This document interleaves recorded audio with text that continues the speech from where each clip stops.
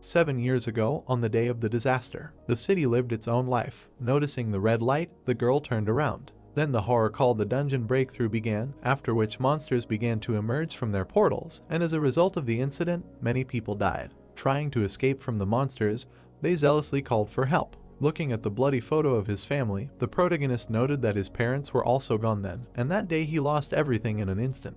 The protagonist clenched his teeth tightly while bloody tears flowed from his eyes. He swore that he would definitely become a hunter and tear all the monsters to shreds. 7 years later, the memorial park of the disaster. A guy was sitting on a bench with a travel bag, mentally noting that he was kicked out of the hunter training center. Looking with blue eyes, he asked what kind of hunter he was. A male voice addressed the member Han Sunjun, noting that he wanted to tell him directly. Looking at the brunette in front of him, the man told him not to come to the hunter training center anymore. Frowning, the protagonist asked what was wrong and why he was being kicked out. The tall man ran his hand through his hair and said that he knew that a normal awakened only needed a few months to complete the training at the training center to become a hunter. Looking down at the guy, he noted that however, the problem was that he had been here for 7 years. The brunette looked at him from under his brows with displeasure. The coach frowned and said that since it had come to this, he wanted to be honest, noting that he had no talent at all and, in a word, was just trash. Sunjun listened with shock in his eyes to his words about how if they allowed him to stay here, the image of their center would also become shitty. The other participants gathered behind him, and someone said that when they saw him coming and training every morning, his tenacity was amazing and they even felt sorry for him. His comrade noted that there was no need to feel sorry for him, because he was a fool who did not know his place. Standing aside, the guy listened to his question about how it was even possible that after 7 years of training, his stats had not increased. The brunette sharply squeezed the tin can with the drink. Biting his lower lip, he mentally asked that if we do not even talk about opening unique characteristics and acquiring skills, why did not even the stats increase? Sitting on a bench, the main character heard a question from the side. Did she remember how dad died? A woman with a child was standing aside, who said that he knew and remembered everything. The girl with a helmet on her head smiled and said that when the monsters attacked, dad fearlessly died, saving people until the very end. Her mother sat on her knees, saying that everything was right, and then asked what to do if difficulties arise in life in the future. The child replied that she needed to gather her courage and Sunjun's eyes widened as the girl exclaimed that she should never give up. The mother hugged her child and praised her. Suddenly, they perked up, looking to the side. A boy stood next to them, bowing. A moment later, he took off as soon as the woman tried to find out who he was. Rushing forward, the brunette thought that it was true that 7 years had passed. As a drop of sweat ran down his cheek, he noted that he couldn't just give up like that. Running across the square, he mentally exclaimed that he would never give up. After a while, it began to rain. The protagonist knocked on the front door. A few moments later, it opened. A large man appeared, asking the participant to leave. Standing in front of him, Sunjun asked him to help him pass the hunter exam one last time because he couldn't give up like this. The man fell silent. Frowning and baring his teeth, he called the guy a piece of shit and asked why he still couldn't understand. The brunette opened his mouth in shock. The curator poked his finger at his shoulder, asking if he had come to forcefully return the money he had wasted, and then asked if he would calm down if he simply returned half of it. The protagonist muttered that it wasn't so. Opening his mouth wide, he shouted that it wasn't about the money at all. Receiving a sharp blow to the face, he began to fall backwards. Sunjun landed on garbage bags and bins. Turning to the door, the man smirked and asked him not to lie, at least to him. Looking at the guy, he called him scum. The brunette wilted, sitting in the rain in the garbage bags. Looking down with a gloomy gaze, he thought that if only he had a unique characteristic too. Without getting up from his seat, the protagonist thought that if he had even a little talent, then a small drop fell into the water. A blue sign appeared with the words that the trial tower praised him for his iron will. Sunjun, who found himself in the water, opened his eyes wide, wondering who was praising him. He began to be pulled into a puddle of rainwater. Looking with frightened eyes, the guy indignantly asked what was happening now. A loud scream was heard throughout the area. The curator ran out of the house, ordering him to shut up. However, there was no one near the garbage bags anymore. He looked around, picking up the brunette's cap. Throwing it into the trash can, the scythe called him a weakling. Meanwhile, the protagonist fell into the abyss of water. Puffing out his cheeks, he tried to hold his breath. Suddenly, the water threw him out and he began to fall down. A blue screen appeared in front of the protagonist, which said that the test tower had selected all suitable candidates from Earth. Reading the text, Sunjun wondered if this was the second disaster. His eyes widened when he was asked to choose a difficulty level, noting that the reward he would receive would depend on it. Biting his lip, the guy thought that he did not understand what was happening now, but looking at the 3 difficulty levels, he mentally noted that his intuition told him to use this chance. The brunette pressed the button. Suddenly, his cool bright light The system noted that it hoped that he would receive a satisfactory result from the suffering he received, and then it was said that he would soon go down to the first floor of the test tower. The protagonist looked with surprised eyes. The system noted that all the statuses of taxes and injuries of the candidate were currently being healed, after which the loading of the first floor of the test tower began, for which he needed to prepare. Sun Ji-yoon found himself in the desert. His eyes widened. A notification about issuing a weapon appeared on the blue screen, after which a sword appeared. It pierced the sand in front of the guy. The system noted that the theme of this trial was survival, the reward for which was unlocked unique characteristics. After reading this, the brunette froze in shock. Remembering how he trained in the center, he thought that he would receive what he had worked so hard to obtain for the past 7 years. Smiling like a madman, the protagonist thought that this was just madness. He walked towards the sword. Suddenly, the sand under his feet shook. Falling forward, Sun Ji-yoon loudly asked what was happening right now. Horror froze in his eyes when the system noted that the training trial was about to begin, and the selected difficulty in the Tower of Trials was hard. A huge sand golem appeared above the brunette. Looking up at it, he noted that he could not believe it. The notification said that he needed to survive for a limited time, and his remaining time was 9 minutes 58 seconds. Sun Ji-yoon began to run away from the golem. A blue screen appeared in front of his face. Horror froze on his face. It was noted that the punishment for failing the test was death. Loudly, the boy ran along the sand. Looking back sideways, he wondered if he could really escape from it like this. Looking at the running monster, he thought that it was faster than he thought. Stepping on the sand, the brunette mentally noted that it was because of him that it was impossible to run for 9 minutes without rest with his endurance. The protagonist continued to rush forward. Squeezing the hilt of the sword, he mentally noted that the system even gave him a weapon ordered him to survive, so he did not have a rich choice. Without slowing down, Sun Ji-yoon thought that either he would die here trying to escape or die in battle. Dedication looking back, he wondered how he could defeat this creature. Suddenly he remembered the gloomy faces that called him a fool who does not know his place. Opening his mouth, the guy thought that this was enough. It was as if the curator was slapping him with a cone, saying that he was just a worthless person. Gritting his teeth tightly, the protagonist wondered what would happen if he tried to run away now. Jumping to the side, he thought that he could not allow this to happen. The brunette, tightly clutching his sword, thought that he had been trying to become a hunter for 7 years, and when it came to theory, he could say that he knew more about his feat than other hunters. He thought that running away was not an option, and he needed another way. Thinking about the monster that was still rushing after him, the protagonist mentally noted that usually, monsters like him would stop moving if they destroyed the core. Climbing the mountain of sand, he thought that however, the core was usually in hard to reach places. Heading to the top, Sun Ji-yoon thought that if so, he pressed himself into the sand again. Jumping forward, the guy thought he would just make it easy. He did a somersault with his sword catching on the sand. The brunette slowly went down. The golem jumped after him and fell. It started to roll down the slope. The protagonist lowered it to him. Jumping up, he realized that now was the time. Finding himself on the golem, Sun Ji-yoon spun that he could reach it. He smiled smugly. After that, he hit the core on his chest. The sword slightly cut the stone. The guy's mouth opened in shock as the sword was thrown back in his hands. There was a small crack on the core. When the monster smiled, he thought that this core was much stronger than it looked. Gritting his teeth tightly, the brunette cursed with a frightened face. He swung again, thinking that if he could hit again. A huge hand grabbed him. Opening his mouth, the protagonist screamed loudly, thinking that he knew it. The golem brought it close to his face and he began to hear words about how he was worthless, pathetic, and just a fool who did not understand his place. Sun Ji-yoon tightly gripped the hilt of his sword with a bloody hand. Fury flashed in his eyes as he ordered all the voices to be silent. Throwing the sword, he angrily repeated. The blade hit the core. The golem opened its mouth in confusion and the system noted the destruction of his words. A piece of the monster with Siemens began to fall. A notification appeared saying that the remaining time was 7 minutes 8 seconds and that he had completed the training test. The monster began to fall apart. After a while, Sun Ji-yoon ran in a pile of sand. Starting to rise, he wondered if he really did it. He knelt down, trying to figure out if he really saw this sand golem. The guy smiled contentedly, thinking that he really defeated it.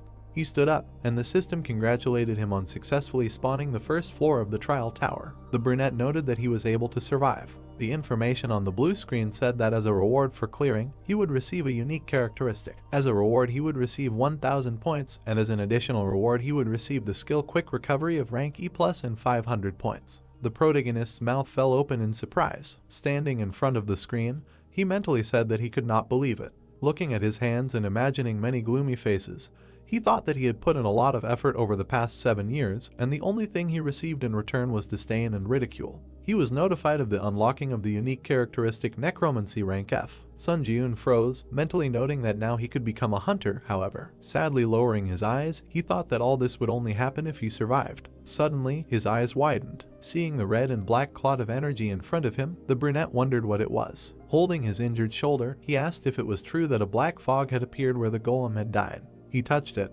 Tablets appeared with words stating that his unique characteristic had been activated, and then he was asked if he wanted to absorb the soul of the sealed golem. Looking with shocked eyes, Sun Ji-eun wondered if this black fog was his unique characteristic. He pressed the button with a positive answer. Shreds of energy began to emerge from the core, heading towards the guy. His eyes widened in surprise. A blue tablet appeared with words stating that he had absorbed the soul of the sand golem, and that his skill had increased by 7%. The guy bent over and froze. He looked at his hands with puzzled eyes. Suddenly, bloody energy began to seep into his chest. He breathed heavily until it sank completely. A notification appeared that the number of souls was a 5th. Imagining the core, the brunette thought that he could feel this soul, and then wondered if this meant that he could store souls if he absorbed them. He closed his eyes, thinking that if he were to use it like this. The system noted that he could increase his stats by absorbing, strength was increased by 3, and endurance by 2. The protagonist began to float above the ground. Opening his mouth in surprise, he thought that he felt like energy was filling his body. He mentally noted that his stats had indeed increased. Remembering how he was kneeling in the training room, Sun Ji-eun thought about how he had not been able to lift them for the past 7 years, and he finally managed to do it. His unique characteristics appeared. It was said that the main effect was to absorb the souls of the dead and use them as you wish, and the additional effects were a permanent increase in stats in the storage and use of souls. The boy smiled mischievously, thinking that if he came back with this skill, he could become a hunter. A portal appeared in front of him, and the system asked him to go to the waiting room. The brunette looked at the portal. Heading towards it, he said that he thought he had no choice but to go there. The portal began to open in a different place. A moment later, the protagonist fell out of it. Lying on the cold floor, he muttered that his wounds were worse than he thought. Suddenly, a green light appeared, and his eyes widened. Standing up, Sun Ji-eun looked at his hands and Sagami, where all his wounds healed, and did the body heal after the test. Starting to walk forward, he noticed that in such a spacious room there was only one bed. He lay down on it. Looking at the ceiling, the brunette wondered what he should do now, and was he really able to get out of this tower? He tried to understand why she called him here. Suddenly his eyes widened in surprise. A screen appeared in front of him with the words that the following 5 commands are now available to him: information, smear, community, inventory, trial. The guy stood up, reading that, saying the command will lead to its activation. He began to slap himself on the cheeks, saying that for now he was focused on survival. The brunette activated the trial. The system noted that the time until the trial of the second floor is 23 hours 21 minutes. Sitting on the bed, he noted that he still had many trials ahead of him. Then he activated the community. A notification appeared that he entered a community of difficulty. A chat opened in which people asked to explain what was happening here, asking for their stats back, and someone wrote that 2 had not been a hunter before. The main character mentally noted that now he understood what was meant by the community. Frowning, he thought that everyone in the chat was confused, and besides, it seemed like people who weren't hunters were also dragged here. Suddenly, an admin entered the community and locked the chat. Sun Ji-eun perked up. The admin wrote that he had important information to share with those who had passed the tutorial trial. Sitting on the bed, the guy thought that maybe he would tell them how to return, and that he found it difficult to remember everything. The admin wrote that he would teach them how to use the points they earned during the tutorial trial. That points were a currency used in the trial tower to buy from the store, and that points could be given out or received from others through the community. The brunette read the messages with fear in his eyes, that they couldn't get even a drop of water in the trial tower without points, and points could only be obtained through trials. Imagining himself dying of thirst and hunger, the protagonist thought that, in other words, he needed to do his best to get used to the rules of the tower. And the fact that he couldn't even get water without points meant that he needed to pass the challenges to earn points to survive. The admin wrote that that was all and exited the chat, unblocking it. The protagonist touched his face, saying that he thought he could become a hunter if he just came back. He looked away. Looking at the sword on the wall, Sun Ji-eun said that he couldn't do much with just a sword, and then activated the store. After a while, he covered himself with a shield. The guy swung his sword, thinking that all the hunters had lost all their stats when they entered the tower. He kicked off the floor with his foot, mentally noting that, however, it should be easier for them to master the skills they had previously mastered. The brunette with the sword jumped to the side, thinking that this is why he can't forget that he is not on the same starting line with them, and if he does not train, he will not be able to catch up with them. After a while, he was lying on the floor exhausted. A soft light appeared around his body. The protagonist stood up and stretched his body, saying that thanks to the healing effect of the waiting room, he can train without problems and prepare for the next trial. He froze when his stomach growled loudly. Sunjun opened his inventory, asking what to do with his hunger. He looked at the contents of his inventory. Clenching a piece of dried meat between his teeth, the guy thought that he only had 40 points left after purchasing, and if not for the additional reward, he could not even dream of a shield. The system said that the remaining time until the second trial was 17 minutes and 17 seconds. Looking at the blue screen, the brunette mentally noted that time flew by unnoticed, and even the restless chat fell silent when it was almost time for the second test. Frozen, he wondered if he could survive again. The protagonist frowned, telling himself that he would definitely survive. There were 10 seconds left until the second test.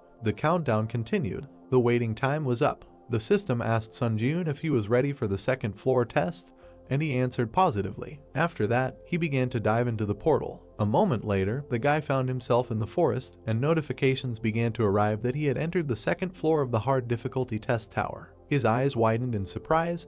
The brunette muttered that this time he found himself in the forest. The system noted that the goal of this test was assassination, and that he needed to kill the chieftain of the orc tribe in the allotted time. They showed the chieftain with staffs in his hands, who was directing his army. The protagonist found himself at the edge of a cliff. He saw a small camp below. With his mouth wide open, he asked if the orc tribe was there. Looking closer, Sun Ji-eun saw many green monsters below. With fear in his eyes, he asked if they really wanted him to go to a place teeming with orcs and kill their leader. The sun was shining on the camp. There were 2 guards at the entrance. A guy was watching him from the bushes. Frowning, he thought that in normal dungeons, if the orc tribe had a guard, then he should consider that they also had a huntsman. Looking at the large muscular monster with glowing eyes, he thought that he was not sure that he could defeat even the orc hero, let alone this entire crowd of monsters. Imagining the team of hunters, the brunette mentally noted that in order to defeat the orcs, at least an E-rank hunter would have to form a group, so his chances of winning were close to 0. Looking at him with a gloomy gaze, he wondered what he should do now. The protagonist sank completely to the ground, thinking that first of all, he should retreat and think about a strategy. And then, he smiled, thinking that there was one way he could pass this test. In his hands was a torch. Sitting on the ground, Sun Ji-eun noted that he had collected enough logs. He stared at the fire. Opening a blue screen, the guy stuck the torch in it. It appeared in his inventory. Smiling contentedly, the brunette noted that it really worked. Birds flew over the green forest. Watching the orcs, the protagonist noted that they looked like lazy pigs, but in fact, they were a very conscientious race. Hiding behind a tree trunk, he thought that the huntsman should go hunting in the morning and return by sunset, so there was plenty of time. Imagining the crowd of green warriors, Sun Ji-eun thought that he had only one means to break through the numerical superiority, which was the biggest obstacle to the goal of this trial, and that was fire. He furrowed his brows confidently. The boy watched the entrance to the camp. Sitting by the trunk of a tree, he mentally noted that according to the Hunter Association, the orc sentry did not stand guard all the time, but returned to the village during meals or rest breaks. Rushing forward, he threw the torch. Running through the forest, he threw fire into the trees. After a while, the forest along with the camp began to burst into flames. The orcs began to run with buckets of water, trying to put it out. Looking at the thick smoke rising from the camp, the protagonist thought that when the fire completely engulfed the village, he would no longer have to worry about running into the orc rangers returning from hunting. Watching the monsters running through the forest, he made a mental note that he needed to catch at least 2 orc workers before the flames consumed the population. One of them broke away from the majority. The monster began to collect water from the river and turned around when he heard the sound. Suddenly, Sun Ji-eun plunged his sword into his back. A red and black outline of a soul began to appear around him, and the system asked if he wanted to absorb the orc's spirit, to which the guy answered positively. Smiling, he said that this was exactly what he was waiting for. As the energy passed into his chest, a notification appeared saying that he had absorbed the orc's spirit and his mastery increased to 9%. Then another tall orc approached him from behind. The brunette, gritting his teeth, began to turn around, recognizing the sentry in him. A moment later, he blocked his blow with his sword. Frowning his dark brows, he activated absorption. A blue light appeared, and the system noted that he could increase his stats using the spirits he owned, and his strength was increased by 4 and his agility by 2. The protagonist swung his sword furiously. Meanwhile, the fire was spreading. After a while, Sun Ji-eun absorbed the orc's soul, activating the accelerated regeneration skill, and that he could again increase his stats using the spirits he owned. The guy clenched his fist, seeing that his stamina was increased by 4, strength by 2, and agility by 3. He thought that now he did not risk dying when meeting another sentry. After a while, the sick man came out of the fire. Some orcs looked at him with frightened eyes. Frowning, he mentally noted that there were 3 orc hunters and 1 sentry in front of him. Looking inside the camp, the protagonist thought that he needed to add the barely old chieftain, a total of 5. Looking towards the chieftain, he thought that if he carefully went around the sentry, he could easily reach the chieftain. Running forward, Sun Ji-eun attacked 3 monsters in a row, thinking that thanks to the absorption of the sentry's spirit, the workers did not pose any threat to him. Confidently looking forward, he perked up. He saw another one behind the orc. The guy put up a shield, blocking its blow. Gritting his teeth tightly, he held the shield. Trying to get to the chieftain through the monster, the brunette mentally noted that the sentry had moved away from the chieftain, and apparently, he decided to refuse to perform the duties of a bodyguard next to him, and in fact, this sentry was the last obstacle. The protagonist swung his sword furiously. With a sharp blade, he pierced the sentry. Fire began to gather above the chieftain's staff. Sun Ji-eun climbed onto the body of the dead monster. At that moment, the chieftain pointed the flame at him. His eyes widened. A beam of fire hit him. The old chieftain laughed harshly. Ahead, in the thick smoke, a silhouette of a man was emerging. Shock appeared in the monster's eyes. The guy was clenching his teeth tightly, holding a shield in his hands, and above his head hung a sign that he had received the achievement He Who Withstood the Flames and that he had acquired the skill Burn Resistance rank F. The brunette, his eyes flashing, bared his teeth and said that he was finished. He headed straight for the monster. The chieftain waved his staff again and screamed loudly. A moment later, his hands were cut by the protagonist's blade. The orc screamed in pain. He froze, looking at the protagonist. A second later, he ran into the tent. Sun Ji-eun bared his teeth, looking with malice. The settlement followed. With one swing, the guy cut the fabric at the entrance. Suddenly, his eyes widened. The monster was sitting on the floor, hugging 2 trembling children. A green hand reached for the brunette's pant leg. A monster was sitting at his feet. Seeing him crying and grabbing his pants, the protagonist wondered if they really cared about their family too. He froze and darkened. The voices of his parents appeared in his head, telling him to run away, saying that at least he should definitely survive. A broken frame with a family photo lay on the bloody floor. Oppa reached for the dagger behind his back. A second later, he swung it. Sun Ji-eun hit him on the head with the hilt, exclaiming that they, monsters, were not like him at all. Looking at the green monster, he thought that the 2, even if there was a chance that they would become ghosts, following in his footsteps, he would still exterminate them all. The chieftain ran towards him with another orc. The guy swung his sword. A moment later, the system congratulated him on overcoming the 2nd floor of the test tower. Looking at the battered shield, the brunette noted that it had become unusable, but it was thanks to it that he was able to survive. Opening the blue screens, he said that this time he was again on the verge of failure. The protagonist opened his mouth and said that the number of applicants had been reduced by almost half. His eyes widened. A certain person wrote in the community that he had figured out how to return to Earth by sending a letter with a question. Sun Ji-eun imagined many people walking in the sun in the park. He mentally noted that information was one of the 5 commands used in the test tower. The guy opened the tab with the question and read that he could write a question that the administrator would answer after processing was complete, and that each time he entered a new floor, 1 question ticket would be added. The brunette frowned, thinking that it turned out that he could use the right to send a letter with the question he was interested in here. It was noted that the chat naturally formed an atmosphere for exchanging information obtained during the sending of questions to the administrator. He collected the key points minus some small details. It was also said that after overcoming the 5th floor, temporary return stones will go on sale, with the help of which it will be possible to return to Earth for several days. And after the 8th floor, as it was said, a large-scale expansion of the system will be carried out and items will go on sale that allow you to finally return to Earth. The protagonist pursed his lips, thinking that if he returned to Earth with only the skills that he had now, then, having improved his characteristics, he could become an A rank hunter. A blue screen appeared with his unique characteristic Necromancer F rank, mastery 65%. Sun Ji-eun ruffled his hair, saying that on Earth, his abilities would be called Jack Flood. He bit his sad look, saying that he could hardly overcome the 2nd floor, and he was very far from the 8th. He said that in any case, you need to think positively, and that the stats that I always had at 0 were enduring, approaching the average of 20 points. Then his status window appeared, which said that his strength was 18, endurance 15, personality 14 plus 5, and mana 7. The guy dropped his Olympian on the floor. As a blood-black aura flared in his chest, he mentally noted that he needed to absorb the 5 spirits that he had obtained by risking his life. When he absorbed them, his strength became 27, endurance 25, agility 28 plus 5, and mana 13. The brunette opened his eyes in shock, thinking that the strength was simply overflowing him. He abruptly ran forward. Starting to run on the ceiling, the main character thought that he was beyond human capabilities, which he could only read about in a book before. He jumped off the stream. A moment later, his face distorted in surprise. A loud crash was heard. The protagonist was lying on the floor, slammed into the wall. Wiping the blood from his nose, he said that due to his rapid growth, his body had not yet gotten used to the new sensations, and then activated the store. Sun Ji-eun took the dead giant shield for 21 points. Activating the inventory, the guy noted that now was the perfect time to use the rewards from the previous trials. He looked at the E+ rank Black Iron Sword, which added 5 reaction speed, 10 attack speed.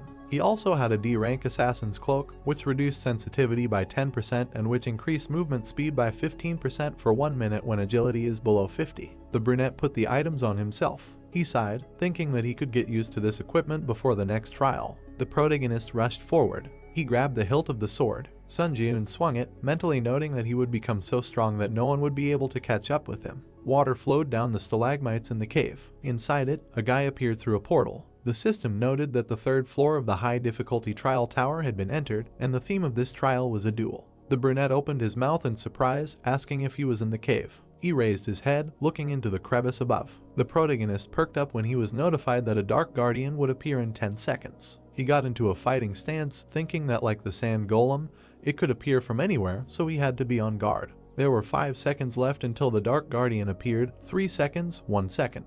The system notified of the guardian's appearance. A human shadow appeared behind the protagonist. His eyes widened. The shadow guardian attacked him with a weapon. After that, he smiled contentedly. Sun Ji-eun bared his teeth in anger. The system notification said that he needed to defeat the shadow guard, his double. Gritting his teeth, he turned back. Sun Ji-eun kicked his opponent. They stood opposite each other. The triplet licked his sharp fangs with a grin, and the guy was breathing heavily. When the accelerated regeneration skill was activated, he mentally noted that if he had not reacted in time, his spine would have been broken. The brunette pursed his lips, thinking about the shadow pose. Equipment clanked in the cave. Looking at the exact same fighting stance of the enemy, the protagonist wondered if this creature was imitating his movements. He ran forward, thinking that he needed to clash with him in battle to test his guess. Sun Ji-eun abruptly rushed past the enemy. He looked back in confusion. Suddenly, blood splashed to the sides. The guy stopped some distance from the shadow guard. He frowned. The brunette saw how the monster's wound began to heal. He angrily clenched his teeth. The protagonist grinned, noting that he also had a recovery skill. The enemy ran at him. The monster just as unexpectedly rushed past. Sun Ji-eun put his foot forward, thinking that he was right that this monster was repeating all his attacks. He hit the guard, not allowing himself to be attacked. The guy ran forward, mentally noting that in this case, he could use the weaknesses of his swordsmanship to crush this creature. A fierce fight began between them. The protagonist swung his sword. Suddenly, the tip of the sword appeared in front of his face. The sound of a blow was heard. The opponents jumped in different directions. The brunette opened his mouth in surprise, mentally asking what just happened. The sword flew up in the air. The monster began to powerfully attack him. Sun Ji-eun clenched his teeth, wondering if he was imagining things, and then wondered if this one had really managed to become so strong in such a short period of time. The monster and the guy jumped back. The monster perplexedly shook itself. Black and blue energy began to blaze from the brunette's body, and the system noted the activation of the exclusive effect of the killer's cloak, which increased movement speed by 15%.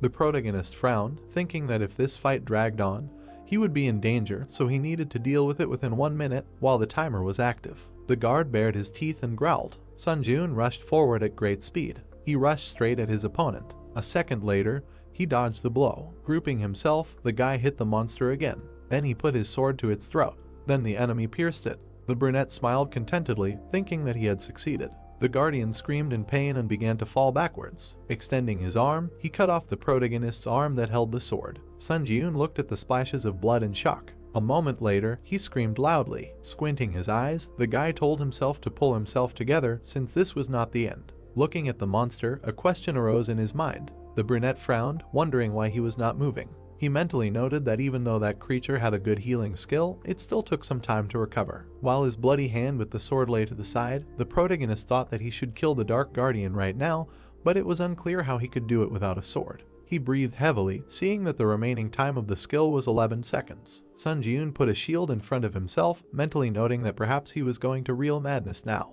Putting his leg back, he rested his foot on the ground, thinking that it would be better to pull off such a crazy trick than to die. The guy rushed forward. His opponent perplexedly shook himself. The brunette approached him. The monster bared his teeth and swung his shoulder. Meanwhile, the protagonist ran at him with a sword. A moment later, he hit him. The monster flew away from him a huge distance. Dust rose in the air. The wounded monster, twisted, lay on the ground. Blood flowed down his face. Sun Jun stood next to him with a shield and swung. Baring his teeth, he wished death to his opponent. A moment later, he hit the monster. His head flew to the side. The system congratulated him on passing the 3rd floor of the testing tower. Then he entered the waiting room of the 4th floor, and all of the guy's wounds were healed. He looked at his hand, which was previously cut off. He touched the wall with it and looked at it. Then the brunette punched him. The wall was covered with huge cracks from the impact. The protagonist smiled widely, noting that this was a flawless healing. A notification appeared saying that the number of souls in his possession was a 5th.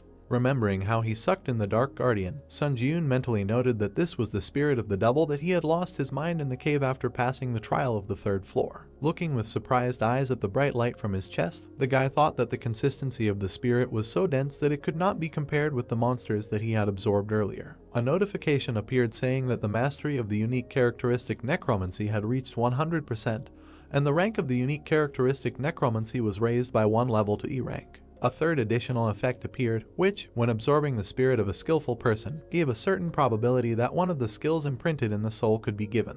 After reading about it, the brunette's mouth dropped open in shock, wondering if he could really absorb skills. Thinking back to himself in the orc camp, he mentally noted that just like how he was able to obtain accelerated regeneration only after being on the brink of death several times, skills could never be obtained with a snap of a finger. The protagonist smiled widely, saying that in his entire life, the thought of being given such a mind-blowing unique characteristic had never crossed his mind. And of course, it shouldn't be overlooked that the description said likelihood of acquisition. He said that he thought he just needed to check how lucky he was, that's all. Blue screens appeared in front of him, indicating the entrance to the high difficulty 4th floor community. Sun Jun said that this was his 3rd time returning to the waiting room, so the environment already seemed so familiar to him, as if he was at home. He perplexedly perked up. The chat was bursting with messages that apparently the 4th floor test would not be individual, but a group one. Looking at the screen, the guy wondered if it meant that there would be a joint test and a team of players would be formed. A certain player wrote that he might be exaggerating, but he was sent a response saying that the theme of the next test would be a competition. He asked if this would mean that the players would have to kill each other. The brunette froze in horror. Remembering the pools of blood, he wondered if it meant that in the next test there was a chance that he would have to kill a person. The system noted that the selection of candidates was complete, and that the 4th floor test was beginning, which would last 24 hours, and the condition for successfully passing the joint test was to defeat the Goblin King within the allotted time. The fortress wall of the castle appeared in front of the players. It was noted that the condition for failing the test was the destruction of all the candidates selected for the team or the passage of a certain amount of time, and that the penalty for failure was death. The protagonist moved to the floor. Other players appeared in front of him. They were standing on the ground, on which a pentagram was drawn. Sun Jun pursed his lips, thinking that he was embarrassed, since recently he only crossed paths with monsters. He looked away when a player suggested introducing themselves to each other, since they were now a team. The brunette with a staff in her hand said that her name was Lee Hayan. She smiled and added that she specializes in providing support to the team and was also an E-rank hunter on the outside. The girl turned around when another player noted that in that case, he thought that their team was not a complete bunch of scum. Lee Sung-hoon threw a large two-handed sword over his shoulder and introduced himself, saying that he specializes in close combat and was a D-rank hunter on the outside. Sun Jun frowned, thinking that unlike this, hunters of this rank always behave politely on Earth. Looking at them, he said his name and that he also specialized in close combat, but was not a hunter on the outside and was only undergoing training. The brown-haired man gritted his teeth and asked if that meant he was just a cadet. The guy perked up and darkened when he was ordered not to get underfoot. He looked up. Looking at the man, the brunette said that he nevertheless believed that he was a good fighter and could handle the role assigned to him. Sung-hoon frowned and replied that if he decided that he was only causing harm, he would immediately eliminate him. Imagining the dark, mocking silhouettes, the brunette thought that he had long been accustomed to such looks. Frowning, he handed over his weapon, thinking that for a moment he had managed to forget about his past. The brown-haired man turned around and looked back, calling out to the cadet and telling him to stay behind and take care of the small mobs. The protagonist mentally noted that not only was he annoying him, but he could also confidently say that his abilities were more than enough to return his words in kind. Looking at the large gates of the fortress, he concluded that the Tower of Trials was all about skills. System notifications began to appear with words about how to cooperate with his team members and complete the trial before the other team, and then they noted the opening of the main gate of the Citadel. The gates began to lower. Goblins immediately burst out of them. Sung-hoon took the blow of 3 of them. Covering himself with his sword, he loudly asked how the goblins could move in such a battle formation, and then began to demand Sun-joon to fight. The guy looked at him with a gloomy look. Standing by the corpse of the slain goblin, he noticed that the 2 mulattoes did not look in his direction. Heian exclaimed behind him that her spell would be completed any minute. The brown-haired man holding back the monsters shouted, telling her to stop chatting and make some kind of buff as soon as possible. The girl replied that she had already used all her support spells. The brunette approached her and addressed her, saying that it seemed that he needed help, and he left her for a while. Heian, with a worried look, told him to stop. A moment later, the protagonist rushed forward. The huntress frowned, asking who would cover her from behind if he left. Suddenly, her eyes widened. She saw many goblin corpses to the side. The brunette, frozen in place, said that she could not believe her eyes. The remaining goblins attacked. Sung-hoon, blocking the blows, cursed loudly. One of the monsters was spinning a mace on a chain. Then he threw it at the man. The blow sent the sword flying out of his hands. He landed on the ground. The goblin jumped on the unarmed brown-haired man. Looking at him with frightened eyes, he indignantly asked why he was so unlucky to be on the same team as a cadet. At that moment, the main character attacked the monster. The man froze with surprise in his eyes. The monster perked up, seeing the corpse of his comrade. Sun-joon stood in front of his teammate. Without turning his head, he told Sung-hoon to stand aside. The hunter opened his mouth in confusion. Flashing an evil look, the guy told him not to get under his feet. With lightning-fast movements, he began to kill his opponents. When the corpses flew in different directions, a notification appeared that he had received the title of Goblin Hunter. Watching, the man opened his mouth wide in horror. The hero walked between the goblin corpses, absorbing dark energy. He frowned and noticed that the black haze of his unique characteristic remained invisible to their gaze, so he could absorb souls as much as he wanted without any problems. Notification: increased stats using spirits you have. Strength increased by 3, agility increased by 4, endurance increased by 2, toughness increased by 7. Absorbed one of the Goblin Guardian skills. The brunette shuddered in surprise and read about the new skill. Skill: Guardian Sensitivity F Mastery 0%. Effect: the overall field of view expands, making it easier to notice approaching subjects. Sun-joon's eyes widened and he looked to the side. Now he understood what it was like to see the world from a wider angle. The guy grinned, happy about another jackpot. He came closer to his teammates. Sung-hoon smiled tensely and said that luck was on the cadet's side since he was only up against weak goblins. The man added that, be that as it may, the young man had tried hard. The protagonist and Heian looked at their comrade in silence. The brunette pulled up his hood and said that from now on he would be leading the operation himself, moving in the vanguard. He suggested that this formation would bring the greatest benefit to the team. Sun-joon looked closely at the man and asked if he had any objections. The knight frowned, then looked away and replied that so be it. The hunter asked if there were any other instructions. The hero said that he should simply protect Heian, nothing more was required of him. He turned to the girl with a request to provide support and provide orientation on the terrain. In a word, to do the same as before. The sorceress smiled and agreed to work productively in the remaining time. She extended her glowing hand forward and resumed searching for her target. The hero continued attacking the goblin squads, absorbing their souls and increasing his skill level to 12% for now. Time remaining, 14 hours 37 minutes. Night had fallen. The trio walked between the debris. The girl noted that although the goblins had been attacking with varying frequency, everything was too quiet now. The brunette stopped and looked ahead, then suddenly rushed forward without explaining anything. His teammates hurried after him in surprise, asking what had happened. Heian looked ahead. In front of them was a square with a fountain strewn with dead goblins. Sun-joon assumed that the other contenders had already been here. The man looked around in amazement and asked if the rivals really had rocket turbines instead of legs. The hero touched the monster's blood and noticed that it was still warm, which meant they could catch up with their competitors if they hurried. If the other team won, they, who failed the test, would die. The brunette raised his head and said that they had better hurry. The goblins were running to attack. Someone stood and hit his shield with a sword, attracting the monsters. One of the monsters looked back, feeling someone step on him. The guy with the blades was sitting on the goblin's shoulders. He grimaced and muttered that he was already sick of hunting goblins. The hunter expressed hope that this was the last fight before going to the boss. The monsters rushed at him. The player jumped up, dodging the attacks. He bared his teeth and his eyes lit up. A few moments later, the guy was already standing among the corpses. The knight and the wizard looked at Lee Seon and praised him for a job well done. The assassin grimaced and complained that he had to do everything alone. He turned to a knight named Lee Jin-hoo and asked if he liked skimming off all the cream. The other man smiled awkwardly and asked him not to say that. Sion snorted and demanded that he go and open the boss room. In front of them was a tall gate with an eye. The assassin looked at his retreating teammate and said that he wanted to finish everything quickly and have a good rest. The guy turned around and promised that he would open the door immediately. The knight turned away and grimaced, thinking that the hunter treated him like a little dog. Notification: condition fulfilled. All members of the challenger team have entered the Goblin King's Spire. The boss battle will not begin until only one of the two teams remains. Jinwoo shuddered when a red wall appeared in front of him. Notification: it will be impossible to escape from the current location at this point.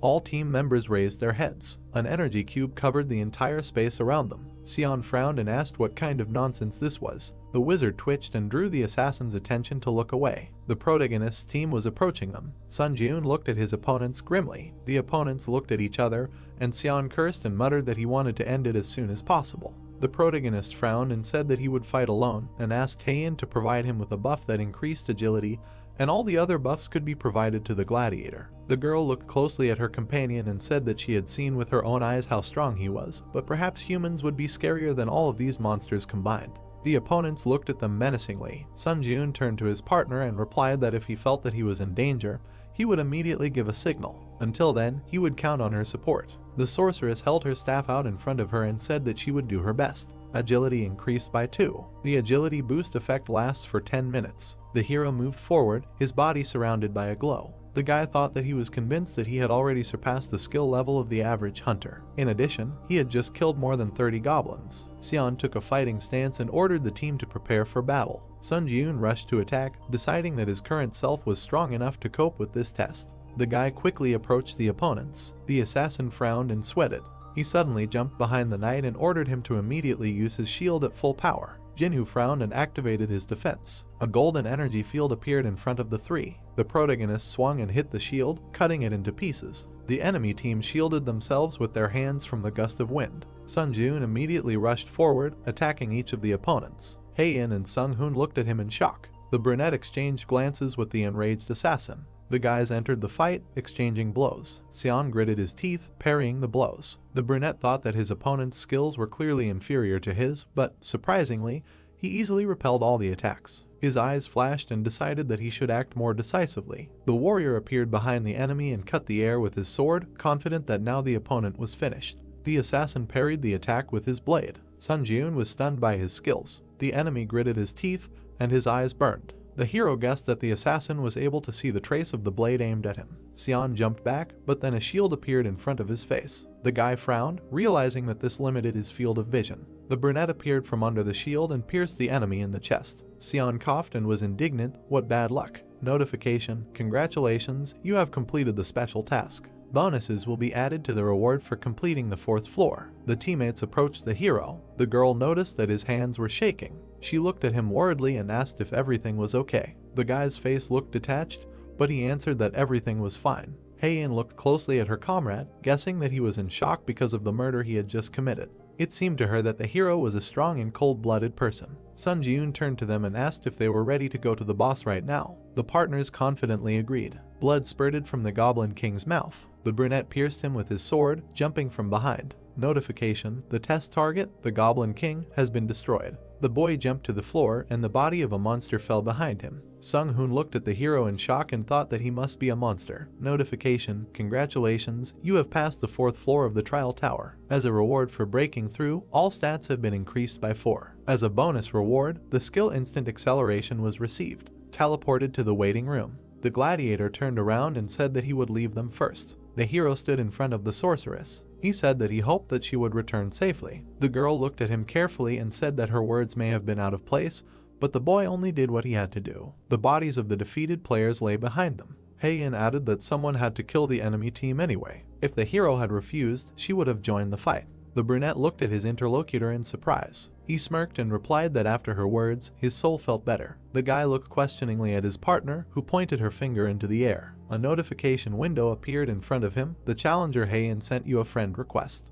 The girl turned around and said that, one could say, the test of the 4th floor was completely passed due to his power, so she had a feeling as if she was indebted to him, and this made her a little uneasy. The sorceress blushed slightly and asked to find Heian from the White Guild in the future when he returned to Earth. The hero watched her in surprise until she disappeared into the portal. Sun Ji-eun turned around to look at the dark energy swirling nearby. Left alone, he had to make a decision. Glowing cores hung over the bodies of the dead. Would the guy decide to absorb a human soul or not? When he made sure that he was capable of something like this, he postponed the absorption process for later as he felt that he was about to cross an irreversible line. Now the hero has made up his mind. He jerked his hand, and energy began to emanate from the dead man's body. Sun Ji-eun stretched out his hand, absorbing the power, and thought that although he had no intention of killing people to become stronger, in a situation where he had no choice, he would have to resort to murder. In addition to his original desire to become a hunter, new ambitions were already beginning to sprout in his soul. The trial tower had given him a chance, and he would take full advantage of it. The hero wants to continue climbing to the top of the trial tower. The brunette passed through the portal and entered the waiting room of the 5th floor. Notification: system expansion begins. A ranking system for applicants has been created, and the results of the trials are being summarized. The guy looked at the system window in surprise. The window required entering a nickname. Sun Ji-eun thoughtfully touched his chin and then entered the word. Your nickname has been changed from Sun Ji-eun to Hunter. The results of the 4th floor trial are being summarized. 1. Kim Seung-hoon. 2. Lee In-hoon. 3. What's an alias change? 4. Hee Sun-ah. 5. Artisan of the brain. 6. Overpowered sword. Everything was in plain sight. The guy tapped the screen to check if he was somewhere on this list. The hero's eyes widened, finding himself in 16th place. His 4th floor challenge breakthrough time: 11 hours, 14 minutes and 51 seconds. 4th floor challenge breakthrough process: SS+. 4th floor challenge clearance result: B+. 4th floor challenge overall summary: A. The brunette looked at the notification and noted that his ranking was much higher than he thought.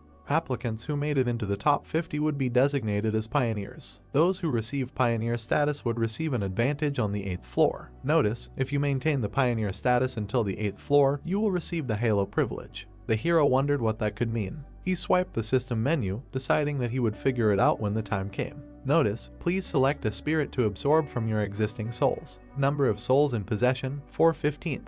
Dark energy swirled in the hero's chest. Increase stats using the spirits you have. Now he felt that he had finally crossed the boundaries of human capabilities. The boy clenched his fist, feeling a new strength. Purchase of the homecoming stone. You can now leave the trial tower for 3 days and return to your original location. Sun Ji-eun took the weapon and squeezed the artifact to see if it could move along with his equipment. Absorbing the homecoming stone, destination: Earth. The brunette smiled and thought that he was finally returning to Earth. The challenger Sun Ji-eun confirmed his intention to return.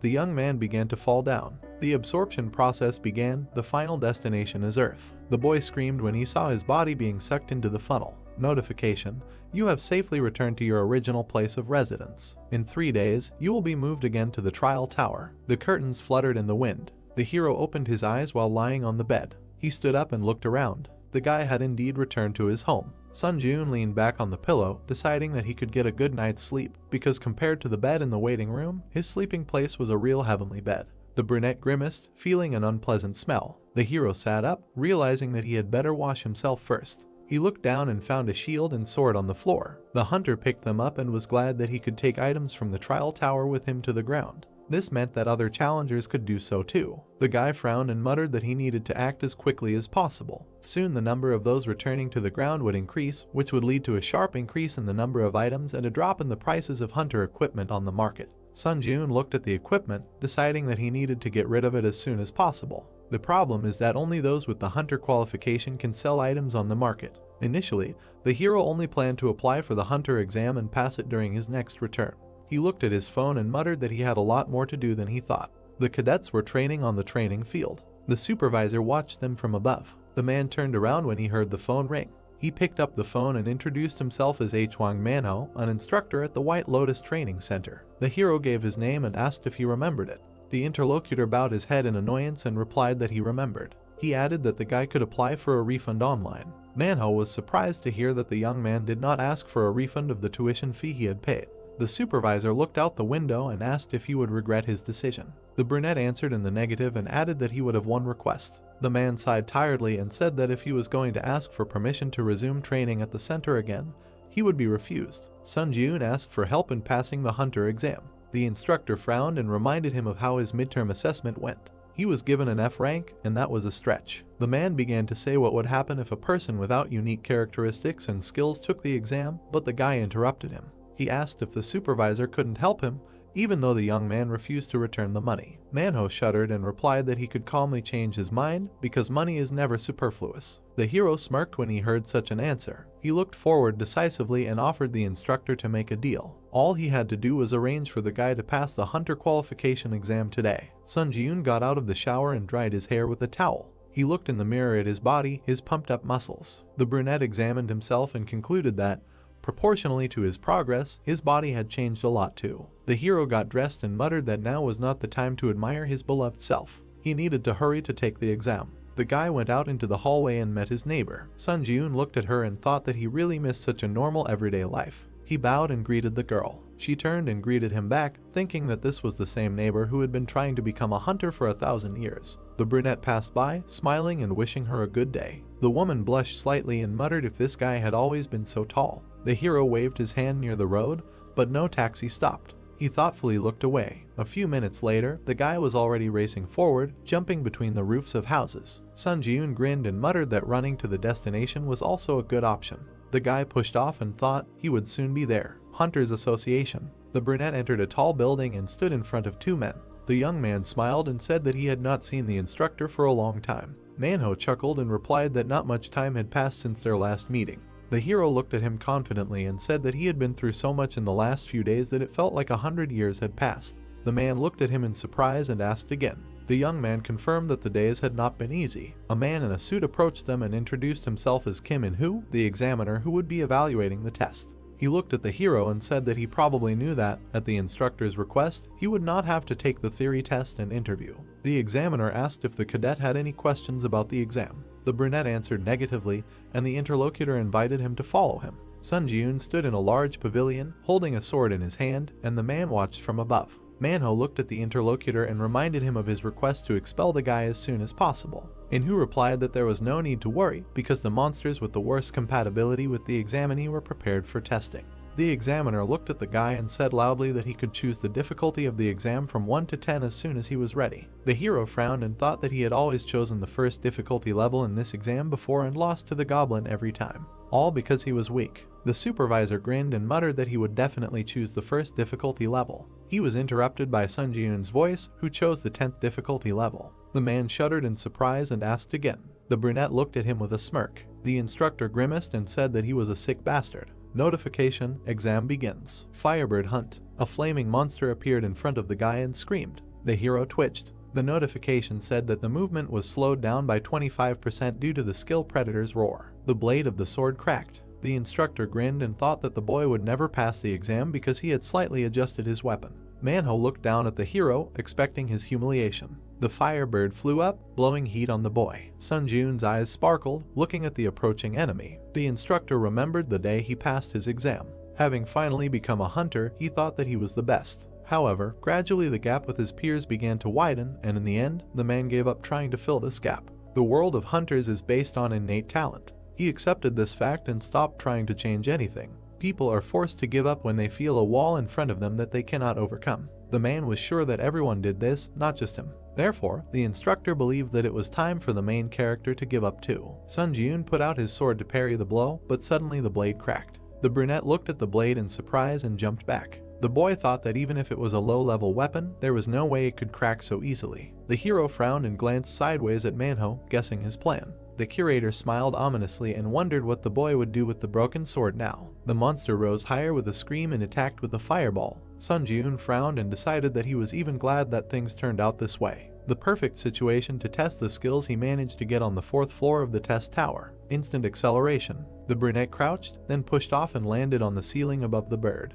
The hero smiled slyly and thought that this was much better than the increase in movement speed when using the buff of the assassin's cloak. The monster growled and began to prepare for another attack. Sun Ji-yoon pushed off and plunged the broken blade into the enemy's eye. The bird howled in pain. The guy landed on the floor and muttered that the sword was, as expected, too short. He picked up one of the slabs from the floor and swung it at the guy, managing to slice his head in half. The slab smashed into the wall, breaking through the crossbars of the balcony where the men were standing. The curator turned around, dumbfounded, and asked what the hell this bastard was doing. The exam was over. Congratulations. The monster fell down. Sun Jun waved his hand and asked if the audience was okay because he didn't expect the tile to fly to them. The brunette smiled decisively. The woman smiled widely and handed the hero a hunter's card, congratulating him on successfully passing the exam. The guy accepted it with gratitude. The interlocutor said that since he was registered with the Hunters Association, he could now officially engage in hunting activities. He looked at her and clarified whether she meant entering the dungeon and selling items. The woman answered in the affirmative. Manhwa slammed the table and asked the man sitting opposite how this could even happen. The examiner promised that the guy would fail within 10 seconds, but in the end, he passed the test in that time. Enro straightened his tie and muttered that the interlocutor really knew how to joke. The man looked at the instructor and declared that he had done everything in his power. Based on the stated data, Cadet Sun Jun would never be able to pass this test. Manhwa frowned and asked if it was possible to assign the youth a lower rank. The examiner was surprised, where else could it be lower? He killed a monster in 10 seconds, which is aimed at cadets who received rank D at the midterm assessment. If the hero was assigned rank D, he could appeal. Sun Jun entered the conference room and said that he received a hunter's certificate. Enro coughed and congratulated him. The guy came closer and looked at the curator, noticing that he did not look very well. Manhwa smiled tensely and congratulated the interlocutor on his status as a hunter. The hero looked at him and said that, if his memory serves him correctly, the man reached rank C before retiring. The man tensely asked him what he meant. The brunette tilted his head and said that the instructor said that he considered him scum, but perhaps he really was that scum. Manhwa's face was distorted with hatred. The instructor swung at the young man, shouting that he had completely lost his fear. The examiner tried to calm him down. The hero smiled and thought that, contrary to expectations, the man had easily fallen for his provocation. He deftly dodged the fist and hit his opponent in the stomach. The brunette frowned and said that he had just acted in self-defense. Sun Jun slapped the curator and added that this was his response to aggressive actions. The man recoiled, not understanding where such strength came from for a C rank. The guy stood in front of the examiner. He looked at him carefully and asked if he was really offering him a job as a direct employee of the Hunters Association. Enro answered in the affirmative and added that his salary would be 1 billion won, and a larger amount could be discussed. The man said that the hero would only benefit if he accepted his offer. Sun Jun looked at the card and muttered that such an amount was a good start. Enro smiled and said that he had simply seen his potential. The guy said that it seemed that the difficulty level of the exam was adjusted arbitrarily. The interlocutor shuddered and sweated. The brunette turned around and said that he would not make a big deal out of it, but it was not in his rules to make a deal with someone he did not trust at all. The hero threw the examiner's business card and left. 2 days later, on TV, the host reported that there were rumors that a mysterious phenomenon called the Trial Tower had been observed among hunters lately. The hero closed his laptop and muttered that everyone finally knew about the Trial Tower. He took the chest and the stone and held the phone in his other hand. Sun Jun said that he got rid of the equipment at a very good price. After all, these 3 days were spent very productively. It seems that your time on Earth is coming to an end. Notification: in a few seconds, you will be transferred to the Trial Tower. The brunette looked at the system window and said that he would do it with pleasure. Time is up. You return to the Trial Tower. Now he is again looking forward to his further progress. The guy found himself in subspace. The hero smiled and said that upon his return, he would again have a lot of things to do. The space around him gradually took on the appearance of a room. The hunter looked down and found himself on a bed, so he returned to the tower. Sun Jun sat up and muttered that, as expected, you can freely move items between the tower and the real world. The chest and stone lay on the floor nearby, and the hero hurried to throw them into his inventory. The hero pushed off and jumped to the floor. He began to stretch his arms, deciding to warm up and, without wasting time, challenge the 5th floor. Notification: you have earned the achievement First Return. The skill Eye of Truth has been created. The hero's eyes began to glow purple. Mastery: none. Effect: using mana, you can obtain information about the target you are observing, as well as determine whether the opponent's words are true. The guy looked at the system window and concluded that, in addition to obtaining data about the object of observation, he was even able to distinguish between lies and truth. The brunette smiled and exclaimed that this was a real jackpot. Thunder Sword purchased, 55 0 points will be deducted. Hunter Scout Shield purchased, 38 0 points will be deducted. The hero swung his new weapon. Although he had shelled out a ton of points for the sword, he really liked its options. 10% chance to apply the lightning effect when hitting an enemy. The guy decided that it would definitely be useful. A notification window appeared in front of him. You are ready to begin the test on the 5th floor. Sun Jun resolutely jumped into the portal, determined to begin the test after so much time. Entered the 5th floor of the test tower. Selected difficulty: hard. The theme of this test is hunting. Remaining time, 24 hours. Condition for successful completion, defeating the werewolf boss in the wolf ravine. Conditions for failing the test, the death of the challenger or the expiration of the allotted time. The reward for a successful breakthrough is a werewolf headband. The penalty, in case of failure, is death. The hero found himself in front of a high mountain with the moon shining above. He smiled and clutched his sword. Werewolves gathered around him. The animals growled and rushed to attack. In a few precise movements, the guy cut them down, making his way forward. Sun Jun kicked another enemy. The wolf flew to the side, and the guy was indignant. Why are they so puny? The werewolf hit his big paw. The hero shuddered and looked in that direction. 3 large white wolves stood in front of him. The beaten dog whined pitifully. The white monster roared and bit into the small wolf. The large monsters began to surround the hunter. He looked up warily. His eyes sparkled in anticipation. The trial tower never disappoints. The wolves rushed to attack. The player pushed off and swung his blade, saying that he was even starting to enjoy the trials. He delivered a slash and muttered that he might be slowly going crazy. The blade swept across all the wolves, leaving wounds on them. Mastery of the hunter's dagger skill reached 100%. The hunter's dagger skill was increased to rank E+. The accelerated regeneration skill was increased to rank D. The guy landed on the ground, feeling his strength growing. He frowned and thought that the hunter's dagger skill he had obtained on the 3rd floor had also almost reached its growth limit. He needed to obtain a new swordsmanship skill. 2 wolves jumped from the boy's back. The hero turned around and said with a smile that they could continue to attack without stopping. His back was to the scattered corpses that emanated dark energy. The boy raised his hand, absorbing the power, and noted that he had already managed to hunt 3 times, and it turned out that the sword lightning effect appeared even less often than he thought. You have absorbed several spirits of the crazed wolf. Mastery has increased by 16%. The brunette looked at the system window and noticed that the mastery of the unique characteristic was also steadily increasing. If he gave it his all, he would be able to achieve an increase in the rank of his unique characteristic. He moved on, reaching almost the middle of the wolf ravine. Sun Jun stopped. There were corpses of wolves lying around. The hero assumed that there was a conflict in the pack. The boy crouched down to the body and realized that the cut was too clear, which meant it was made by a sword. He looked at the rock and thought that the marks left nearby only confirmed his assumption. Hunters used the eye of truth, and his eyes turned purple. He looked at the wall. A trace of aura, rank D. A trace left after a rather skillful aura neatly split the wall. The boy stood among the defeated monsters, wondering if aura was also one of the skills. Sun Jun frowned and thought that there were too many nuances that did not fit in his head. He felt somehow uneasy. Suddenly, a howl was heard. The hero jerked forward, realizing that it was somewhere nearby. He rushed along the gorge until he noticed something in front of him. Ahead was the entrance to a cave from which a roar was heard. A werewolf flew out of it. He hit the ground several times. The brunette looked at him in surprise, not understanding what was happening. Notification: the boss werewolf required to pass the trial has died. Investigating the cause. Loading. The hero looked at the monster lying at his feet and could not believe that the trial target was dead. Analysis complete. The brunette jerked and looked at the system window. An intrusion was detected in the Sun Jun challenger's trial. The trial target has been changed. Kill the challenger from another dimension who has intruded into your trial. A man in armor came out of the cave. The hero looked at him, processing the information. He realized that the trial tower existed in several dimensions at once, other than Earth. The hunter squinted, trying to understand how the enemy had ended up here at all. The knight looked at him and said that he did not expect the challenger from the underdeveloped world to still be alive. He clarified that the hero was the master of this trial. The man pointed his sword at the boy and decided that he was silent because he was paralyzed by fear of his impending death. The brunette smiled nervously and thought that this bastard was also cuckoo. They stood opposite each other. The hero looked ahead and thought that he did not expect a situation where the target of his test would be killed by an intruder from another dimension. However, he was very lucky that the test did not fail. The brunette frowned. The enemy assumed a fighting stance, and his sword began to shine. He asked if the boy was so scared that he could not utter a word. In that case, the knight decided to end his suffering right then. Sun Jun frowned, noticing that the enemy was advancing.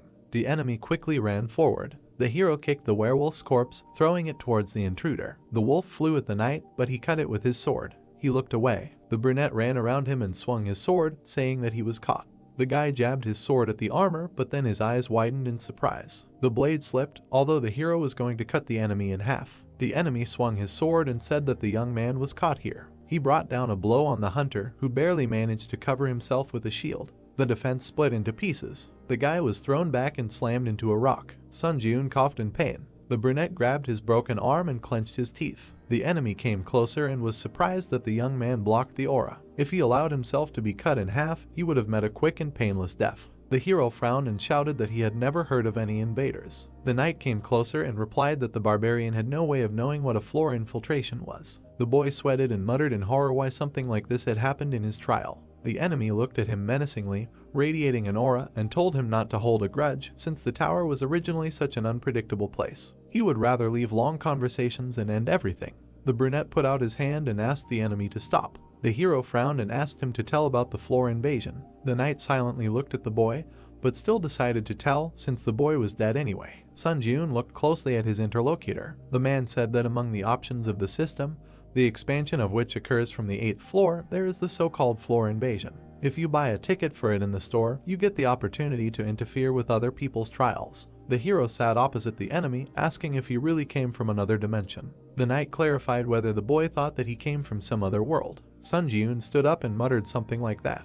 His eyes lit up from using the eye of truth. The man shuddered as he looked at the hunter. Notification: your opponent's words are true. He did not lie. The knight extended his sword and exclaimed that the brunette had just committed an extremely unpleasant act. He dared to judge his words and actions. The hero smiled and replied that he could not do anything about it. The opponent swung his sword and asked how the barbarian brat dared to be insolent to him.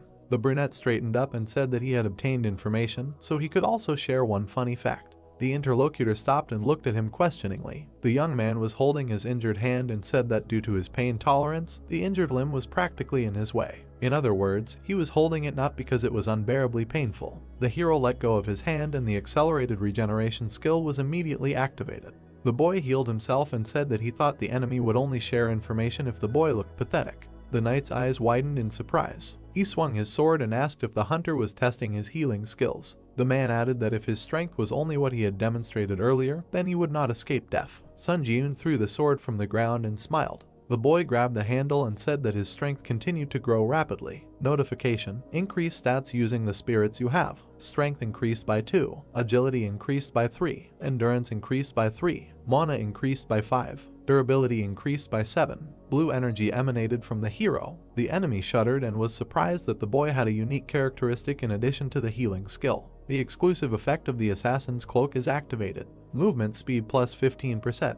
Remaining time, 59 seconds. The brunette crouched, pushing off the ground and, with a flash of his eyes, used instant acceleration. The man stared in shock at the challenger from the 5th floor, who for some reason had so many skills. The hero rushed to attack. The opponents began to exchange blows. The knight recoiled and muttered that it was only the 5th floor, so why did the hunter have such outrageous stats? He touched the sword, accumulating aura, and called the young man a damn barbarian. The brunette frowned, noticing the attack. He dodged, and the sword pierced the rock. The opponent turned and swung the blade towards the young man, cutting the stone. The hero was surprised and jumped. Aura is a high-level skill, so such a blow can cause serious damage. However, the guy was definitely ahead of his opponent in terms of stats, so he easily manages to avoid critical hits. Sun Jun frowned and thought that the real problem was that armor. The man grabbed the sword with both hands. His equipment was high level, and it couldn't be destroyed by the protagonist's current abilities. The youth jumped up, continuing to strike from different directions. If he continued to strike again and again, there would be a chance. With another swing, the blade of the sword sparked. An electric discharge pierced the enemy. He grunted in pain, trying to understand what it was. Notice: Thunder Sword. 10th chance to apply the lightning effect when hitting the enemy. The brunette smiled and muttered that this was what he needed.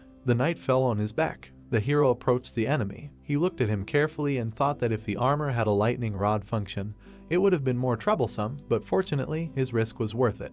The man grunted and his body trembled. He looked at the boy and said that he should have won in the first place. The intruder muttered that he was just a challenger from the 5th floor, so how could that be possible? Where did he get so many skills? Sun Jun squeezed the handle of his blade and said that the other man was very stupid if he relied entirely on his one high-level skill and armor. He swung his sword and said that it was time to meet his end. The man extended his hand and exclaimed that he could give him answers to all his questions. The brunette frowned and said that there was no need for that. The hero pierced the enemy with his sword. Blood spurted. The knight's hand trembled and went limp. The hunter straightened up and thought that it was getting easier and easier to kill each time. He stepped back and swung the blade. If the boy felt awkward piercing someone else's flesh, it would have been a much more serious problem. Notification: congratulations, you have passed the 5th floor of the testing tower. A purple aura emanated from the invader's body. The brunette shuddered and extended his hand, hastening to use absorption. You have absorbed the spirit of the challenger Kata Drax. Mastery increased to 15%. The boy looked tensely at the energy in his hand and noticed that he almost missed the opportunity to absorb his soul. It turns out that if you die in another dimension, you simply dissipate like a mirage. The hero stood in the ravine, not understanding why the reward message did not arrive. Notification: the difficulty level and the reward do not match. The reward content has been completely revised. The young man turned his head in surprise. As a reward for breaking through, the skill 3 absolutes was received. As a bonus reward, you received 75 points. As an additional bonus reward, you received 35 points. The hero was happy that instead of the promised C rank reward, he received an A rank. The invading knight must have been strong enough for the system to consider the difficulty of the completed trial to be much higher than originally stated. Sun Jun smiled and said that he still couldn't believe that he had managed to hit such a jackpot. Entered the waiting room of the 6th floor. You have been healed of all debuffs and injuries. Information about the challenger Sun Jun will be displayed on the trial summary board. The guy walked through the portal and, taking off his equipment, put it in his inventory. One way or another, he encountered an invasion from another dimension. The hero sat down on the floor and thought that the trial tower really could catch you off guard. The hunter tried to save as many tickets as possible for sending questions to the 8th floor. The guy frowned. The system window indicated that the current number of tickets was 5. The hero began to type, deciding that it was time to ask about the floor invasion and whether it was possible to find out about it in advance. Your question has been sent. The brunette winced when he received the reply. He looked at the email in surprise, which had arrived so quickly. It read as follows: Floor infiltration is a system that allows you to enter the trials of a challenger with whom you have a gap of no more than 10 floors. However, you can only invade personal trials, and special and combined trials cannot be invaded. It is a system that expands from the 8th floor and is currently unavailable. The guy frowned and concluded that it was like breaking a ladder for someone climbing. He wanted to scroll down, but a notification appeared that this information was not available on the current floor. Since the request was only half fulfilled, the ticket to send a question would not be used. Sun Jun stared at the system window in shock and realized that the ticket to send a question was not all powerful either. He swiped the screen and thought that he was glad he had saved the ticket. The hero smiled and said that it was time to use the items he had grabbed from the ground. The brunette reached into his inventory and pulled out a chest, a broken shield, and a stone. Notice: use the Croken Magic Tower's restoration chest to restore this hunter's shield. The remaining uses of the chest have been exhausted. The shield was restored to its original form. The guy admired that the performance exceeded all expectations. Notice: use the Purity Stone. The item shone in the hero's hand. The brunette rubbed his neck and muttered that buying a Purity Stone might seem like a waste of money, but he believed that the feeling of freshness and vigor that comes from bathing was worth a few thousand won. The 6th floor trial will begin in 1 hour and 12 minutes. The hero opened the system menu and decided to check the trial results board and look into the community if he had time. Ranking table: 1 Kim Seung-hoon, 2 max level sword, 3 hunter, 4 Hee Sun-ae, 5 Oh Chun-seok, 6 Princess Sudi. The guy stared at the rankings, seeing himself in 3rd place. He had risen quite a bit from 16th place. Sun Jun touched his chin thoughtfully and asked if this made him any closer to gaining the benefits of a pioneer. He would have to go all the way to the 8th floor to find out. Entering the community. Difficulty: high. Players were trading skills that were useful for killing and robbing each other. Someone was indignant that they were animals, not people, since they only thought about someone's death. An argument broke out over this. The chat turned into a field of chaotic madness. The hero stared at the messages, trying to understand what had happened. The mental resistance skills that were being actively traded now have the attractive effect of reducing some mental shock, but at the same time they are a double-edged sword. Even if you use the skill to let go of your heartache every time, it won't change the essence of the problem. Sun Jun frowned when he saw the message. Dear all, did you know that the bastard who suddenly leaked the information about the 4th floor trials changed his name to Princess Sudi? It was the same challenger who spoiled the atmosphere in the 4th floor community chat. The hero remembered that he felt like he was deliberately inciting everyone to fight each other. Sun Jun frowned and asked if it would be the same this time. The guy swiped the screen and muttered that he should remember this person's nickname well. The system asked if he was ready to begin the trial on the 6th floor. The portal opened. The trial of the 6th floor begins. Difficulty: high. The theme of this trial is occupation. Remaining time: 50 minutes. Condition for successful completion of the trial: within the allotted time, capture one of the strongholds in any direction. Condition for failing the trial: the death of the challenger or the expiration of the allotted time. The reward for a successful breakthrough is a random chest. The penalty in case of failure: death. The hero looked ahead, passing through the portal. In front of him was a sea with small platforms fixed to it. The selection of challengers is complete. Work together with your teammates to pass the trial. Sun Jun looked at the portal and, frowning, asked why his teammates were taking so long to appear. A spear flew out of the passage. The guy grabbed it with his hand and pulled it forward. Holding the weapon, the guy appeared.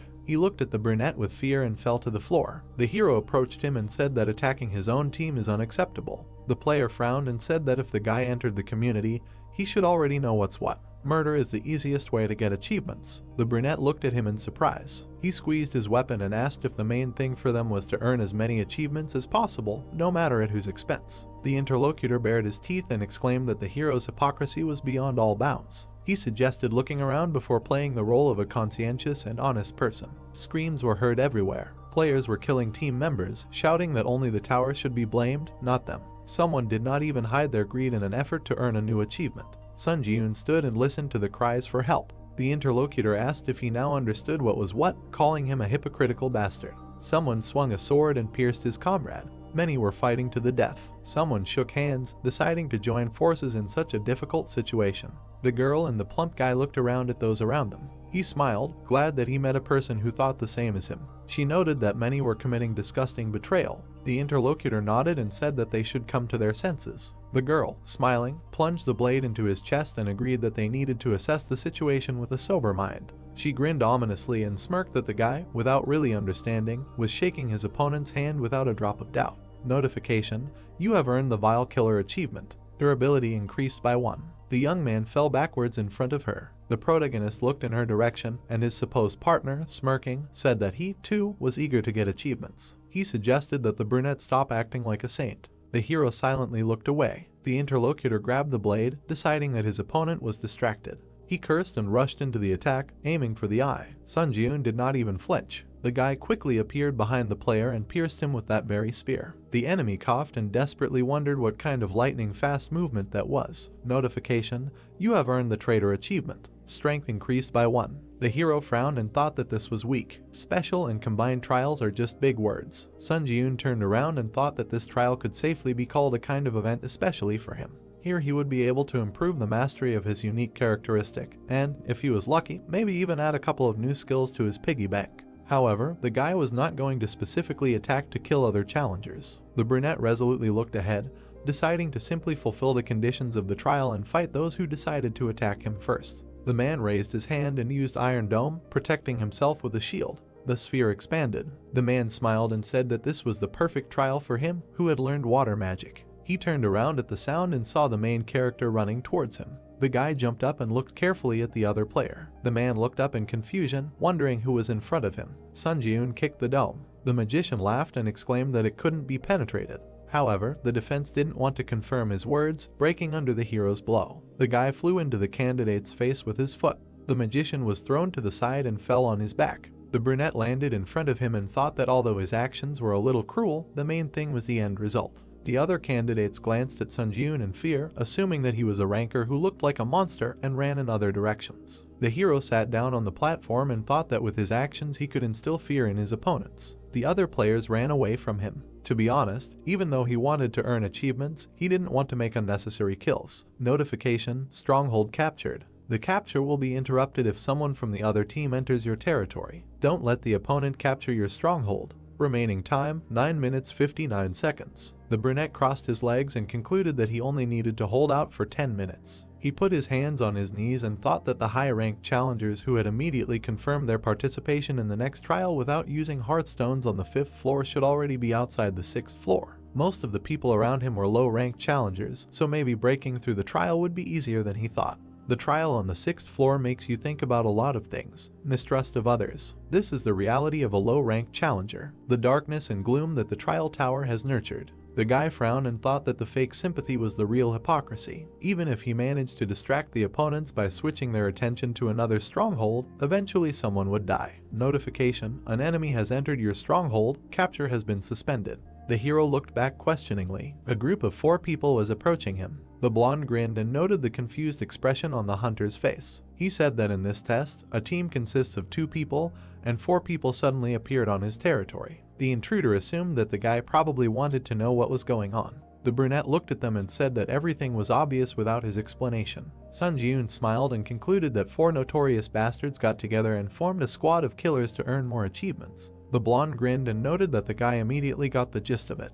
The challenger added that his sentence would now be carried out. The man bared his teeth and kindly offered the hero to go to the next world. The 2 knights moved to attack. The young man grabbed the sword and assumed a fighting stance. The enemy wizard folded his arms and used heart fusion. The hero shuddered in surprise. By using the unique attribute heart fusion, the challenger Sun Ji-yoon now shares the pain of the challenger Kim Jin-han. The magician took the dagger and stabbed himself in the arm. The protagonist gritted his teeth and dropped the weapon, feeling a sharp pain. He looked at the wound with displeasure. The skill pain tolerance is activated. All types of pain are reduced by 15%. The bald man with a shield approached the guy and poured seawater on him. The brunette cautiously covered himself. Notification: you have touched the water of the 6th trial floor. Strength decreased by 10. Dexterity decreased by 10. Endurance decreased by 10. Penalty duration 2 minutes 59 seconds. The boy opened his mouth and noted that, apparently, there was a penalty for contact with water. The opponents were approaching to attack. Both knights swung, striking. The hero thought that this was a terrible deal. Would be for an ordinary player. Sun Ji-yoon smiled excitedly. The swordsman swung his blade, but the boy deftly dodged. He raised his hand and said that the strategy of depriving the enemy of a weapon and reducing his stats, admittedly, is pretty good. But they made one fatal mistake. The player looked at the approaching hand in fear. The hunter grabbed the swordsman by the head and stabbed him into the floor, declaring that they chose the wrong opponent. The trio froze in shock. Notification: you have earned the achievement one-hit kill. The skill Contempt for the Weak has been created. The hero straightened up, and the bald knight cursed. Skill: Contempt for the Weak. Mastery 0%. Effect: if the enemy cannot surpass any of the user's stats, strength increases according to the difference in stats. The bald man swung to strike from behind. Notification: all enemy stats are lower than the user's. Contempt for the Weak is activated. Strength increased by 1. The man struck, then looked up in shock. At that very second, the protagonist kneed him in the face. The brunette turned around in the air and kicked the enemy in the head. You have earned the achievement Merciless Killer. Sun Ji-yoon smiled. Agility increased by 1. The knight fell to the ground. The blonde gritted his teeth and frowned. The hero moved towards them. The mage looked at his teammate in fear and asked what to do now and whether they should attack at the same time. The swordsman silently slashed his comrade's leg with his sword. The wizard's face distorted in pain, and he fell to the floor with a scream. The protagonist flinched, feeling a pulsation in his leg. The brunette dropped to one knee. Sun Ji-yoon breathed heavily, thinking that they only shared one pain between the two of them, but fortunately, there was no real damage. The only problem was that this pain limited his actions. The mage grabbed his leg and shouted, did the man still consider himself a human after such an act? The blade pierced his side. The blonde continued to strike, warning the protagonist not to come closer. The challenger grimaced and shouted that if he took another step towards him, he would slit the throat of this idiot. The brunette straightened up. Thanks to the skill pain tolerance, he was able to move somehow. But the catch was that at such a speed, it was difficult to properly react to the enemy's attack. As expected, there was only one answer. The hunter gritted his teeth and realized that he needed to kill the challenger, who activated heart fusion as soon as possible. The mage screamed in pain from his wounds. The protagonist threw the shield in his direction, cutting off the wizard's head. The guy jerked, feeling pain in his neck, and fell to his knees, trying to breathe. The blonde swung, deciding that there might not be another chance. He jumped, cutting the air with his blade. Sun Ji-yoon caught his blade with both hands. The guy looked at his opponent and asked if he was curious about what it was like when the feeling of having your throat literally cut penetrates your entire being. The enemy smiled tensely and muttered that the guy was frostbitten. The brunette broke off part of the blade, grabbed it in one hand and cut off the enemy's head. The blonde, or rather the flying upper part of it, whispered that the hero was crazy. Sun Ji-yoon frowned, and drops of blood flew nearby. You have received the cold-blooded slasher achievement.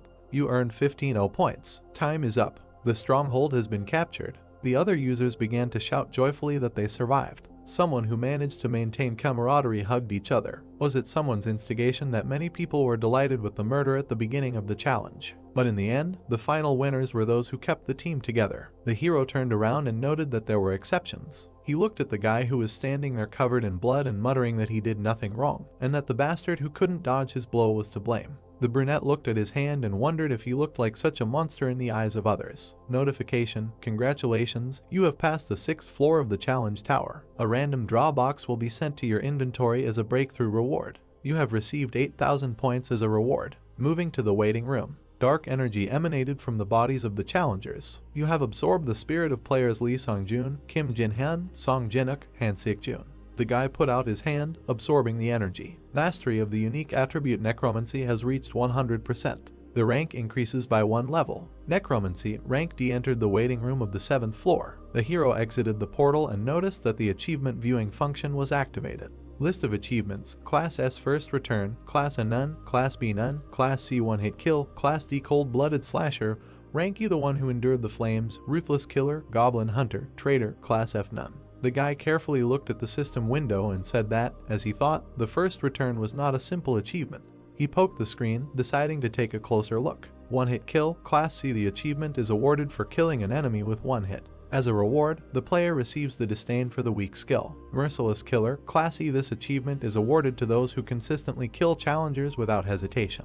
As a reward, the player's dexterity is increased by 1. Cold-Blooded Slasher, Class D. This achievement is awarded for killing 5 or more challengers in a challenge. As a reward, 15 O points are awarded. The hero thought that he really got a lot of achievements for killing. It turns out that if the player earns an achievement, he will receive various rewards such as skills, points, or stat increases. Sun Jun opened the inventory. Random draw box. In front of you is a box tied with a yellow ribbon from which you can randomly take out 1 item. When you open the box, you randomly receive one of the items from F to B rank. The boy looked at the trophy in his hand and muttered that the reward for breaking through the 6th floor was a bit ambiguous. If the rank ranged from F to B, then perhaps he shouldn't expect much. He pulled the ribbon and decided to pull out the item and start absorbing souls. Light burst out of the box. The hero looked in surprise as someone jumped out of it.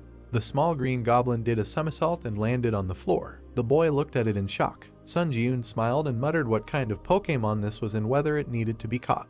The creature frowned, looking at the hero. Sun Ji-yoon dashed forward, stretching his hand out in front of him. The little animal dodged his palm at the last moment. The boy continued running forward, trying to catch his target. He pushed off the floor with explosive force. In his last attempt, he managed to grab the little animal. The hero smiled and shouted happily. The captured beast opened its mouth wide and screamed. Then it forcefully squeezed the boy's forearm with its teeth. Pain struck the boy's body, causing tears to appear in his eyes. The little beast jumped to the side. It frowned angrily and bared its fangs. The boy went into a furious frenzy and said that the enemy was quite cute, so he tried to be gentle with him. Jumping up, he said that now the little beast could expect no mercy. The boy made several dashes, but his target jumped very high. The hero looked up and thought. A moment later, the beast noticed that the boy had risen to his height. After somersaulting in the air, the boy looked at his target. He frowned and swung his right hand. His fist was approaching the little beast at high speed. The boy struck the beast's head with incredible force,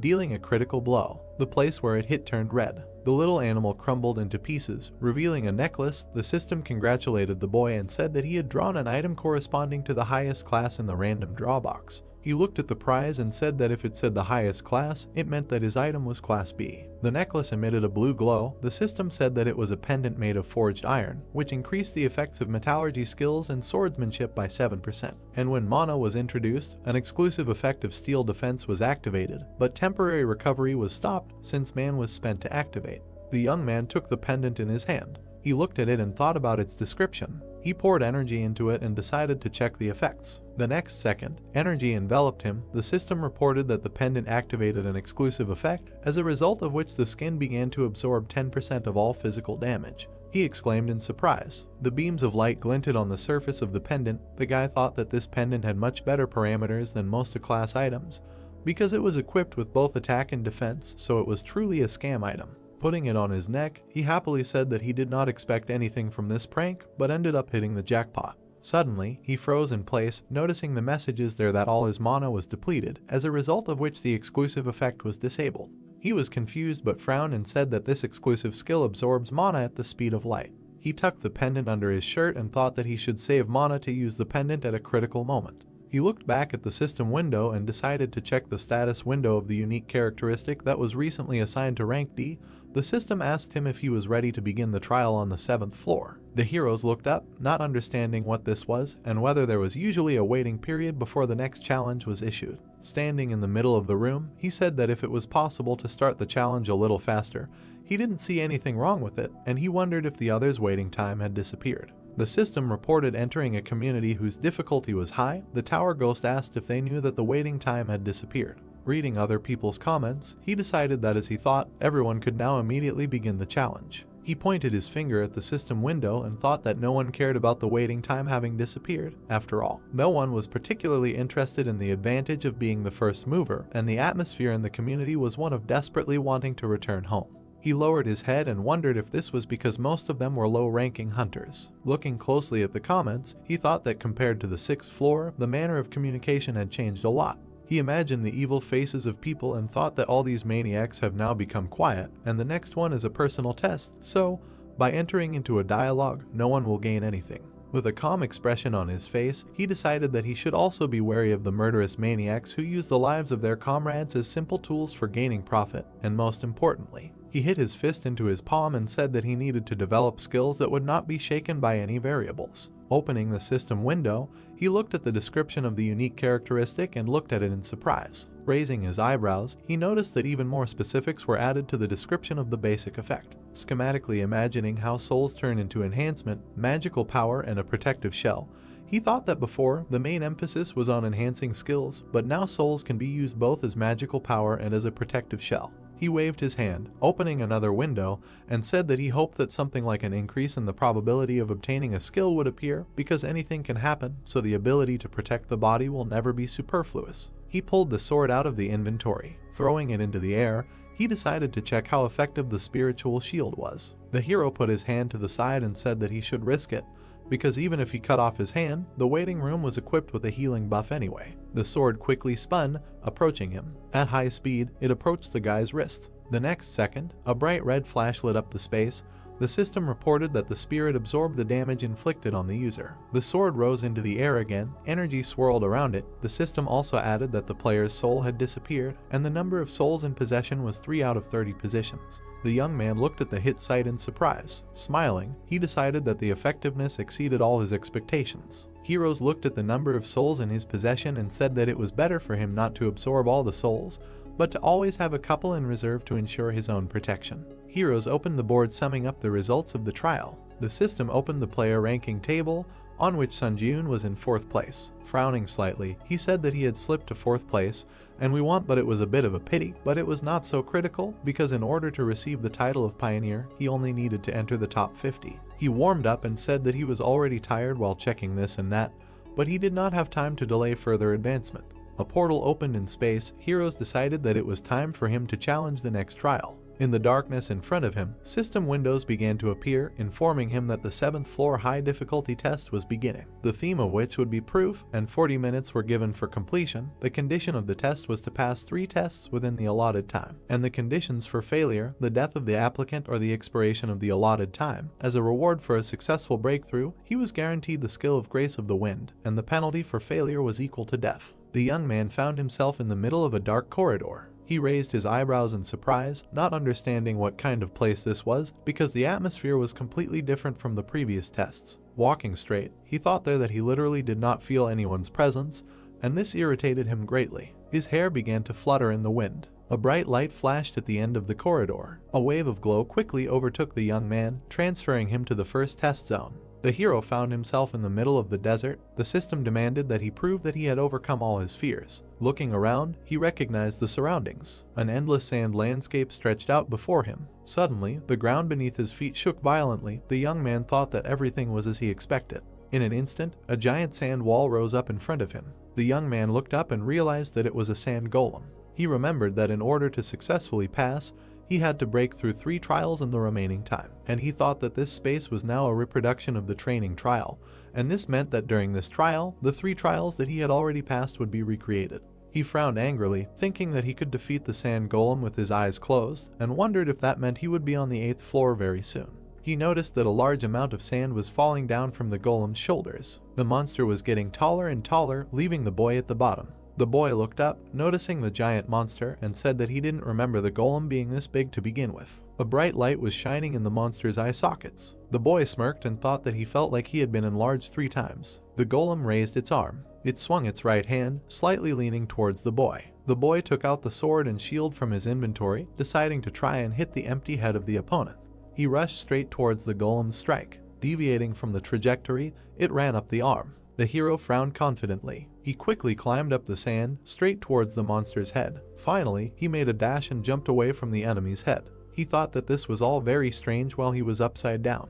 Nu looked down at the golem and thought that the sand golem's weak point was the core, but he couldn't find it anywhere, and perhaps the more massive the golem, the deeper the core was hidden in its body. Shin quickly turned around and looked at him. The hero frowned tensely. The next second, the monster's hand was quickly approaching him. The golem grabbed him in midair. Sand continued to fall from his hand. Suddenly, a blue light appeared from his palm. The sand exploded, freeing the youth. The boy looked up and said that since he couldn't deal with the enemy in one blow, he should just cut him into pieces. He rushed into battle, delivering sweeping blows to the golem's body. He landed and slid across the sand. Sun Jiun looked at the wounds inflicted. He smirked slightly and thought that as expected, he was just cutting him over and over again, and he needed that you did not find and destroy the core. The monster raised his hands and screamed loudly. The boy said that with his tactics he only attracted his anger. The monster sank to the ground, resting his feet on it.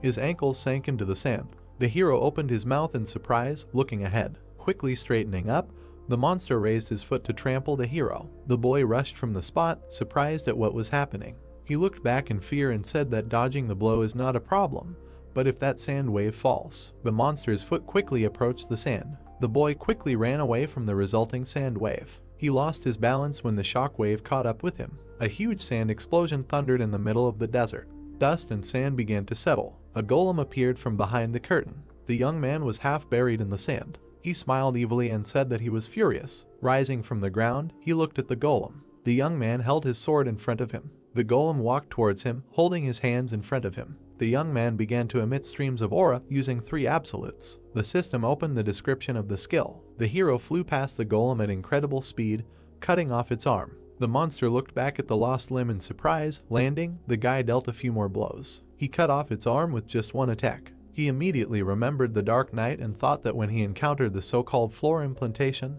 he was very angry. Smiling, he also added that now he should probably thank that night for intruding on that trial. The monster's arm began to recover. The hero thought that although this golem was recovering with the help of sand, he should still continue to cut with his sword until his core was found. The monster bowed down. Heading towards the guy, the boy challenged him and said that he should try to recover after the next one. With a deft movement, he cut the sand body. A moment later, another cut appeared. The boy ran past the golem, cutting off all of its limbs. The monster began to recover again. The tired guy frowned and insulted him, after which he wondered later where his core was. Suddenly, he raised his eyebrows in surprise. Standing in front of the golem, the boy calmly asked when he managed to become such a cutie. The golem suddenly fell into a stupor. He blushed embarrassedly, hearing for the first time that he was cute. The young man noticed that the golem had shrunk and thought that the resource called sand, which the golem's body was made of, could not be extracted from the environment indefinitely, which is why it had apparently shrunk so much. He looked down and thought of something. A mad smile appeared on his face. He grabbed the sword and asked the golem if it wanted to lose some more weight. The monster opened its mouth and let out a loud roar. Vidya didn't particularly like the continuation. The opponents headed towards each other. The young man turned in the air, approaching the fist. He did a roundhouse kick, destroying the monster's right arm. The hero clenched his teeth hard, quickly moving forward. He rushed past the monster at incredible speed, cutting it into several pieces. The golem's fragments fell onto the sand. He moved his head and wheezed quietly. Having shrunk even more, he restored his body. The golem growled and looked up. The boy frowned slightly when he found the core. He looked at the crystal on the monster's back and thought that the body was covered in a thick layer of sand, so it was extremely difficult to reach forward, and added that he thought about 10 minutes had passed, and there were only 40 minutes to complete the 7th floor trial, and it would probably be better to speed up. Suddenly, he noticed a blow approaching quickly. At the last moment, the boy dodged its trajectory. He continued to dodge the golem's attacks, saying that after the crash diet, he had become much more agile. He rushed behind the monster and said that although he wanted to play with it longer, he did not have time for this. A moment later, the boy pierced the monster's core. The golem opened its mouth and let out a scream. The core shattered into several pieces. The guy frowned. The system reported that he had proven that he had overcome his fear, and the first test had been successfully completed. The golem's body began to crumble to the ground. A bright flash appeared in the air. The young man looked around in surprise, noticing the disappearance of the surrounding space. Frowning, he thought that this was excellent. He stretched out his hand and pulled the golem's spirit along with him. The flow of the soul was attracted to his palm. The young man tried not to let go. A notification appeared above the guy's palm that the absorption had failed. He frowned in confusion and said that the increase in skill had also flown down the drain. The system reported entering the second test zone. The guy found himself in the middle of a burning location. A monster's corpse was lying next to him. The system demanded proof that he had become wiser. He frowned deeply, recognizing the surroundings. An orc village was burning outside and their corpses lay everywhere, that the previous tests were happening again. He lifted the curtain and went outside. The next second, he raised his eyebrows in surprise. The young man noticed that the orc was bowing down in front of his dead comrade. And watching what was happening, he thought that these were orc rangers, and that during the test on the second floor, he destroyed the orc village, so now the subsequent events were unfolding in front of him. Monster touched the artery on the neck of his dead comrade. He sternly looked up at the young man. The orc shook with anger and let out a dull squeak. His eyes were bloodshot. He rose to his feet and let out a loud roar. The young man realized that he was going berserk again, a phenomenon often observed in monsters overcome by anger. He lowered his hands and added that an orc in a berserk state is no longer a hot monster like Irango, so he was very unlucky. The orcs rushed to attack with a battle cry. They were quickly approaching the young man. He frowned sternly and said that they, monsters, should not show the pain of losing a family member. The system reported the activation of the instant acceleration skill and the triple absolute skill. The hero jumped up with explosive force and said that they should not do this, at least in front of him. The orc fell to his knees. The commander of this squad was kneeling in front of the youth, quietly squeaking. The monster was breathing heavily, keeping its head down. Its comrades were lying everywhere next to it. The boy looked at him with disdain and asked the monster there if it felt disgusting, because he was standing there and just watching his family die, unable to do anything. The monster went berserk again. He rose to his feet and swung his right hand. The hero dodged his attack. Energy flashed in his pupils. With a quick dash, the boy decapitated his opponent. He exhaled heavily. The system reported that he had proven that he had become wiser, thus completing the second test. Looking back, the boy thought that this time he could not hesitate.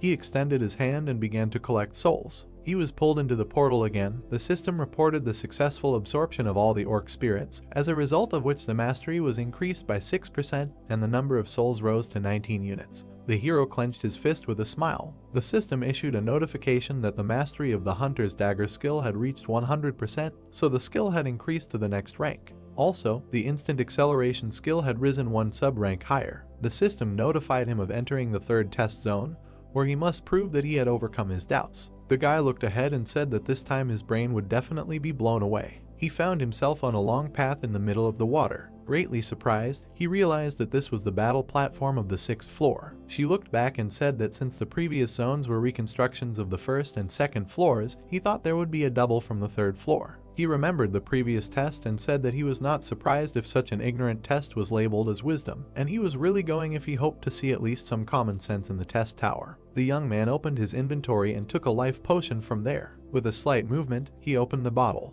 The guy tipped the bottle over and drank the contents. The potion worked instantly, healing him. He looked at the bottle in his hand. Throwing it into the ocean, he said that he was littering a little in the test tower. A moment later, a giant wave rose behind him. Powerful splashes of water threw up the concrete slabs of the path. The heroes frowned in surprise and said that he only threw a tiny bottle. The system reported the activation of the killer's cloak, increasing movement speed by 15 points. He rushed away from the approaching danger. The boy frowned and thought that the tests that had been played so far were repeating the existing rules, which meant that in order to pass this test, he needed to find and occupy the red tile of the stronghold. The water waves rose up, creating different shapes. The boy also added that until he found the tile, he should not touch this water under any circumstances. Running further and further, he decided that his speed was higher because the wave could not catch up with him. Frowning in surprise, he decided that this was great, because he had to move in the same direction. A powerful splash of water threw the tile under the boy's feet. Falling down, he touched the water, as a result of which his strength, agility, endurance were reduced by 10 points, and the duration of the penalty was equal to 2 minutes and 59 seconds.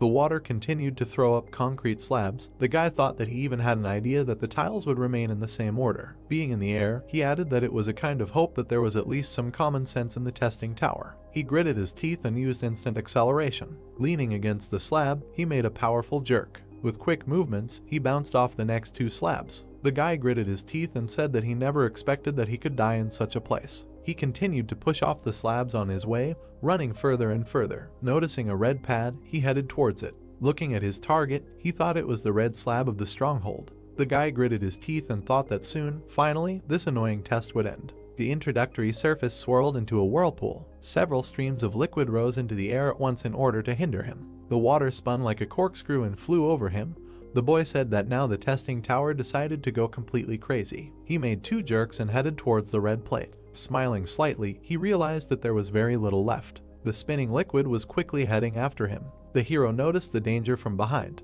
A powerful blow of the liquid hit him right on the back. The boy's vision clouded over as the water absorbed him. Scarlet energy flared behind him. Streams of dark aura spread through the air. The system reported that the spirit absorbed the damage done to the user, as a result of which one of the orc souls disappeared. More and more energy was growing. It stopped the flow of water. Another orc soul disappeared. The boy looked back and thought that he clearly felt the shockwave, but right before the blow could cause him any damage, the shield blocked it.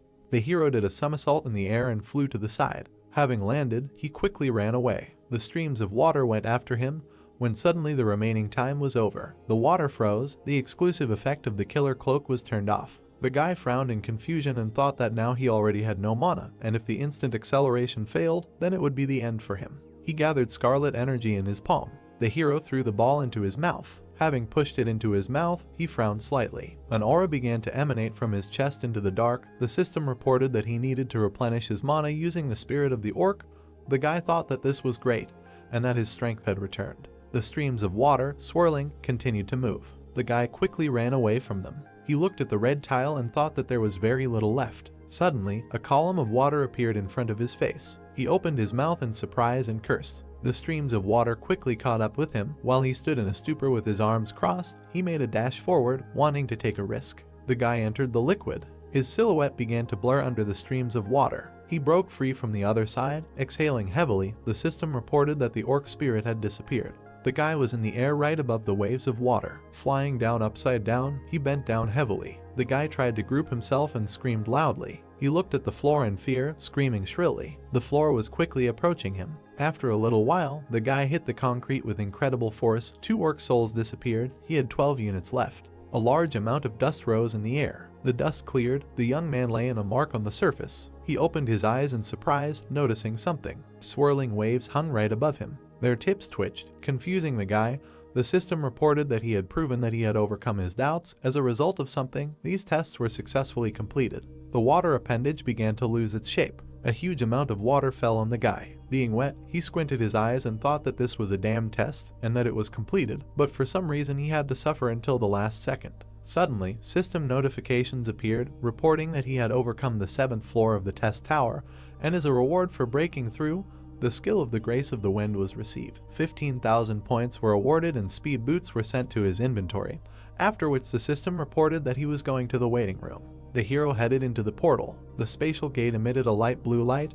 The young man went to the waiting room. He threw off his coat. Slightly lowering his head, he remembered the past test. The young man frowned deeply and realized that he was close to failure. He bit his lip and thought that in the current situation, he was a little anxious to go to the 8th floor right away, because he did not think that he would continue to be so lucky in the future. Suddenly, he raised his head, feeling a shaking. The system windows opened in front of him. Notifications reported that the number of applicants who passed the tests on the 7th floor exceeded 1,000 people. So the expansion of the system began, the skill store was opened, and an intersection was created in the test, as a result of which a permanent return was possible, and the floor implementation system was activated. Looking at these messages, he thought that this was all what was expected with great impatience, but Cherry Prepare is different. He frowned, noticing the messages that he was the president, who was called the pioneer on all the previous floors, as a result of which he was entitled to choose the halo. The boy imagined a silhouette of a man with bright rays of light coming from him, and thought that the eagle was an advantage that could only be obtained if the applicant had the title of pioneer on all previous floors. He raised his eyebrows in surprise when he saw the system notification that the halo affected the unique characteristics and skills of the applicant, so he had to choose wisely. The young man wondered later, had he ever given the tower such advice, because it must mean that the halo was something important. The system gave him a choice of 3 halos: ruler, hunter, and monk. The hero crossed his arms, looking at this, and said that he needed to read the description first. He opened the description of the ruler's halo, which said that this is a halo that has different performance depending on the person, and, in fact, it is closer to the universal type than the specialized type, and is closely related to the unique characteristics of the applicant. The potential is greatly increased for abilities such as combat, growth, support, and production, and the unique strength of skills is the synthesis of skills, so this is the most suitable halo for the current applicant. The youth raised his eyebrows in surprise and said that it affects all skills and even the unique characteristic. Looking closely at the last lines, he thought that the tower was openly saying that this is the most suitable halo for him. He poked his finger at the system window and said that he needed to look at other options. The system opened the description of the hunter's halo, which said that anyone can easily adapt to this halo. It is closely related to improving characteristics and skills, and the effect of the halo greatly increases the level of skill and stats. The unique power is to increase the level, and this halo is also perfect for the current challenger. The hero looked at the writing with distrust and was surprised that this choice was also not bad. He opened the description of the monk's halo. The system said that this is a halo that is strongly influenced by talent and perseverance, and the longer a person invests, the stronger he will become. But this takes time and talent, and if a person does not have talent, all efforts may be useless. The unique power of the halo is the path of practice, and this halo is not recommended for the current challenger. He waved his hands, dividing the system window into 3, and said that this halo is definitely not for him, so he needs to make a choice in favor of one of the remaining 2. So he lowered his hand and decided to choose it. He pointed his finger at the system window. Shining rays appeared behind him. The system reported that he had chosen the ruler's eagle, and the special effect of the ruler's halo launched the evolution of unique characteristics. She showed him the possibility of developing into the field of necromancy, and said that he could begin to summon or, as a result, be able to use absorbed spirits to revive powerful skeletons. Then she showed him in the form of a magic swordsman and said that his talent for the sword and magic would increase, and the ability to acquire the corresponding skills would increase 3-fold. Then the system showed him in the form of a blacksmith and said that he could also go the way of the creator, and in this case, the talent for creating items would increase, and the ability to acquire skills related to production would increase 3-fold. The young man looked at these options in surprise. He touched his finger to the system window. They say that he has nothing to even think about. He looked closely at the system windows, reporting that the summoner attribute had been added to the unique characteristics of necromancy. Due to this, some effects were modified, and new detailed effects were added. Then the unique ability of skill synthesis was created. The dark energy swirled and began to gather into the youth. The system opened the status window. The hero stepped onto the floor, happy with the end. He looked down as the energy continued to gather in his chest, and thought that the eagle was finally created. The hero poked his finger at the system window, opening the description of the unique ability, skill synthesis, the effect of which allows you to select 2 desired skills and combine them. And if the skill levels differ during the use of the effect, the skill of the higher rank becomes the center of the synthesis. Sun Jun opened his mouth in surprise and thought that by combining useless skills, you can create something new. The thought flashed through his mind that this was really a jackpot. The system asked him to look at the list of skills and select the material to create the synthesis from the skills currently available. The hero looked at the list of his abilities and thought about what to combine. He touched his chin and began to search for skills that he does not use. The hero chose the skill of contempt for the weak and continue the battle. The system asked him if he wanted to continue. The young man pressed the button and decided to continue. The synthesis window of the bright lit up. The system reported the completion of the synthesis of skills. A bright light illuminated the boy's face. The skill of forced breakthrough was created. The young man looked at the description of the skill in surprise. The system reported that the skill allows you to break through unknown forms of restraint, such as skills and unique characteristics, but the user's magic must be higher than the level of magic used for restraint. The hero could not understand how this happened. He thought that he combined 2 lower skills, and that he expected to get an E rank skill, but got a D rank. He smiled happily and decided that this was a really mind-blowing skill. He pointed his finger at the system window. I live to try again. The system asked him to select the material for synthesis again. The hero chose Ranger Training and Burn Resistance. The next second, he again agreed to continue the synthesis. The system window lit up brightly again. The guy smiled impatiently, expecting a new result. A strong eye skill of rank E was created, which allowed one to provide oneself with some visibility even in bad conditions. The guy fell into a stupor and said that, it turns out, the skill created now was only 1 step higher than those chosen for synthesis. He looked up and thought about what the reason for this was. He mentally imagined the 2 previous skills and thought that they went well together. Then he imagined the 2 skills crossed with each other this time and thought that their combination was not the best. From a first glance it was clear that they were completely incompatible with each other. He fell heavily onto the bed. Looking at the ceiling, he said that he had come a long way from holding the status of a pioneer to receiving the reward of the areola, but for some reason he felt a little strange. Lying on the bed, he wondered if he had really achieved everything through his own efforts, or if he had just been lucky with a unique characteristic. The hero was silent for a second. He jumped to his place and decided that he couldn't lie around doing nothing, thinking about all sorts of nonsense, because it would be much better if he checked the reward he had received. He looked at the description of the skill of the Grace of the Wind. the effect of which allowed him to increase all speeds by 10%. The system reported that this skill could be stacked, reproducing up to 7 times. However, when the limit was reached, a 24-hour cooldown would automatically be activated. Looking at the description, he said that increasing all speeds, this is amazing, and he will also be able to stack this skill 7 times, which means, lost in his thoughts, he thought that he would be able to increase any speed by 70%. The hero imagined himself running forward at incredible speed. The young man imagined a bright glow and thought that this skill does not consume mana at all. Sitting on the bed, he said with a smile that the grace of the wind is essentially a skill that has no downsides. He opened the inventory and looked at the boots. He put on new shoes. The guy looked at the new thing with a smile. The system reported that these are speed boots that increase attack speed by 3% and movement speed by 5%. The young man said that all the rewards on the 7th floor are related to speed, and he is incredibly happy with this arrangement. Suddenly, the system reported that the skill store was entered and that it displays a list of skills available for purchase. Sun Ji-yoon looked at the list and said that, contrary to his expectations, the quality of the store leaves much to be desired, after which he thought that in addition to this, the prices are also incredibly high. He shook his head and was indignant at being asked to pay 8,000 for an instant boost. He pressed the buy button and said that he needed a skill related to magic. The hero imagined coins falling while looking at the messages that he had purchased the magic circuit skill, as a result of which 15,000 points were debited from his account, and he also bought magic resistance for 12,000 points. The system reported that the magic resistance skill grants an effect due to which resistance to magic is created throughout the body. Resistance to other people's magic is increased, but if he does not have the magic circuit skill, the effect is significantly reduced. He recalled the past battle and thought that now that he has the resilience skill, he will not be caught off guard by something like the unique characteristic of heart fusion, which had caused him a hard time in the past. He opened the description of the magic chain skill.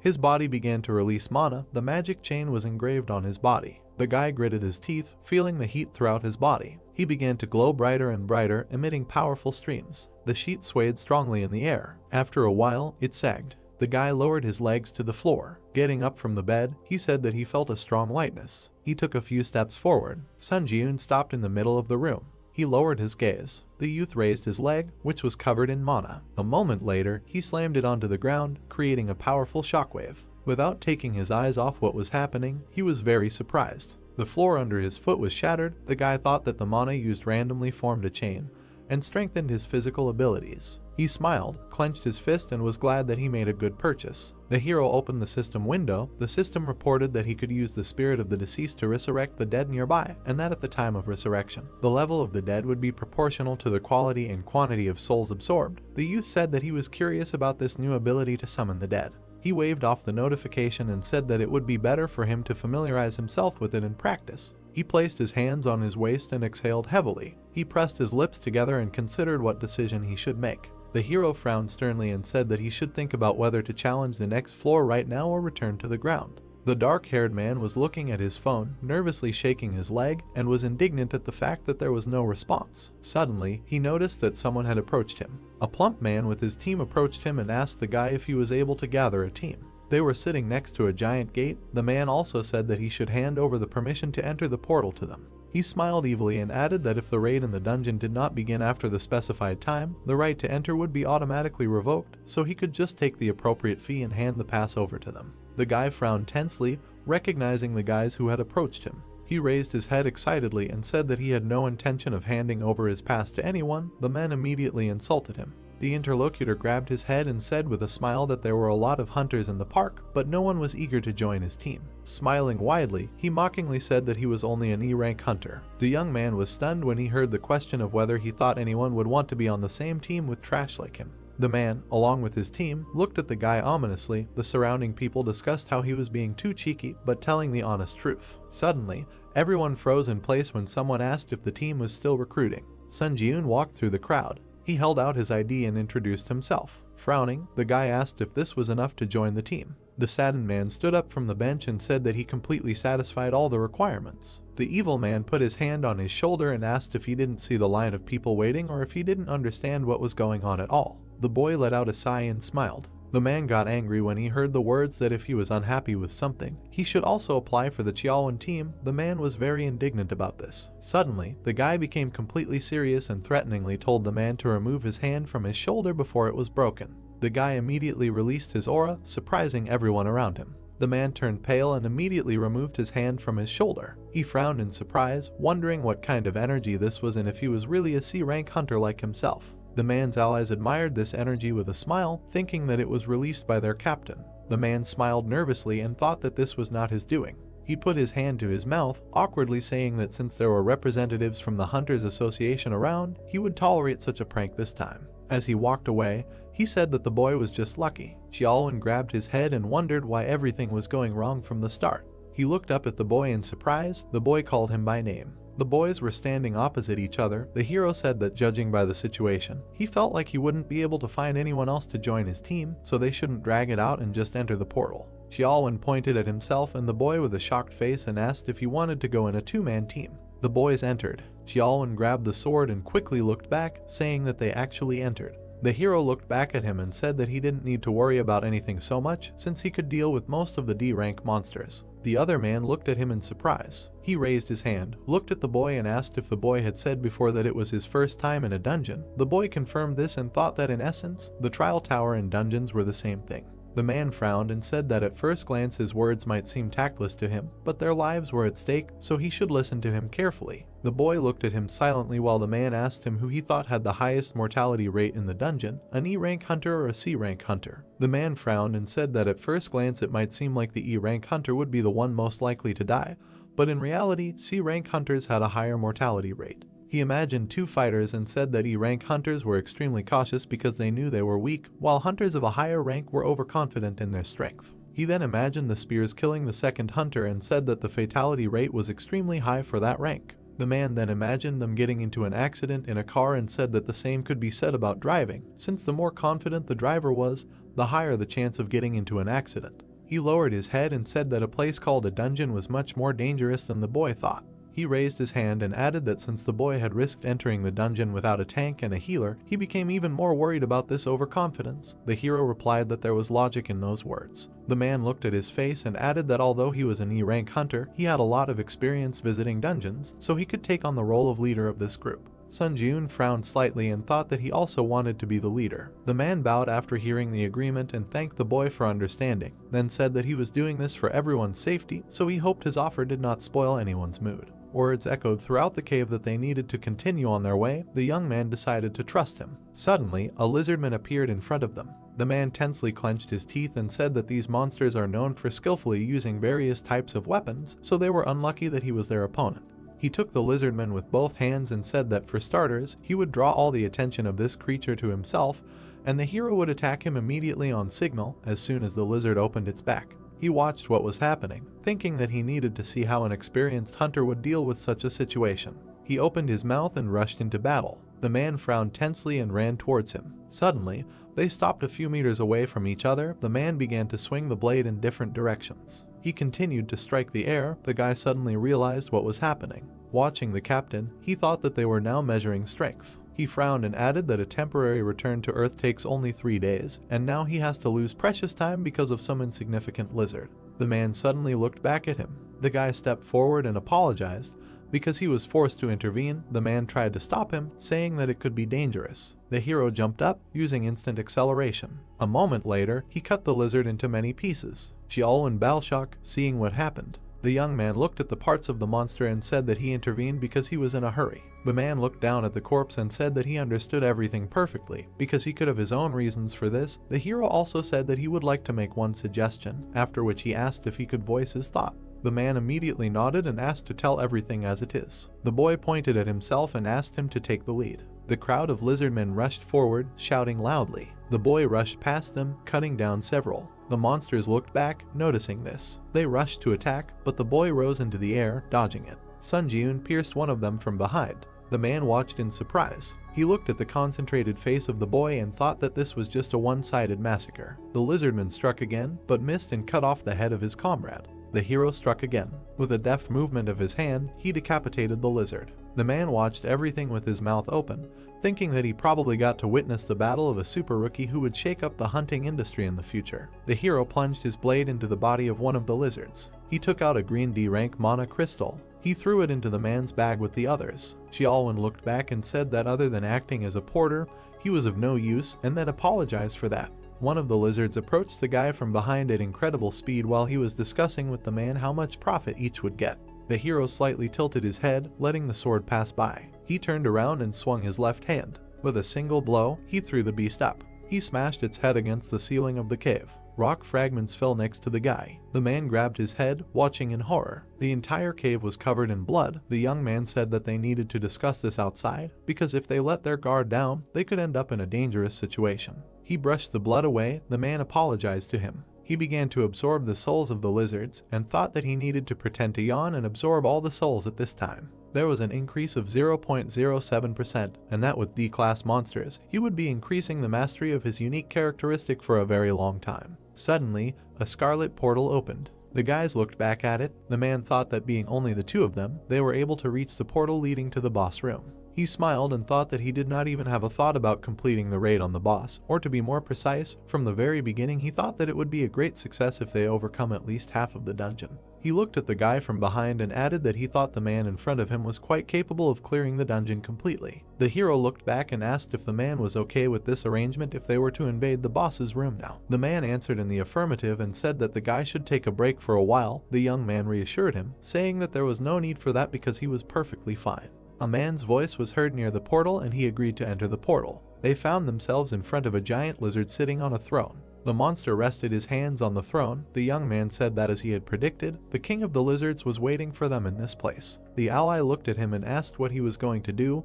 The hero asked for some time to think. The man frowned anxiously and asked if the guy wanted to say that he had no clear plan of action. The monster immediately jumped up from his place. The guy smiled and said that it happened just in time. The lizard was approaching them at an incredible speed. The guy frowned in surprise. He made a few dashes back, dodging the spear strikes. Dodging another blow, he thought that the monster was very fast and, surprisingly, considering his size. He frowned and looked up at his opponent. The next second the young man found himself behind the lizard. The guy swung his blade and thought that it was not fast enough for him to match the pace of the fight. The monster immediately attacked him with its tail on the body. The lizard threw the guy to the end of the cave. The man grabbed his head and screamed the guy's name in fear. The young man kicked away a block of stone. Dark energy swirled around his body. The system reported that the spirit had absorbed the damage inflicted on the user. The hero smiled and said that this is a good way to test new skills. The man said with tears in his eyes that he thought the guy was dead. The lizard looked at the enemy with an angry expression. Sun Jiun climbed onto the boulder and asked the enemy what had happened and if he cared that not a single stone was left of his throne. The lizard's throne was heavily damaged. The youth asked if he thought it was an ominous omen. The monster threw a copy into the ground and released an aura. Raising its head, it released a powerful beam from its mouth. The youth's limbs were immediately shackled by chains. He was affected by the skill of a slow wave, as a result of which his speed was reduced by 25%.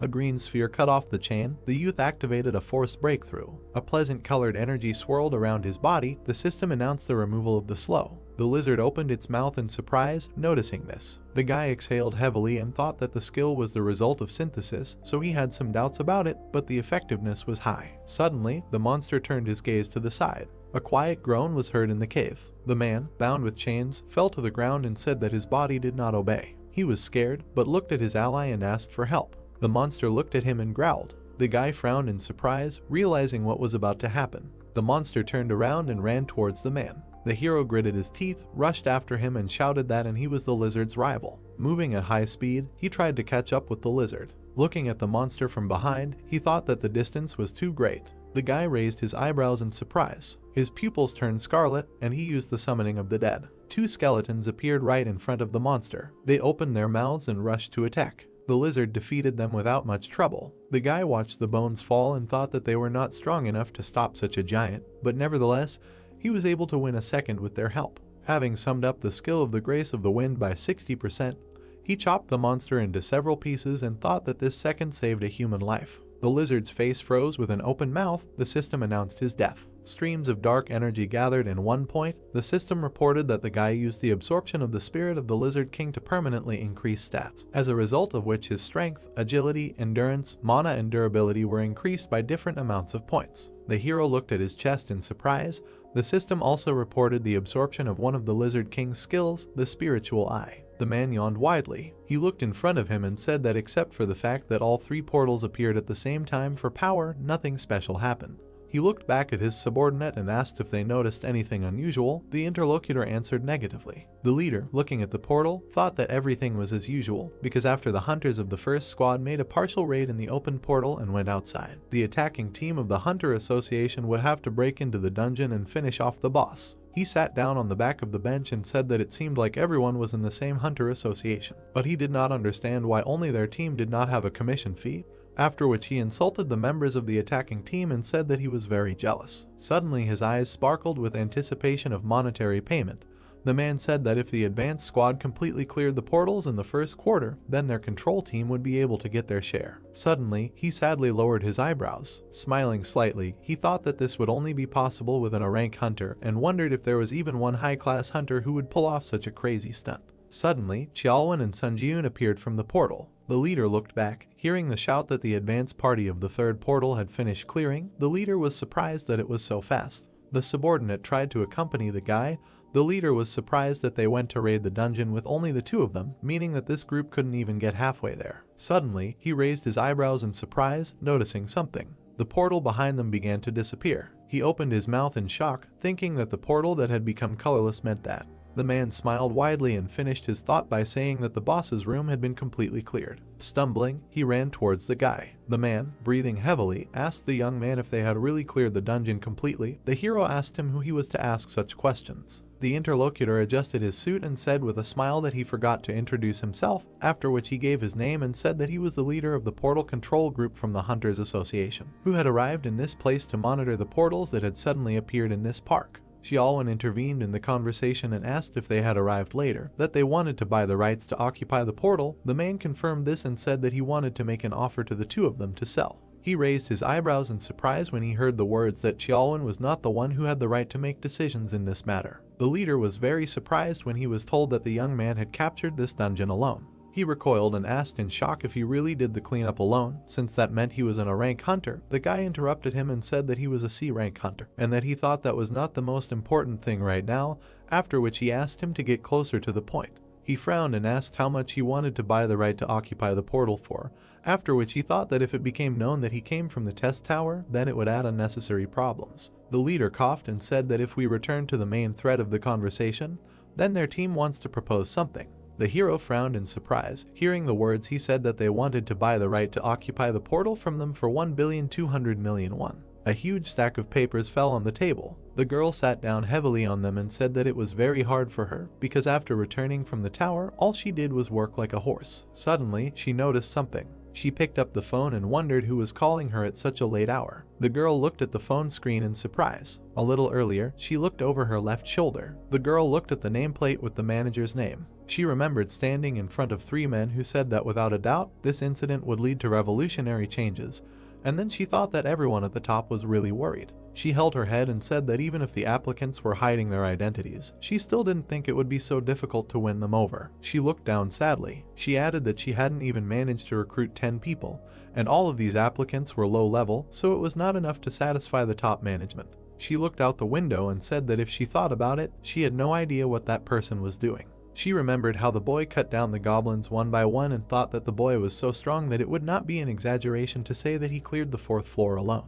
She touched the glass and regretted that she did not propose to him right away. Suddenly, she was distracted by a notification on her phone. She picked it up and wondered who was calling her at such a late hour. The girl raised her eyebrows in surprise, looking at the phone screen. Sunjun had texted her and asked if they could meet up if she had already returned. The boy's balance was 1,291,600,000 won. The boy carefully looked at the phone screen and said that he had earned almost 1,300,000,000 won, and he still could not believe that it was true. He was sitting in a cafe, saying that he felt amazing, when suddenly a golden bell rang.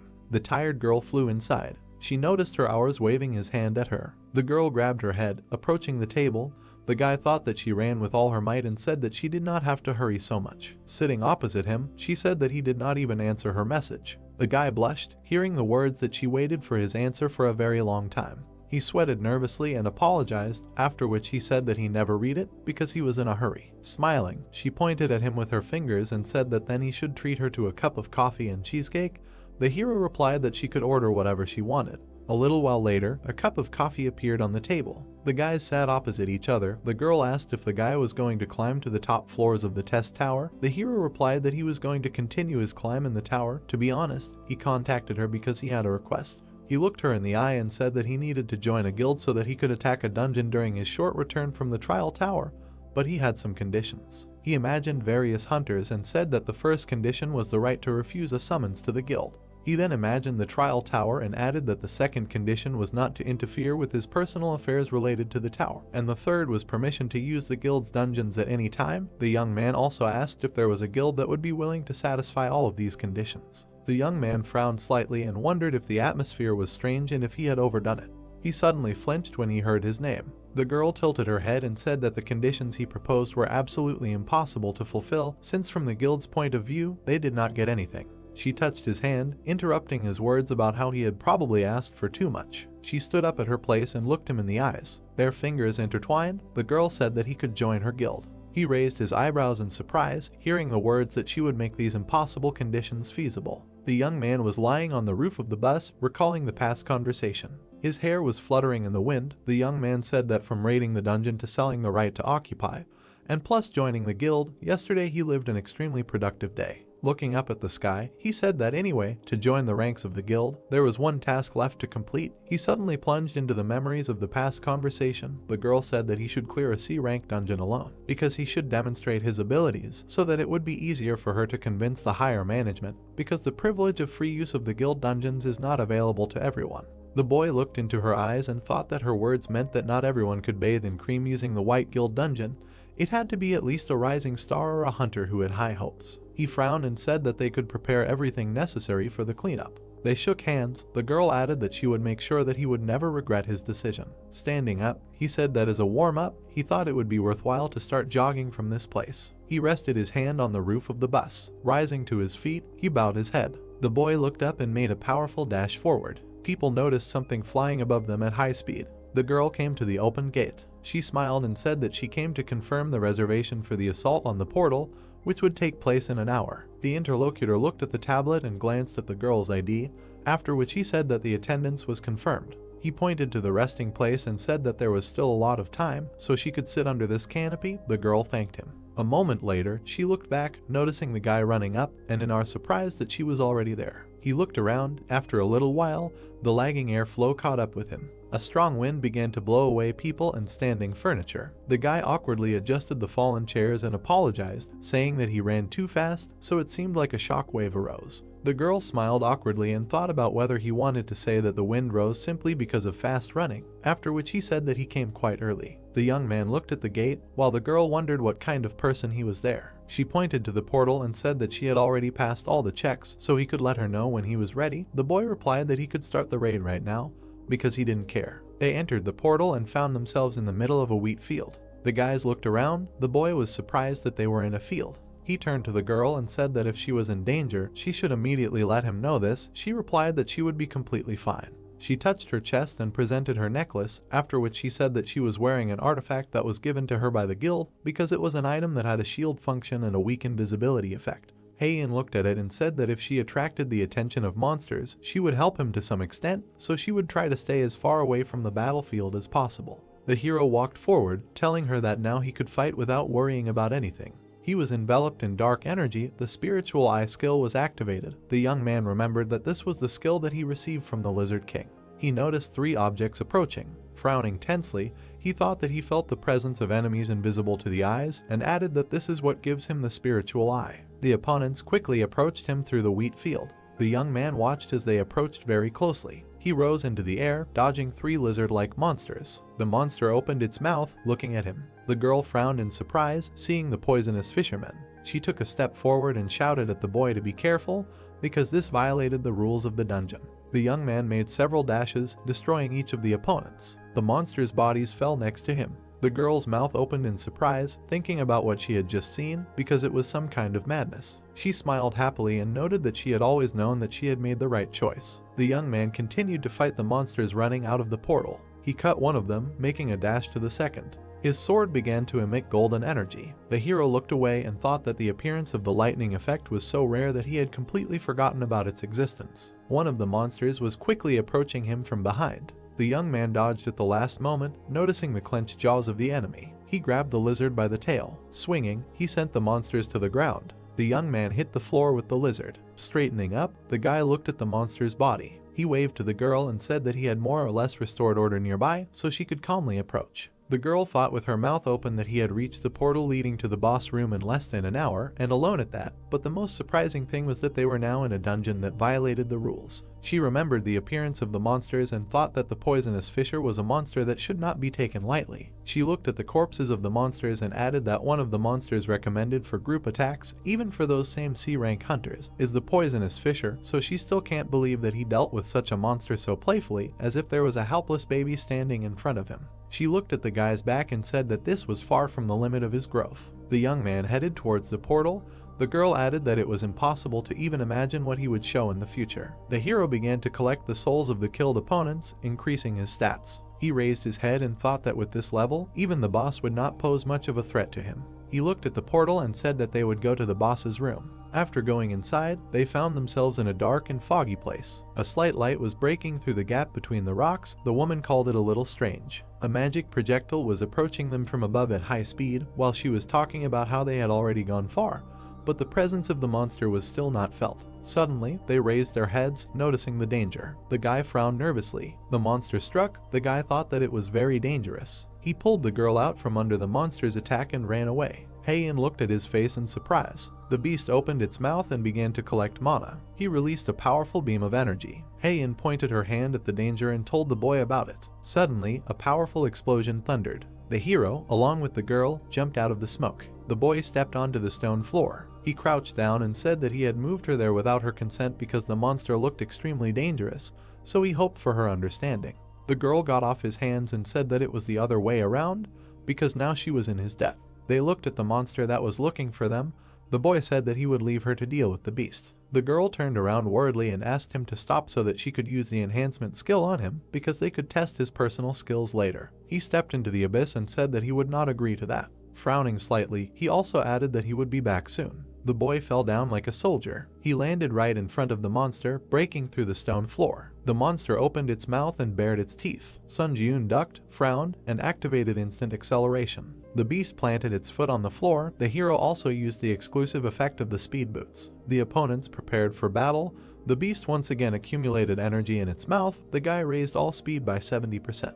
He jumped up from his place and went on the attack. Having run past the monster's face, he did not even look back. The beast turned its head after him. The young man used 3 absolutes and began to strike, cutting the flesh of the beast. Severed body parts began to fall to the ground next to it. The girl watched what was happening from the root of a tree. The system announced the victory over the dungeon boss and said that in 3 hours the dungeon would collapse. The girl smiled and laughed nervously. Looking at the guy, she said that now she was completely confused about who was the monster in this place. They headed towards the Scarlet Portal. The guys went out into the field. The girl said that she never expected that he, being a C-rank hunter, would clear the dungeon so quickly. She folded her hands behind her back and added that he had passed the tests and could now use the White Guild's dungeon, because their guild was not so stupid as to miss out on a talent like him. The hero replied that he was pleased to hear that.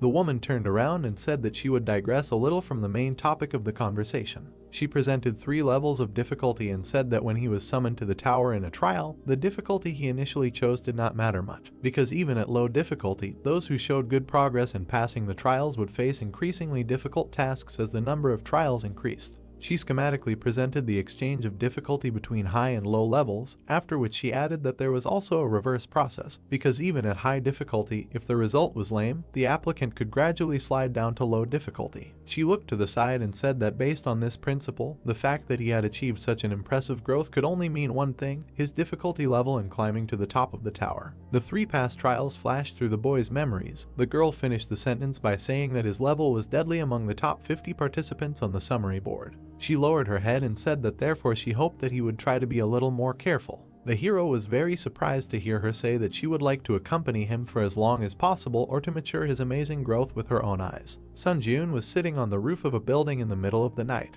He took a bite of an apple. Smiling widely, He said that for the past 3 days, he had really been spinning like a squirrel in a wheel. In 5 minutes he would be transferred to the trial tower. He raised his head and thought with a smile that thanks to this, both his stats and his self-confidence had grown. After his reflection, time and glass, a spatial tunnel opened in the sky. The young man began to return to the tower. He smiled widely and thought that he was returning again. Having appeared in his room, he decided to begin his test. The guy poked his finger at the system window, confirming the start. The system opened a dialog box and asked which test intersection point he wanted to choose: tactics, combat, or capture. The young man raised his eyebrows in surprise and thought that if he thought about it, he had seen a mention of creating an intersection point. He chose combat and added that if he wanted to increase the effectiveness of necromancy, then he should go into battle. The system reported that all personal tests of the applicant were focused on combat, and after choosing a point, it could not be changed. Standing in the middle of the room, he noted that he had not intended to change it, and now he no longer needed to choose anything.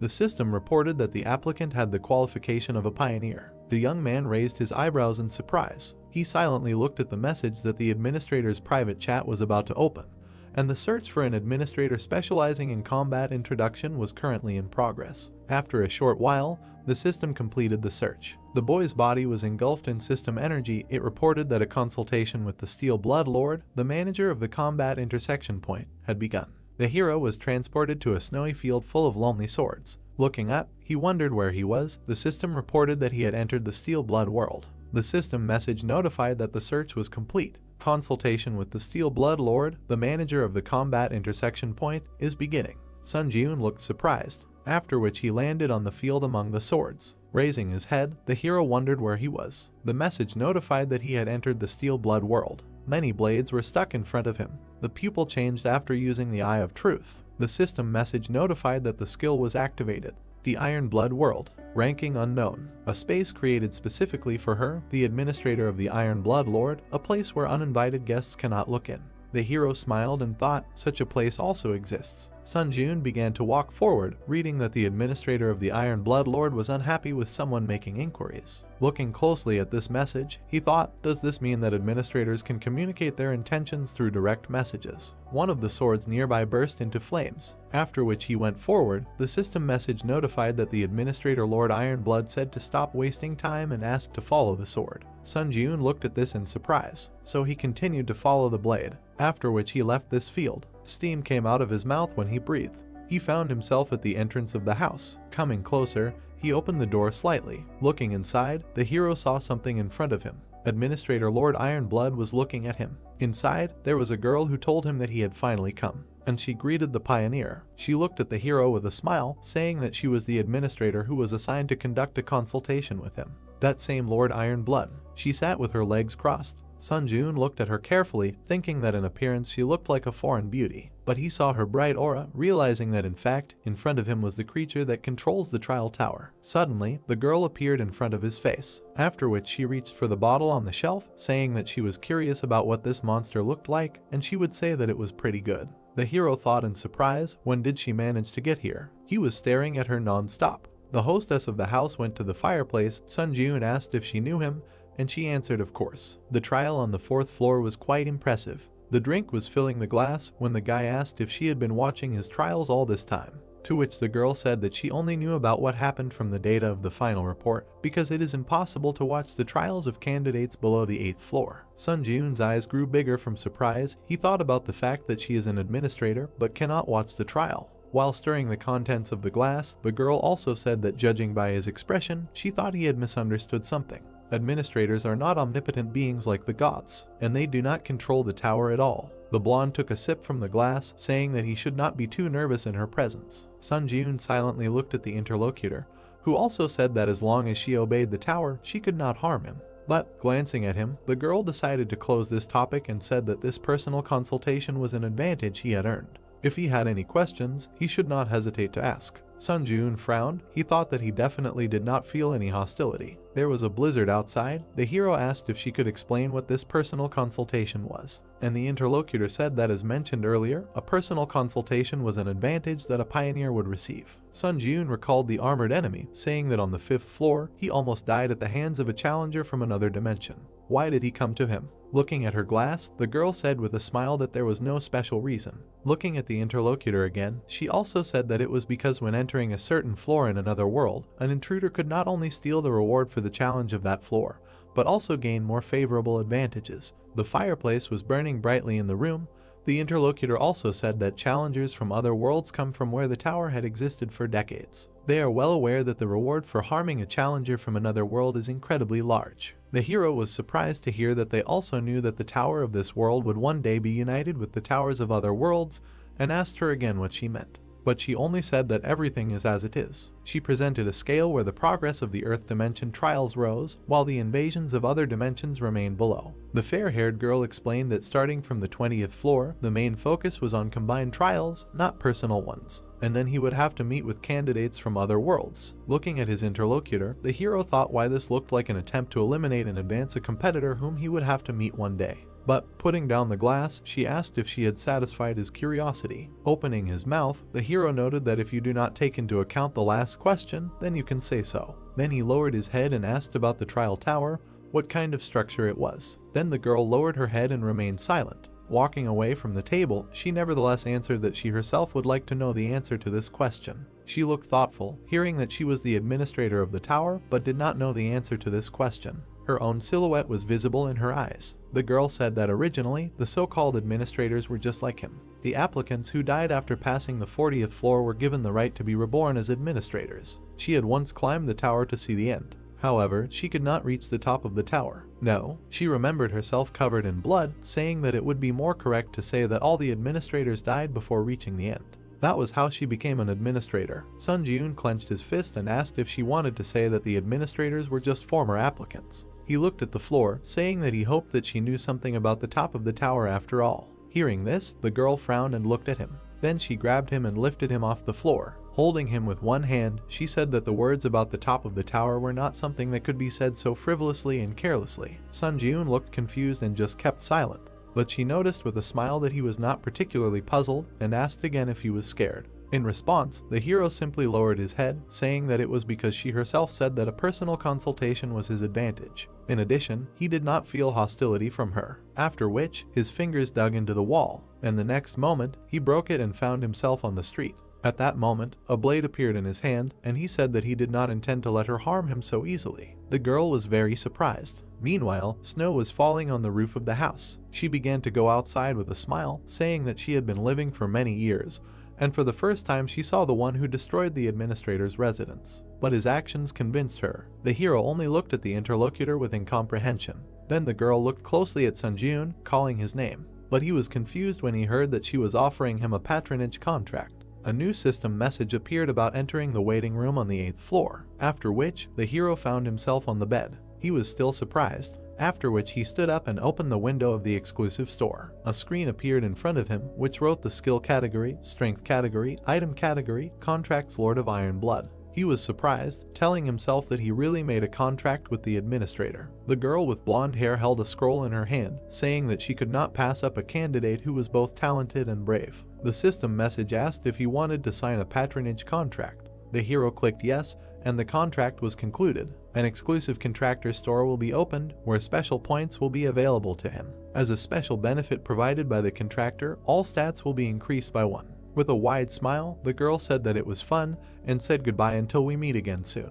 A finger pressed the strength button, opening the strength category in the exclusive contractor store. A new screen showed the strength category. List power purity of mind, power steel soul, power king of winter. Looking at the screen, the hero thought that there is also a level of this category of the store. Is there a difference between just power and the unique power obtained on the 8th floor? There were page switches at the bottom, and the hero decided to check them. But a new message appeared that he does not have sufficient rights to view the current list of powers. He can view the list of powers in the waiting room on the 10th floor. Looking at the screen, the hero wondered what happens. At the moment, only these 3 powers are available to him.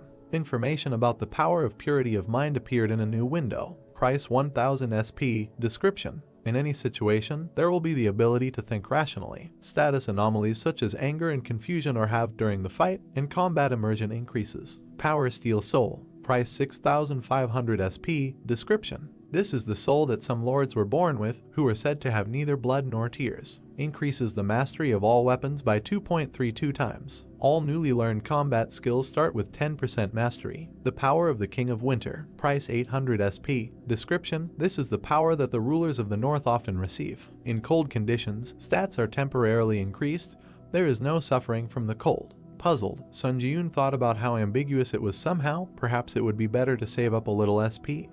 But he still pressed the button, deciding no. New notifications appeared, saying that he had purchased the power of purity of mind. 1000 SP written off. Description: in any situation there will be the ability to think rationally. Status anomalies such as anger and confusion are halved during combat, and combat immersion increases. Sun Ji-yoon remembered climbing a cliff, thinking about the power that allows you to reason sensibly in any situation. Then he clung to the ledges with his fingers. It is better to raise your survivability bar this way than not prepare for anything at all, because there is a chance that he will face a floor invasion right now. A portal appeared in front of him asking if he is ready to begin the test on the 8th floor. After that, new messages appeared. The test on the 8th floor begins. The difficulty is high. The theme of this test is destruction. The condition for successfully completing the test is to defeat the Lick who summons skeletons. The condition for failing the test is the death of the challenger. Failure condition for the test, all stats +2. The penalty for failure is death. Sun Ji-yoon looked down at his feet in surprise. Countless skeletons were visible from the cliff. Why were there so many? Watching this, the hero wondered if this was an attempt to overwhelm the enemy with numbers. An army of skeletons was looking at him below, and Sun Ji-yoon decided it was time to begin. After which he jumped off the cliff. He pushed off with his foot. Upon landing, he created a large shockwave, but other enemies surrounded him. One of the skeletons attacked the hero. The others also tried to strike, but Sun Ji-yoon stood calmly, saying that, as expected, they could not even penetrate his basic defense. After which he struck them. New system messages appeared. Mastery increased by 0.08%. Sun Ji-yoon lowered his eyebrows, only 0.08%.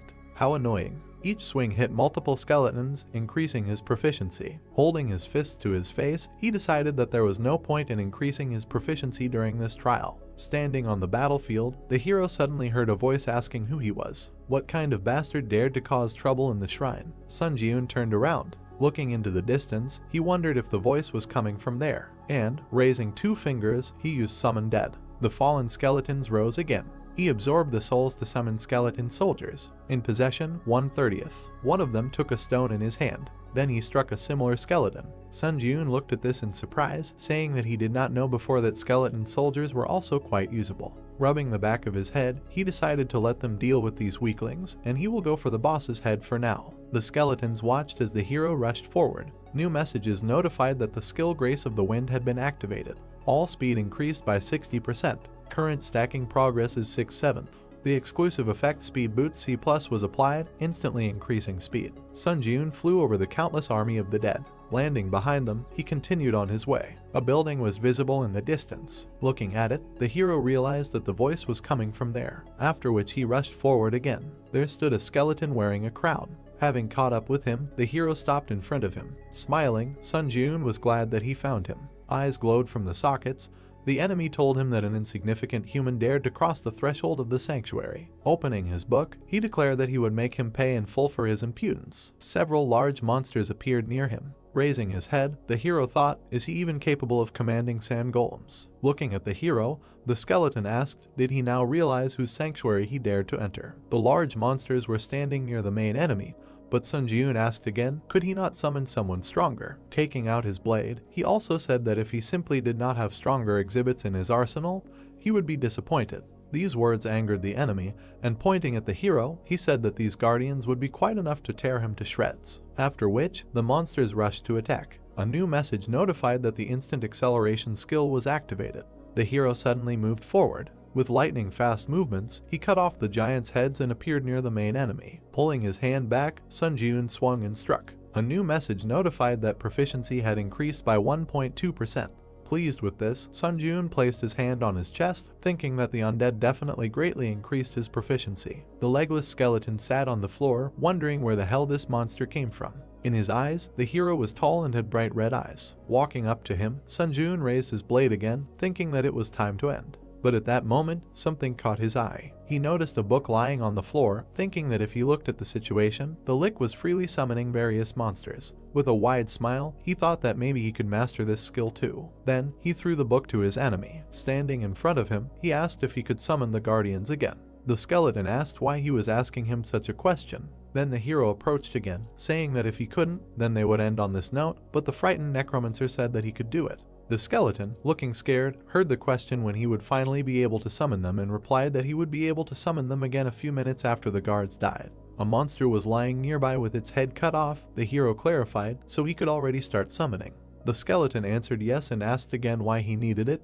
They were no obstacle for him. Sun Jiun did not explain and simply raised his blade, saying that it had already tired him out, to which the skeleton opened his book, saying that he would start summoning right away. Raising his hand, the skeleton began to summon the guards. Two monsters rushed to attack again, and with a swing of his weapon, the hero quickly dealt with them. Sitting in front of the hero, the skeleton asked if he was satisfied. Placing his blade on his shoulder, Sun Jiun only replied that they had just begun. Kicking him with his foot, he demanded that he summon all the skeletons that had not yet died here and put all their strength into these guards. After which the monsters lost their heads again. Bright traces split them. Another one cut them into pieces. The skeleton looked scared, asking how long he had to do all this. Sun Jiun continued to kill the summoned creatures. He answered with an evil smile that he would do it until he told him to stop. The guard pointed his fist at Sun Jiun. The hero simply held his finger out in front of him. He easily managed to stop the large monster's hand, after which it quickly ran up his arm. A few swings and the head was cut off. Mastery increased by 1.2%.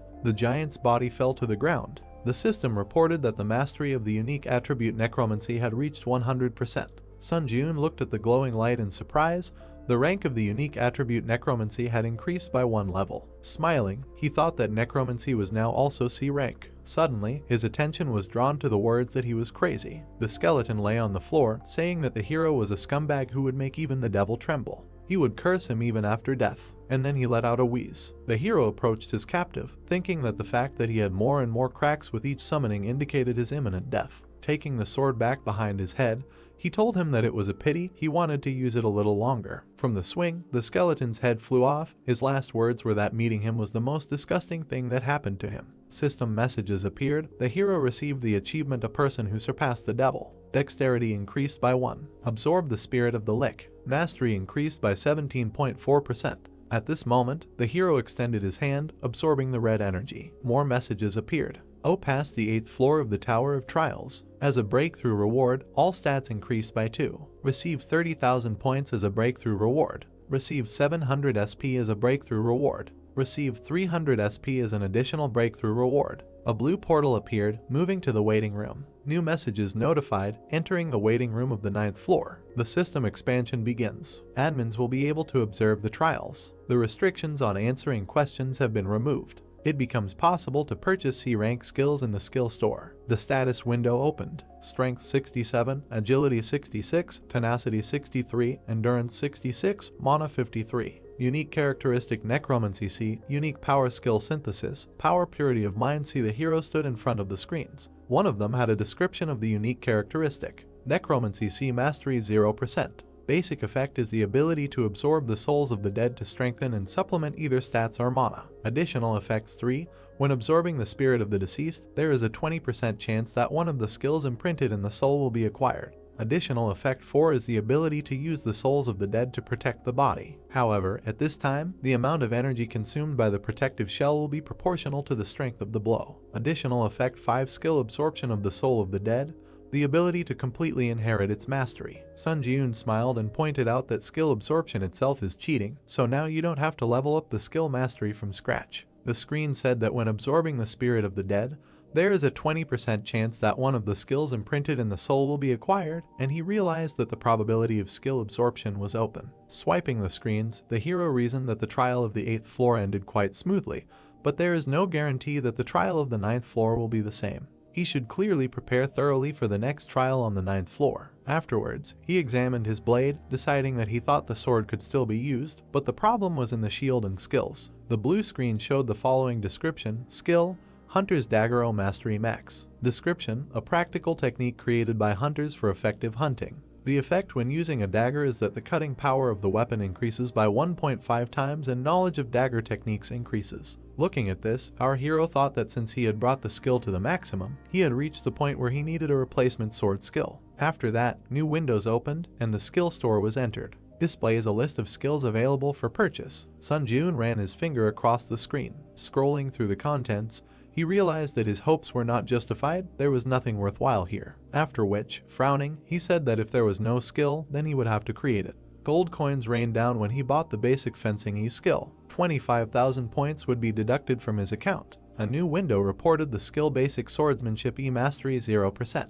Description general swordsmanship, containing the basic techniques of all swordsmanship. Effect, increases basic knowledge of all swordsmanship and increases cutting power by 1.5 times when using swords. However, this increase in cutting power does not overlap with other effects of weapon techniques. A basic swordsmanship skill that increases the ability of swords, he thought. Manipulating the blue screens, the hero thought that if he was going to increase the rank of the hunter's dagger through skill synthesis, he should predict the combination compatibility as best as possible. Among the current skills he has, the most compatible is basic swordsmanship, right. On the screen was an image of the hunter's dagger and basic swordsmanship skills. He selected 2 skills. New system notifications reported that the ranks of the synthesis materials do not match each other. The synthesis of the new skill will be carried out around the dagger skill. Hunter, there is currently a 75% chance that a higher level skill will be synthesized. As he wished to continue, the hero pressed his finger on the screen. A bright message appeared and a notification that skill synthesis was complete. A new skill was created. A bright light illuminated Sun Jun, and the skill Demon Slayer C was created. The skill icon and description appeared. Skill Demon Slayer C mastery 0%.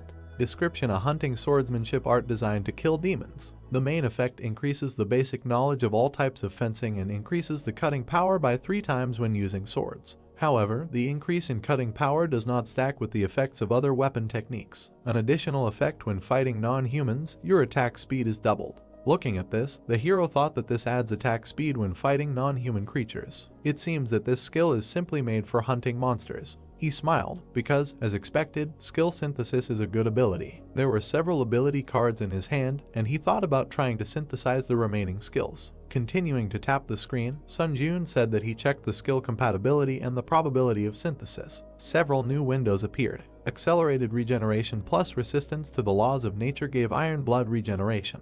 Iron blood regeneration and pain tolerance gave ash blood. At this moment, the glow became brighter. The hero looked in surprise. A new description of the ash blood skill appeared on the screen. Description: the main racial trait with which a mutant vampire is born. The user's recovery effect increases proportionally to the user's durability. Regeneration increases 3-fold when dealing physical damage. Depending on the damage dealt, up to 40% of pain is blocked. His eyes grew bigger in surprise. Sun Jun thought that a 3-fold acceleration of regeneration is already cheating in itself, and the skill also blocks pain. After which he took the weapon in his hands, saying that since the waiting room was equipped with healing, he would not be able to properly test this skill. Also thinking, however, 120 points were not a burden to him at all now. After which the messages appeared again saying that the waiting room's regeneration effect was removed. 50 points would be deducted from the account. Fatigue would accumulate, and he would not recover from physical damage. The guy raised the sword above his head, thinking that since all the spirits had been absorbed, the shield would not activate in any way. The swing left a bright trace. He decided to start the test.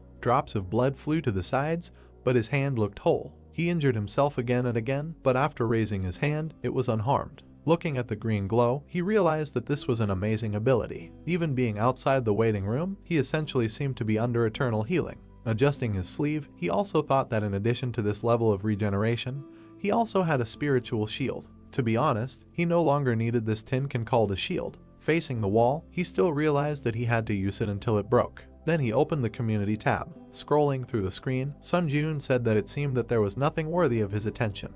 Then a portal opened in front of him. The time spent in the waiting room was coming to an end, so there was no point in dragging it out. New system messages appeared. The entrance to the 9th floor of the trial tower was completed. The difficulty is high. The theme of this trial is fighting. The remaining time is 1 day. The condition for successfully completing the trial is to kill all the monsters in the arena within the allotted time. The condition for failing the trial is the death of the challenger or the expiration of the allotted time. The reward for successfully breaking through the skill animal instinct. The penalty in case of failure is death. But then a warning appeared. The window said that the challenger Sunjun's trial on the 9th floor is currently unsafe. Confirmed floor infiltration of the Muram World Challenger. Confirmed theft of the trial target by the Muram World Challenger. The hero appeared in front of another person. He frowned upon seeing him. The person stood on top of the defeated monster, saying that the hero had finally arrived. The trial target was changed. The man in white said that he was the commander of the Muram Union, Sunhak. A new window informed him that he needed to be killed. The gray-haired man stood with his head down. A challenger from another system. The hero silently looked at his opponent when he asked his name. Looking at the man in front of him, Sunjun asked why he was asking his name out of the blue. The man replied that he had already revealed his name and position. Frowning, the hero said that the man had not invaded his floor with good intentions, so what was the point of introducing himself? To which Sunhak, without opening his eyes, replied that there was some etiquette between swordsmen, but his thoughts were clearly limited. Without taking his eyes off his opponent, our hero thought about how it happened that there was not a single normal warrior among the contenders from other systems. But the man took out his weapon, saying that it would be so. Since the hero wanted to hide his name, there was nothing he could do. Then he rushed to attack. His sword left bright marks, after which many magic blades appeared around him. System messages notified that the hero had activated the skill Grace of the Wind. All speed increased by 30%. Current summation progress is 3/7. Sun Jiun looked ahead and concentrated. Using the ability, he began to repel the attack, after which the opponents retreated from each other. Taking his blade away, Sunhak said that it turns out that there is such an experienced warrior in this dimension.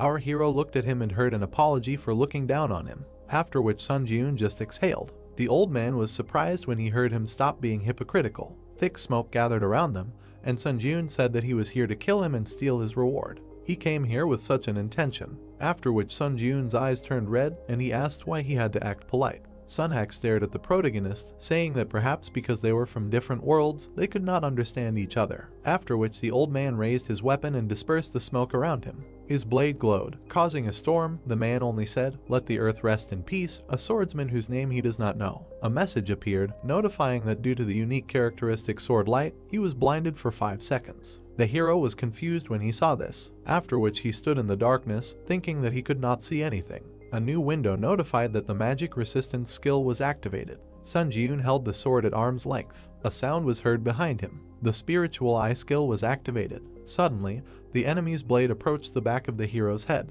Our guy managed to dodge, but he still received a cut. New windows reported that he received the achievement Avoidance of Blindness. Dexterity increased by 2, after which the swing of his sword left a bright trace. The darkness dissipated and the enemy could be seen. The darkening effect of the unique characteristic sword light ended. Sunhak pulled the blade back. A sweaty Sun Jiun looked at him, thinking about how his throat was almost cut. Looking closely at his opponent, the old man asked how he calculated the trajectory of the sword. New messages notified that the skill Instant Acceleration was activated.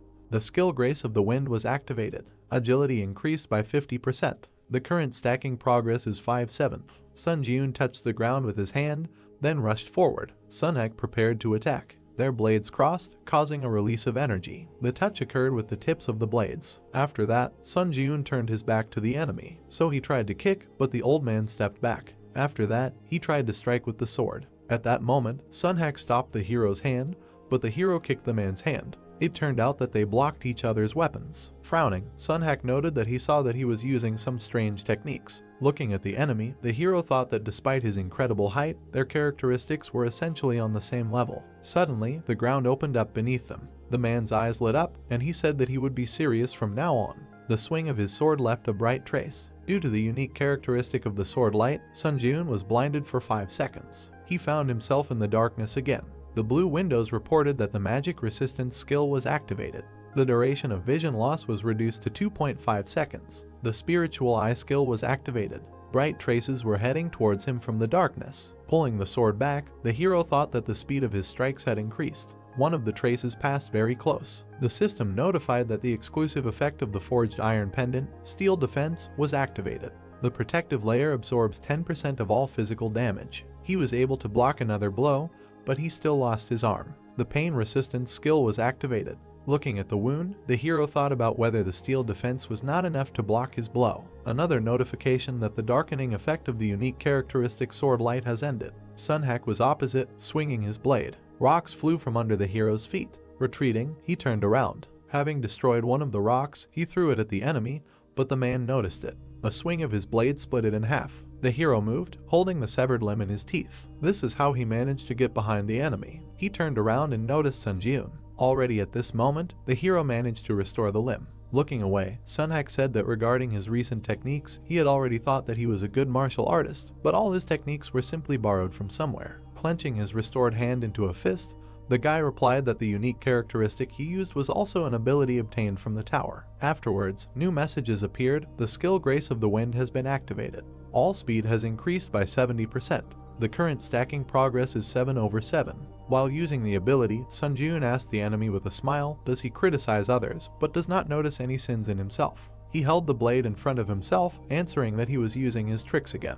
As a swordsman, relying on borrowed techniques is highly unacceptable, but our hero had already rushed to attack. He tried to strike, but the old man managed to block it. Looking at this with surprise, he wondered, then how about dying from a borrowed ability, and pressed his weapon even harder on his. Sunhak recalled the defeated enemies, thinking that until now he had performed a floor insertion dozens of times. Back then, blood was dripping from his sword. With this sword he cut down opponents from different worlds. He imagined how liquid flowed from the planet into the bowl. In particular, the people of the world called Earth were weak in terms of abilities in all respects. It was so bad that this place was called a honey jar. He stood there with his eyes closed. The challengers from Earth couldn't touch even a hair on his head. In addition, when using the unique attribute sword light that obscured the enemy's vision, a single sword in his hand was enough to deal with any of them. Now he dodged Sunjun's attacks, thinking that this time too he was sure that history would repeat itself, after which he was able to retreat back. Gritting his teeth, he still received an injury. Ring marks appeared in the sky, so Sunhak retreated even further from Sunjun.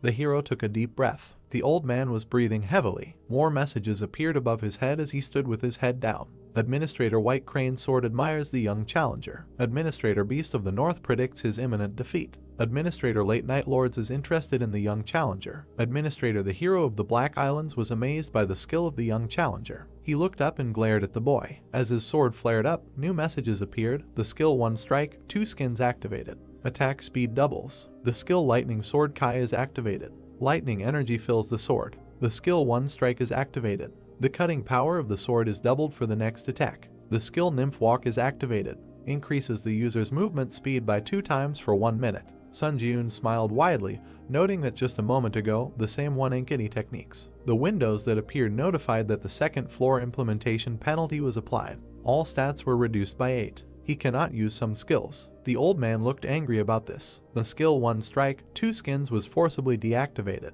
The skill Lightning Sword Kai was forcibly deactivated. The cooldown of the unique characteristic Sword Light has ended. Activating the unique characteristic Sword Light. The hero was surrounded by shadows again. He thought that he was starting to get used to his pattern attacks. The spiritual eye skill was activated. Putting his hand behind his back, Sunhak opened his mouth wide, shouting that he would rip out all his insides. A bright beam was directed towards the hero. He prepared to attack, using the 3 absolute skill. 3 attacks are strengthened by the skill effect. Sunjun gritted his teeth. After that, he swung his blade, leaving a bright trace. A new message appeared stating that the darkening effect of the unique characteristic sword light was over. The hero stood behind the old man. He was breathing heavily, and the enemy was motionless. After that, Sunhak's sword fell to the ground. The old man began to walk forward, but his body was trembling, and a wound appeared on his belt. His eyes became larger from anger. He screamed that this could not be. Then blood gushed out of the wound, and he fell to the ground. The hero smiled as he was congratulated for breaking through the 9th floor of the Tower of Trials. Red lines stretched towards Sunjun's hand. He had absorbed the spirit of the challenger Sunhak. Mastery increased by 27%.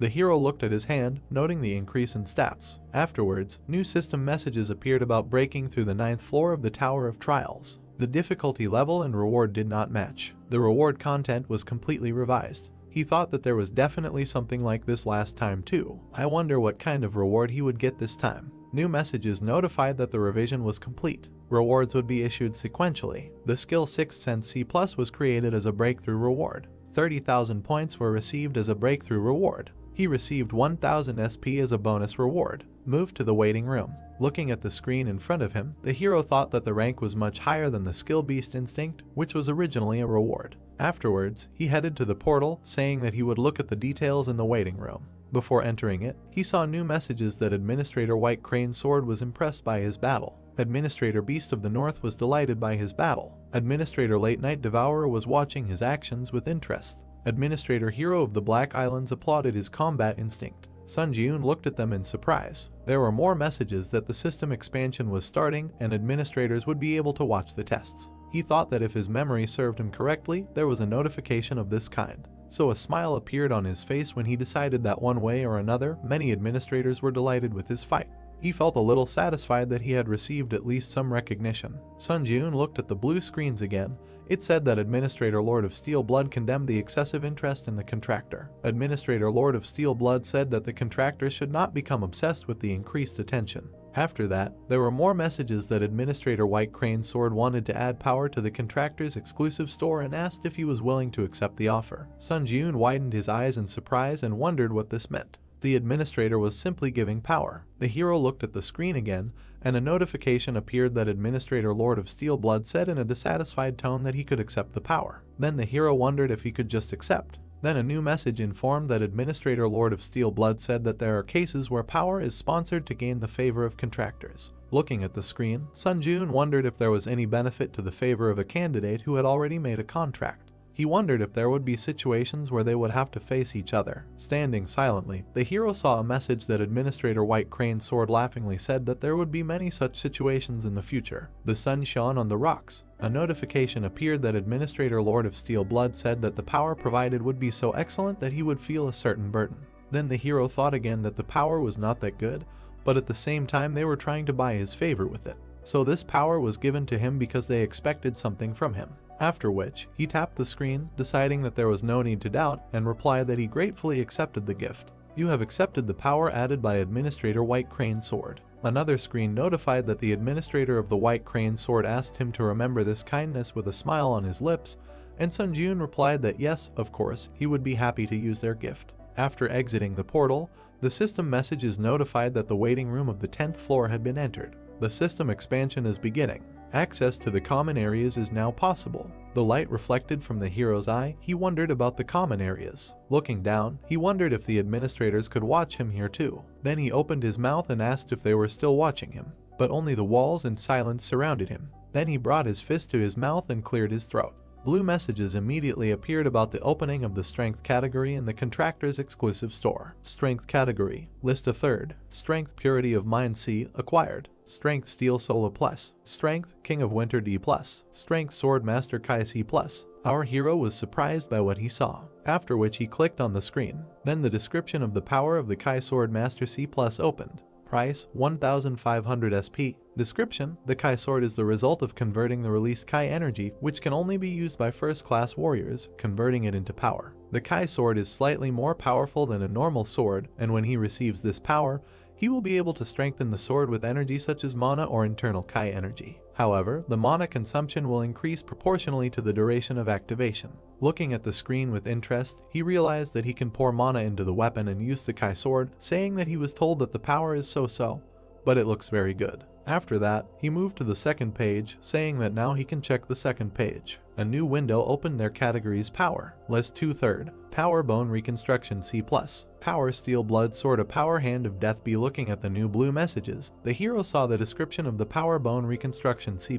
Price 1500 forks. Description: bone structure can be reconstructed for any martial art. All stats increase by 2. Strength blood steel sword. Price 5000 forks. Description: able to summon a low mana blood steel sword. The user's mana is not consumed. However, only one blood steel sword can be used. Strength hand of death V. Price 2000 forks. Description: the yin and black magic element is activated, causing damage and slight decomposition of the body. He glanced at the information about the funds, noting that he only had 2000 forks. Sun Jiun imagined himself covered in golden light, deciding that the power he could buy now was bone reconstruction.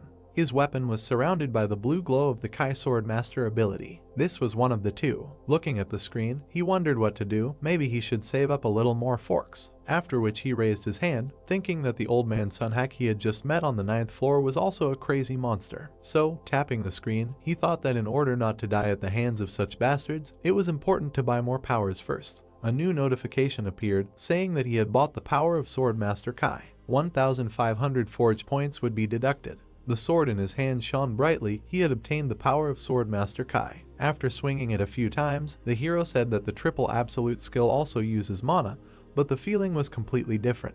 waves crashed against the stone. Sun Ji-yoon thought about how if the mana flowing into the sword instantly like a wave was called the triple absolute skill, the river flowed along the riverbed. But perhaps the power of Sword Master Kai should be compared to a stream of water flowing over the sword. Afterwards, the hero looked at his weapon in surprise when notifications appeared that 1 minute had passed since the activation of the Kai Sword Master power. Increases mana consumption by 2%. 2 minutes had passed since the activation of the Kai Sword Master power. Increases mana consumption by 4%. Every minute, mana consumption increases by 2%. In about 50 minutes, mana consumption will increase by 100%. Lowering the sword, the glow began to dissolve. The Kai Sword Master power was deactivated. The hero realized that he must distribute his mana well when using this power. Tapping the screen again, he said that the reward for the 9th floor was the 6th sense skill. The description opened. Skill 6th sense C+. Effect, instincts are sharpened to such an extent that they become a 6th sense through which you can make complex conclusions. He thought, does that mean his intuition will improve? Sun Ji-yoon put his hand to his chin, thinking that being able to make conclusions based on instinct seemed like a pretty useful skill. Then the community tab appeared on the screen, and he thought that he should check if there were any mentions of common areas. There were several profiles that left messages. Suzy went to the common area, and there were many foreigners. She thought the common area was a shared space with people from other countries. Maximum level swordsman just got here. What kind of place is this? What was the purpose of this? On Chan Sok asked, what is the exchange between applicants? First of all, it is worth noting that foreign speech is automatically translated. Great Life wrote that this is some kind of madness. He saw an S-rank hunter from Japan. What the hell is going on here? Chushnya wrote that an S-rank hunter was also dragged into the tower. Damn, his hopes are dashed. Master of martial arts, I figured out a little about what the common areas are for. As soon as he arrived here, he was bombarded with messages from the administrators. BRZD asked why he was the only one bombarded with messages. He didn't receive any. Master of martial arts replied that maybe it was because he was ranked 71st. Running his finger across the screen, the hero realized that there were a lot of comments about the common areas that had been added to the 10th floor. Suddenly, something caught his attention. The hero opened his mouth in surprise. The message said that just now, in the common area, a foreigner asked him if he wanted to exchange the power of his administrator. Is it possible to exchange powers? Looking at the information on the screen again, the hero reasoned that there was an opportunity to personally see many applicants and also exchange powers. A smile appeared on his face when he wondered if he could go on reconnaissance himself then. A new message appeared about moving to the common area on the 10th floor. A view of the open space opened up in front of the guy with green eyes. Delighted by this, he realized that this was the common area. Looking forward with excitement, he thought about how he even used the question ticket to learn as much as he could about this place, so he was going to make the most of it before heading back. Someone was watching him as he walked along the forest path. Several people were standing in the forest. One of them said that the bastard seemed to be a hunter from Korea. His comrade supported him, saying that right, this was a Korean rank hunter. He remembered seeing his profile. A smile appeared on the bandit's face when he said that he was a strong hunter and he was constantly worried about how his behavior always left much to be desired. Then his eyes filled with a red light from the words, "It was okay to kill outside the common area, right?" Meanwhile, the boy was walking calmly along the forest. Suddenly, red shadows lowered him to the ground, and there were messages that the mana consumption rate increased by 100% due to the effect of the unique characteristic weakening light. Due to the effect of the unique characteristic territory restriction, all stats are reduced by 20%. Under the effect of the unique characteristic Eye of Terror, part of his body is paralyzed. The boy tried to move his finger, then he turned his head behind him. A group of bandits had gathered there, and he asked what they were doing. Their leader licked his blade, telling the boy that the victim was one of the strongest Korean hunters, but he had no idea what was happening now. Gritting his teeth, he cursed and thought about how they were not on a trial, but they were even here robbing. Unable to move in front of them, he heard them stop. The purple-haired girl waved her hand and asked them if they were sure they could handle the consequences. If they didn't stop right now, she would turn on the community function to report their actions to others. The bandit leader was confused. Standing up, he still agreed. Then he smiled evilly and said that if she took off her clothes, he would think about it. Putting the blade on her back, he also said that if she dropped all her items, then so be it, maybe he would have mercy and leave one of them alive. The girl blushed with indignation and asked what this meant. Then the bandit extended his hand, asking if she could help him. But he turned around, hearing something. Sun Ji-yoon was passing by them. Looking at him, the bandit asked, "Who the hell is that bastard?" Sun Ji-yoon was standing with his back to them when they called out to him. The hero only turned his head. Then he took off his hood and asked again if he had been told that. Standing next to the prisoner, the bandit said yes. Afterwards, all the criminals had sinister smiles when he asked the question, "You are also Korean, right?" after which the bandits used their abilities on the hero. He calmly looked at the approaching shadows, and, opening his mouth, he simply noted that he wanted to quietly pass by. Stretching his hand in front of him, he was surrounded by a glow. Notifications appeared that the Force Breakthrough skill was activated. The Magic Resistance skill was activated. The effect of increasing mana consumption by 100% was cancelled. The decrease in all stats by 20% was cancelled. Paralyzing effects applied to body parts are removed. This shocked the bandit. Opening a blue screen, Sunjun took out a blade. Then he took it aside, saying that he was not the one who started it. The instant acceleration skill was activated. Sunjun rushed at the enemies. They were shocked by such speed. The hero quickly struck. One of the bandits used an ice shield. Others were bleeding from their wounds. With a satisfied smile, the hero pulled his fist back and struck the barrier. The girl and the boy were shocked. The bandit fell to the ground. Sunjun destroyed the barrier with one blow. The bandit stretched out his hand and screamed that he was wrong. But Sunjun struck him in the neck when he asked for mercy. New messages appeared on the red background saying that he had absorbed the player's spirit. And then 2 more. Mastery increased by 6.4%. The boy with green eyes stood up from the ground. Folding her arms, the girl said that she should have helped, but the battle ended faster than she could have thought. Our hero replied that everything was fine, that he should not worry about it and go on his way. Bowing, she thanked him and said goodbye. Looking at his savior, the boy asked if he was a ranker by any chance. Turning to him, Sunjun replied that in a way it could be said that way, thinking about how he had always been in the top 10 players in the final rankings. Then the saved man smiled, saying that it was clear it was a great honor for him to meet him. Thanks to him, he survived. Looking at him, the hero thought that it seemed to him that they wanted to kill him, so, getting rid of the problem that had fallen on him, he simply helped him along the way, but he replied that it was nothing special, so now he could go about his business. Sunjun had already turned around and said goodbye to the stranger, but the stranger asked him to wait. The hero looked over his shoulder. The guy pointed at the dead bandits, asking him to leave the corpses of those applicants with him. Sunjun looked at his interlocutor in confusion and asked why. The man happily smiled and replied that if he gave him those corpses, as well as for saving his life, he would pay him by giving him power. Sunjun looked interested. Gluttony, a dark light came out from his hand. The corpses of the bandits were sucked into his hand. Wiping his forehead, the guy said that it was not bad. Smiling again, the interlocutor said that, so, as promised, he would give him power. A new message appeared that the hero accepted the power added by the administrator. Sunjun looked at the monitor with a smile, reading that the Power Steel Wings was added to the power category of the exclusive contractor store, and thought that he did not expect to get another power. Visualizing the magical wings on his back, the administrator said that this is a power that allows you to create wings on your back with the ability to levitate. If he buys this power with So, he will be able to use it right away. Sunjun smiled happily and thanked the interlocutor, thinking that as soon as he returns to the waiting room, he will immediately try this power in action. But then several new messages appeared in front of the hero, saying that the administrator of the White Crane Sword was saying not to bother the applicant who had been noticed by him. Administrator Gourmet, is he outraged that business ethics are not observed to such an extent? Administrator Steelblood is unhappy with the one hanging around his contractors. Administrator Black Devil is watching the fight between these three with interest.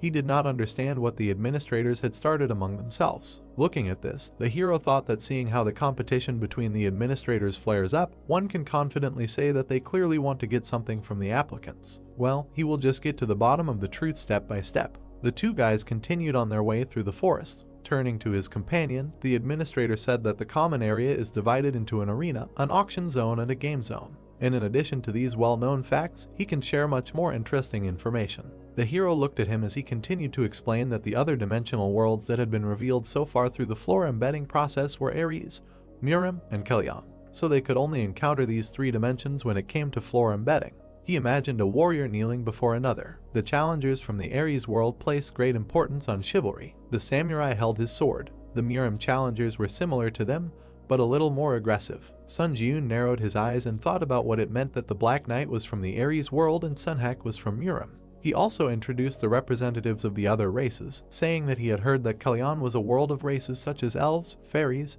and beastmen.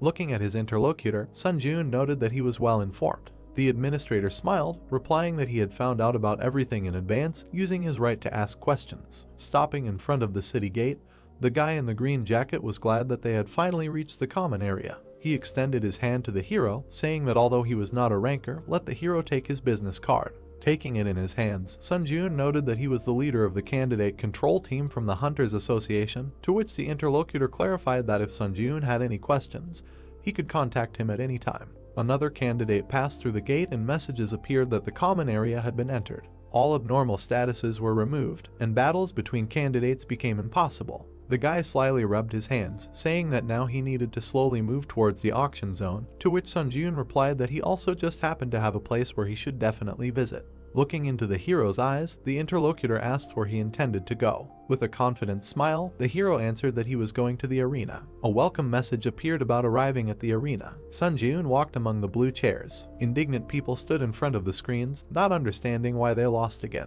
Looking at them, the hero thought, is this the arena? More like a gambling house. New messages appeared that the administrator Black Devil is pleased, saying that this reminds him of the old days. Administrator Lord of Steel Blood with undisguised hatred says that the arena is the same everywhere. Administrator White Crane Sword is very excited because of the heat that has settled in the arena. Looking at the empty seat, the hero wondered if he just needs to sit in one of these chairs. Then he comfortably sat in one of them. He looked thoughtful when new messages appeared that the arena system was activated. Need to use the screen to choose a bet or a duel. Then he pressed the help button. New posts have explained that the arena is divided into two systems, betting and dueling. If you choose to bet, you can place points on other contenders' duels. When placing bets, points can be gained or lost depending on whether the contender you bet on wins or loses. Looking at the screen, the hero wondered what it means. Did the people whose conversation he overheard place a bet? After that, more messages appeared. If a duel was selected, he could fight other contenders to get a reward. When the duel is confirmed, the final ranking and each other's real names are revealed. The duel will only take place if the reward is a skill, item, strength, etc. The duel is only held between opponents who have the same level of rewards. After the duel is confirmed, it is possible to fight the opponent in the Colosseum. When one of the duel participants surrenders, the duel ends and everyone returns to their original place. Sunjun realized that if the duel status is confirmed, the participants in the duel will automatically move to the Colosseum. He imagined various weapons, potions, skills, and strength, and decided that the reward for the duel was the core of the arena. He pressed the screen with a smile, deciding to see if there was a reward that he liked. The other contenders looked at the gaming place with delight. The girl asked if the Witch of Hellfire Catherine was there. Someone asked again, the same famous huntress from America. The red-haired girl ran her finger across the monitor. Looking at the screen, she said that no one was sending a request for a duel. This was because she had too many victories. On the screen were Catherine's statistics, server USA, final rating 6, number of victories 17, number of defeats 0. She said that it would be better if these duel statistics did not exist at all, then she could challenge other opponents more often. A message appeared saying that the administrator of the Lord of Fire laughingly said that these were mere trifles. Continuing to look at the screen, Catherine concluded that it seemed like only cowards had gathered here. After which she was about to get up from her chair, saying that she needed to stop wasting time and leave the arena. Suddenly, something caught her eye. A new message notified that a duel request had arrived. Sunjeon, South Korea server, final rating 3. Reward for victory, Demon Slayer skill. Number of victories, 0. Number of defeats, 0. The hero's name was visible on the screen. The girl was surprised that he had just entered the arena and immediately chose it. A satisfied smile appeared on her face. New windows reported that the duel was confirmed. The transfer to the Colosseum is in progress. The white arena was illuminated by the bright sun. Catherine noted with a smile that she liked his fighting spirit. But before choosing, she should first observe the opponent. Sunjun frowned silently. The girl was surrounded by flames. The system window reported that Sunjun was against Catherine. The duel begins. The girl was surrounded by flames, telling the hero to consider it a good experience. Raising his hand, a fireball appeared above it. The birth of firepower was activated. The hero calmly watched what was happening. Sparks flew in different directions, after which the ball flew at Sunjun. The hero took a step to the side. He continued to retreat. The fireball was very close. A fiery trail remained from his hand. Catherine said that he was finished. The master of the Kai sword power was activated. The swing left a blue trail on the fireball, after which it split into two halves, so the fire was left behind Sunjun. Catherine was shocked. Smoke was spreading across the entire arena. The girl looked at her opponent with displeasure when he repeated her words about the experience. Putting out his blade, he said that he would also provide one. A light breeze stirred the bamboo leaves. There was a water source near the gray building. The girl sipped tea from a miniature cup. A blue whirlpool appeared in front of the long-haired blonde. An image of Sun Jun's challenger appeared in its center. The girl sitting in front of the image said that she didn't expect him to already have control over the released Kai energy. She scratched the bird sitting on her shoulder with her finger, saying that she made a great move when she sponsored such a wonderful power. In the future, she would need to gain the favor of this candidate faster than the other administrators. Looking at the bird that took off, she thought that perhaps this candidate could fulfill her long-standing wish that she could not fulfill. The wind blew Sun Jun's hair. An explosion ball appeared in front of him. The system reported that the instant acceleration skill was activated. The hero jumped up, escaping from the fireballs. The fireballs flew behind him, leaving flaming traces. He moved, cutting the fireballs with sword strikes. With his back to the flames, the guy swung his sword. The fabric of his cloak was burning. Sun Jun turned around and cursed in his mind upon seeing this. He landed on the arena, raising dust. Looking back, the boy thought that it was a pity to lose the exclusive effect of the plaza due to the inability to use the skill Grace of the Wind. Fireballs were blazing above the girl's outstretched hand. Catherine asked with a smile, "I wonder how long he can hold out." Administrator Lord of Iron Blood looked at the close-up of the flames with interest. Administrator White Crane Sword had high hopes for him. Administrator Black Devil laughed loudly, watching the power of the fire. The girl sent huge fireballs forward. Sun Jun swung his sword, leaving a bright trace. The system reported that 3 minutes had passed since the activation of the power of the Kai Sword Master. Mana consumption increased by 6%. The hero looked forward, surrounded by flashes. A notification appeared that 4 minutes had passed since the activation of the power of the Kai Sword Master. Mana consumption increased by 8%. Frowning slightly, the brunette thought that if the battle dragged on, he would be at a disadvantage. The system reported that he had absorbed the spirit of the challenger Seonhak, thereby exceeding the stat indicators. Strength increased by 2, agility increased by 1, endurance increased by 3, mana increased by 3, toughness increased by 2. Red and black rays were spreading from the guy's chest. A notification appeared that one of the skills that the challenger Seonhak possessed had been absorbed. He received the skill Lightning Sword Kai, B skill Lightning Sword Kai, proficiency 0%. Description: genuine skill of the Lightning Gate. The main effect when using the released Kai energy, lightning discharges are formed at the tip of the sword, thereby the Kai energy gains the properties of lightning. However, the effect cannot be used when Kai energy is unavailable. Additional effect: when the skill is not activated, the basic statistics of Kai energy are greatly increased, which allows you to perform a slash. Sun Jun carefully read and thought, Lightning Sword Kai allows you to perform a slash. Does this mean that he can launch Kai energy over long distances? Catherine's palm was ablaze with fire. She said that it seems that he thinks that he has time to be distracted by other things. The guy looked at her carefully. Many fire arrows appeared above his head. They quickly flew down. Sun Jun ran, dodging their attacks. The guy ran right under 2 fiery flashes, and then with a sharp blow of the sword, he cut them. The system reported that the skill Ash Blood was activated. A blue glow appeared on the hero's fingers. He extended his hand with a sword to the side, thinking that he did not know if he would succeed the first time. The sword in his hand glowed blue. He decided that he needed to practice. A notification about the activation of the power of the Sword Master Kai appeared. The skill Lightning Sword Kai was activated. Bright blue rays flew forward. The girl chuckled when one of the balls was cut by the rays. She looked forward in amazement, summoning a shield. A fire shield surrounded her, protecting her from the Kai energy. Catherine gritted her teeth from the tension and thought that he immediately counterattacked. Suddenly, the hero appeared behind her. The red-haired girl closed her eyes, saying that he really was incredibly strong. She lost. The system reported that the challenger Catherine surrendered. He won. As a reward for winning, he receives the skill Storm C+. The duel is over. The teleportation to the general area of the arena on the 10th floor is performed. Sun Jun, surprised, materialized in a red chair. Looking forward, he said that he decided to participate in the duel to practice his sword skills, but the opponent was quite strong. As a result, his robe burned. Pointing his finger at the blue screen, he said that he should remember the name Catherine. The description of the skill Storm appeared on the screen. No mastery. The main effect is activated when attacking with a piercing sword and increases the attack speed by 3 times for piercing strikes. An additional effect when activating the skill is a 30% chance that the wind property will be applied to the piercing blow,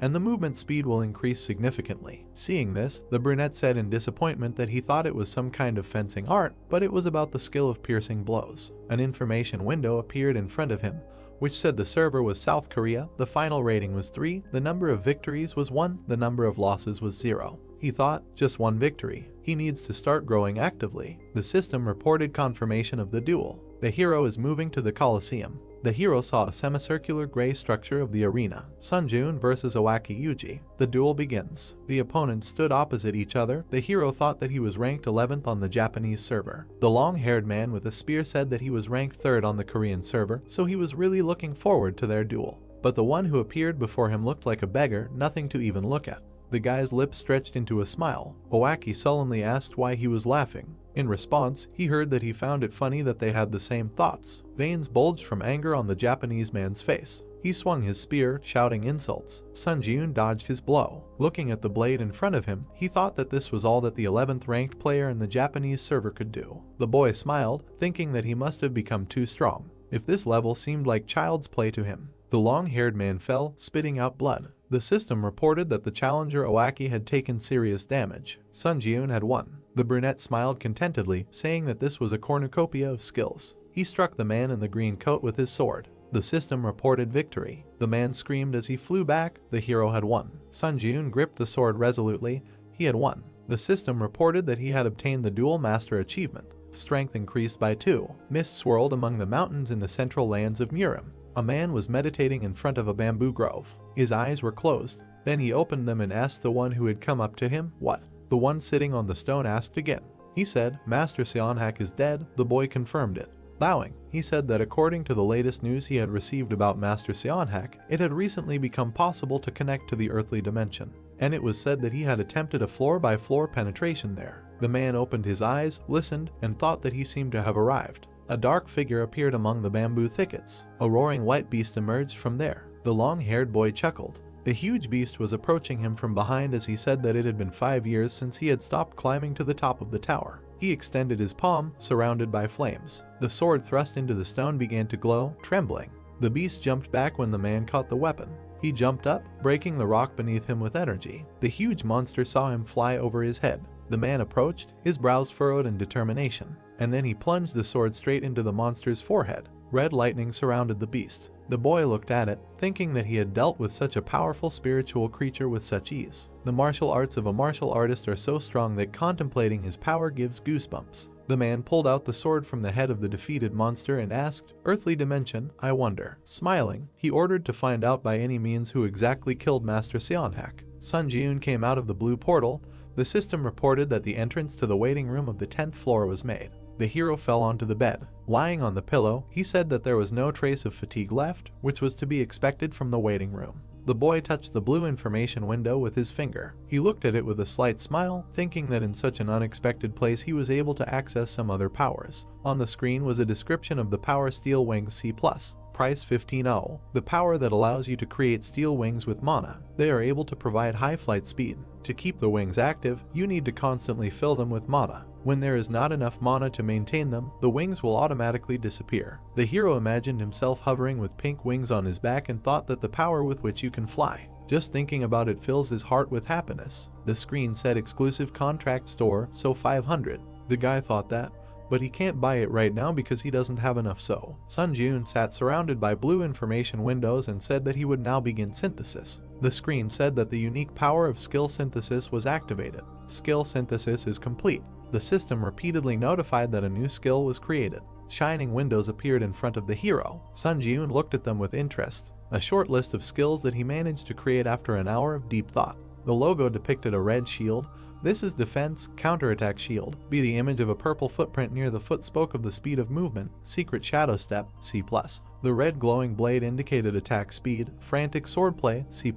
The palm was surrounded by a red glow. The hero thought that there was even a B rank shield skill among them. The system reported that the counterattack shield was activated. A glowing red defense appeared in front of the guy's palm. He looked at the shield with impress. The 10th floor of the test tower has been entered. The difficulty is high. The theme of this test is cooperation. The remaining time is 3 hours. The condition for successfully completing the test is to prevent the resurrection of the Lord devouring the darkness within the allotted time. The condition for failing the test is the death of all team members or the allotted time has expired. The reward for a successful breakthrough is a skill enhancement potion, B+. The penalty for failure is death. Portals appeared at the entrance to the cave. Team members are distributed according to their final ranking. The assignment of team members is complete. A man in an iron mask came out of the portal. This is first place in the final Seonghun ranking. The pink-haired youth, second place in the final rankings of Chunseok. From the next portal appeared Sunjun, 3rd place in the final rankings. From the next portal appeared the blonde man in a red suit, Sudi, 6th place in the world rankings. The system announced a 30-minute grace period.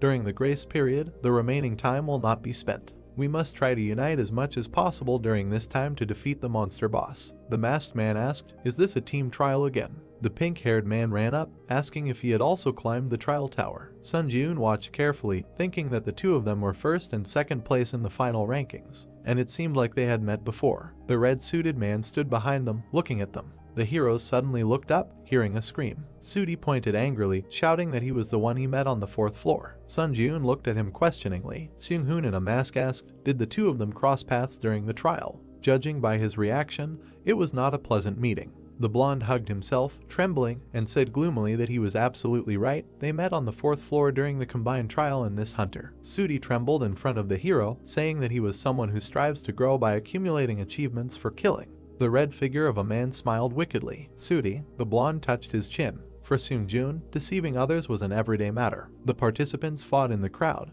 He created conflict by turning others against each other and used this time to get a reward. Sudi held the gems with a wild smile. This was a survival tactic he had developed. The smile revealed sharp teeth, which he began to actively use in another place called the trial tower. The administrator, a lying clown, laughs at the contractor's deception, so much so that even the corners of his mouth are torn from laughter. The image of the clown laughed at the wickedly smiling blonde. Sunjun looked at him in surprise. He thought that his expression showed that he was confused. Well, should he add something else? He pointed his finger at the brunette, who tried to say that there was a misunderstanding and exclaimed that he even brutally killed a member of his team. The hero waved his hand, asking what kind of nonsense he was talking about. The hammer materialized and glowed. Seung-hoon extended his hand towards it, saying that instead of the 4, where everyone kept to themselves, he preferred the 3 in good teamwork. The test tower was not a place where one could act frivolously. Looking with glowing eyes, the masked man asked who was telling the truth. They would find out now, and the liar would be expelled from the team. The members stood opposite each other. The guy thought that if something went wrong, he would end up having to deal with all 3 at the same time. Sunjun frowned, thinking that this was the worst-case scenario. Chunseok raised his finger, suggesting that he calm down. With his hand raised, he said that earlier, the applicant Sudi said that he met Hunter on the 4th floor, right? He heard a confirmation. With his hands spread, he said that it turns out that he knows the real name of the applicant Hunter. The nickname system appeared in the waiting room of the 5th floor. Sudi tensely heard that if he said the real name, everything would immediately fall into place. He opened his mouth, awkwardly beginning that the real name is Hunter. One half of his face was with a sly smile. He said that his name is Cheolman. He thought, what does it matter? There is no way to prove his name anyway. Chunseok turned to the brunette, asking if he had anything to say. He replied that it wasn't even funny. He pulled the cord hanging around his neck. Holding a badge in his hand, the guy said that it was his hunter's license. He thought that during his return to Earth, he accidentally took it with him and it ended up being very useful to him. Showing the ID, which stated that he was a Hunter Sunjun, rank C, type close combat, and the date of registration, the guy said his name. Sudi looked at him in shock. Holding a hammer, Seung-hoon said that now it seemed to be clear who should be expelled. The hero thought that everything was very bad. Administrator Lying Clown clicked his tongue because of the clumsiness of his contractor. Administrator Expert in Dispute laughed at his abilities. Administrator Finder of Lies enjoyed the consequences of his stupidity. Administrator Dark Observer snorted, looking at his results. The blonde read the notifications tensely, thinking that he was in trouble. The guy extended his hand, blocking the masked man's way, and said that he would handle this matter himself. Sunjun clutched his sword, saying intimidatingly that because he was very angry right now. Seung-hoon looked at him, but then agreed. Sudi was surprised, thinking that he was attacking alone. He grinned wickedly, thinking that he was a fool. Even if they looked at him with hatred, there was hope if he killed him. The test was for 4 people, and if they excluded him as well, it would be extremely difficult for 2 to pass it. The brunette standing opposite said that he was talking about very funny things, so shouldn't he take responsibility for his words? The liar asked, responsibility? He has no idea what it is. A shining book appeared above the palm of the wicked guy. He said that he only cares about surviving. Putting forward his hand with a shining seal, he said that he was not the only one with power. The system reported that the stems of the swamp spirit were entwined around his legs. Green vines were entwined around the hero's legs. The notification said that the magic resistance skill was activated. The stems of the swamp spirit were completely destroyed. Surrounded by a green glow, Sunjun approached the enemy. He decisively swung his sword. Extending his hand with a barrier, Sudi said that he was annoying. He also had a magic resistance skill in his arsenal. A bright beam of attack collided with a magic shield. The ground broke from the impact. Seung-hoon said that he should move away. Chunseok replied that he liked it here, so you can fully feel the fight between them. The masked man dragged him by the collar, telling him not to be capricious and there is nothing wrong with caution. The young man whined, saying that he likes to watch everything from special places. Sudi frowned and stretched out his palm and wished for death. Shining balls flew forward. Sun Ji-eun dodged one of them, and then angrily swung his fist. A powerful blow crashed into the enemy's body. The blonde grinned, saying that it seemed that the hunter had become the prey. Sun Ji-eun looked questioningly. Behind him, balls surrounded by lightning glowed. Turning around, the hero thought, are these the spheres that he launched earlier? A bright beam quickly crashed into the hero. Sudi, with a book in his hand, laughed and said that he was in vain pretending to be a tough fighter. Let him look at himself now. Suddenly, his gaze became surprised. He exclaimed in confusion. The system reported that the counterattack shield skill was activated. Sun Ji-eun stood on the broken ground, holding a shield. The system reported information about the counterattack shield skill. Mastery 0%. The main effect after memorizing the name of the skill, he can summon a red shield created from mana. The additional effect absorbs 25% of the damage received by the shield and then immediately releases it. The hero resolutely held the red magic defense, asking why he was so surprised. Everything was just beginning. Sudi's dissatisfied eyes glowed yellow. He wondered what it was, how he blocked his technique so easily. Sun Ji-eun abruptly took off, rushing to attack. The blonde gritted his teeth in dissatisfaction and stretched out his hand. Stone blocks appeared on the hero's path, blocking the way. Holding the shield, the guy swung his sword. A bright beam flashed between the stones. A voice was heard, addressing Seung-hoon. The brunette jumped, leaving bright traces. The voice asked if he knew who Hunter was, or rather, Sun Ji-eun's challenger. The masked man, watching from a distance, answered that no, he had never seen him among the high-ranking hunters. Chunseok said that since he didn't know him, there was a high probability that he was just a civilian.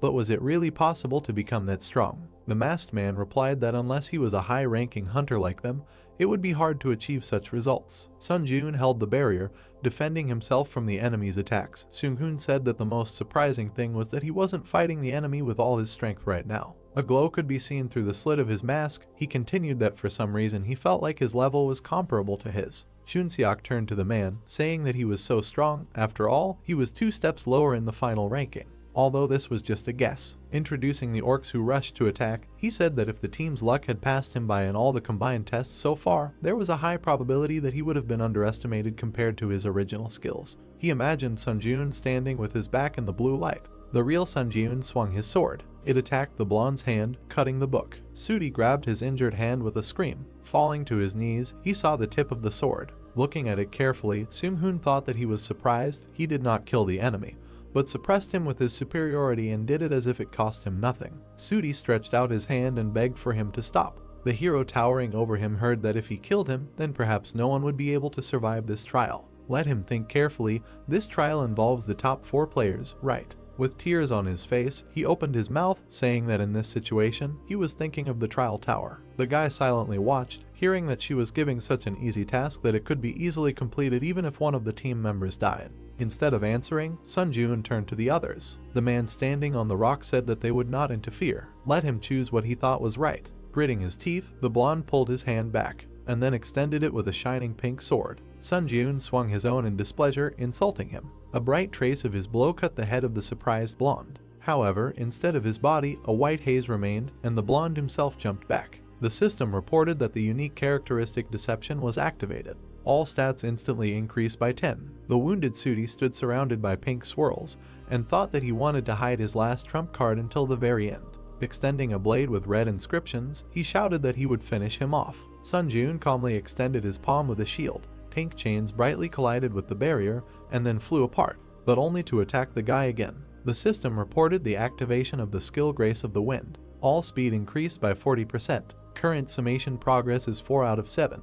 There was a blinding flash. The man stamped his foot. Sudi was surprised to see a brunette approaching him with a shield in his hand. Looking at him, Sun Ji-eun said that he now knew for sure that it was much more dangerous to mess with a scumbag like him or challenge a 3-man trial. The deceiver cursed with a crazy look. The system reported that the counterattack shield skill instantly released the accumulated damage. Waves of energy spread around. They were so powerful that they tore off the blonde's clothes. The system reported information about the old vampire count's tailcoat: a movement speed plus 8%, mana regeneration plus 12%, a special tailcoat favored by a certain count. When attacking, it can randomly consume stamina or blood to create a blood shield. Next came information about the Bloody Heavenly Demon Blade B+, reaction speed plus 7%, attack speed plus 10%. A famous sword that is one of the treasures passed down in the Murim Blood Demon School. The Kai in the blood coats the blade, and the sword becomes one with the mana flowing through the user's veins. Sun Jun stood with his hand outstretched toward the information window, saying that he would make good use of these items. Seung-hoon and Chunseok jumped off the cliff. Looking at the brunette, the pink-haired one said in admiration that Sun Jun was great. His comrade added that he hoped all the misunderstandings had been resolved. The hero confirmed, saying that there were definitely no problems left now. An information window appeared, saying that there were 10 minutes left until the start of the 10th floor trial. All candidates should prepare for the upcoming trial. The three heroes walked toward the building beyond the ravine, deciding to move forward. Under the moon stood a monument of a warrior on horseback. The heroes passed by. Chunseok said that the warrior statue was so huge, he wouldn't come to life, would he? The man replied that since it was a tower, that could be the case. Sun Jun looked at him carefully. The statue had a golden crown on its head, and instead of eyes, there was darkness. Looking with his blue eyes, the hero was silent. The test participants walked among the gray buildings. Chunseok was surprised, looking ahead. They stopped in the center of the round hall in front of the throne. Next to it was a statue of a warrior surrounded by chains. The same one stood on the other side. Words were heard that there were 3 more statues here, which gave him a bad feeling. Looking ahead, the guy said what it was. He looked at the huge stone monster sitting on the throne and said that it was probably the darkness-devouring overlord. The system reported that the grace period had expired. The 10th floor test was beginning. When the allotted time began to count down, a squad of dark guards would appear. It was necessary to prevent the darkness-devouring overlord from being resurrected. The participants looked ahead in surprise. The chains holding the warriors began to unwind. The eyes of the stone guard lit up with purple fire. He jumped off his pedestal and landed with the others next to the heroes. Looking at the warrior, Seung-hoon said that all his bones were already numb. It was time to stretch. He looked at the brunette, who said that there was a head. Imagining a crossed-out image of a man in a crown, the brunette explained that they must prevent the head, which the squad of dark guards carried on their backs, from reaching the lord. He was glad that everything was so easy. Holding a shining hammer in his hand, the man ordered everyone to take on one target. The armored warrior stamped his foot, and then, like the others, jumped up, raising his sword above his head. The participants of the test looked at them resolutely and asked to wish them luck. Sun Jun put his hand behind his back, thinking that he should deal with him with one attack using the Kai sword. The enemy swung his weapon, leaving a purple trail. The guy jumped towards him. His gaze became surprised. The hero landed, sliding on the ground. He looked at the purple glow around the stone giant's sword and thought that it was Kai energy. Looking carefully, he thought that it was not as simple as it seemed. Are the others okay? At this time, a powerful blow knocked him off his feet. The shockwave smashed the stones on the floor. The warrior with the head behind his back ran quickly. A huge boulder flew forward.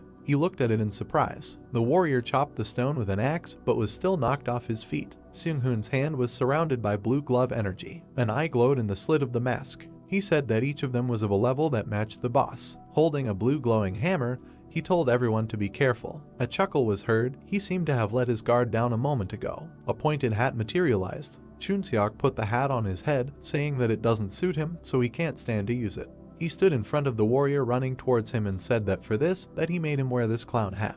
A bow with 3 glowing arrows appeared in the hero's hand. He will have to incarnate his life for this. The arrows, surrounded by lightning, flew forward. Bright flashes appeared from them behind the warrior. Holding a sword in his hand, he quickly attacked the archer. The hat hid his eyes. Clash with magicians, the standard is close combat. A scythe with a red blade appeared. Chunseok stretched out his palm in a fighting stance, saying, "Only if the opponent is an ordinary magician." Looking at him, Sun Jun mentally admired, thinking that after only encountering weak opponents, the sight of these people excites the blood. He jumped back, saving himself from the enemy's bright attack, and thought that the main thing was for him not to fail in such a team. Stones flew around. The brunette kicked them, sending them into the body of a stone monster. The skill Grace of the Wind is activated. All speed is increased by 50%.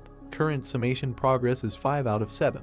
The hero quickly ran forward with a determined look. The huge warrior thrust his weapon into the ground. The state when he steps on the shadow of a creature. The skill Secret Walk in the Shadow C+ is activated. Strength is temporarily increased by 3. The brunette with a sword ran up to the enemy who was carrying the head. The skill Furious Swordplay is activated. Sword attack speed is increased by 10%. Current summation progress is 5 out of 10. The skill Master of the Kai sword is activated. The hero jumped, cutting the monster's head with his sword. The stone head shattered into pieces along with the crown. The man in the mask talked about a depth charge. His opponent was surrounded by bright golden lightning. The stone man's face was distorted by the scream. The crowned head behind him was also smashed. A red whirlwind appeared in the air. It was the guy in the hat who attacked swiftly, twirling the weapon in his hand. He jumped high, holding a double-bladed scythe. The shining weapon struck the stone enemy. The third head of the boss was smashed into pieces. The stone monster opened its mouth, screaming loudly. The participants of the trial watched as they walked away. Chunseok asked if they were running away. Seung-hoon replied that now that there were no heads left, resurrecting the Lord was impossible. It was time to end. The three guys ran forward. They left the circular area following the monuments. The brunette running behind became alert, noticing something and wondering what that sound was. The huge stone monster stomped its foot. Sun Ji-yoon's eyes widened in surprise. The three stone opponents stood together, forming a pedestal. The horse quickly galloped over their bodies and jumped high with the cloaked rider. The guy looked at him in shock, thinking that it was the one from the entrance. The stone rider was rapidly approaching the headless body on the throne. The heroes quickly rushed after him. Gritting his teeth angrily, Sun Ji-yoon thought that it was too late to run after him. The rider held the Lord's head in his hands and jumped high. The brunette swung his sword as he ran. The guy's eyes shone brightly with anger. With a sharp movement, he threw the weapon forward. Meanwhile, the enemy had already brought the boss's head to his neck, but a bright blue beam smashed it right in his hands. The Lord's golden crown fell next to him. The stone warrior's eyes glowed red, and then he, like the others, screamed loudly. Chunseok made a joyful gesture with his hands and exclaimed that this was great. The brunette standing in a throwing pose breathed a sigh of relief. Suddenly, a stone hand picked up the fallen crown and placed it on its head. The fingers were clutching the handle of the weapon. The silhouette of the monster who cut off his own head appeared. The heroes looked at it in amazement. They rushed forward shouting that they had to stop him. The stone man held the head and the crown above himself. The guys jumped on him with weapons in their hands. When it was disconnected from the neck, there was a bright flash, and then a powerful red explosion through the hero's back. There were black flashes in the thick smoke. The system reported that the conditions were met. The stone monster in the crown rose from the throne. The system reported that the Lord who devoured the darkness had been resurrected. Looking at him in shock, Sun Ji-yoon cursed in his mind. He had received a special task to destroy the Lord who devoured the darkness. Red steam came out of the mouth of the huge stone man. The system reported that any damage would be nullified by the power of immunity. Challengers whose stats were higher than the darkness-devouring overlord would be able to deal damage. The brunette looked at him in surprise, mentally asking what kind of power. He had never heard of monsters being able to use power. The overlord raised his hand, and a sword surrounded by a red glow was approaching. The stone fingers closed on the hilt, and then the boss made a powerful slash with the sword on the ground. Sliding on the floor, Sun Ji-yoon thought about what kind of cheating ability this was. If dealing damage by itself was impossible, then they could do absolutely nothing. He froze. A huge stone warrior appeared behind him. The huge blade of the sword moved forward. Sun Ji-yoon flew back from the bright attack. The wound on his stomach glowed green, healing. The guy thought that he got a problem because they could not complete the mission. Suddenly, his gaze became surprised. He thought that this might work. Several stone guards were approaching with weapons. The hero's comrades ran up to him. Chunseok asked if Sun Ji-yoon was okay, and Seung-hoon added that they should come up with a plan and hit the overlord, but first, they needed to deal with his guards. Standing next to the participants, the brunette said that he had a request. Could the two of them delay the overlord for a while? The masked man noticed that they couldn't do any damage to him, so wouldn't it be more effective to clear out his guards first? Looking at him with determination, Sun Ji-yoon said that he had an idea. There was a way to kill the overlord. The face of the huge stone monster in the crown looked surprised. An eye glowed through the slit of the mask. Finally, Seung-hoon turned away, saying that they would trust him. Looking at the hero, he said that they would not be able to hold out for long, so he should hurry up. The guys quickly rushed to the overlord. Sun Ji-yoon decisively turned to the guard, saying that he was starting. He stood in front of the huge stone guards, saying that they would have to play with him for a while. The blue hammer was surrounded by golden lightning. They quickly hit the boss when the participant used a depth charge. Then any damage is nullified by the power of immunity. The man in the crown turned his red eyes. Seung-hoon landed, telling his comrade that as expected, there was no use. The system reported that the power of the overlord's greatness was activated. The eyes of the stone monster glowed. A notification appeared that everyone should show respect to the overlord. Any action that does not meet this requirement will be blocked. The heroes bent from the powerful energy bending them to the ground. The king struck with his sword, breaking the ground. A huge crack in the floor almost reached the heroes. The palm lying on the hilt glowed golden. The system reported the activation of the magic resistance skill. Golden flashes surrounded the body block was partially released. The guy in the hat screamed, seeing a flash nearby. The explosion that soared through the hero's back. Seung-hoon put his hands out to the sides, protecting the younger one.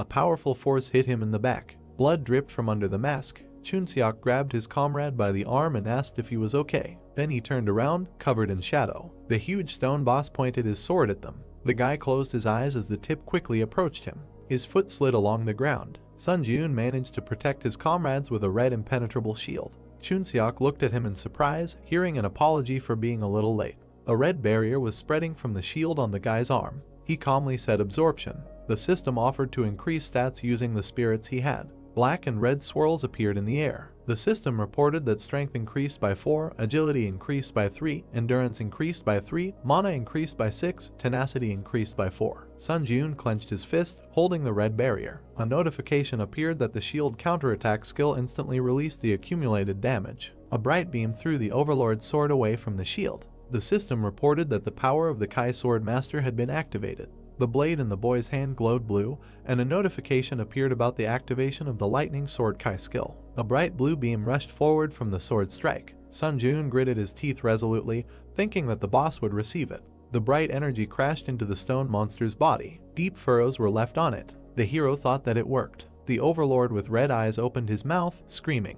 The system reported that the power of the Overlord's greatness had been activated. Everyone should show respect to him. Any action that does not meet this requirement will be blocked. Sun Jun fell to one knee, crushed by the red energy. He gritted his teeth, trying to resist. The system reported that the Force Breakthrough skill had been activated. The Magic Resistance skill had been activated. The ground around the brunette was covered in cracks. A notification appeared that all blockages on the body had been completely removed. A bright green ball of power surrounded the hero. A notification appeared that the proficiency of the skill Force Breakthrough had reached 100%. The proficiency of the skill Magic Circuit had reached 100%. The proficiency of the skill Magic Resistance had reached 100%. These skills had been upgraded to rank C. The monster's strike collided with the bright shield. Sun Jun moved forward, thinking that the situation was extremely dangerous. However, there was a wicked smile on his face. He wondered why he couldn't stop laughing. As he flew at the monster wearing the crown from above, he wondered if it was because he was anticipating his impending victory. The fundamental desire to become stronger was burning like fire. Bright rays of attack surrounded the stone monster. Chunseok's words were heard that the challenger Sun Jun was a real monster. Seung-hoon replied that it was such a strange feeling. He never thought he would be looking at someone's back. However, they should congratulate him. Leaning on his friend, the man said that the first place in the rankings was now his. A powerful beam hit the red shield. The system reported that charging was complete. The counterattack shield skill had reached the maximum damage absorption limit. Sun Jun held the shield, surrounded by a red glow, with his legs spread wide. Bright energy was spreading from it. The brunette extended his hand forward, thinking that if he reduced the shield's area of effect, the energy density would increase. The system reported that the counterattack shield skill instantly released the accumulated damage.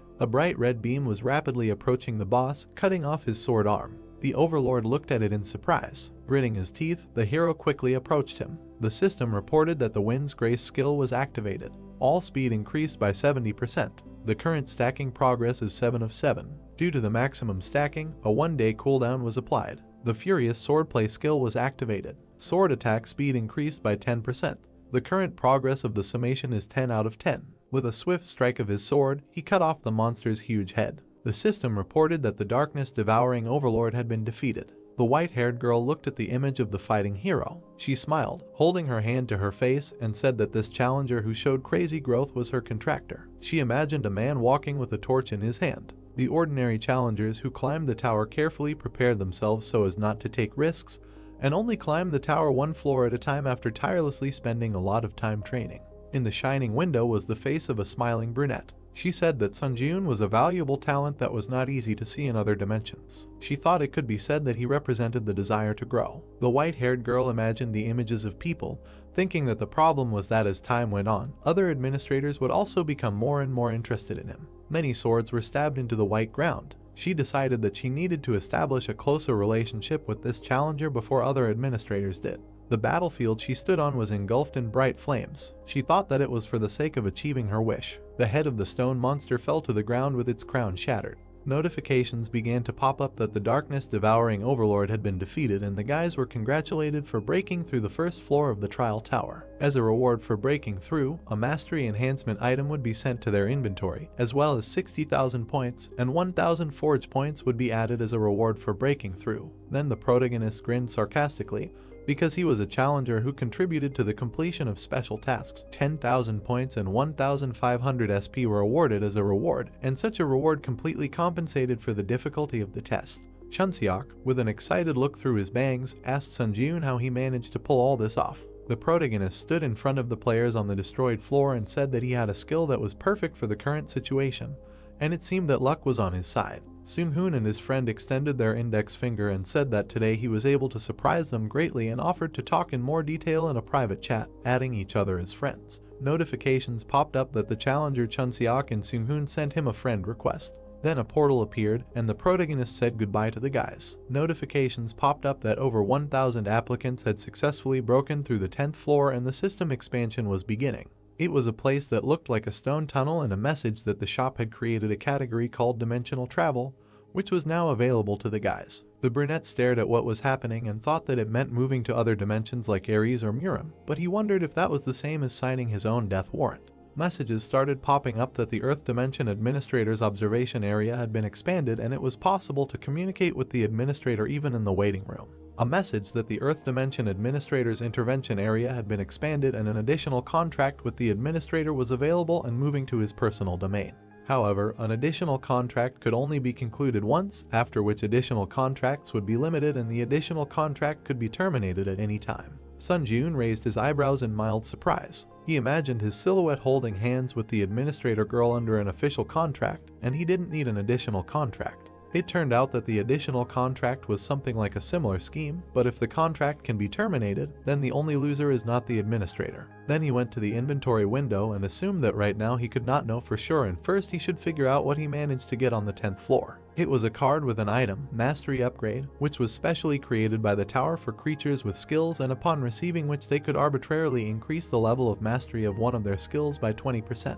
Then he decided to drink this potion and was asked to choose a skill to increase mastery. He wiped his mouth with his hand and wanted to improve the skill of the Grace of the Wind. A notification popped up that the selection was complete, and this skill was increased by 20% and it reached 100%, so the rank increased by 1 level. The card describing the skill of the Grace of the Wind, when the effect looked like this, when he said the name of the skill, it would increase all speeds by 10% and this effect could be stacked. Sunjun's eyes widened in surprise, because he noticed that the recharge time had disappeared. Then, streams of red light began to emit from his chest under the silhouette of the Overlord devouring the darkness, because the next step was that he used the absorption of the spirit to permanently increase the stats. Numerous notifications popped up that various skills were increased by a certain number of points, and one of the skills of the Overlord devouring the darkness was absorbed. The brunette through the bangs widened his eyes because he received the skill of mana management. A card appeared with a description of the magic control skill where the effect concerned the use of magical power, then this step in the area of innate talent. The main character looked at this card with a puzzled look and realized that now he could control mana like someone who has innate talent, but just standing and watching it did not make sense. He looked at the messages from the administrators who invited him to their domain. Sunjun looked up with a surprised look and did not understand why all the administrators were interested in him at the same time. The main character found himself in a snowy field where there was a cemetery of swords, because he was invited to the Lord of Steel Blood and he moved to this world. Then he saw a small house in front of him from which smoke was coming. A blonde in a towel came out from there and left. She went outside and stood in front of the main character because she joked that she already knew that he would choose her. Sunjun watched as the girl placed her hands on her waist and said that she had won the bet thanks to him, while he wondered why they had sent the invitation at the same time. The two of them then walked across the snowy field, and the receptionist became curious as to why he wasn't asking any questions. The brunette looked at the surprised girl and said that he had accidentally obtained a mana manipulation skill and asked if there was any information about it.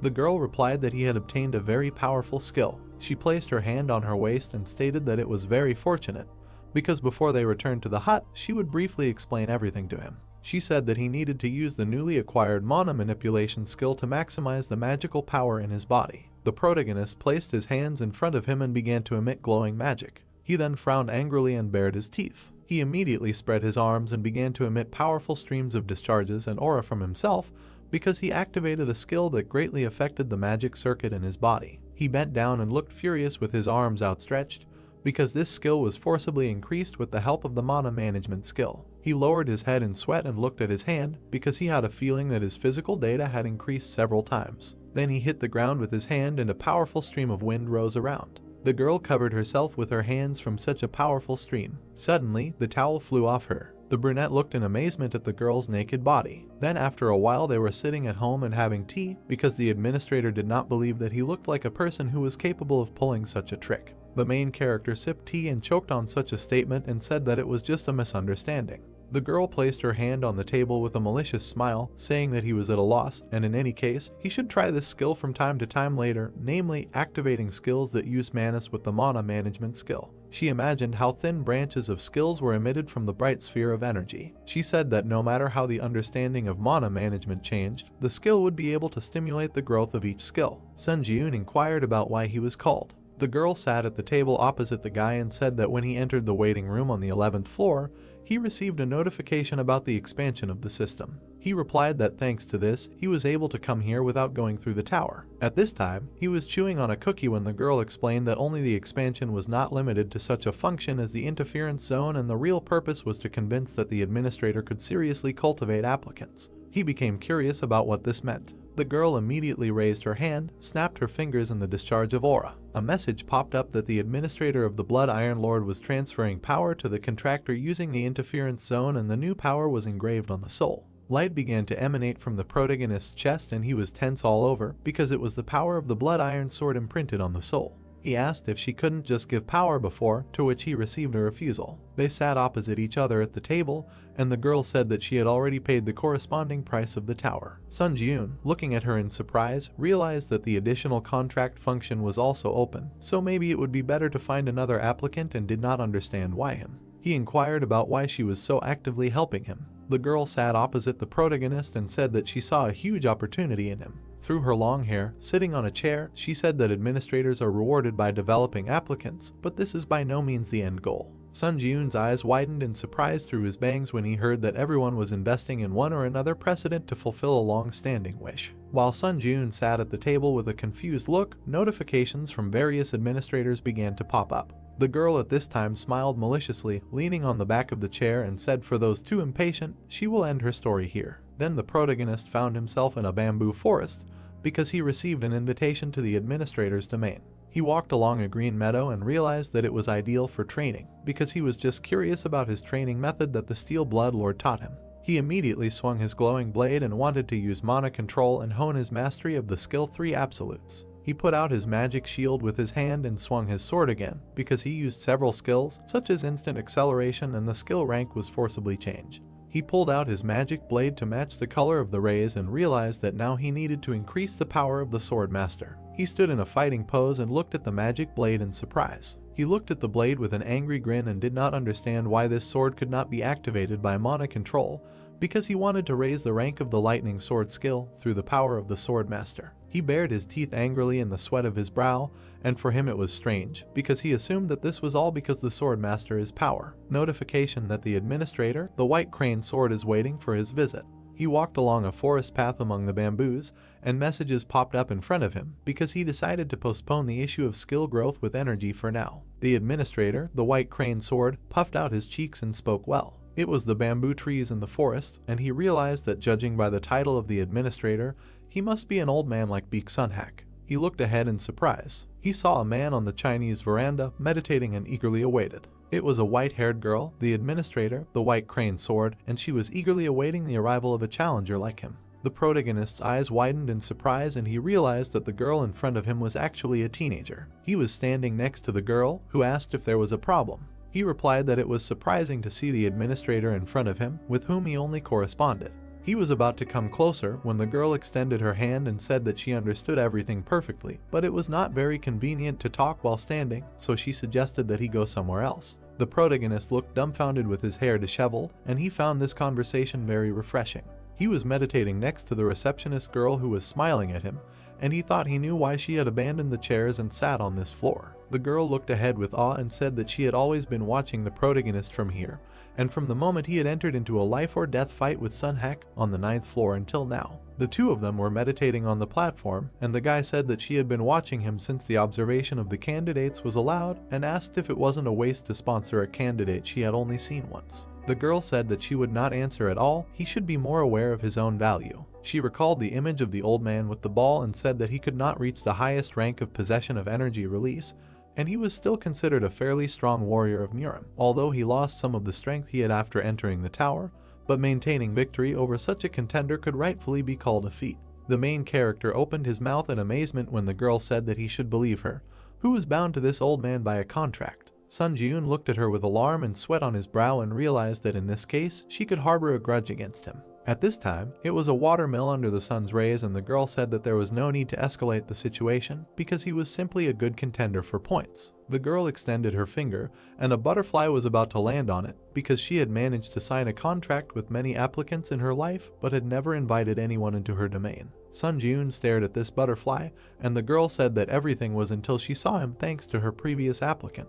Then she looked at the sleigh with slight malice and said that he should already guess what was what, and therefore decided to say it directly so that he would make an additional contract with her. The protagonist looked at her coolly through his bangs and asked if there were any benefits for him that he could get after this action. The two of them sat on the platform and looked at the forest when the administrator said that if he signed a contract with her, she could make him an apostle of the administrator of the White Crane Sword. He again became curious about what benefit he would get from becoming her apostle. She imagined a warrior in armor standing in front of the unique sign, and explained that in the tower, the term apostle refers to a candidate who enters into a special contractual relationship with the administrator, and the latter can only appoint one person as an apostle in his entire life, and only candidates who become apostles can acquire all the powers of the administrator. The protagonist thought about what was happening in surprise. He remembered the image of that very girl administrator of Steel Blood and realized that the patronage contract was so important, and realized that the girl then proposed to conclude a patronage contract, but did not bother to tell him about such important nuances. The white-haired girl was sitting on a pillow with a sword in her hands, and Sun Ji-yoon said that in the test tower it was said that an additional contract is a contract that can be broken at any time, and asked why she was offering him patronage that can only be presented to a candidate once in a lifetime under such unfavorable conditions. She said that, like that woman, she chose him to fulfill her long-standing wish. She imagined a huge sharp sword and said that she wanted the sharpest sword in the world, the best sword that would never break or become dull. She imagined the protagonist in a demonic form with shining eyes and saw that it had the potential to be sharper than any sword. Sun Ji-yoon stared through his bangs and realized that this was an old wish, and the Bloodlord had mentioned it earlier too,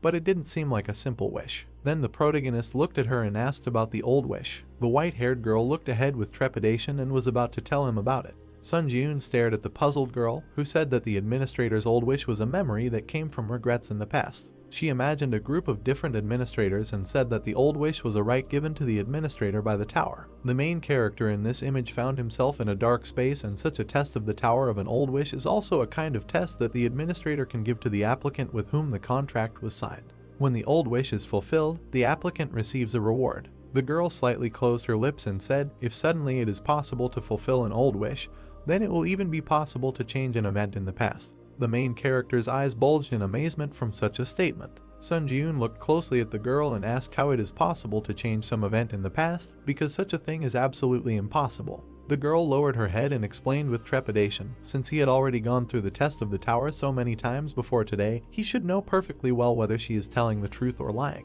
The brunette looked at her intently and understood that she was not lying. He remembered how he was trapped, tried to get out of it in his various moments from the past, because if we are talking about the tower, then it is definitely not lying. The guy frowned slightly from under his brows. The two of them were sitting under the roof and chatting when Sun Ji-yoon asked if he could ask just one question. He looked at her warily and asked about fulfilling her long-standing wish.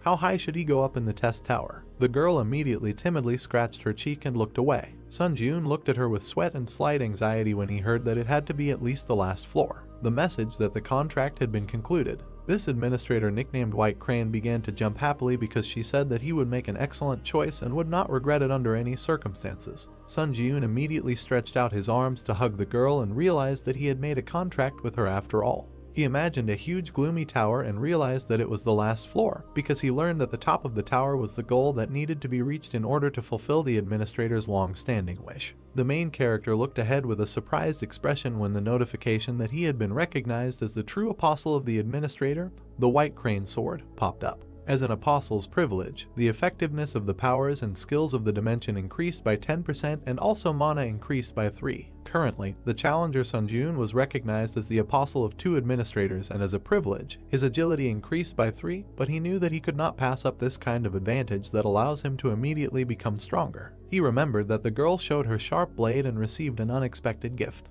he exclaimed and looked at the girl who asked if he had heard anything from that woman. Sun Jiun looked at her with a puzzled look when he heard about the creature that was looking for him. The white crane put her hand on her head and was indignant because the Steel Bloodlord did not tell her and completely believed in his strength. The white-haired girl looked through her bangs, which she was adjusting with her fingers, and said that she believed in him too, but still felt that she should tell him that she was going to use up his question tickets from now on because of such valuable information. Sun Jiun looked at her intently and agreed, because he didn't use them anyway, and they just accumulated in his inventory. A notification that all the question tickets belonging to this applicant would be used up. The protagonist realized with a dumbfounded look that this was a huge amount of tickets spent at once and tried to comprehend how serious a topic this was to discuss. It was a huge Chinese tower because in the Muram dimension there was a huge force called the Muram Union. It was a group of teachers led by Sukhen, who he killed on the 9th floor, but he held an important position as a commander in this union. The girl introduced the guy with the blade with a surprised look and said that because of his high position,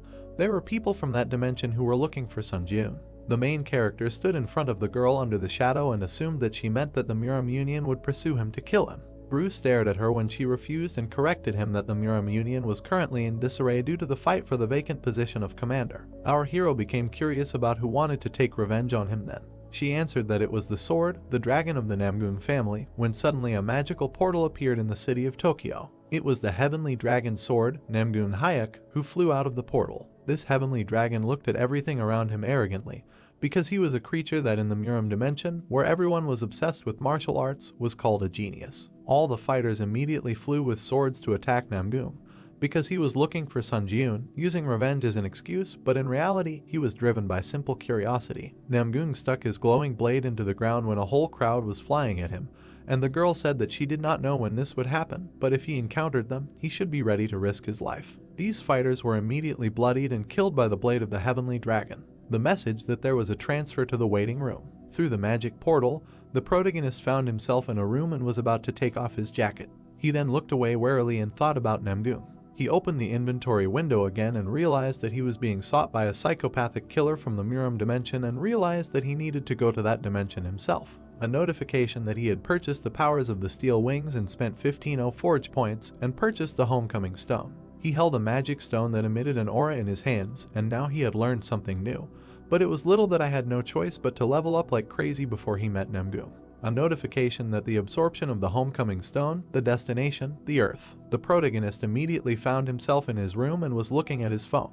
He stared at his phone. He saw a bunch of missed calls and messages from Heian.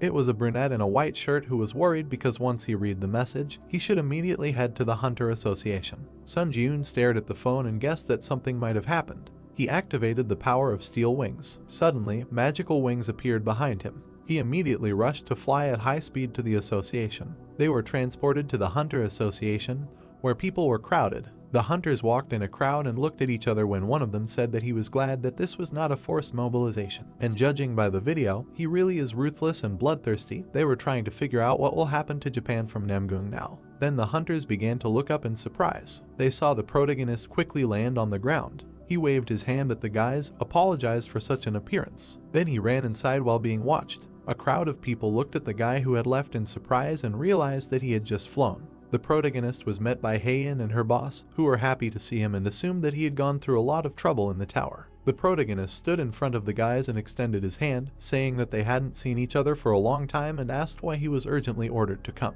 Heian smiled and put her hand to her chest, saying that a serious incident had just happened in Japan. She was worried that he would go to Japan alone if he found out about this incident, so she urgently contacted him. The director of the association took the remote control in his hands and wanted to turn on the news on TV. Because he assumed that talking was not very effective, it was better to see everything with your own eyes. He showed what the hunters were watching, the black portal in space, and it was a video from the body cameras of the Japanese hunters. Suddenly, purple rays started to emit from that black portal. Because this place was Tokyo and feeling the strong wave of the gate generation, the Japanese Hunter Association formed a response team and sent 7 rank hunters to the scene. At that moment, Namgun was standing on the street after killing all the hunters. Because he was the person who appeared from the portal, shocked everyone with his appearance. Because he killed 6 hunters in just a few seconds, and it is assumed that this is the first time that a challenger from another world invaded the Earth's dimension. The main character exclaimed slightly and realized that it might be about Namgun. All the guys were standing opposite each other in a large hall, and Sun Ji-yoon inquired about the hunters who had just left and asked if they were trying to recruit a team to support Japan. The brunette in the suit slightly inclined his head and said that in such an unprecedented situation, almost all countries focused on protecting their hunters, preventing the outflow of hunting resources to Japan, and the same applied to Korea because they did not recommend supporting Japan. Then he picked up the remote control again and said that it was the body camera of the only survivor. At that moment, Namgung was coldly walking towards the wounded fighter, who was begging for mercy. The heavenly dragon at that moment looked bloodthirstily at the last survivor. This warrior with black hair, with glowing eyes, looked at the wounded man and said that his name was Namgung, and he was a heavenly sword dragon who came to avenge Sukhan. Our hero immediately frowned and realized that it was Namgung, because he could not imagine that they would cross paths so soon. Then our hero looked to the side. Hae-in grabbed his sleeve. He looked at the girl who asked why he had such a serious expression on his face, because this was not a forced mobilization, and they met for the first time after such a long time and suggested to have lunch together first. From under his bangs, the main character began to hesitate with an answer. Hae-in looked at Sun Ji-yoon with slight sadness and asked if he would go. Our hero looked straight through his bangs and said that he would answer the call of Japan and go to the area in Tokyo. Hae-in's eyes widened from such a statement. She immediately began to shout why he always acts so recklessly, because he should also be able to think at least a little about the feelings of other people. He immediately put his hand on the girl's head and tried to calm her down. He immediately began to leave with an angry look, waving his hand, and said that this was a problem that he must definitely solve. In the memories, it was little Namgung, who held a magic sword and did not understand why no one understood its sound. At this time, the boys restrained the defeated fighter and said that it was just sparring, but Namgung attacked his opponent too hard.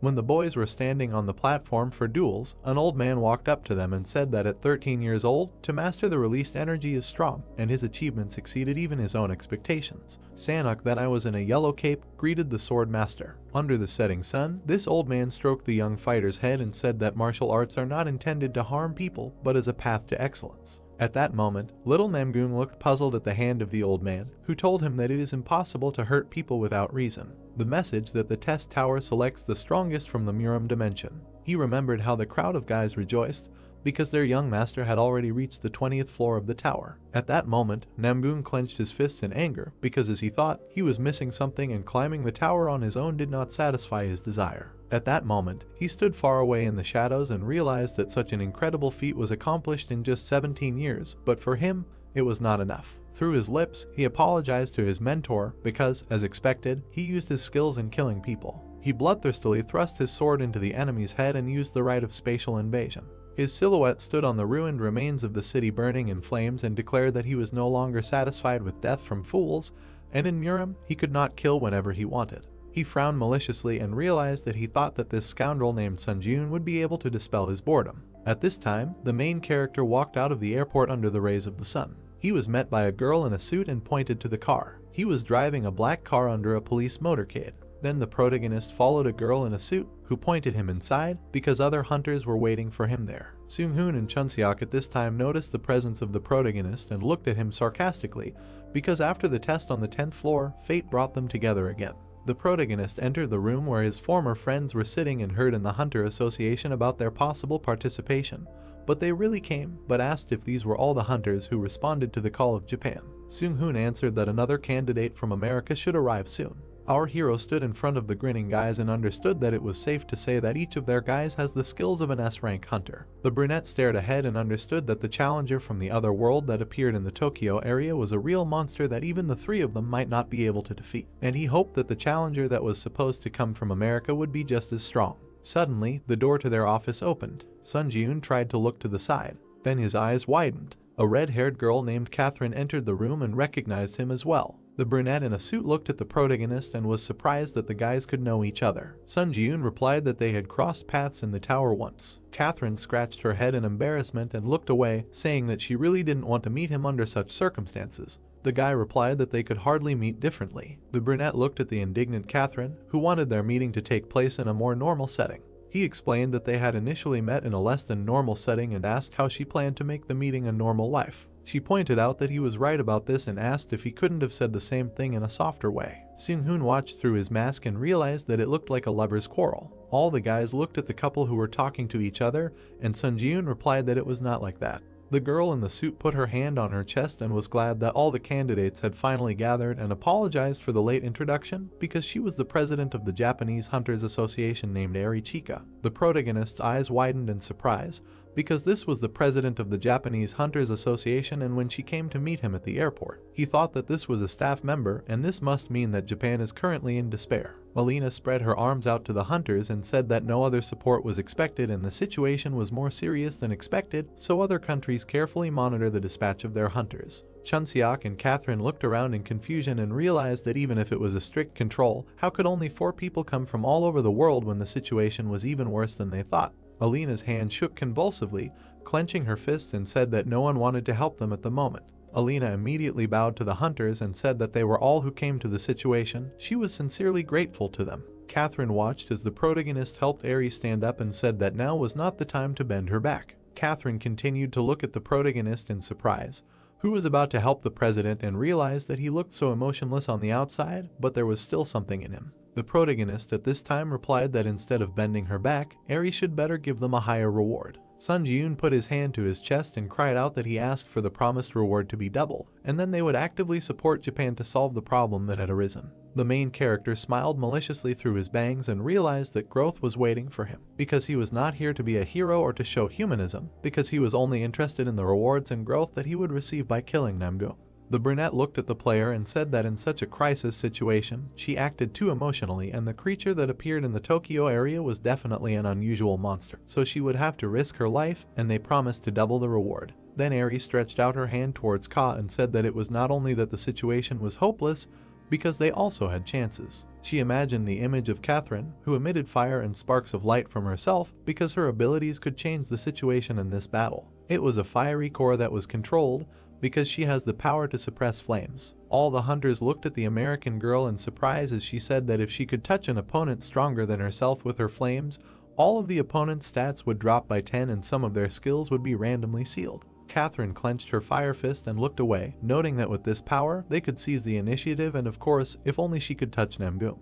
The brunette looked coolly through his bangs and said that in a word, they must create a situation so that they would have a chance to use this power. A military helicopter was flying in the sky, and this was the latest news. A military helicopter was flying over the ruined city, and the news said that the Chinese hunter Peng, who went to the Tokyo area alone to provide support, had just met a challenger from another world. While Namgung was sitting on the destroyed car, a hunter came up to him, and the news said that they were not moving, but both sides looked like they were talking to each other. The news discussed that this was a possible situation. As far as they knew, all the challengers of the trial tower could talk to each other regardless of the dimension or country. At this time, the heavenly dragon looked at the fighter and thought that he might be Sun Ji-yoon. This guy in green armor said that he was Peng from China and would make him live for looking down on the earth dimension so disdainfully. Namgung frowned in displeasure, closed his eyes, and did not understand why the one he told to come did not come, and there were only bugs walking around. At this time, Peng quickly rushed and punched Namgung. This brunette tilted his head and noticed this fist technique.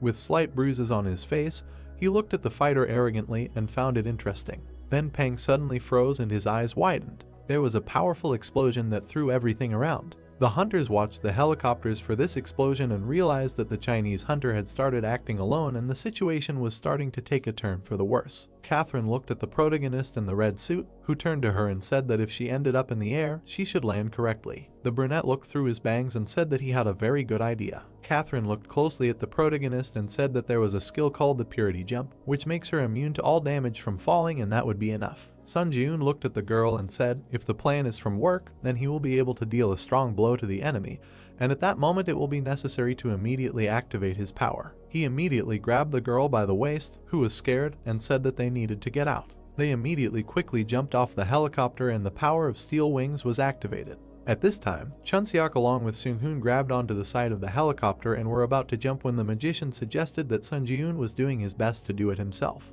They both immediately jumped down. Catherine flew face to face with the main characters and realized that he really was not okay to hit. Where did you see a person in such a situation throwing himself into the air without giving any explanation? The two of them flew down and Sun Ji-yoon noted that he was glad that the Chinese hunter had pissed off Namgung. Sun Ji-yoon hugged the girl by the waist in flight and said that as soon as Namgung opened up, she should immediately use her strength. He then abruptly tore away from the girl with his steel wings. He saw Namgung fighting with Peng at this time. At this time, the Chinese player put up his shield, which was instantly destroyed. The Sky Dragon swung his blade and realized that the Chinese player was not even able to properly concentrate the energy in his fist, but he was using a fist technique. Peng immediately flew back from the numerous magical punches. Namgung swung his punch, which sent Peng flying hard into the ground. Then the brunette from the other world tried to look to the side. He cast an angry look to the side. He saw a red beam flying at him. Namgung managed to cross his arms in front of his face and flew back slightly. He immediately crashed into the ground and crumbled everything around him. These were concrete fragments and light drops of blood. After such a blow, Namgung was slightly landed, kneeling on one knee. A huge blister appeared on his hand. Our main character appeared, leaning his hand on the wall and walking with a sword. Sun Jun stood in front of his opponent and said that falling from the real sky is something that can be done twice. Namgung looked at our hero with an evil eye and asked who he was. Our character bared his teeth with glee and said that Namgung had been desperately looking for him, and when he met him face to face, he had no idea who was in front of him. A notification began to pop up that the skill Ashen Blood had been activated, and all types of more damage caused to users were reduced by 40%. Because he had survived, being on the brink of death, and skill mastery was increased by 20%. The main character stood in a fighting pose with his sword. Namgung slightly closed his lips and realized that it was him. Sun Jun looked at his opponent with an evil eye and said that he was that player. A notification that the power Sword Master had been activated. He pulled out his magic blade. Namgung stood in a fighting pose with blisters on his fists and could not wait to find out who he was. He added that it was about a worthless scoundrel using a fake art of released energy. He immediately struck with his fists to break the blisters. Then he grinned bloodthirstily, looking at the enemy, and said that he could not even imagine how much this consciousness angered him. The protagonist immediately ran to attack and understood that now he needed to make a preemptive strike while he had no weapon in his hands. Namgung immediately put out his hand. Suddenly, this sword from the ground flew into his hands. The hunters clashed in a fierce battle, from which pieces of earth flew off. The protective sphere of the protagonist cracked, because a direct clash was extremely dangerous. The skill Ash Blood was activated when the protagonist hid behind the magic sphere and thought that he had inflicted much more damage on him with an airstrike, but it did not work. Our hero with a bleeding lip looked at the enemy with anger and realized that the counterattack shield was broken with just one blow, and in this situation the reflective ability of the shield would be extremely difficult to use. He assumed that this was the true released energy when a bright light was emitted from Namgung's sword. He assumed that his opponent had time to spread out and saw that he relied entirely on the magic techniques obtained in the tower. The main character immediately swung his blade, but his attack did not reach the target because he activated the lightning sword skill. Namgung looked at the light strikes flying past in bewilderment. Then he waved his hand and sent a fiery explosion towards Sun Jun. At this time, Seung-hoon and Chunseok flew to help their friend. They tried to get close to the enemy from all sides. Suddenly, Catherine appeared behind Nikolai, who was about to use her magic. She immediately released a fireball from behind under the flame suppression skill. The description is that this skill reduces his skills when it hits the target. A powerful fire explosion occurred. Catherine looked at what was happening in surprise and thought that the power was not activated. Chunseok ran past in a hat and extended his index finger. The guys saw Namgung rise on a lamppost and use his magic, calling everyone bugs, and they really provoked him. He pulled out his magic blade, because it was said that even despite the instinct of a hunter who has gone through many fights not for life, but for death, this attack cannot be blocked. Namgung frowned bloodthirstily and shouted that he would kill everyone. All the guys immediately began to run to different places and dodge the powerful light attack. The main character extended his hand to the girl. It was the receptionist who gave him a small gift through her hand in the form of an injection of ordinary mana. She transmitted a purple glow to him through a handshake and said that he should not perceive this process. The main character was completely enveloped in purple flames, was surprised, because they explained to him how a simple injection of ordinary mana was about establishing a connection. Then they reached out to each other with their hands, and she asked him if he felt a difference. Sun Jun thoughtfully looked at his hand, saying that at first he simply felt a surge of ordinary mana, but then another sensation arose. The main character imagined how the long-haired girl stood in front of him, putting her hands on her shoulders. He said that it was as if she, the white crane sword, was inside him. The white-haired girl smiled widely, saying that this was great, and now he would need to apply this ability to the sword. She added that, however, after leaving her abode, he should try to conduct a trial training after waiting for some time, noting that she did not want to be punished for the excessive interference of the administrator. A bright pillar of energy struck the ground. Namgung watched in surprise. The system announced that the released Kai energy was achieved through enlightenment, not strength or skill, adding that this was the first time someone independently used the released Kai energy in the earthly dimension. The system announced that the test tower paid respect to the challenger Sauna. The protagonist pulled out his sword, from which a blue aura emanated. The system announced that he had obtained the achievement of the unification of body and sword, adding that the penalty of increasing mana consumption when using the power of the Sword Master Kai was removed. Catherine noted that this was perfect in the released Kai energy. The protagonist looked behind him, asking if everyone was okay. Catherine said that they were okay thanks to him. The red-haired girl looked ahead in surprise, remembering the fight between the protagonist and Namgung. She thought that Sun Ji-eun had instantly struck a slash and neutralized the shadows and probably a powerful attack, adding that they had both already become monsters. The boys turned their attention upward. Namgung smiled madly, saying that if it had been like that from the very beginning, he would have almost been disappointed. The long-haired boy remembered how he destroyed a sand castle as a child. He noted that the more complex the sand castle, the more fun it was to destroy it. Namgung put his weapon in front of him, rushing towards the protagonist. The hunter put his weapon in front of him, gritting his teeth. He thought that all the challengers from other worlds were still terribly annoying.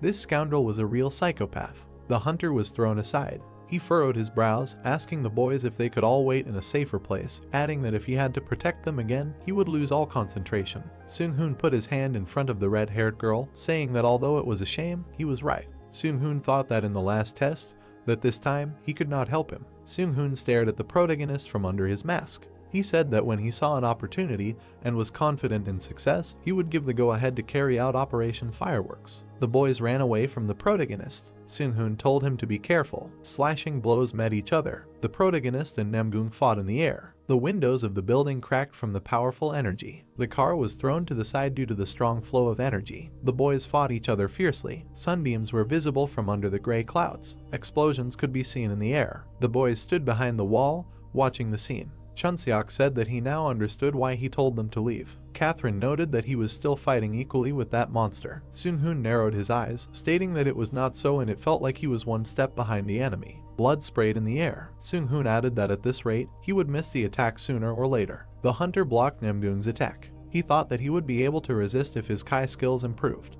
The white-haired girl looked at the protagonist with a serious look, saying that she guessed that Namgung's sword skill level was a Sun Ji-eun thought that all of his sword skills were at rank C. The protagonist imagined the huge Namgung in front of him. He thought that even without skills, he was monstrously strong. Namgung stood in front of the hunter, asking if he was already exhausted. The hunter looked at the guy with an exhausted look, thinking that he used too much stamina to recover and if he spent more stamina, it would affect his fight. Catherine threw a bottle towards the protagonist, telling him to catch it.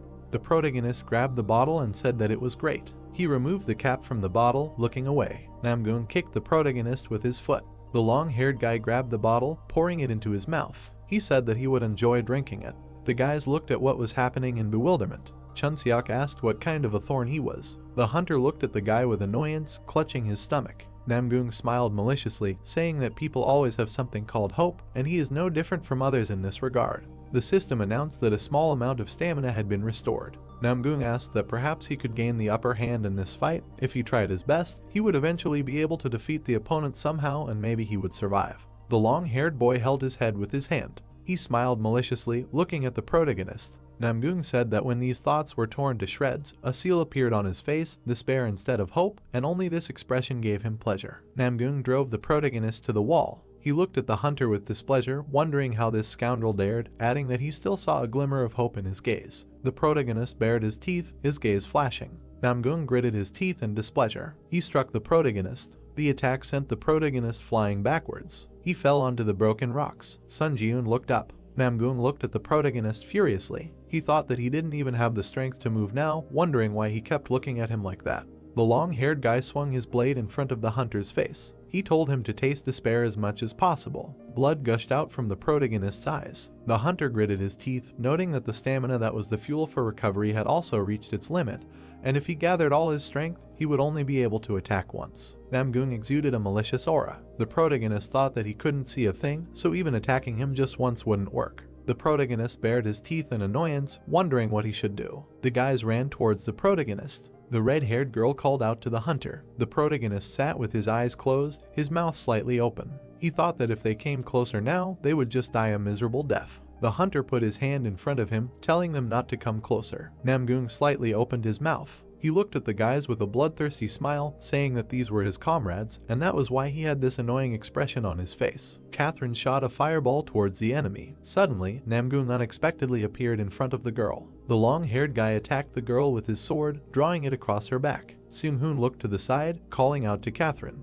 He appeared in front of the enemy, attacking him with yellow lightning. Namgoong's leg appeared above the guy's head. The long-haired guy kicked the guy, pinning him to the ground. Blood was streaming down the protagonist's face. Namgoong grabbed the girl by the hair, presenting the blade to her. Catherine told him to let go. Namgoong pressed his blade to the girl's neck. The protagonist opened his mouth wide. The long-haired guy said that he could smell the burning flesh of his comrade. Sun Ji-eun told him to stop. The long-haired guy smiled bloodthirstily, saying that it was a wonderful expression. Chun Seok's hands appeared in space. The mage stood to the side of the enemy, casting a spell. The mage created a magic circle using the ice shackles skill. Chun Seok grabbed the red-haired girl, running away from the enemy. He noted that she needed urgent help from healers. Namgoong looked away angrily, saying that he was a nasty fly, after which he broke the ice that froze his hands. The long-haired guy rushed towards the guys. The mage surrounded the girl with a barrier using the Zor ball skill. The barrier in the form of a ball began to bounce along the ground. Chun Seok noted that he threw her as far as possible, and this is the most he can do, adding that now he needs to open up again.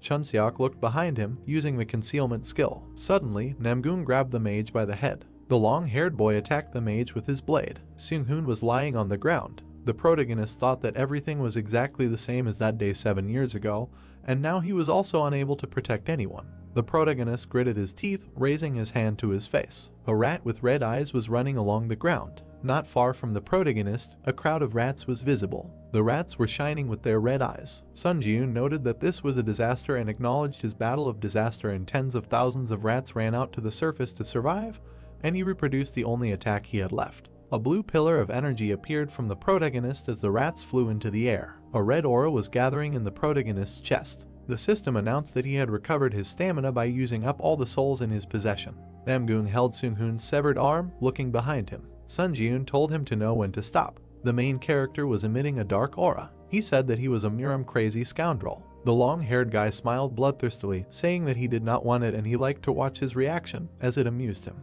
Pang swung his fist, emitting a golden aura. He used the dash skill. Pang struck the opponent's stomach. Namgoong bared his teeth. The system notified that the ability of the person who touched the fire was greatly reduced by the effect of the fire suppression power. Fencing and flame sword are sealed for 10 minutes. The system notified that everyone except Namgoong of the specified user is immune to this flame. Peng looked at the opponent angrily, saying that he is the Chinese hero Peng and he is not dead yet.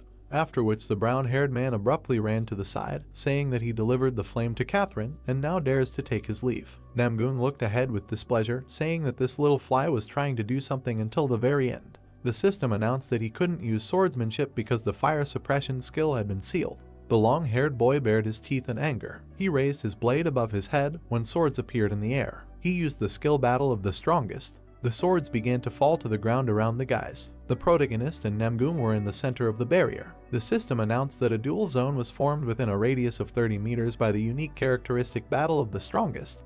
With the exception of Sun Ji-eun and Namgoong, everyone else was prohibited from the duel zone. The protagonist looked ahead with confusion. Namgoong smiled bloodthirstily, swinging his fist. He thought that if swordsmanship was sealed, then he could use fist techniques. The long-haired boy appeared above the protagonist's head. He wondered what someone who could not see anything could do to him. The protagonist stood motionless, wondering since when did this happen. Sun Ji-eun dodged his opponent's attack. He noted that the spiritual eye was a skill that allowed him to see things that were outside his line of sight, and this was what he thought about this ability. The protagonist jumped to the side, away from his opponent. He noted that he could not only see the wall that was spread out in a radius of 30 meters. Green light spread across the ground. Sun Ji-eun noted that he could feel every pebble in this area. The hunter kept his eyes closed. He thought that he had seen more than just his sightlessness, and until now he had never used the spiritual eye correctly. An eye appeared on the protagonist's forehead. Sun Ji-eun noted that it felt like the opening of a third eye. A purple aura appeared in the space. The system announced that he had realized the true nature of the spiritual eye, and the spiritual eye skill had been upgraded to rank B. The system announced that there was a battle going on in which he had put his life on the line by relying on his senses, and the sixth sense skill had been upgraded to rank B. The protagonist noted that the sixth sense skill, which he had completely forgotten about after acquiring, had developed and his senses had become clearer. A dark aura was visible in the space. The system announced that he had managed to put up a mortal fight with a sword master, and the demon slayer skill had been upgraded to rank B. The system announced that in a short period of time, he had experienced countless crises and a reincarnation beyond his capabilities. The ashen blood skill had been upgraded to rank B+. Namgoong watched the scene in bewilderment.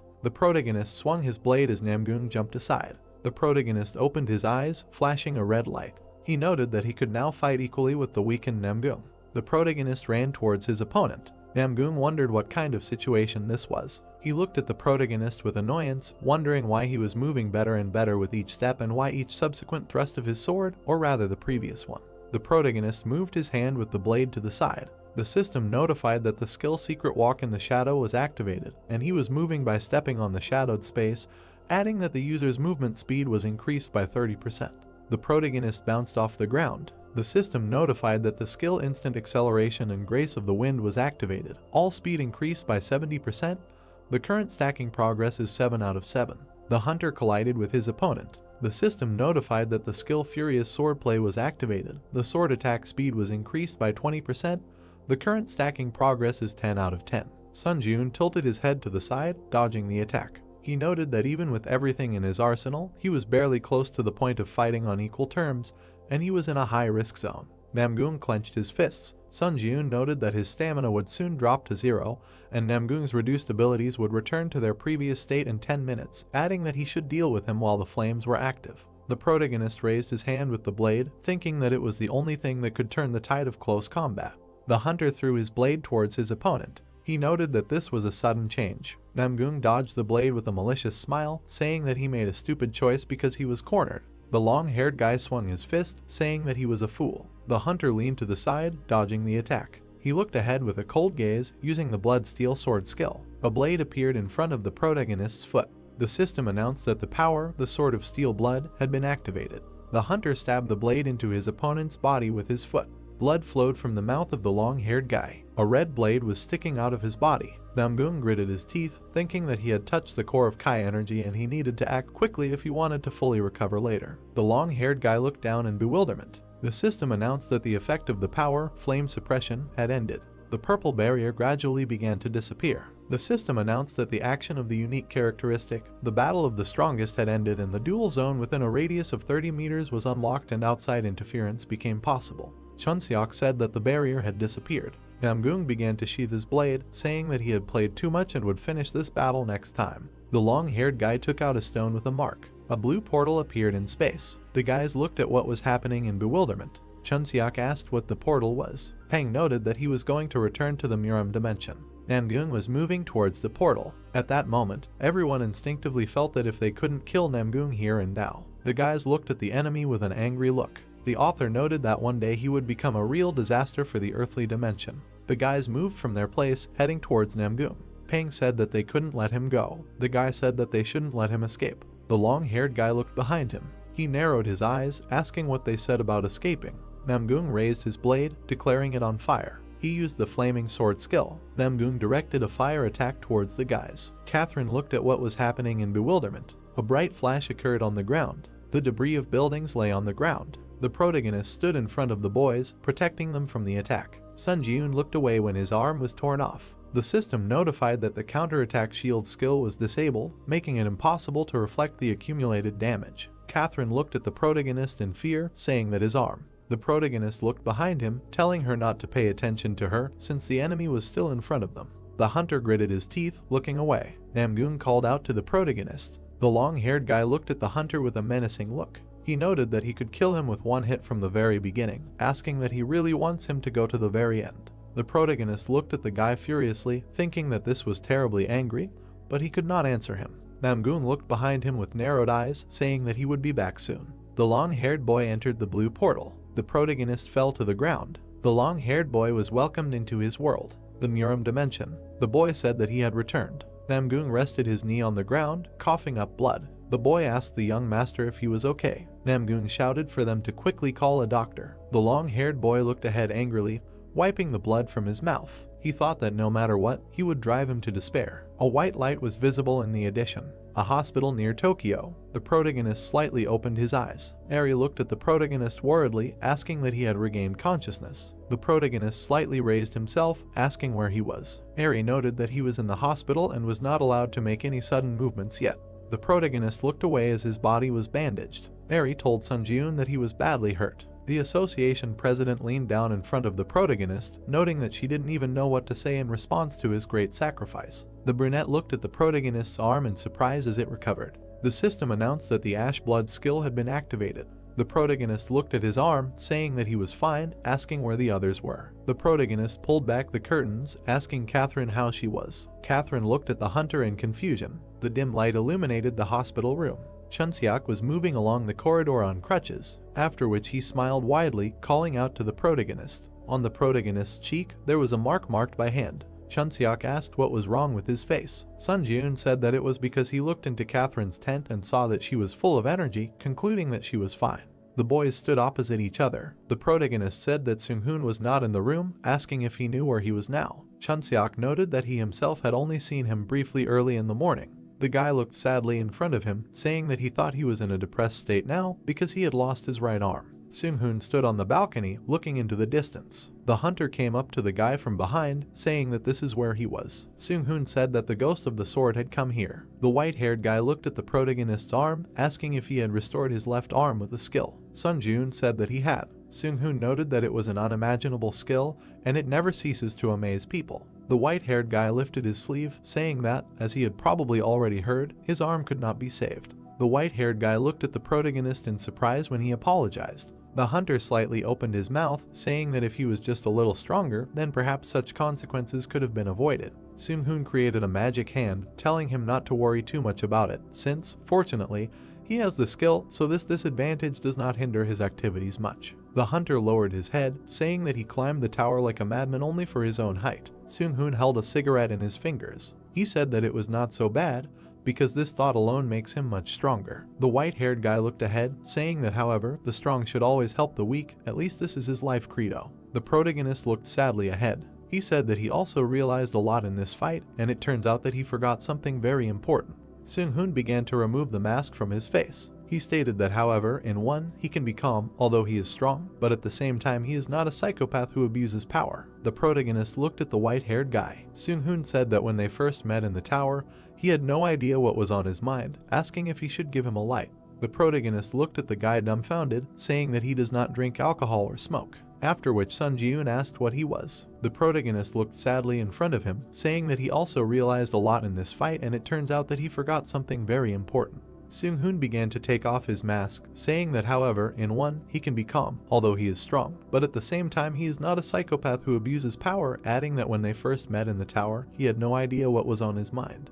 The protagonist looked at the white-haired guy. The guy asked if he wanted a light. The protagonist said that he neither drank alcohol nor smoked. After which the protagonist looked at the guy in surprise. The white-haired guy looked towards the protagonist, after which he smiled widely, saying that he forgot to introduce himself. The guys were standing behind the association president and the people when they were being filmed. The protagonist was sitting opposite the girl, giving an interview. The protagonist was handing the red-haired girl a choker. Catherine smiled widely, putting the choker around her neck. The protagonist waved to the guys as they left. Sun Ji-eun pulled the red coat over himself. He looked at his hand with a smile, thinking that the design of the tailcoat had been slightly improved. Sun Ji-eun stood in the ward, saying that the equipment items were licked to a shine. From Japan's point of view, they had prevented a disaster, so such an attitude was not something out of the ordinary. The protagonist lay down on the bed, saying that these 3 days he returned to Earth for were filled with endless chaos, and he did not want to become so famous. The protagonist looked at his phone, noting that there was even a video of their battle already circulating on the internet, noting that the filming was done from a helicopter of the Japanese Hunters Association.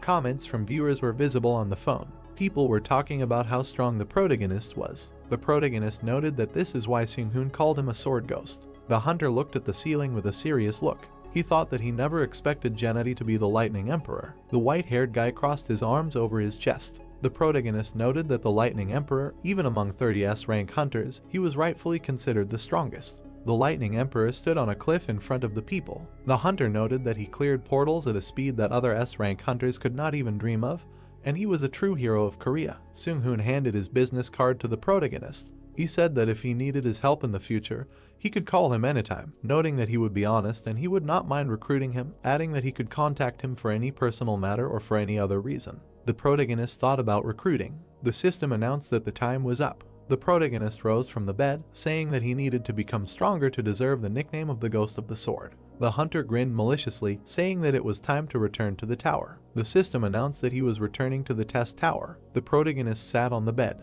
The system announced that the waiting room on the 11th floor had been entered. The protagonist looked ahead with a serious look. He noted that he had learned some lessons from the fight with Namgoon.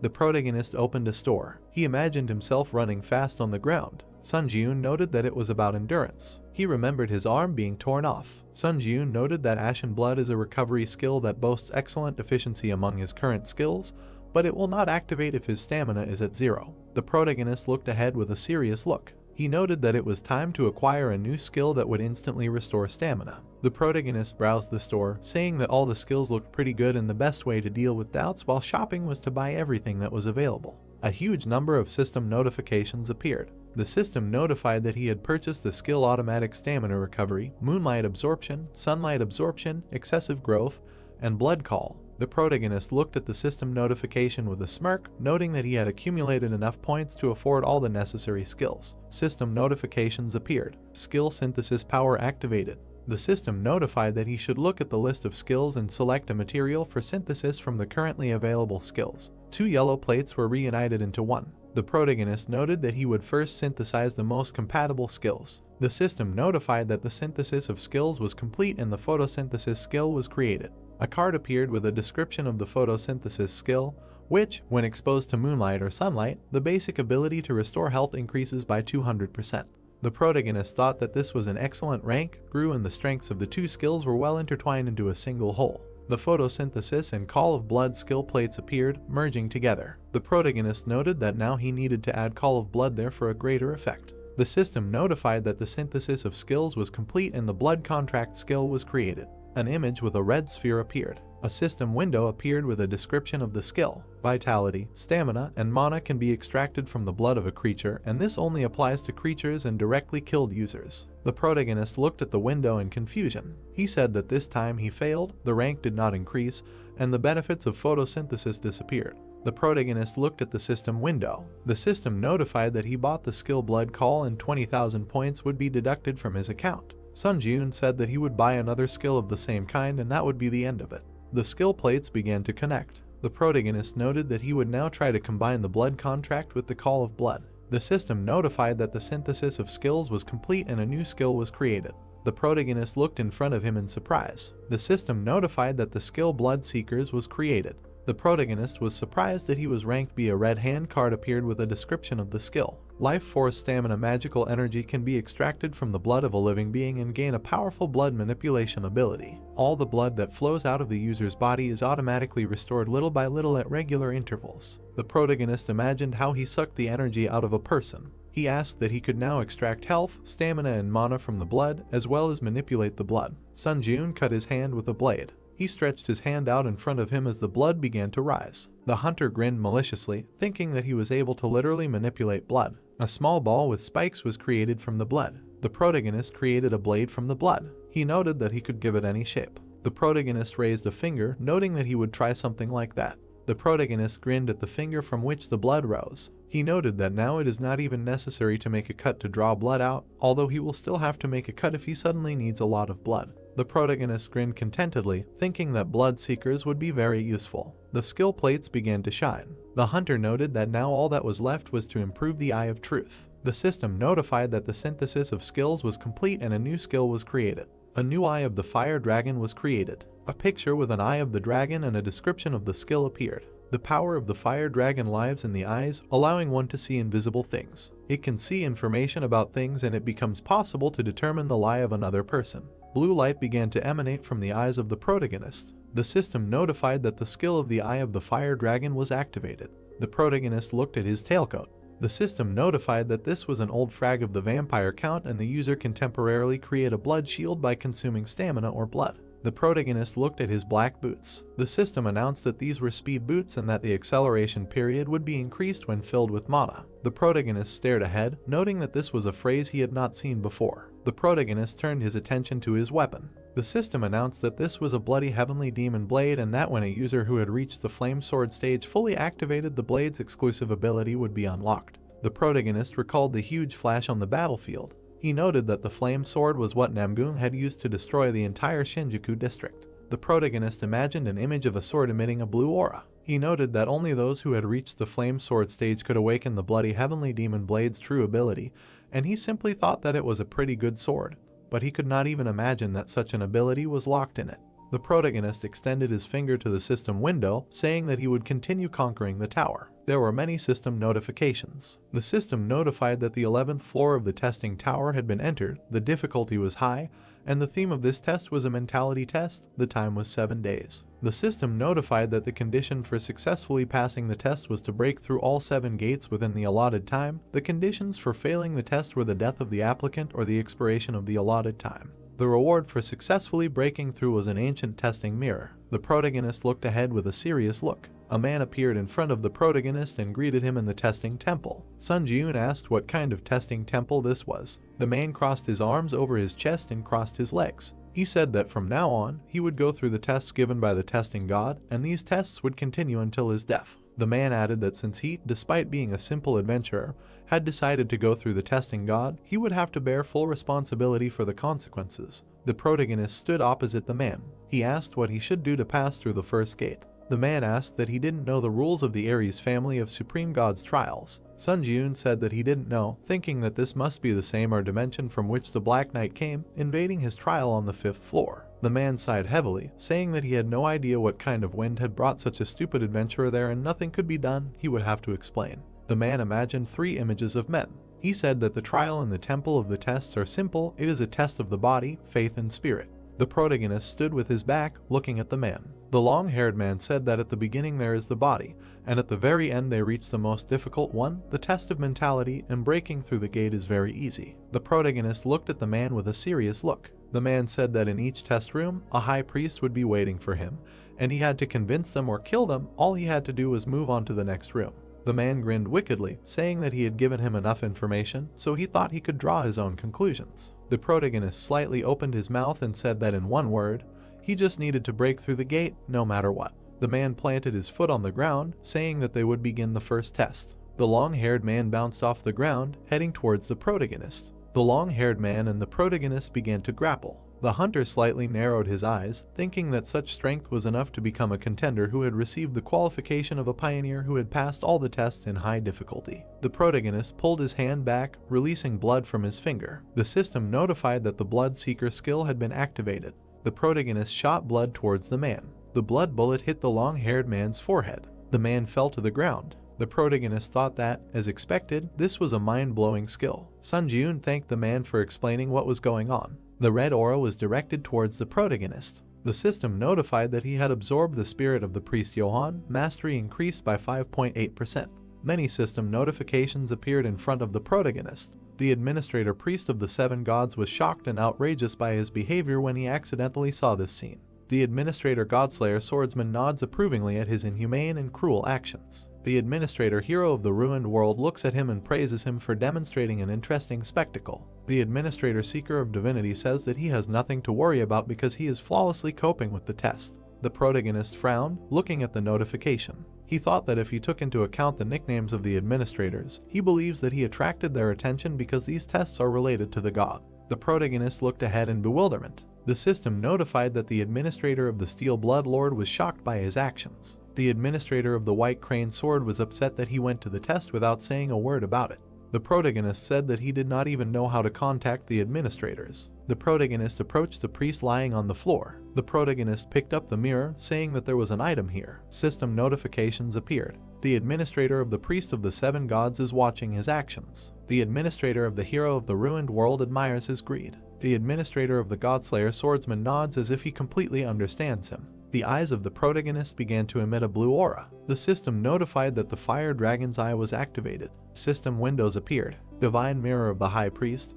The user can use this divinity to create a divine shield only once, the creation of which can shake his mentality. Perhaps the divine power of the god of verification contained in the mirror can motivate the user to prove their destiny. The protagonist noted that the main information ends there, and after that a phrase is revealed that can only be seen through the eye of the fire dragon. The protagonist looked at the mirror curiously, asking what can motivate the user to prove their destiny and what it means, adding that he thinks it can simply be considered a one-time protective barrier. The protagonist began to head to the side. He put his hand on the wall, thinking that he would like to receive more of these things during the body check. The protagonist opened the door. The girl said that she never expected that an adventurer whose name is unknown to him would get to this place so quickly. A girl with red eyes was sitting in the chair. The blonde said that, apparently, Johan's glory days are already in the past. The protagonist stood in front of the girl, asking if she is the priestess in charge of the second trial. The blonde grinned maliciously, saying that she is. The blonde placed her hand on the armrest, saying that she was the priestess in charge of the second trial, Jane.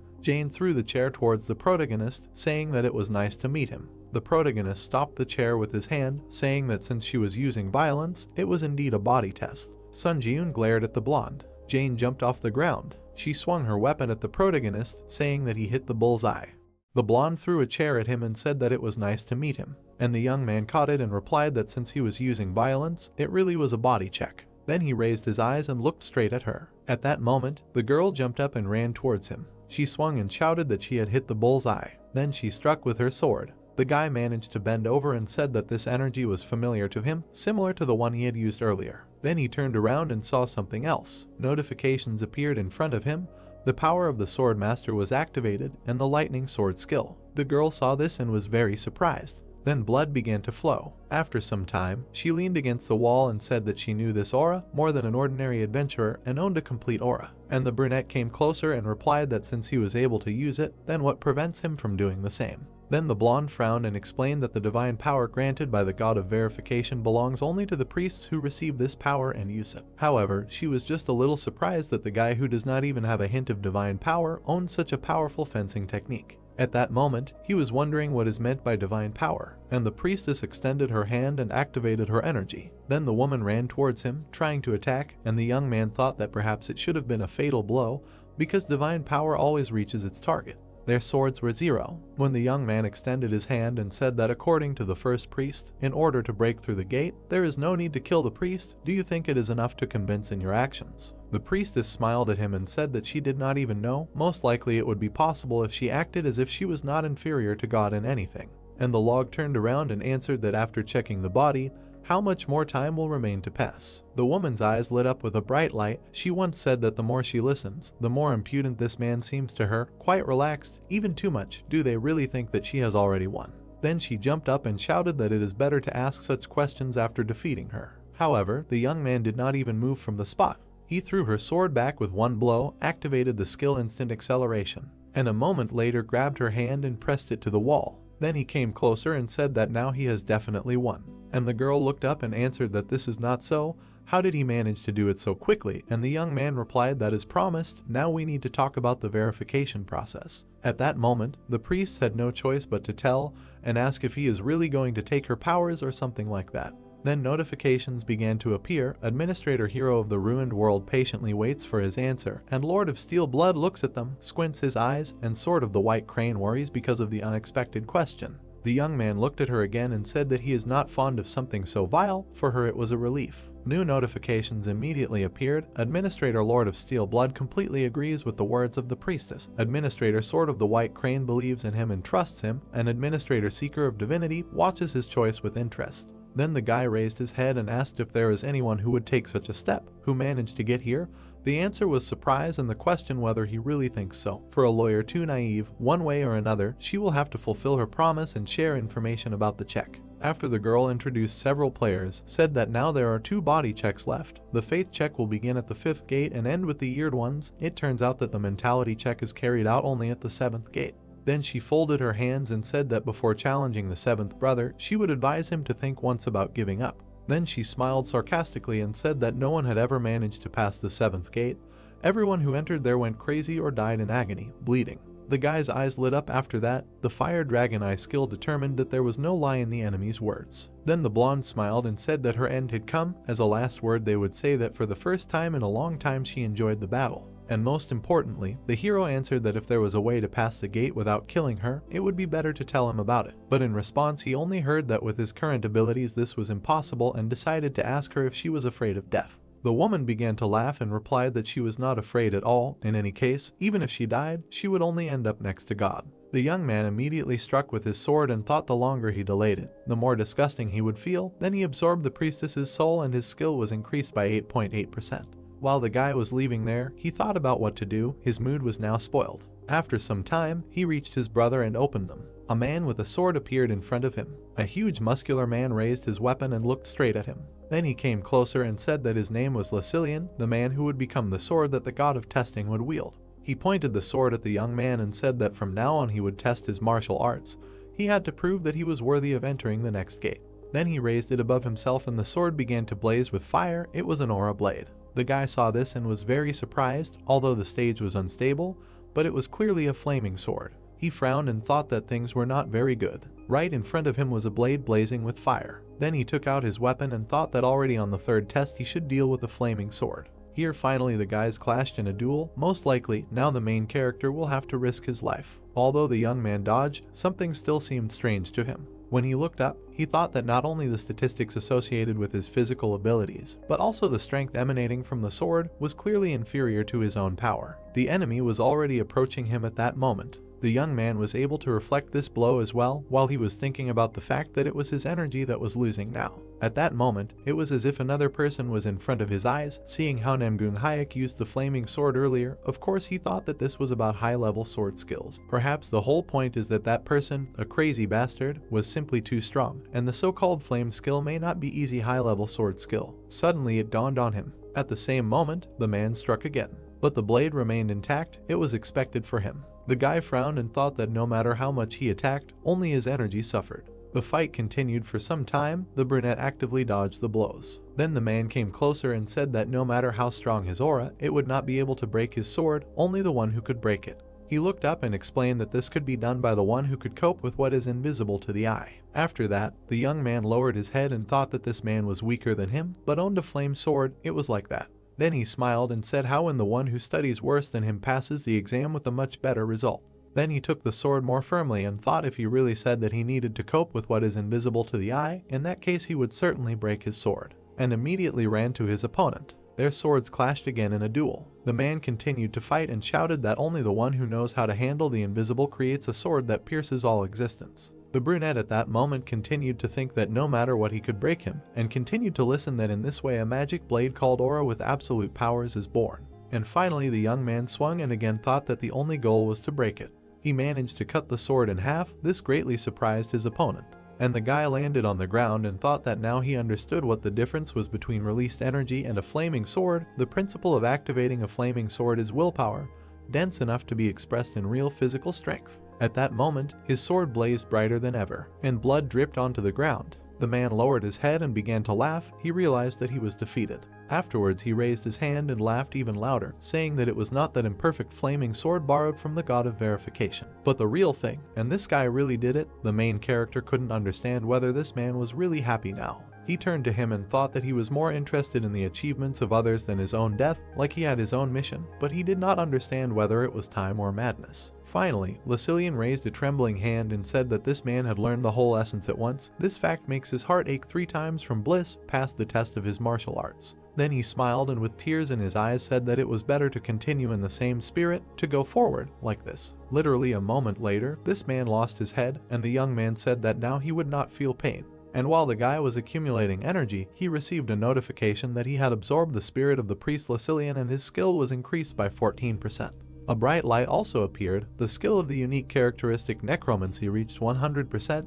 The rank of the unique characteristic necromancy increases by 1 level. The brunette looked at this and thought, what ability will his arsenal be replenished this time? Then a notification appeared where it was written that these are additional effects 6. When absorbing the soul of a stronger opponent, after evaluation, you can get the ability to extract power. The guy looked at it and was surprised. The ability to extract the enemy's power is something interesting. Every time a necromancer raises a level, it never disappoints. Besides, it's only a B rank and already revealed such huge opportunities. Then he took a step forward and thought about how curious it is to know what awaits him at rank NS. Then another notification appeared where his characteristics appeared in the status window.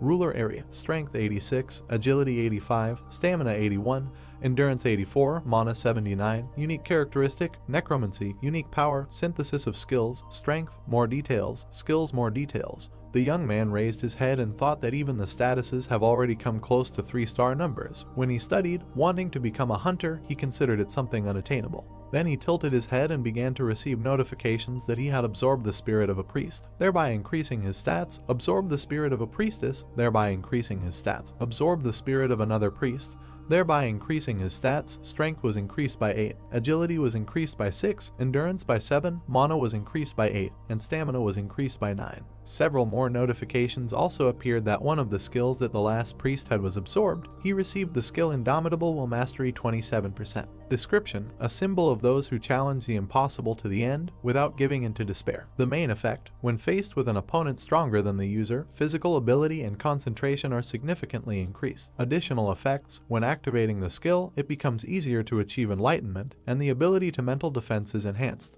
After the guy went forward, he walked along some corridor. There were broken glasses around. He finally reached the door. He opened it and looked forward. At that moment, a large room appeared in front of him. The young man tensed up because there was no one, but it turns out that a person was flying above his head all this time, who noted that he was watching. The previous priest had left this mortal world. It was a blonde man, similar to an angel, who said that the situation was contrary to his expectations. Notifications immediately began to appear that the administrator of the Godslayer, the swordsman, asks him to be careful. The administrator of the hero of the destructive world advises not to realize, since a real enemy has appeared. The administrator of the Sword of the White Crane says that he uses real skills of mastering the released energy, and not fake ones. And the administrator of the Lord of Steel Blood admires the powerful energy and iron which the god of verification serves. At the same moment, the young man raised his sword and struck the first blow. The blonde then landed and replied that he was watching. He did not really want to waste time talking. He looked at him and added that then, we must immediately begin the test of the fourth kind.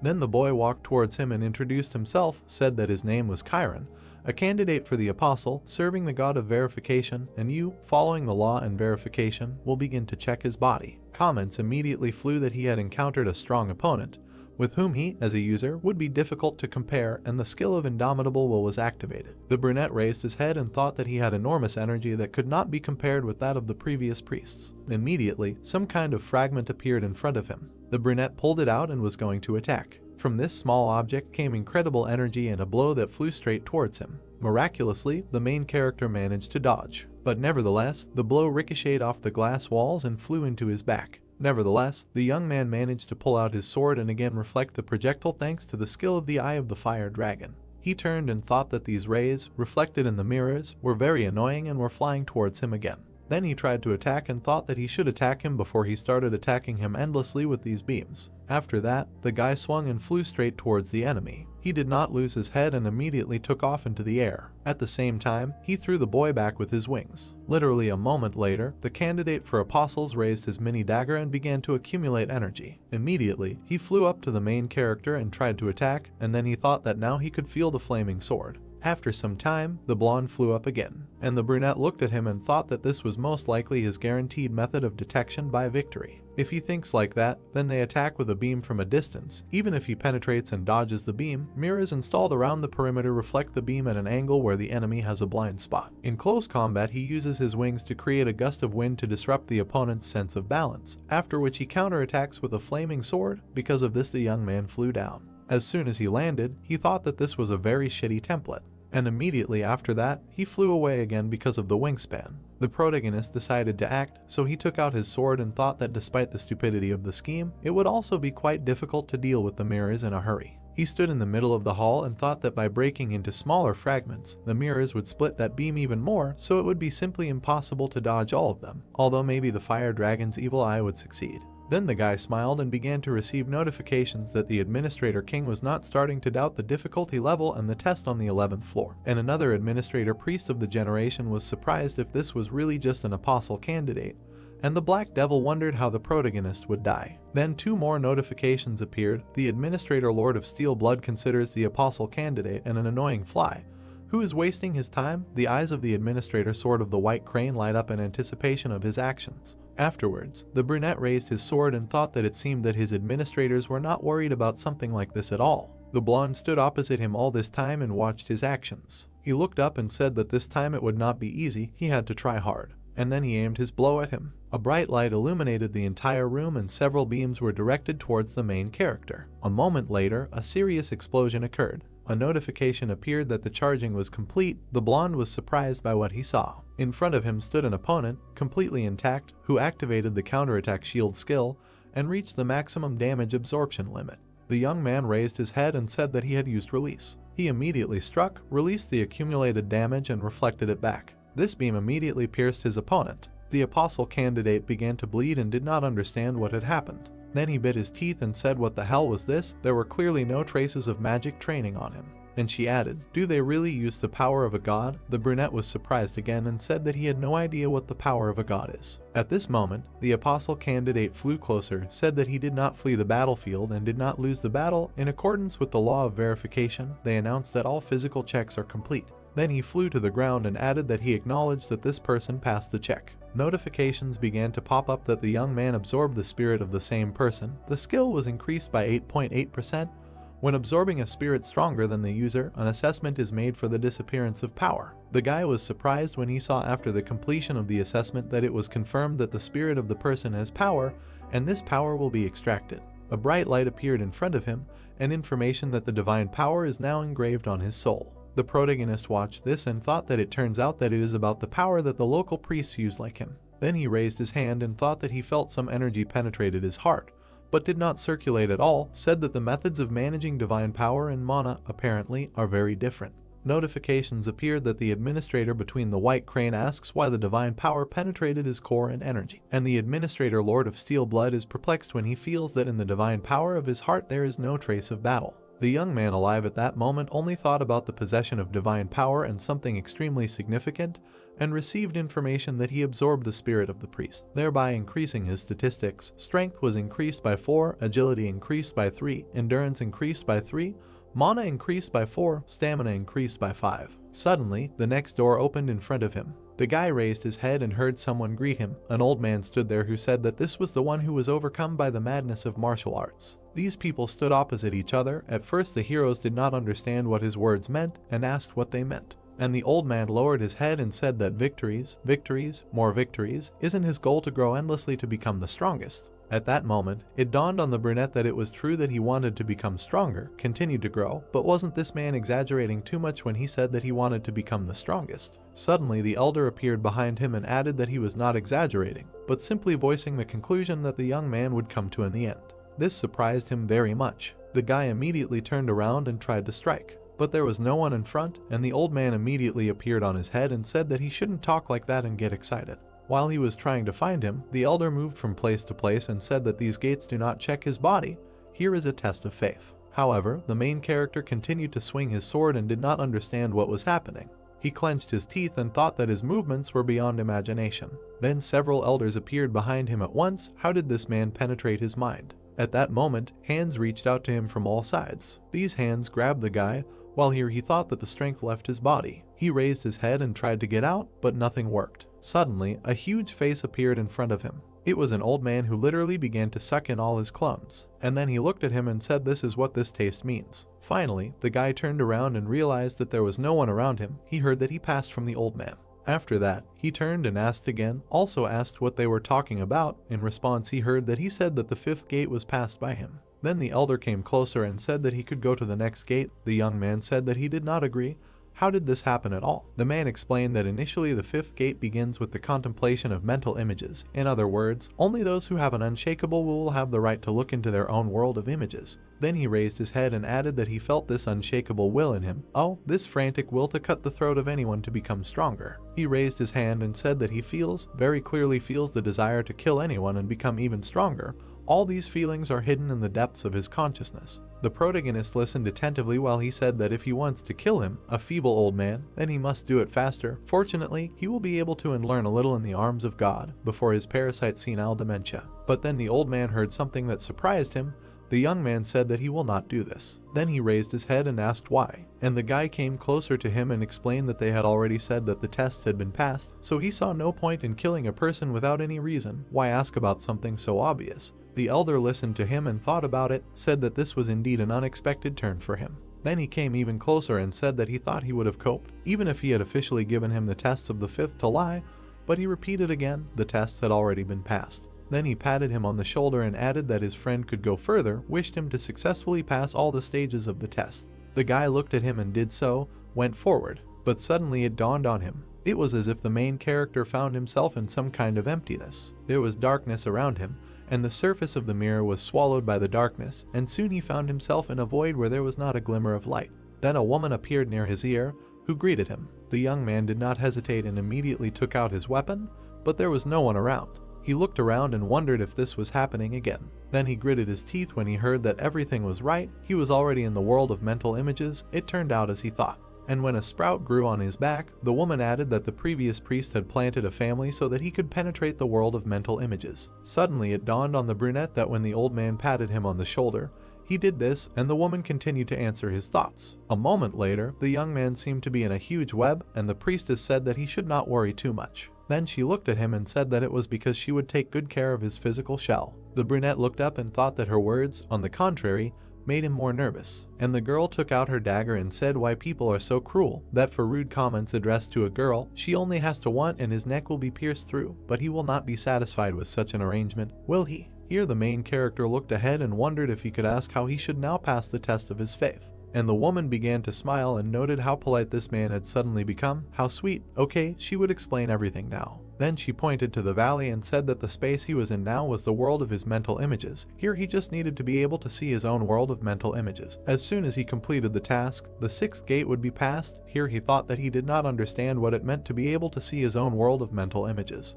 And the girl bandaged his eyes and explained that the world of a person's mental images largely depended on his beliefs, and was created on their basis. But no one was able to contemplate this spectacle. The world of mental images was like when you close your eyes and see only a solid black curtain. Then the young man was left alone in the middle of this place and thought that in this way they wanted to tell him that he needed to be able to see the essence of this world of mental images, where there is nothing. A moment later, a woman appeared above his head and answered that this was again on point, and introduced herself, said that she was a priestess of Alien, serving the god of verification, announcing the beginning of the sixth test. And then the ground fell under him, as if all this time he had been standing on the surface of the water, and began to drown. After some time, the young man landed on the bottom of the reservoir. Only these were thoughts. In reality, the girl held his hand and asked if the guy was really surprised, because the pain would be similar to real pain and he needed to quickly find a solution to this problem. Otherwise, she smiled and explained that he would drown without any water around. But suddenly the power of the serene mind was activated.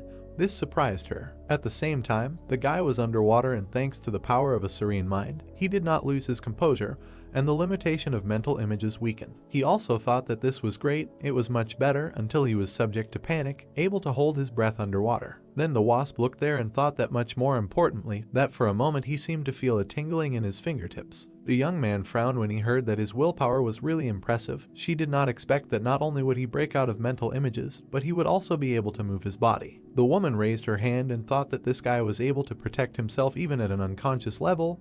What kind of monster was this man? Then she came closer and thought that it was better to keep a secret that his actions almost left her without a head on her shoulders. And the young man, meanwhile, was still underwater and thought that he was gradually beginning to feel his body. The brunette was very surprised by this, asked again and said that in the world of mental images he should not feel anything. How in just 2 hours he was able to completely regain control over his body. What kind of monster is this? The brunette was surprised to hear about 2 hours, but after all, no more than a minute had passed since he got here. In response, he heard that in reality time moves much faster than in the world of mental images. This news also surprised him and made him think that it was very dangerous. If he spent more than part of the remaining time from the allotted 7 days in this sixth gate, he could die from the penalty for failing the test. Immediately after, he tried to surface and thought that he needed to see the world of mental images as soon as possible. His eyes at that moment began to change color, and his thoughts were such that if he could again feel his body through the use of the power of the serene mind, then it meant that activating this skill was also possible. Then the guy spread his hands and activated the skill of the eyes of the fire dragon. He raised his head and thought that he finally saw. There was something on him that looked like a huge whirlpool. The water at that very second began to diverge in different directions, freeing up space for him to pass, while the brunette was thinking whether he should call what he saw a sea of blood. The priestess watched all this and did not understand what was happening. It was some kind of nonsense for her. How is this even possible? Why did the world of mental images open up to him? At the same time, his body in the real world was also moving. A sword appeared in his hands. After that, the girl stepped back and answered that she had a question. Is this really a person? Why did steel wings appear behind his back? He needed these steel wings in order to fly up in a parallel world, so he had to activate this skill. The young man literally flew up into the sky in a split second and found himself at the top. Some time passed, the guy flew over the world of mental images and thought that he saw it with the help of the eye of the fire dragon, although he did not have a single guess what this means at all, but the surrounding environment looks extremely ominous and alarming. Finally, some circles with a large number of swords appeared in front of him, and the young man looked at them and tried to understand what it was. But it was also decided not to waste time and stretch out his hand forward. A moment later, he grabbed one of the swords, and immediately after, he landed on the ground with a loud roar. Everything around him began to collapse. The young man raised his head and looked ahead. In front of him was a priestess, to whom the guy immediately asked if this was all his doing. That's what he heard. Why does her world look like this? Notifications from the administrator also began to appear. The Sword of the White Crane is glad that the main character woke up. The administrator Lord of Steel Blood choked with relief that he came to his senses, and the administrator Hero of the Destroyed World, and the task is that he woke up faster than he thought. Therefore, the young man went forward and said that it turns out he was able to pass the test of faith. How is this even connected with faith? And the woman looked at him and answered that the test of faith is the path to recognizing oneself. Of course, the brunette immediately asked again. So the girl led him to the mirror and answered that it was amazing that people themselves did not really understand what they believed in, and never even tried to think about what exactly they believed in. The purpose of testing this gate was to encounter the world of mental images created through the processes of faith, thinking, and action. And as he walked down the corridor, she added that he would overcome his miserable past and become stronger without losing his humanity. That's what she read in his world of mental images. Everything is very simple and clear, isn't it? Then she added to the woman that even having such simple desires and thoughts, remaining faithful to them at the same time is a different story. When the guy finally opened the next door, she wished him luck and said that this adventurer did not look like a person at all. The brunette meanwhile had practically moved into a new room. Something like space appeared through the front and a notification that he had reached the 7th gate. There was some kind of core filled with energy and electricity in front of him. It was so incredible that the young man could not take his eyes off it. And then this core turned into his reflection of the eye. It turned out that it was the god of verification who was watching him. Immediately, memories of the priestess who said that no one had yet managed to pass the 7th gate popped into his head. Then the young man landed on one knee with a crash and did not understand what had happened. He exhaled and realized that everything was going wrong. It looked more like something else. Suddenly, a huge snake appeared in front of him. The situation was similar to when I encountered something insurmountable, Camillo's body, and completely refused to take any steps to survive. Then he felt very hot, and the thoughts were that an eye had simply appeared in front of him, and it really was a god. The young man clenched his teeth and said that he would never do this again. And in his head were thoughts and memories of the death of his parents. As a very young man, he sat at home and cried. Because of these memories, the protagonist took out his weapon and began to scream frantically. Then he stuck his sword into his own palm, activated the skill Ashen Blood. All types of pain caused to the user decreased by 17%. And the young man continued to mutilate himself and screamed that he was not going to helplessly stand and watch as he was trampled here. And as soon as he pulled the dagger out of his palm, he thought that he lived to break through any trials that fell to his lot. After he looked around and thought that he was sure that this training place was built exactly on this principle. New snowy teeth and decided that although they do not know whether he will be able to wake up that pupil at all, however, if there is at least a small chance, then he must try it. And immediately jumped up from the spot, running towards it. If he can get at least another 1 centimeter closer to it, then the blow will be delivered. Complete confidence was read in the eyes of the young man. And finally he reached the target, swung and struck, thought that this god was so-so. The blast wave went to the side, only it flew to him and stopped nearby, and even the smallest impulse could not reach the retina. The young man raised his head then and thought that this was some kind of look. Any such nonsense bothers him. And the eye still continued to watch him, and a notification appeared that the god of verification appreciates the spirit of the applicant. The god of verification is glad to see the applicant with such high spiritual strength after a long time and tells him to prove himself, looking into his confident eyes. The guy was very surprised when he saw another notification that the god of verification remembers the existence of the applicant and announces the beginning of the test of the 7th gate. Suddenly the eye began to move and change color. Everything around began to collapse and the god of verification himself disappeared. The brunette lowered his head and tiredly thought, does this god really exist? At that very second, a huge mirror appeared in front of him. The young man saw it and jumped back. It was that very mirror. It reflected the main character, slightly modified, and it was necessary to establish contact with himself in the future and begin synchronization. Therefore, the main character raised his hand and tried to touch the mirror. Then a bright light appeared, and then followed a notification that a mentality test was beginning. The speed of assimilation with him inside the mirror slowly increased as if the mirror was going to absorb him, and the applicant had to pass the most suitable test for checking mentality. Also, a notification appeared that it was necessary to prove that his beliefs would not change in the future. This was already the most difficult for him. Immediately after, the young man fell into some strange room, and below sat a man who asked if this was really the same. The brunette immediately realized that this was the same priest and the first doctor who sat and asked where his mirror went. As soon as the young man landed, the fresco behind him began to move apart. He turned and looked there, and what he saw surprised him very much, because it was Christmas, a place similar to South Korea. There were people walking, strolling and chatting in the square, and somewhere between the houses the main character in the future was passing. Now he thought that he didn't understand what the hell was going on. There in the gateway, a young man in the future cut his forearm. The young man saw this and didn't understand what he was going to do now. I just thought about it, as his blood immediately turned into arrows and began to kill people in the square. And the young man began to scream and didn't understand what kind of crazy bastard this was. I immediately received a notification that the assimilation speed with him inside the mirror was forcibly increased to 10%.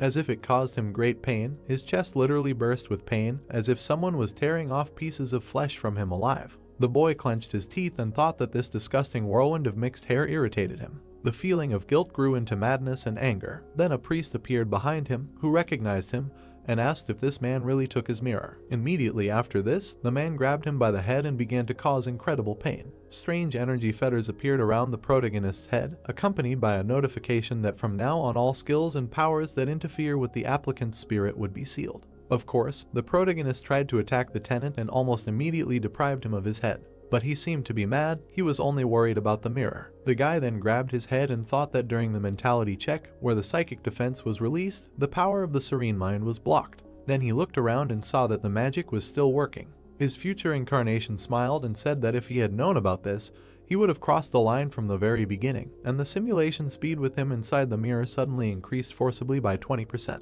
When the young man realized this, he was surprised and received a notification that due to the unbearable psychological shock, the applicant suffered from an abnormal condition called Kai intoxication. He immediately began to spit blood and did not understand how to stop it. Then he understood his head and thought about what had happened, why was this happening, and why was he doing something so disgusting? Why would he kill all these innocent people in the future? It is true that he is obsessed with power, but he will never go that far. Notifications immediately began to appear that he was under the influence of an abnormal intoxication status. If he failed to remove the abnormal intoxication status, then the mastery of the magic chain skill would drop to a maximum of 10%. The mastery of the magic chain skill would decrease by 0.3%, the mastery of the magic chain skill would decrease by 0.7%, and the mastery of the magic chain skill would decrease by 0.4%.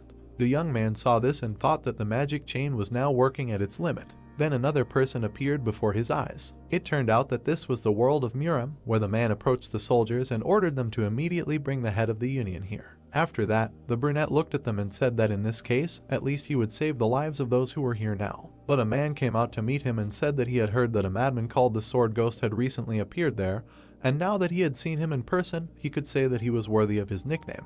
A middle-aged man approached him and said that he was pleased to meet him, introduced himself as Li Jinwen, the head of the Union, and asked what the child's name was. But he did not answer and immediately ran towards him, and the man saw this from the group. Literally a moment later, the two began to fight. All the people around were already dead, and the head was bleeding after a while and said that he simply had no words. Then he raised his head and said that this guy had killed all the members of the Union. Although he himself had said that he would not touch anyone, was he not ashamed at all? But the brunette came closer and said that he felt no shame at all. Then he lowered his eyes and added that these ragged, worthless things were just his fighting resources. Resources that did not make him tired, did not get sick, and were no longer of any value. And immediately after he cut off the head of the Union leader, the main character continued to watch this and spit blood, and the speed of assimilation with him inside the mirror was forcibly increased to 30%.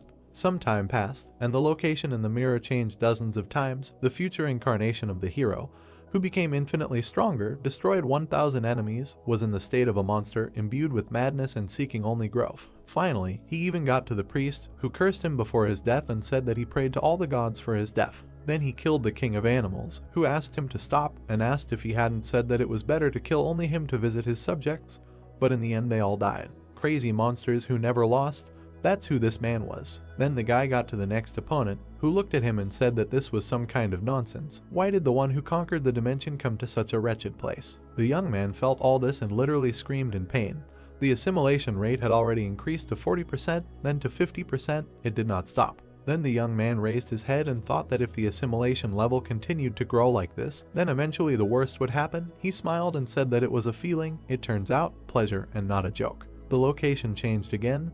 There was a bright flash of light. People burst into some room, kicking down the door. A man who looked like a cyborg entered and said that the one who commits such inhumane actions and really thinks to remain unpunished. The future incarnation of the main character stood there and had already killed one person. A brunette was standing nearby, and when she lowered her head she asked why this man was doing this. She could not cope with tears and screamed for what reason she was killing innocent people, to become stronger, for what? The young man turned around and asked again about the reason, and then asked why ask about the obvious. He immediately threw the corpse on the ground. Then he smiled and said that he was killing them because they were the raw material for his growth. The man approached him and asked if he would know that he had the ability to control lightning. Then he frowned and said that in such weather he had better prepare himself and give up the ghost. He pounced on the young man and ordered him to die, calling him a demonic spawn.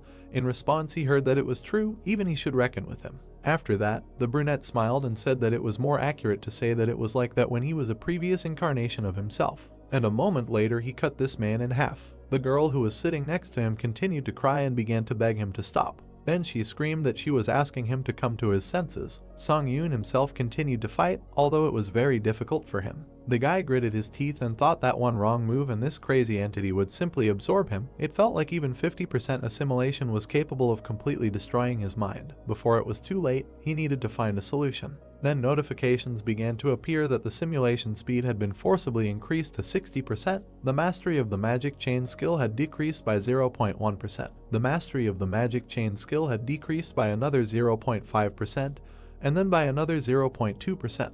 Blood was literally flowing even from the eyes. But the young man was not going to give up and continued to strike the eye of the god. Then the stimulation speed increased to 70%, and the brunette fell to his knees and thought that he could no longer stand it. Psychologically the silk was too big, and he could not even say whether it hurt or pleased him. Then he fell into this seething liquid and thought that he felt good. Almost immediately the liquid began to absorb him and completely sucked him into itself. However, the consciousness of the protagonist was still functioning and a memory of the priest's question appeared, who took his mirror. Finally, it dawned on him that something had appeared in him during the murder. The young man was able to pull his hand out and held a small mirror in his hands. It was the divine mirror of the high priest, a mirror that the high priest imbued with his divinity daily. The user can use this divinity to create a divine shield only once, and creating a divine account can restore his mentality. The protagonist was also able to remove these fetters from his head and activated the effect of the divine mirror. A divine shield surrounded him, dispelling all levels of clouding of the mind. A notification also appeared that the abnormal status of spiritual instability was cancelled, and the future incarnation suddenly woke up and stopped. Suddenly, his head was torn apart and came apart at the seams. From there, as if from a suit, Sunjun climbed out and began to scream loudly. He looked around and asked if this monster thought that he would allow himself to be absorbed.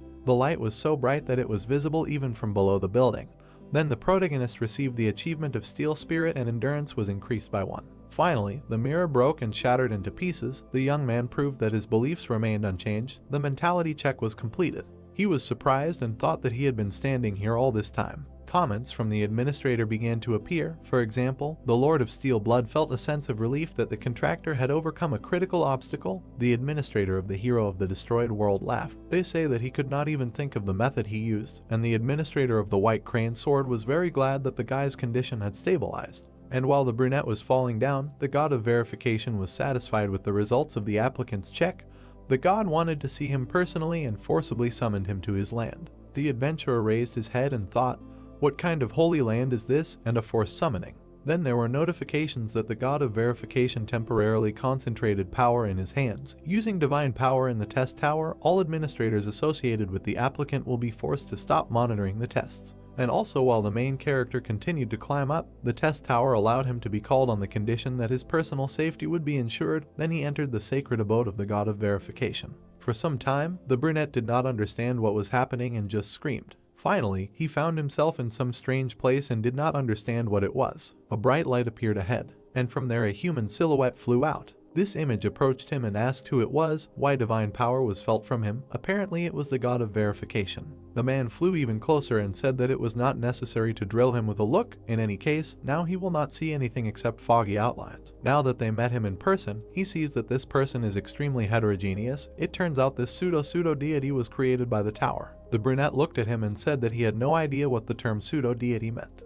The god of verification then lowered his head and explained that in the tower they are also called administrators. Asks if this guy is a being who received quasi-divine status under a contract with the tower. In response, he heard that the young men are not an administrator, just a candidate disassembling the tower. Then the god said something that surprised the main character very much, or rather that in fact, it differs from other pseudo-deities, has its own divine power. The man also added that he had not looked into the tower for a long time, and it turns out that a lot of interesting things happened in it. Asked if the main character realizes that it is impossible to create something real with the power of a pseudo deity. And then he added that being an apostle of a pseudo deity, he created a real thing. It is clear, the candidate is clearly an unusual creature. The brunette still did not understand what was happening. He remembered one of the priests and thought that it sounded like he had done something great.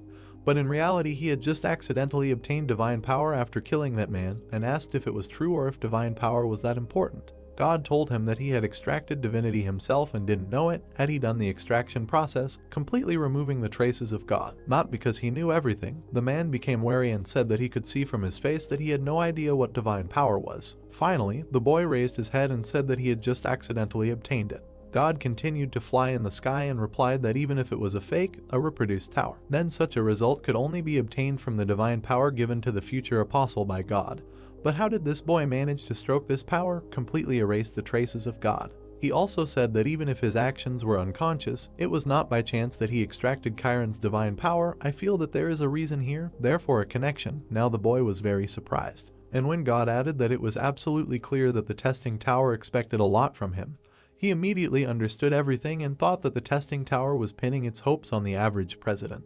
For some time, the two looked at each other. Then God turned away and said that he had made a mistake. Seeing the anger of the tower, one could safely say that this information cannot be disclosed, so it was time to say goodbye. He would definitely watch him from heaven. The brunette immediately raised his hand and began to shout that he still had many questions. Why did he become such a monster in the future? What else is divinity? And what did he mean by causality? But it was too late and his body began to fall down. Nevertheless, God lowered his head and said that it seemed that this man had looked too deeply into his future.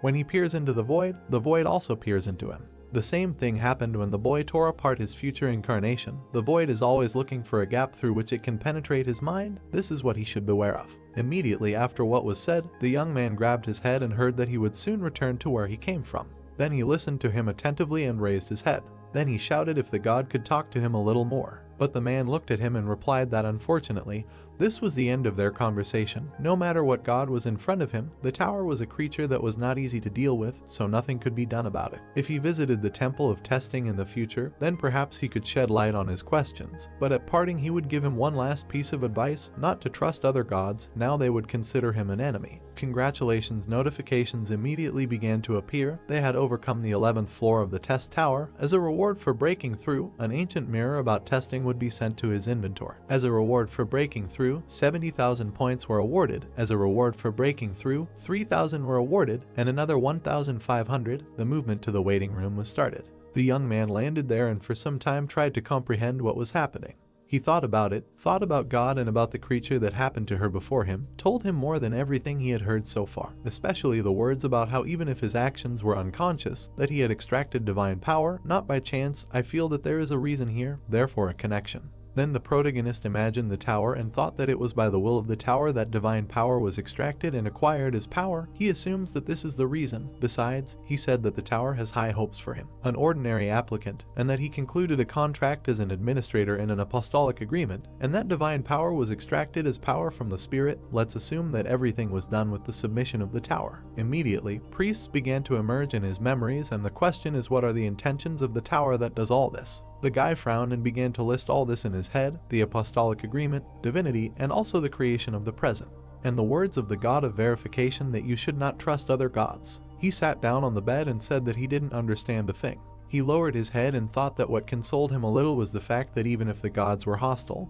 they couldn't touch him as long as he was protected by the tower. Notifications began to appear that the system had expanded.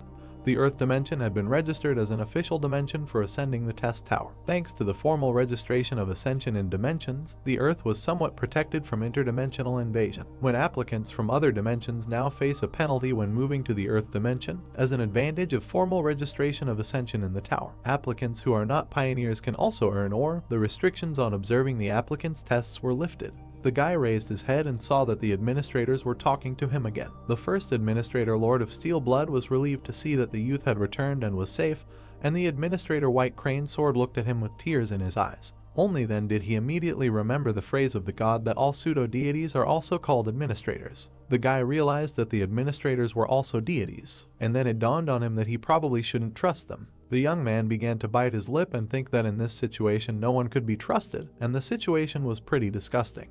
After some time, he moved and entered the world of Steel Blood. A blonde appeared in front of him, running towards him and asking if this guy was badly hurt. But instead of an answer, she received a blow from a sword. The girl dodged and didn't understand what was happening, and the young man lowered his head and turned to her. Then he looked into her eyes and asked if the administrator was right to collude with the tower and use it. The blonde grinned and thought that it looked like a side effect of the mentality check, and the guy continued to attack her and bit his own hand. Then he swung his sword, but missed. The girl raised her head and thought that this guy bit his own hand. She shouted that she needed to come to her senses.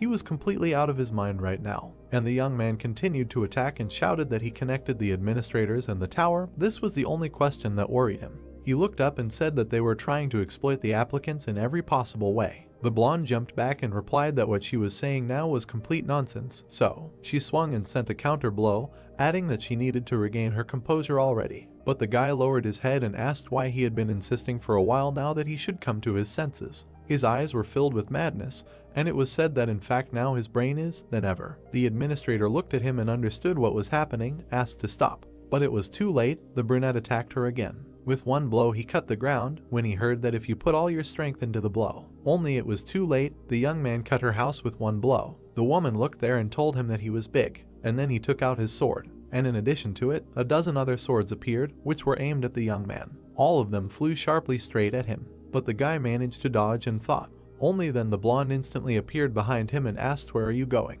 Then she did what the young man did not expect at all. The girl thrust him into the ground with all her might. His face turned out to be snow. Everything around began to shake and collapse. The guy tried to attack back right away, but surprisingly the girl dodged. And then she did something that surprised him again. Her swords appeared there, trying to pierce him as close as possible. Thus, a kind of cage of swords was formed around him. After some time, the young man suspended from the ceiling looked at her and apologized, said that he had returned to normal, so it was possible to untie these bonds. But the blonde raised her head and answered that of course she should untie him, but to worry that his next visit, nothing would be left of her house. Then she put the cup on the ground. She imagined his future incarnation and said that the remnants of the emptiness will see that I witnessed during the mentality check were not completely removed and were fixed in his personality. Then she looked at him and added that even if that essence was greatly distorted, it is still his other future. In other words, the suspicions regarding the administrator may not have been completely false. Then she took out her sword and said what she would say to clarify the situation. No one is able to read the intentions of the tower. This fact remains unchanged even if they are the administrator. She turned around and when asked if it was obvious that the tower expected something from him, she said that maybe yes and maybe not. And a moment later, she sharply cut something with her weapon. The rope that held the guy under the ceiling was cut right there. And finally, the young man took a chair, said that as far as he knew, the tower had never revealed its will to a candidate before, so it seems even more insane that the tower makes special wishes to someone candidate. The girl turned around and said since he had such doubts, apparently he heard something from someone. That was exactly it. The guy replied that the god of verification said that the tower had some kind of plans for him. This information surprised the blonde very much. She smiled and thought about the god of verification, so that's where his doubts came from. Then she stood up and said that as she had already said, she was also only a subordinate of the tower. At that moment the protagonist realized that, as expected, he would not be able to find out more about her. The girl came closer and said that she was glad that he liked the tea. It was based on the urine of a black dragon, so you can drink as much as you like. It is a very valuable thing. The brunette was very surprised and immediately spat out this horror. Then he wiped his mouth and said that he remembered something. The god of verification said something else.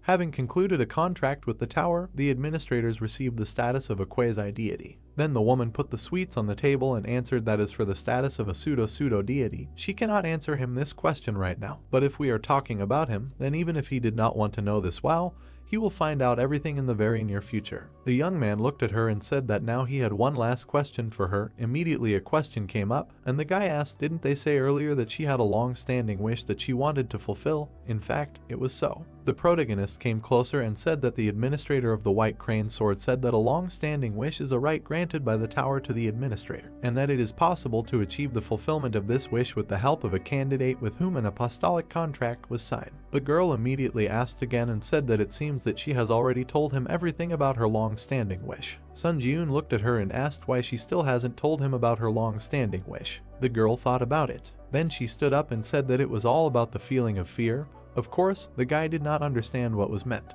Then the woman turned around and added that he greatly underestimates himself, which resulted in an excessive obsession with growth. She looked down and said that that was why she thought that maybe, for the sake of growth, she could make him challenge the test related to her long-standing desire. To which you fly like a moth to a flame, she will not deny that she had no choice but to do so. And the guy heard this and was upset, said that he was a real mediocrity. Suddenly, the girl looked at him and replied that she did not know what meaning the word talent puts in, but she would soon understand how much he underestimated himself because the tests on the 12th floor are a fight with himself. This information surprised him very much, and then the main character teleported back to his room, thought about the gift. He imagined another candidate and thought that these God-given qualities that cannot be changed after birth, and which in the world of hunters are divided into three categories: the acquisition of skills, an increase in statistics, and the awakening of a unique characteristic, the so-called three main qualities of a hunter. He also thought that he was not destined to be born with one of these qualities. Skills were not acquired, statistics did not increase, and the unique characteristic did not appear, as if he was left alone in the middle of a dark room without the ability to fight.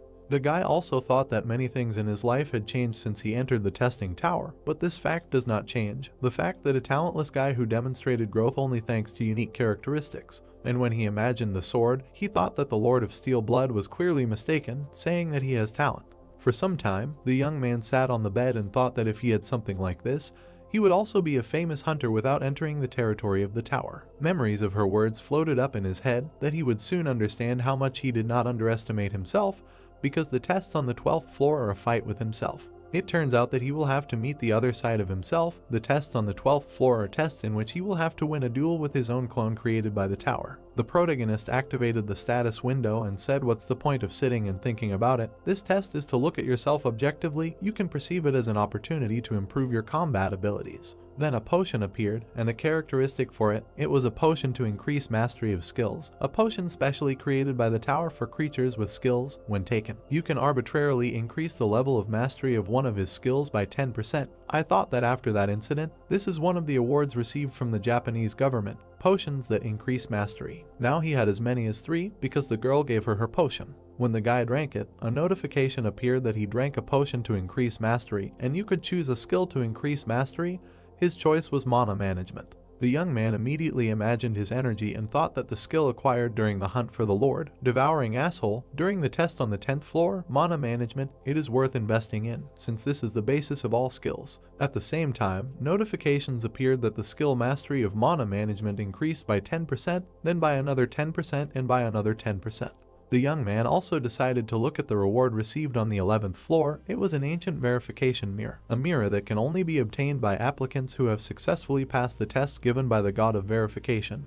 When mana is placed in the mirror, you can activate the exclusive effect of residual thoughts once. Then he activated the skill of the fire dragon's eye and saw that despite the one-time limitation, he can acquire the skill contained in the residual thoughts, but at present the user cannot set which skill from the residual thoughts will be acquired. The god of verification changed some effects specifically for one applicant.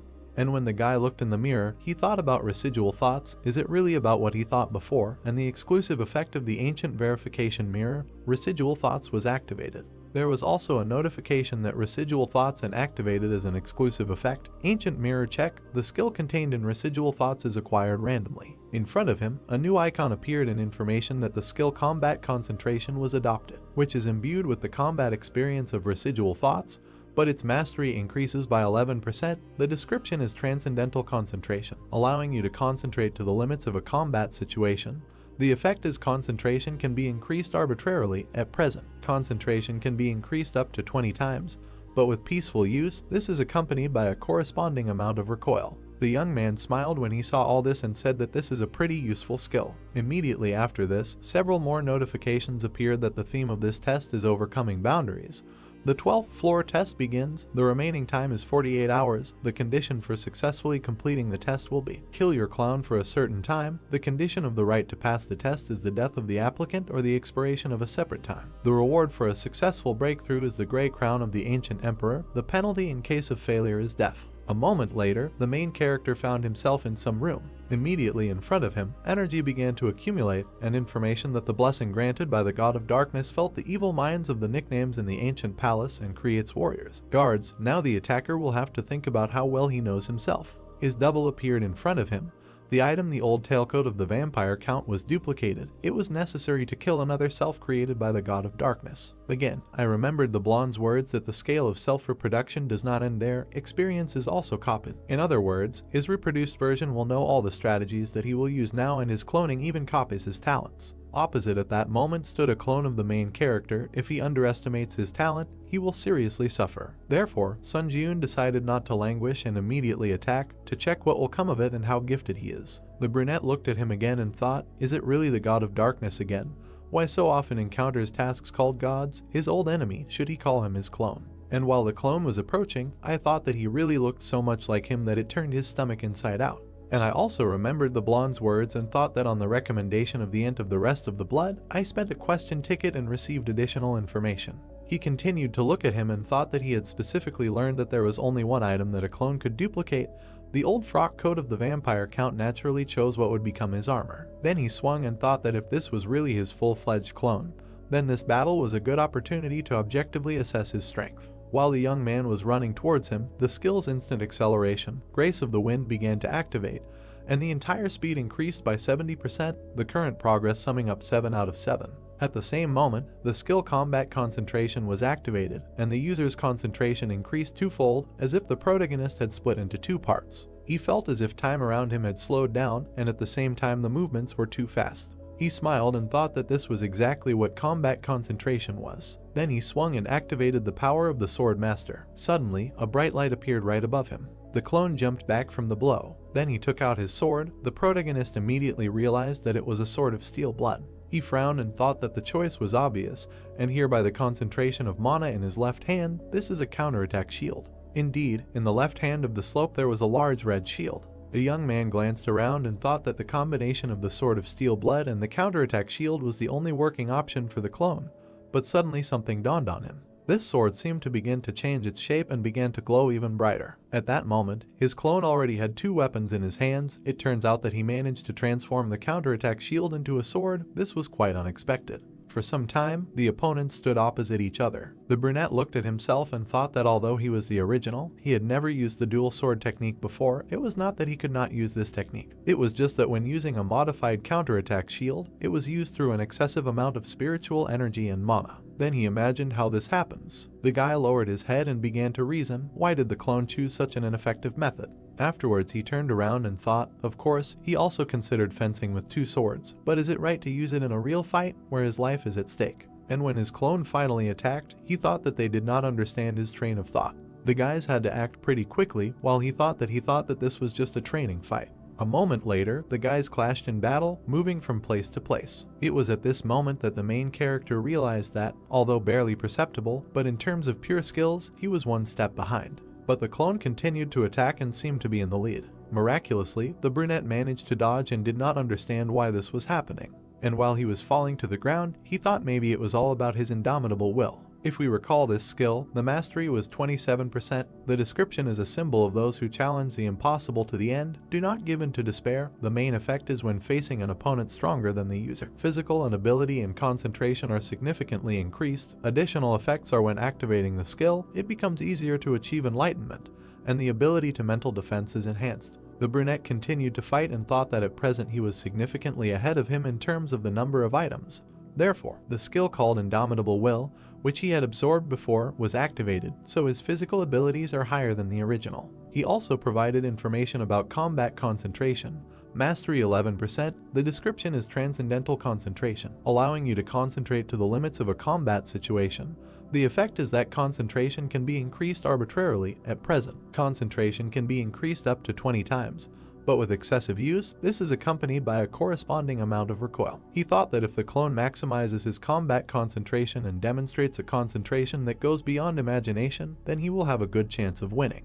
And just at that moment the enemy began to attack even more actively. The young man again teeth and thought that the most serious problem is the fencing art used by him. The clone stood in front and was very confident in his victory. Suddenly he struck, and the young man thought that although it was clearly based on the technique of fencing on dual swords, but this is clearly a bastard's dream. And from one blow he flew back with incredible speed. The main character crushed the wall with his body, the blow was so strong.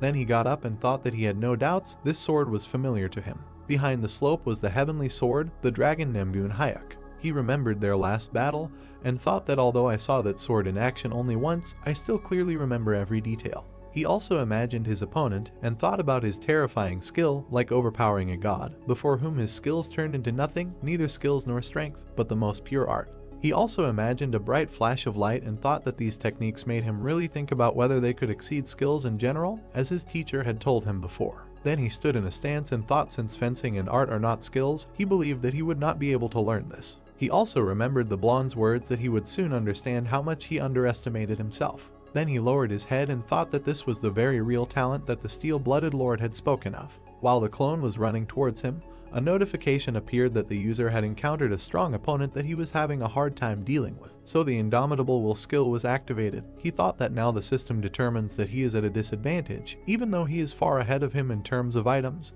Why is this happening?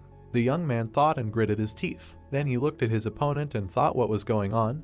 Did he suddenly become stronger? At that moment, the guy gathered his remaining strength, activated the combat concentration skill, thanks to which the user's concentration increases 10 times. Then he stood up and was ready to continue the battle. A moment later he struck, but the enemy parried it, and then he was able to slip under his sword. Blood suddenly appeared. The young man jumped back and did not understand what happened. A cut appeared on his ribs, and thoughts in that dam said that they have the same level, his opponent is a real monster. Then he swung and the concentration increased by another 15 times. The guy suddenly found himself behind his clown, he did not even understand what happened. Then he struck him and thereby stuck him in the ground. A notification appeared that the power of steel wings was activated. Flight at maximum speed was also activated. The young man flew forward and continued to attack. He swung his sword, the concentration then increased by another 17 times. While his opponent sat below and looked with surprised eyes, he shouted that this man was caught. But suddenly the brunette stretched out his hand, which acquired a strange shape.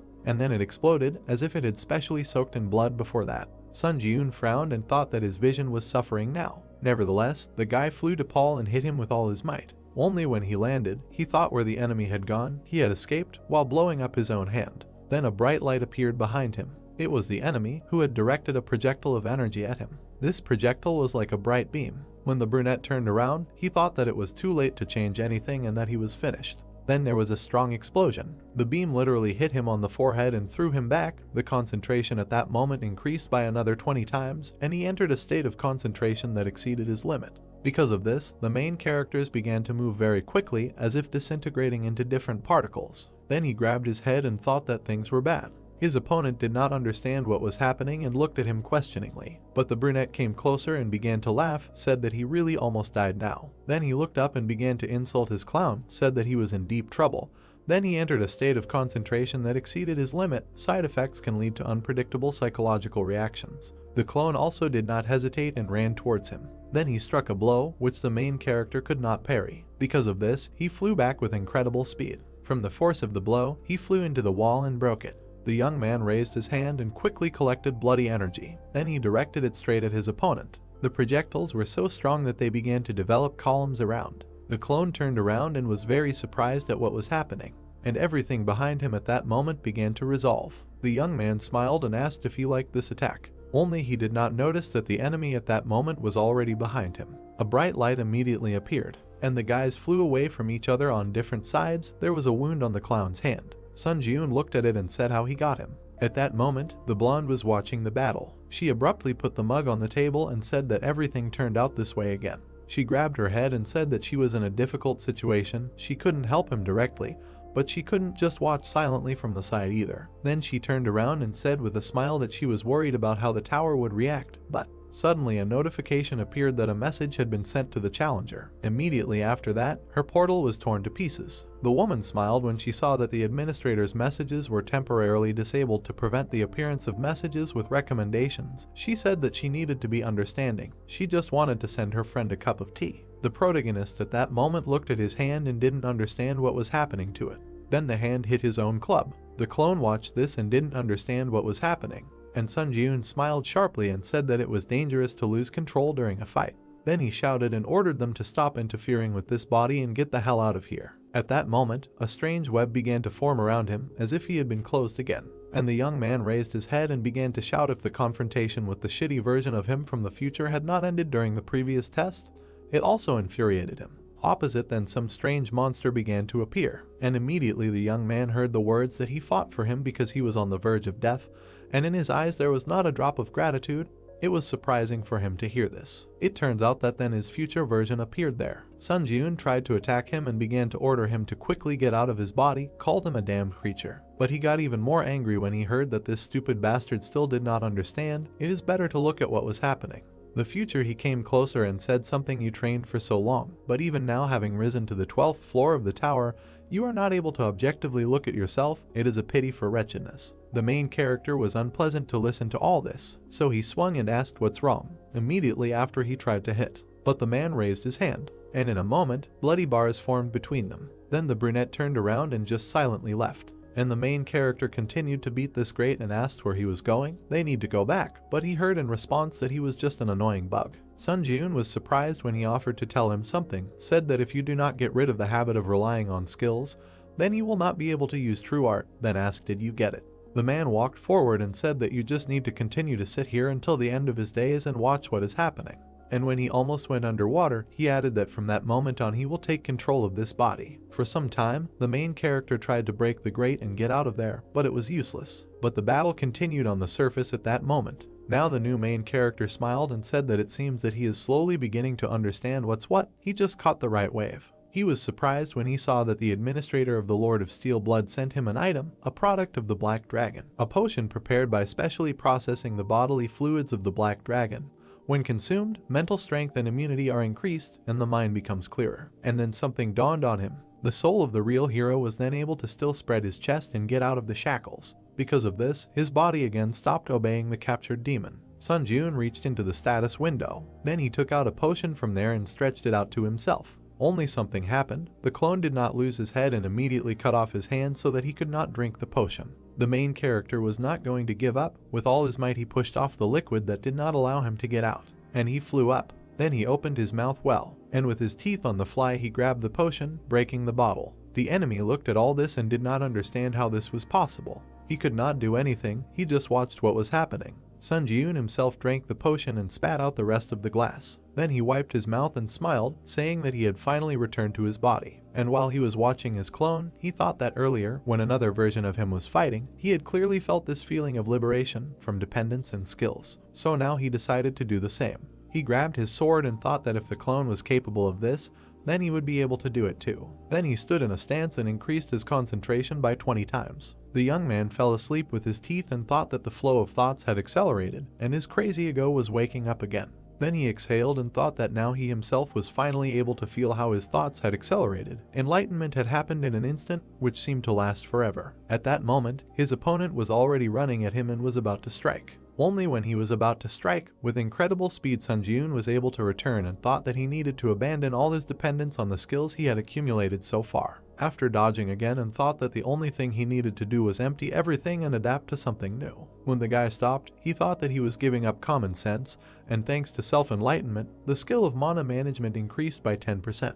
Literally with one glance, the main characters were able to cut off part of his opponent's hair, eventually decided to clear his mind of stupid stubbornness, received the achievement of enlightenment, and stamina was increased by 1. Sun Jiun was very determined, received the achievement of the state of absence of oneself, and mana was increased by 4. The user is dealing with an opponent with whom he is able to cope, so the skill of Indomitable Will was deactivated. This fact did not anger his clone. The young man himself was approaching him at that moment and swung again, thinking that from that moment everything would change by 180 degrees. While he was running, he calculated the trajectory of the attack, and with one blow he was able to split several stones at once in a round. Then he smiled and thought that he was now able to use the fencing art of the master, who had previously suppressed him with his power, a strange feeling. Then he continued to strike blow after blow. He frowned and thought that the highest speed using the grace of the wind and instant acceleration, it was now felt. Then he pushed off the ground and tried to attack, only the enemy was faster this time. He turned around and began to create some kind of field behind Sun Jun.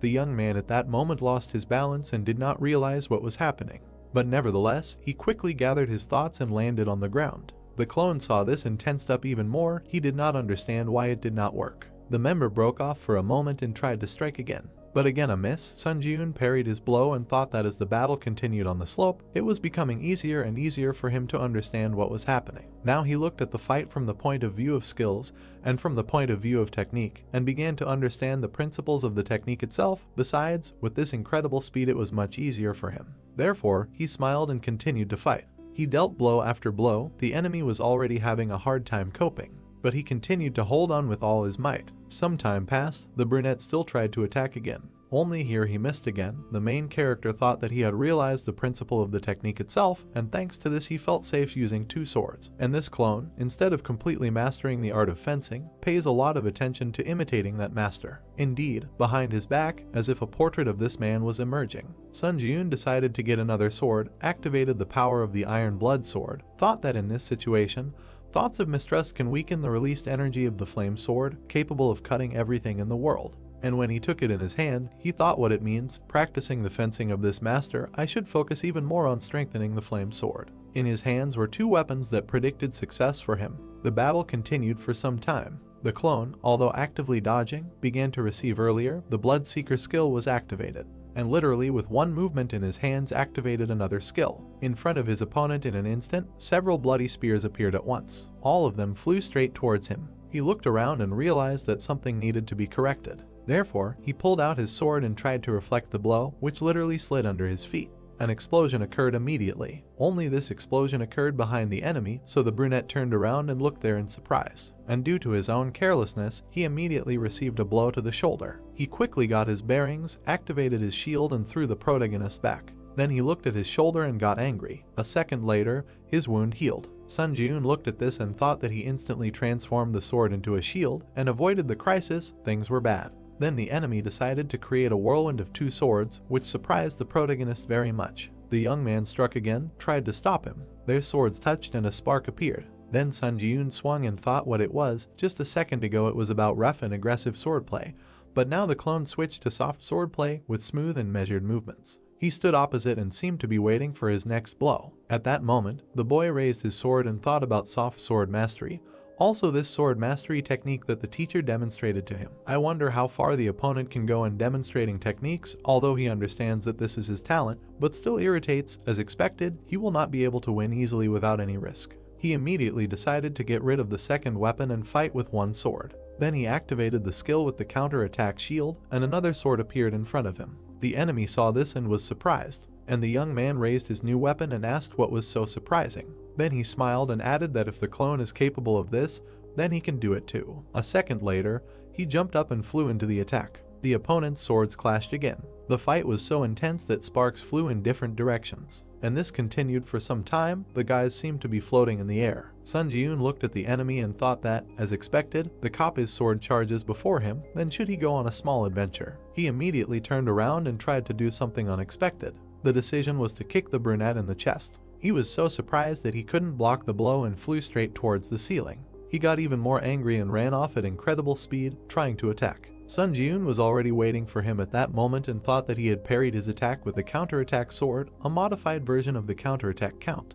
A bright light immediately appeared, and the brunette thought that then he had to charge the sword once, and of course, the suspension of such ignorant attacks would simply break. That's exactly what happened. The copper split into two parts. The clone had to throw the second weapon back, while the protagonist thought that if they were both one, then now was the time when the counterattack energy emissions, the most threatening attacks they had, would disappear. The same thing happened with the sword, which simply dissolved. The enemy flew forward, and the young man decided that he would judge this as a chance. Immediately, a strong blow was dealt, from which everything began to fly apart in different directions. Sun Ji-yoon smiled and thought that he himself was incredibly strong, and the same one received a blow to the stomach, such a strong blow that he was thrown back several meters. When the young man got up, he saw that the enemy was already approaching him at full speed, and a moment later, he received another blow with a sword. Only this time, this blow was expected, so the guy extended his hand and thought that his enemy was caught. At the same second, the clone was pierced by a sword from behind. He turned around and realized that this was all planned.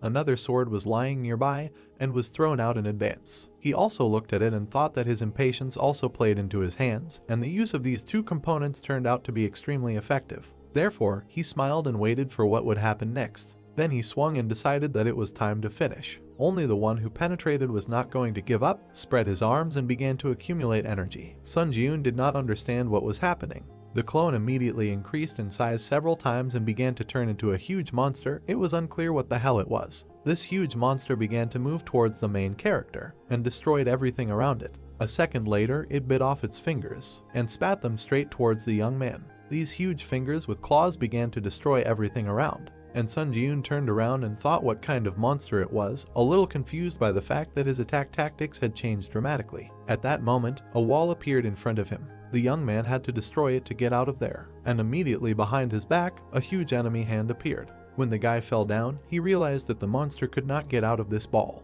and a moment later there was a strong explosion. The clone was still above and did not understand what was happening, and Sun Ji-yoon himself had already landed and activated a protective shield. Then he transformed it into a sword and thought that fortunately the recovery time had expired. He pulled it out and said, "Why did he stand up? Is he really not going to attack?" The enemy did not hesitate and immediately fell down. The fight continued. The guys fought for some time. The main character thought that this bastard monster had completely lost his mind, using the explosion of his own body. He was surprised and thought that no matter how strange it looked, as a surprise attack in close combat, such a technique could be very effective. Then he looked at the enemy again and thought that because he lost his temper and constantly made explosions, the ashen blood would absorb too much stamina. And as expected, after some time the monster began to shrink while shaking and losing strength. Therefore, when the stamina is at 0, his attacks will stop. It was at this moment that Sun Ji-yoon struck back and cut off his hand. Then he frowned and said that there was no point in dragging it out anymore, he was finished. And the clone was still angry and perhaps even hoped for his victory. They began to move across the battlefield with incredible speed. The young man looked up and asked where he was going, quickly catching up with him. Then he swung and saw something that surprised him. It turned out that the enemy had been running all this time and accumulating blood energy. Then he turned around and struck.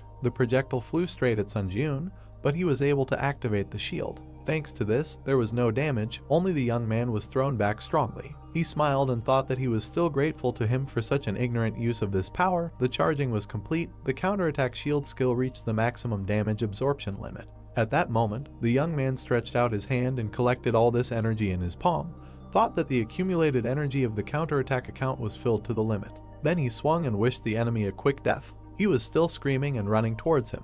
A second later, Sun Ji-yoon raised his hand and released the projectile. Then he swung well, and with his own sword he directed it towards the clone. Thanks to this, the projectile flew straight into his face. The monster flew back and clearly did not expect this blow, and the brunette looked up and said that this was his release. The counterattack shield skill instantly released the accumulated damage, and all this entailed a strong explosion that destroyed even the building. Literally before our eyes, the clone began to collapse. A notification appeared with congratulations, and overcoming the 12th floor of the test tower. As a breakthrough reward, the Grey Crown of the Ancient Emperor will be sent to his inventory. As a breakthrough reward, 80,000 points are awarded. As a breakthrough reward, 3,500 so are awarded, and as an additional reward, the skill Last Resistance is received. Moving to the waiting room began. When the young man exhaled, he saw another notification that the mastery of the counterattack shield skill has reached 100%. The rank of the counterattack shield skill increases by 1 level. And also new combat concentration was deactivated, and soon there will be a rebound of concentration, exceeding the user's limit. At first it was unclear what this means, but a second later, the young man felt incredible nausea. He began to vomit his own blood. This blood poured out of him in huge quantities for some time, and a notification appeared that the ash blood skill was activated. Then the guy wiped his mouth and thought that as expected, the ash blood did not fail. Until the end he believed that this skill would heal and rebound, which arose as a side effect of concentrating in the Bayou. Then he turned around and thought that if he did not have such a teacher's skill in recovery as ash blood in his arsenal, he would not have been able to go so far. He looked around and thought that when he can climb the tower with a calm soul, but is it even possible? Suddenly, some kind of accumulation of energy appeared in front of him above the corpse of the enemy. The guy came closer and thought that it was the spirit of another him, funny, and immediately was distracted by the notification that the administrator's message, which was limited to prevent advisory messages, would be activated. Immediately a message came from the administrator Lord of Steel Blood, who complained about the sanctions for treating him to a cup of tea and asked him to treat him well from now on. Sun Ji-eun looked at this and remembered about the help. Then he rolled his eyes and thanked her for the bottle, thinking that he also unintentionally learned a new fact. He presented this potion, and the administrator of the Steel Blood Lord sent him an item. It was a product of the Black Dragon, a potion made by specially processing the bodily fluids of the Black Dragon. When consumed, mental strength and immunity are increased, and the mind becomes clearer, and administrators are also subject to sanctions if they interact too much with adventurers. At the same time, a lot of dialogue boxes appeared because all the messages of the administrators, which were limited until now, began to be printed at the same time. There were an incredible number of them. The administrator of the Wandering Knight who lost his master is amazed by his crazy talent. The administrator of the Vampire Lords is interested in where a monster like this guy came from. The administrator of the first Dragon Slayer born in 1,000 years admires the difficulty of the test on the 12th floor and the fact that the hero confidently overcame it.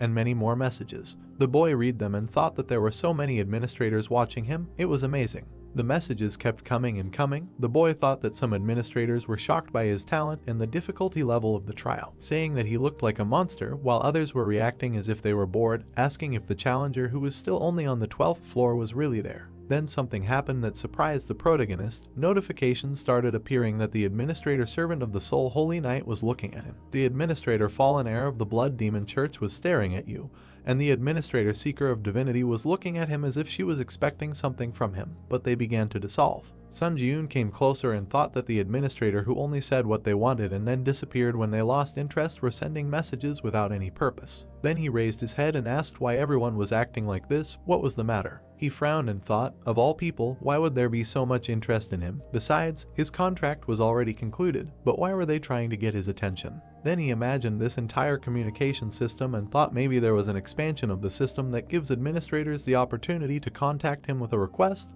Their casual reaction turns the assumption into a certainty. Then he smiled and thought, since there are so many. He looked at all these comments and said that it seems that as the system expands in the future, administrators who are not bound by a contract with him will also be able to benefit. He threw up his hands and asked if they didn't think it was a little wrong when everyone was just bombarding him with messages. And he also added that if they needed something from him, they should send him a force as support, then he would definitely remember them later when the system was expanded. New notifications immediately started pouring in, saying that the administrator of the first Dragon Slayer born in 1,000 years was unhappy with the arrogance of a single applicant. The administrator of the fallen heir of the Blood Demon Church snorted and said that this was out of the question.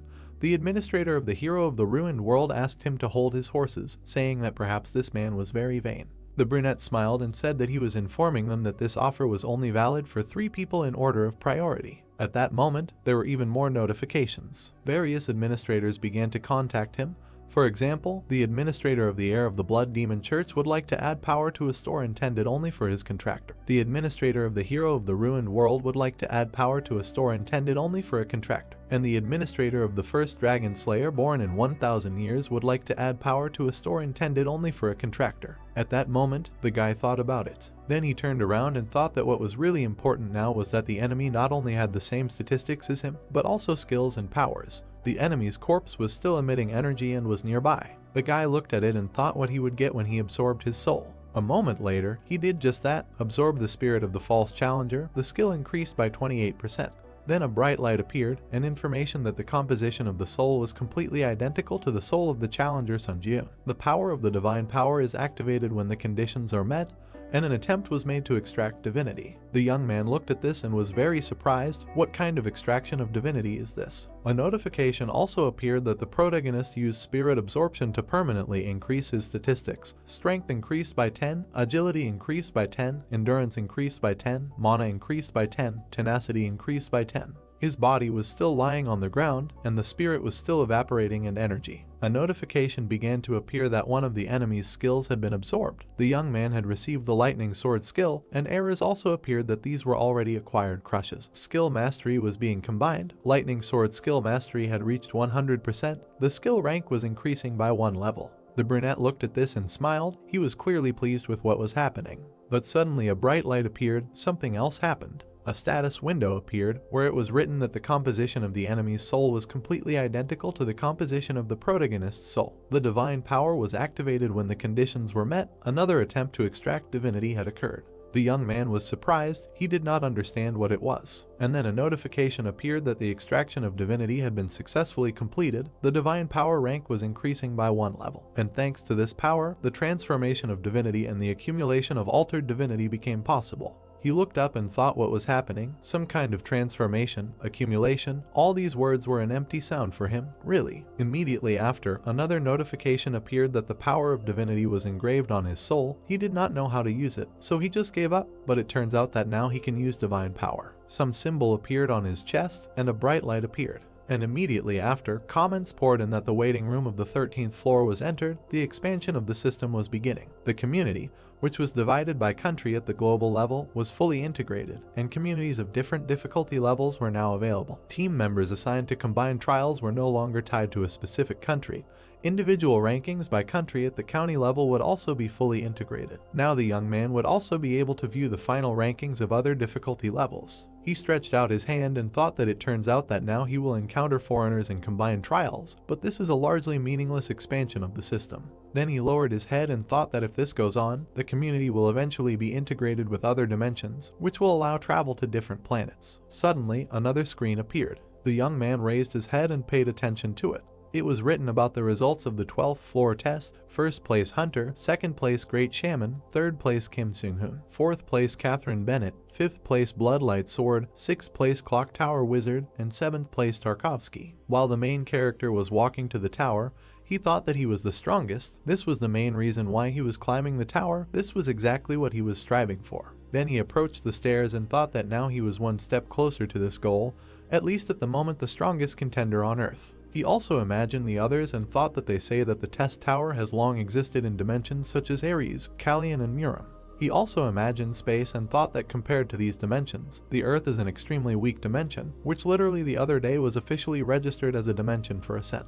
Then he remembered his opponent and thought if he didn't increase the power of the Earth, he could leave the target of another dimension, as happened that day. He frowned and thought that whether it was before or now, he needed a powerful force that could defeat anyone. He immediately raised his hand and activated the inventory. It was written about the Grey Crown of the Emperor, charisma plus 30%, the Grey Crown used in the ritual of the ancient emperor who served the god of darkness. Wearing the crown, he rules as the king of spirits. After using the item's durability ends, and it disappears. Sun Ji-yoon studied this and thought since the class is high, the performance seems powerful, but the explanation is somewhat ambiguous. Then he flipped through the skill and thought that he needed to move on to the additional reward for the breakthrough. There was the skill Last Resistance, 0% Mastery, and the main effect is Fatal Injuries. Hello Sheik to Death can be considered invalid. But when activating the Last Resistance, 88% of the available stamina is spent, and the recovery time is 1 week. An additional effect is when the skill is activated, his feelings are momentarily enhanced, and the effects of using all skills are adjusted.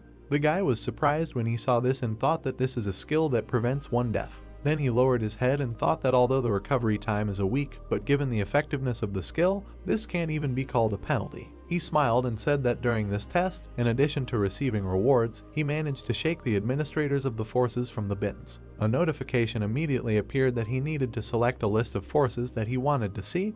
The first was the Lord of Steel Blood, the second was the White Crane Sword, the third was the Support Forces, the selected ones were the Support Forces. There is information about the Bloody Heavenly Energy. The price is 31 so. The description is a spirit technique that only the successors of the Blood Demon Church can learn. It can replace the internal energy of mana, and the magical characteristics will be inherited. Entering into battle, his combat senses are enhanced by the energy and blood of the whole body. There is also information about the protection of the warrior. The price is 3,000 so. The description is the power given to God's chosen one. And those who have gained this protection have acted as saviors for centuries. Without concluding a contract with God, the only effects that can be obtained are control over the divine and an increase in luck. After there was information about the power of instant magic charging, the price is also 3,000, so the description is when the existing mana falls to less than half of the total magic power. It can be recharged by absorbing the mana remaining in nature. However, if used excessively, the main energy points such as the chain of magic power or the 8 meridians can be damaged.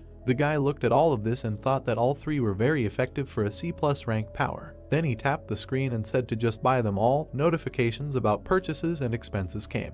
Then messages from the administrators appeared. The fallen heir of the Blood Demon Church urged him not to forget his support, and the first dragon slayer born in 1,000 years urged him not to forget his support. Sun Ji-yoon raised his hand and said that he would remember them all well. Then he thought that when he absorbed his own spirit before entering the waiting room, as if out of nowhere, the extraction of divinity was activated. The extraction was completed, the rank was raised by 1 level, and with this power, divinity transformations and accumulations of altered divinities become possible. He remembered how a bright light appeared on his chest and thought that it was obvious that after the healing of divinity was activated, he felt the energy heavily settle in his heart. Unlike before, it must be a divine power. Now the guy swung. He stretched out his hand and thought that something would happen now. Only some time passed, nothing changed ahead. Sun Ji-yoon lowered his hands and said that what happened was what was expected. The result is the same as during his check before going out to the waiting room. The body just shines and no special abilities or anything like that appear. Then he imagined all the killed priests and thought that he cannot use any of those restoration or strengthening techniques that were used by the residents during the test on the 11th floor. He frowned and thought that this pissed him off, was full of expectations, only now it is not clear whether there will be any sense from this at all or not.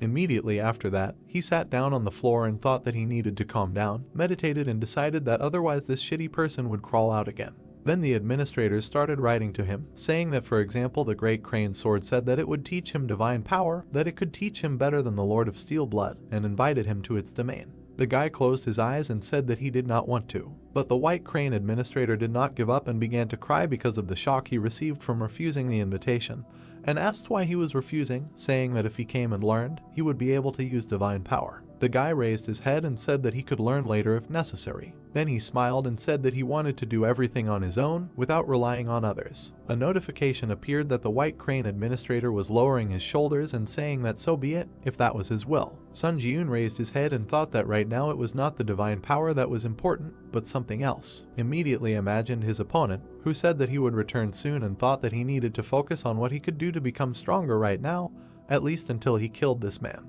Then he imagined him again and thought that Namgoon would definitely return to Earth again. Then he thought that now, of the powers that he had shaken out of the administrator's storage, he was most curious to try the bloody heavenly energy and immediately saw a repeat of its characteristics. A notification appeared that the power had been activated and a strong energy began to penetrate the guy. Suddenly, he felt some strange feeling, as if he had turned into a fighter. His eyes changed color and Crumb sang, yes, he needed something like that now. Then the young man grabbed his head and did not understand what was happening. His mind rose, a crazy smile appeared and they said that their exit had come. Sun Ji-yoon began to stretch his own face and call himself names, saying that he was going to do something so interesting alone. As if another spirit had entered him, the brunette did not understand what it was. A crazy personality was simultaneously manifesting itself in his body.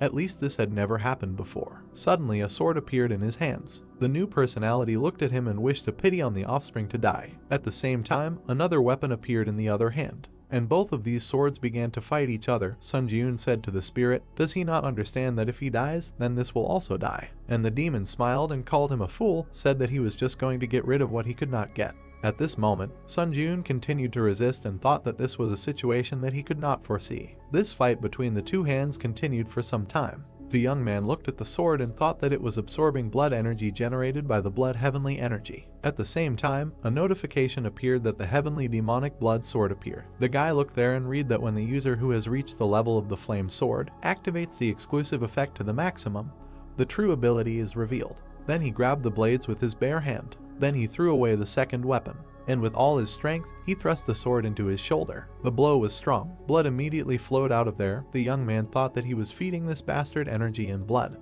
and then he began to scream in pain. For some reason, the sword began to change its appearance. The situation was gaining strange momentum. Then it completely transformed. A notification appeared that upon fulfilling the conditions, the true abilities of the Heavenly Demonic Blood Sword are opened. The name of the item changed to the Heavenly Demonic Sword of True Blood. Sun Ji-yoon looked at this and was surprised when he read that a special slot for blood was created. In front of him at the same second, not a few posters appeared. These were those very slots. Then the guy activated the Eye of the Fire Dragon. Information about the True Blood Heavenly Demon Sword appeared in front of him, reaction speed plus 15%, attack speed plus 15%. The famous sword that was once one of the treasures passed down from the Blood Demon Church when killing an enemy with the True Blood Heavenly Demon Sword. The Blood Feast effect absorbs the enemy's blood into the blade, increasing the overall effectiveness of the item and sealing random skills. At the moment there are a maximum of 3 skills that can be imprinted with blood, and imprinting skills do not require costs except for the recovery time. Also, in addition to this, information appeared next to the sword that all potential abilities are unlocked by users who have reached the level of the Flame Sword. When used by a candidate,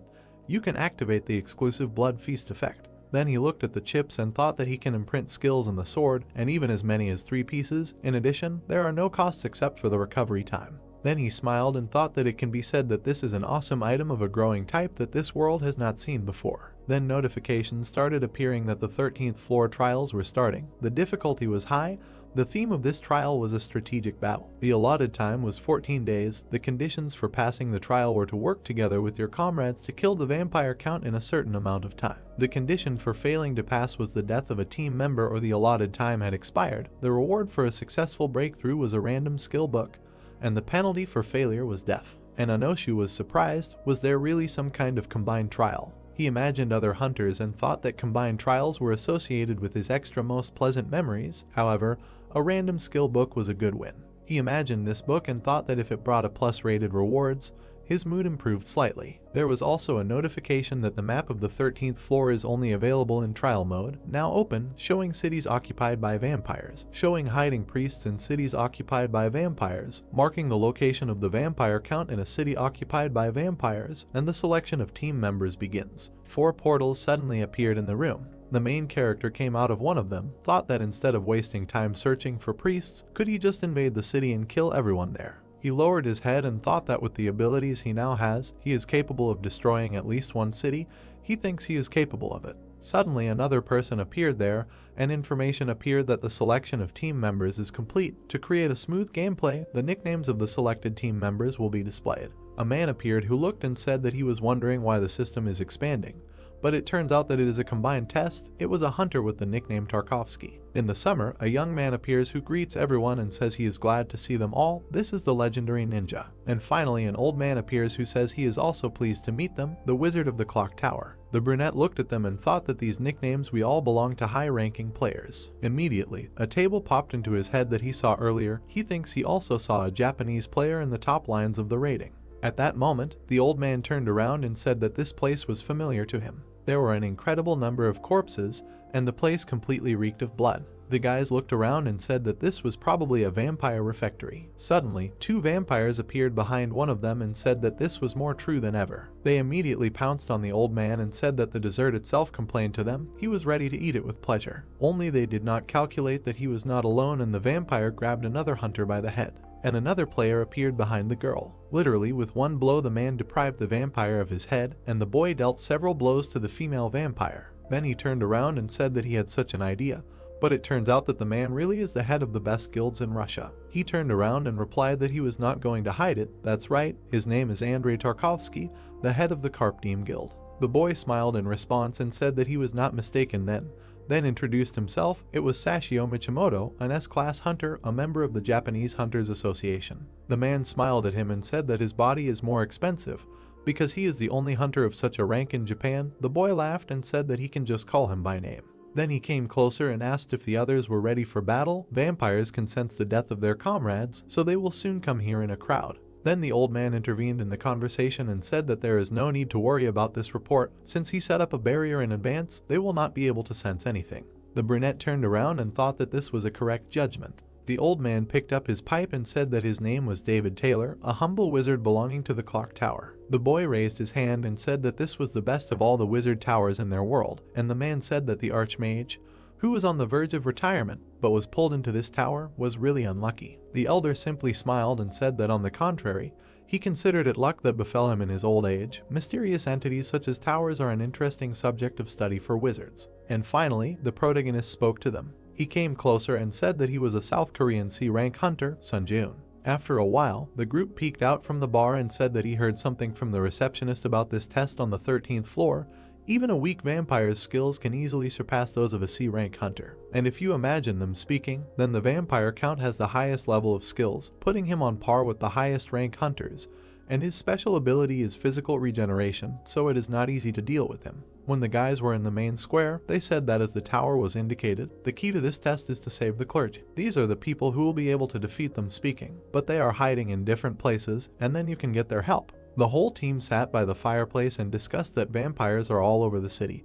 How can they get inside? It is too dangerous to go blindly, and another said that this is true, they will be extremely aggressive towards them. And they also added that first of all, if they use the stealth skill to bring in a small group, another put up a barrier to block the presence, and then you can clear the territory by conducting a team hunt. Everyone agreed, and the main character stood aside and just listened. Then he raised his head and heard that it was excellent. In that case, it was possible to cope with the test on the 13th floor in about 10 days. He thought that it was simply unacceptable. With such a slow speed, there was no way to get an additional reward for breaking through. So he decided to go to the others. And as soon as he approached, he put his hands on the chair and addressed them, saying that it seemed that they did not quite understand something, that they were passing the test in this way extremely effectively. The old man looked at him and asked, it turns out, there is some other way. Sun Jun smiled and said that of course there is a method that can boast the highest efficiency. The blonde became curious, what kind of method is this? And the man then raised his head and said that he was also curious, what kind of method is this, which is more effective than the one that was just discussed? And the guy intervened, saying that in fact, as a contender for first place in the world ranking, he must have his own secret to passing the tests, right? At that moment, the brunette spoke and said that it is necessary to hit and take. No one understood the meaning. Then the young man took out his sword, and with one blow, he cut the wall behind him. Then he knocked on it. A moment later, this wall began to fall, and a whole crowd of vampires appeared behind the main character. He smiled and said that if he just shut up and they attacked, they would be able to kill them all and pass the tests. The vampires at that moment began to approach them and discussed whether this man really was. Where did the man suddenly come from? They started attacking and shouting that they had no idea, but they would happily devour him and wanted to drink his fresh blood. The other members of the group were surprised and started shouting that this guy had gone crazy. Was he by any chance planning to kill them all here? And Sun Jun was already getting excited. He replied that the operation to break through head-on would begin now. The monsters began to attack the guys in crowds, and at the same time waving their weapons, only for some reason the team members began to dissolve. The vampires stood and looked at this, did not understand where the people had gone, and disappeared. Another said that they had to be careful, human offspring use magic. Just at that moment the man turned around and saw that the old man was helping them, said that group coverage was difficult to maintain for a long time. He frowned and thought why during each combined test there is a bastard who wants to raise a dentist. It really pisses him off. But Sun Jun himself then continued to fight, while the guys discussed that it was necessary to exclude him and retreat for now. He raised his head and was surprised that he had basic settings for his nicknames, similar to his Bloodseeker skill. The vampires continued to attack and shouted that he should become a tasty meal. And at the same time, his own projectiles were directed back at him. While the rest of the team ran away, the boy turned and thought why make such a reckless choice. But suddenly something surprised him. The young man stopped and asked the others to look there. The protagonist at that moment activated the Fresh Blood Seeker skill and created many bloody projectiles. The vampires saw and began to shout what was happening. Is this really us manipulating blood? If this person is able to control blood, then isn't he one of them? Crazy, his ability to control blood is stronger than theirs. This is some kind of absurdity. Then the young man simply lowered his hand and pointed a projectile at them.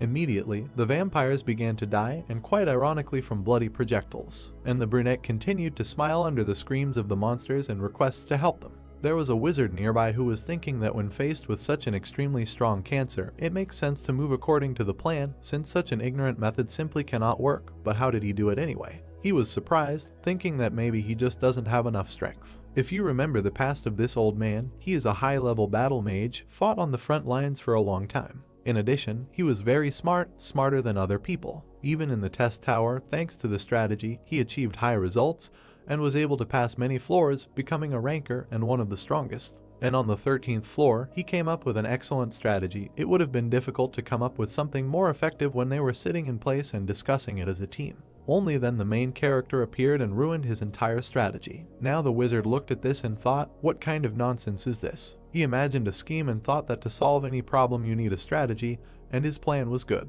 Only suddenly the main character appears, who destroys this strategy. To pass the floor, they need to shut up and fight. At the moment, this same main character was doing an excellent job of his plan and killing many monsters. The guys watched and did not understand if this was really a person. Then they turned and asked the old man if they could forget about the plan and help him, and the other one also agreed. The old man raised the group and told them to wait. He frowned and said that he admits that this person is incredibly strong, but there is one thing, there is a whole city of vampires here. Then he looked at all of them and said that one person cannot cope with this. He also added that before the tower appeared, there were also incredible hunters, but why did hunting in groups develop like this? He immediately introduced his old group. And he also introduced many swords, said that regardless of strength, many targets in close combat are simply impossible. The other team members stood and listened to him attentively, and Sun Ji-un was still fighting. Suddenly, the vampires began to grab him by both hands. Then they were spread out in different directions and one of them attacked him with a spear, shouting that he needed to die. The guy raised his head and was surprised.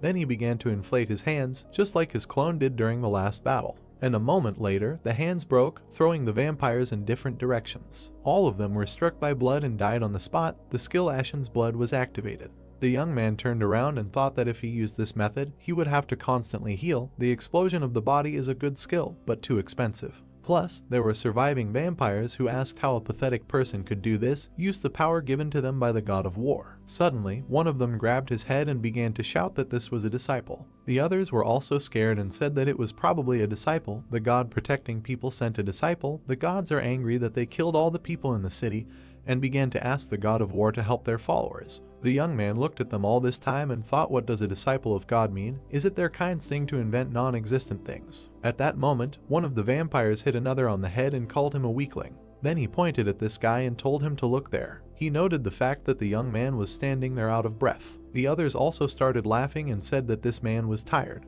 Then they ran towards him and said that they had to attack now. At that moment, Sun Ji-un raised his hand and some red ball appeared there. The vampires began to stop and did not understand what it was. Then there were more balls. The young man raised his head and decided to explain what it was. More precisely, to show in practice, he immediately swallowed them. And then he began to bite. A moment later, a literal bloody storm appeared there, and the brunette explained that these were their relatives. A notification began to appear that using the soul of vampires, he restored stamina. Using the soul of vampires, he also restored his mana. Then the guy smiled and said that the restoration was complete.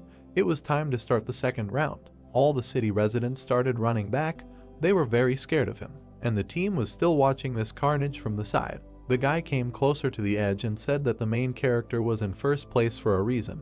It seems he specializes in close combat. The man agreed with him, said that he did not look tired, even getting stronger. Then the man came closer and said that he would help. The boy supported him and said that he considered safety important, but also wanted to help him. Meanwhile, the main character received a notification that all souls were used to restore stamina, strength increased by 3, agility increased by 2, endurance increased by 4, and magic power increased by 5. He stood in the middle of the street and thought that if you compare the growth rate, it is even more effective than absorbing a copy. Then he smiled and thought that if he kills the vampire count, it will be even better. Comments from the admin started to appear. The admin, the only ruler of the Blue Sea, is interested in him. The admin, the leader trader, had fun thanks to him. The admin, Dark Demon, says that the boy is more like a demon than some of these demons. And the admin, the slayer of dragons born in 1,000 years, smiles and notices his heroic qualities. The admin, Pasha, and the heir of the divine cult of demonic blood, is shocked by his magical power. And the admin, soldier of the fallen world, with a satisfied smile, says that he has potential. The brunette thought that this is great. The admin is still led by his introduction. Then he looked up at the status window and thought that the attention of the admins will never be superfluous. Suddenly, someone attracted his attention. The guy turned and said that he thought that the team went to get the priests. But all three landed and apologized to him, said that from now on they will listen to him. Another agreed, and the third said that at first he doubted him, but it was stupid. Therefore, the brunette turned around and said that it seemed that the whole group understood the effectiveness of the Zis. Then the sixth sense skill was activated and the young man suddenly felt something. A whole sea of blood spilled in front of them. Therefore, Sun Ji-un smiled and thought that the vampire count was approaching them. The whole team tensed up and began to discuss whether this was great magic. The count could even use it. Most likely, it was just an ability. But the vampire was strong enough to use an analog of great magic. The third asked what to do. Their death was only a matter of time. The brunette looked at all of them and thought that those whom he admired now needed his protection. Had he really become so strong? Then he said that they needed to leave here, find the priests and bring them here. The team was surprised. The kid looked at him and asked again, asked why the priests, and explained that he thought that they had decided to act together. Only the main character interrupted him, turned around and said that he would say briefly, if they stay here, they will be cat, thought that he would not be able to protect all three and he needed to kill the count himself to stroke his soul. Then he turned around and thought that the more others contributed, the less chance of absorbing his soul. Then the man turned around and said that he was ready to listen to him. Just recently he had a different opinion, and the old man said that he would soon bring the priests. A moment later, the guys left, and the brunette continued to look at the approaching wave and reasoned that it was time to start. Immediately, the skill concentration in the Bayu was activated. The concentration increased fivefold, and the will of the technique of the culture of heavenly blood was activated. The main character seemed to be trying to bloody energy. Then he stretched out his hands and activated the skill True Blood Seeker. The will interacts with all the blood in its radius of action. Suddenly the wave began to break. Somewhere far away in the castle sat the count and carefully watched what was happening. Then he got angry and began to shout how dare a pathetic person resist him. He sent out another wave and explained that he wanted to use this city, but now he was ready to turn it into hell. He immediately stretched out his hand and gathered all his energy. Blood began to fill the entire city. The waves became stronger and stronger. The brunette saw this and thought that his opponent was stronger than he expected. Then he frowned and said that he did not think he could block this. He was finished. If you get to know the vampire count a little better, you can move to his castle, where people hold a huge plate from which he takes his delicacy. Then he picks up these balls and puts them in his mouth. The vampire count, Selnir, sat on his throne and enjoyed the delicacies. The man did not know when it all began. He only remembered that he fought again and again. All his battles ended in victories, thus climbing higher and higher. And after all the victories, the essence of his life became battle, as often happens with those who desperately thirst for more. When he came to, he was already standing on top of a mountain and countless corpses, and soon his thirst reached the heavens. At that moment, the vampire saw and noticed that the god of battle was appointing him as a candidate for the apostles. And the greatest desire of their kind was the destruction of the four impregnable allied powers of humanity, which were then quiet and calm. They destroyed 3 powers and killed so many people that the fountain of life, which was the root of the 4 allied powers, turned red from the spilled blood. Everything around was literally ablaze. And the vampire thought that if he completely conquered the last country, then the god of battle would recognize him as a true apostle who achieved everything through blood, and the peak would be his becoming the king of vampires. This grandiose plan did not give him peace. The man went to it day and night. Now his subjects ran to him and said that a great misfortune had occurred. The count listened attentively to the fact that the forces under his command were killed, or rather, killed by one person. They immediately brought him a mirror through which he could see everything that was happening there. Scary one-eyed monsters appeared in the city, which transmitted information to him. The count watched all this and said that he was sure that he had dealt with all the bastards who claimed to be heroes. Which country sent those bastards this time? And the servant came closer and said that these people just suddenly appeared. The man began to get angry and asked again about suddenly. Said that his precious subordinates were killed by someone who suddenly appeared. What kind of nonsense, useless idiots. Then he got angry and began to shout, isn't it absurd that he suddenly appeared in the middle of the city, avoiding the gaze of so many eyes? And then he began to destroy all his servants. They asked him to moderate his anger, but it was too late. The man continued to shout that if he completely conquered this city, he could be recognized as a real apostle, but all plans were destroyed. Some insignificant person dares to resist his power, although the city's infrastructure was planned to be preserved for future use. But at that moment, a huge wave was already approaching there. The count clearly decided for himself that now he would simply turn this place into a real hell, and sent an even stronger wave there. The protagonist saw this and thought that the reach of his power was greater than he thought. Then he frowned and said that it seemed he would not be able to block his attack. Things were bad. Therefore, a decision was made to simply turn around and run away from there. While the young man was running, he thought that since everything turned out this way, he should forget about the city and focus on saving the lives of the team members. Somewhere nearby there was a dome, just the rest of the team were there. The young man ran towards it as fast as he could, but the wave had already caught up with him. Then he stretched out his hand and decided to use his power, and thanks to the activation of a huge shield, he was able to protect his new comrades. The wave crashed into his shield and began to go around it from different sides. The pressure of the water was so strong that over time the protection began to crack. And he saw this and thought that he needed to hold out a little longer. And at that second the protection simply cracked. He was thrown back by the blast wave and the pressure. Water and blood began to fill everything around. The city turned into a bloody mess, and somewhere there, among the cracks of the calf, lay the main character. His comrades ran up to him and asked if everything was okay. The guy replied that everything was fine. Then they came closer and gave him a hand. When asked if everything was okay, they said that everything was fine. They managed to survive thanks to the fact that he stood in front of their shield and weakened the oncoming attack. For a moment it even seemed to them that they really said goodbye to life. But that was not the end. Someone appeared overhead. The vampire Crush himself decided to visit there. While approaching them, he thought that he was surprised to survive after such an attack that strong. Then he frowned and thought, what did it mean that they killed his subordinates? Was it not a simple coincidence? He carefully examined the whole group and thought that one weak and barely alive boy, and next to him 3 completely unharmed fighters, perhaps these are the key figures. Then he raised his hands and began to accumulate his energy. A moment later, bloody knives appeared on his hands. The man screamed that these people were like bugs, and now he would have to tear them to shreds. All 3 looked at him with rather frightened eyes. At that moment, Sun Ji-yoon stood up and ordered everyone to step back, said that he would fight this bastard himself. While the guys were running, they said that they would have to retreat for a while, and if they needed help, they could call right away. The Count intervened in their conversation and asked who gave them the right to decide. He was not going to let them go just like that. And a moment later, Rinus was on their side. He was flying and already imagining how he would kill them all now. Meanwhile, the brunette just stood in place and thought that it seemed like something had just rushed past him. The Count turned and thought that this was the man who had previously been pressed into the stone.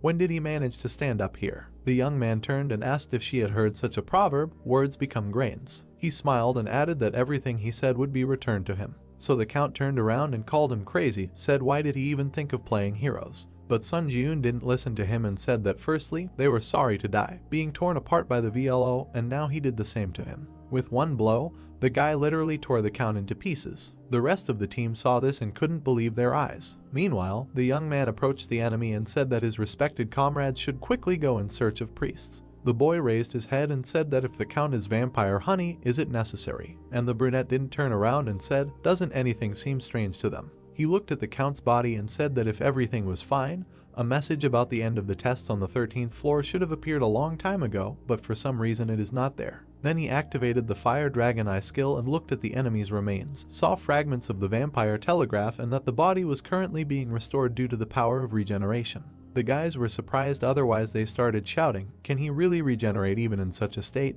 This is impossible, the city lies in ruins, so all the priests must have died, how about they also join the fight? But the main character turned around and replied that he would block the vampire Count, and they should try to find priests or some sacred relics and return here. He thought that he should deal with the boss alone. Then the wizard turned around and said since he says so, then they need to go. The boy added that the train is his specialty, so he will try to find everything as quickly as possible. Meanwhile, the Count had almost completely recovered. A moment later, he stood in front of the main character at full height and was very angry. He started screaming that he didn't understand how these people dared to do this and how one of them dared to attack him. The young man then came closer and thought that the enemy had incredible regeneration powers. It was obvious that his blood restoration and control skills were more effective than those in his arsenal. Wandy was already running towards him at that moment to attack. He struck the first blow, the young man dodged and thought that in terms of combat abilities, the advantage was clearly on his side. The Count at that moment did not notice anything around him and continued to insult the guy. Suddenly, bloody shells appeared above his head,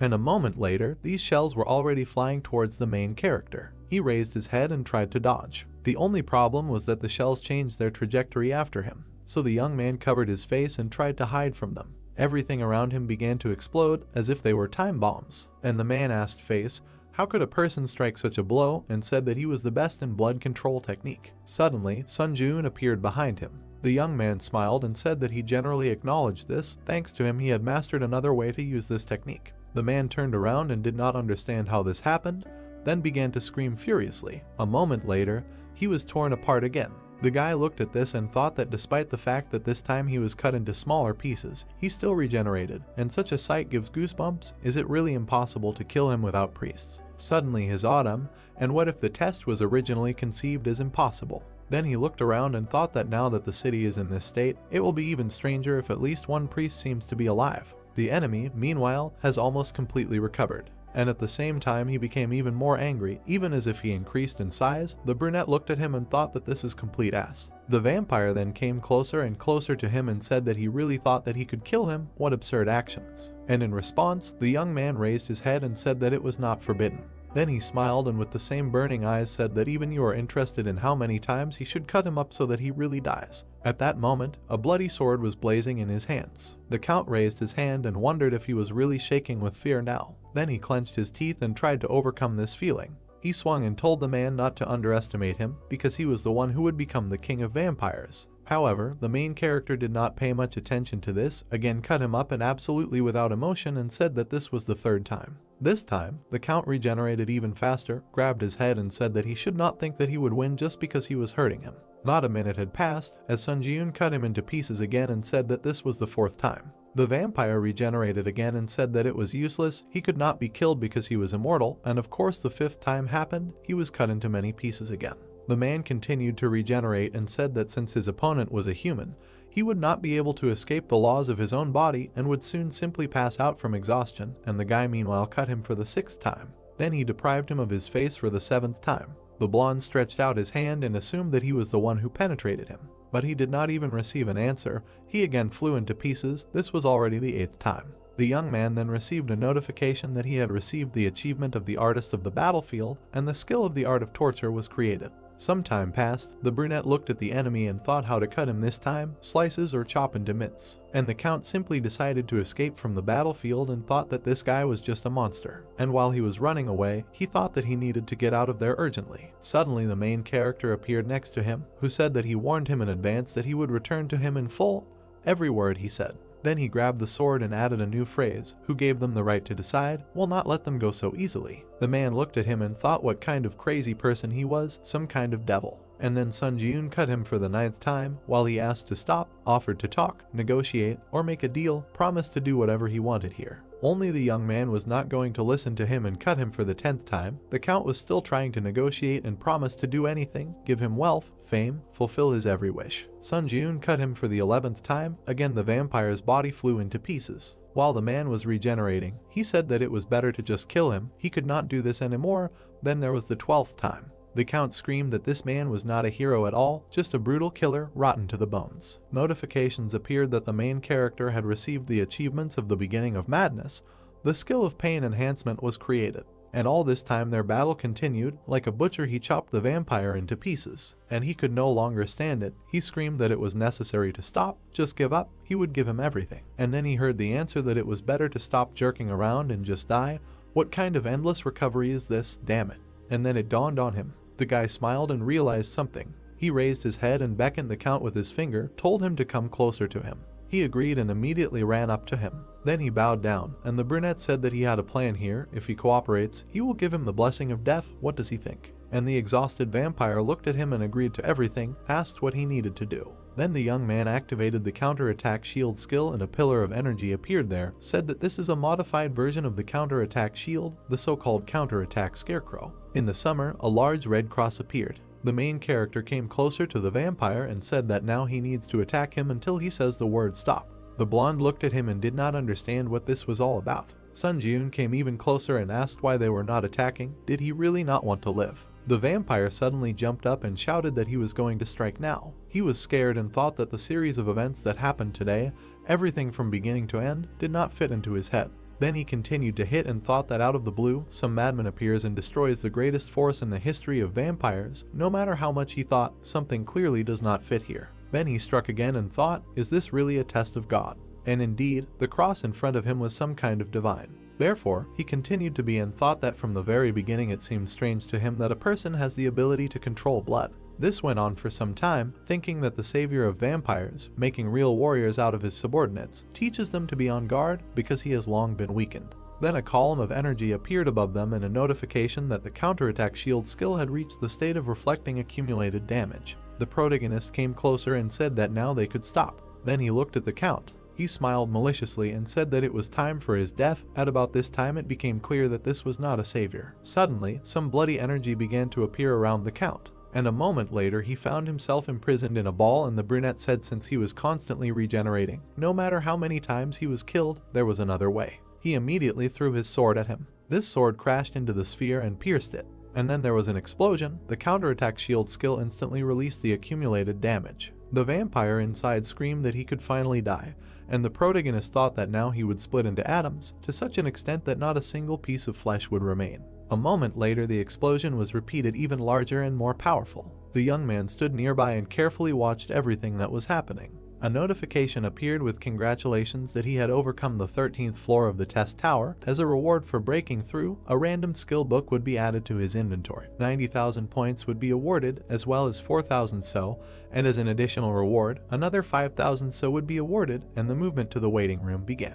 The guy smiled and thought that he had managed to kill him. Now, having absorbed the blood spilled by this monster, he would become stronger. Information appeared that when killing an enemy with the heavenly demonic sword Truth of Blood, the Bloody Feast effect absorbs the enemy's blood into the blade, increasing the overall effectiveness of the item and imprinting random skills. The exclusive Bloody Feast effect skill was immediately activated when the sword touched the Count's blood. At the same time, a bright light appeared there, and the blood seemed to flow into one place. In addition, the status window said that by absorbing the blood of the Vampire Count, the item level increases to a class.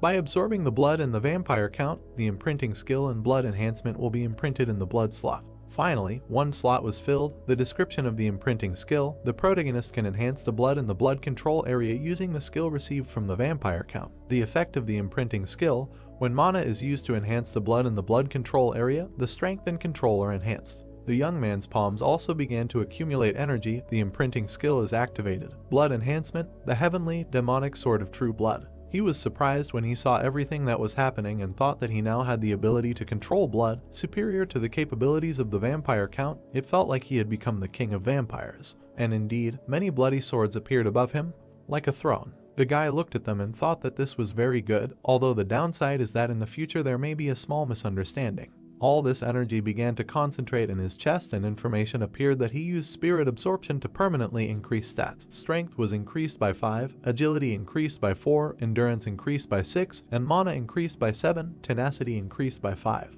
He immediately remembered the absorption of the clone's energy when it was written that it was possible to detect divine power. Now the same thing happened to the vampire. There was an attempt to extract divinity, and the extraction of divinity began. The brunette looked at this and remembered the same message he saw when he absorbed the clown's spirit. Notifications began to appear that the extraction of divinity was successfully completed. The rank of divine power increases by 1 level when accumulating myths with the power of divine power. The rank increases quickly. He absorbed all this energy and thought that back then he did not know that the conditions for extracting divinity is the difference between whether the spirit has divine power or not. This time he was lucky again, and the divine power was present. The Vampire Count appeared in his victory list, and in his thoughts it was that considering that divinity was not extracted from ordinary vampires, then perhaps the extraction is only applicable to those who have divine power, at least the same level as the hero himself. The young man looked ahead and thought that there were too many unknowns. Every time something related to divine power pops up, he had a terrible headache. Then one of the vampire skills was absorbed. The charisma skill was obtained. The guy looked at the status window, where it was written that when absorbing a spirit stronger than the user, an assessment is made for the extraction of power. He looked down and said that this is an enemy that is impossible to deal with, or a strong opponent. By what criteria is the evaluation done? But then it dawned on him that he still had some guesses. It seems that spirits associated with such concepts as gods or apostles are considered high-ranking. Finally, the assessment was successfully completed, and it was confirmed that the Vampire Count is power. The extraction of power from the spirit is performed. After some time, a notification appeared that the power of the sacrifice of faith was engraved on the soul of the main player. Then he was surprised and mentally asked again. At that moment, someone came up to him from behind and addressed him. There were team members who said that the priests protected people with the power of protection. It turns out that many more people survived than they expected. People saw what happened there and began to shout, did this hunter really defeat the Vampire Count alone? It turns out this is their hero. Did not expect that the hero himself would come to them. As expected, God did not leave them. Others shouted that this was the messenger of the great God and thanked him for extending a helping hand to them. All these people were very happy, and then the power of the sacrifice of faith revealed a strong faith in the user. The young man looked at them and thought, did these people really send him their faith now? Then he thought, it seems that faith, sent under the influence of delusions, is also considered as faith. He smiled and decided that he should effectively use the opportunity that appeared on his way. After he pulled the sword forward and activated the charisma skill, people began to shout even louder with joy. His weight in the eyes of others grew, and other people were more susceptible to his influence. The guy at that moment thought that less never lied. And immediately after that he received the achievements did not lie. Mana was increased by 1. Along with the bright light, there were also notifications that a more powerful effect of the power of the victim of faith was activated. It was necessary to lower the faith in oneself from others and activate a more powerful effect of the power of divine power. The calculation of the myth based on real results in comparison with the faith of believers was almost complete. Information appeared in the status window that the myth of the vampire exterminator was completed. The main character did not understand what was happening.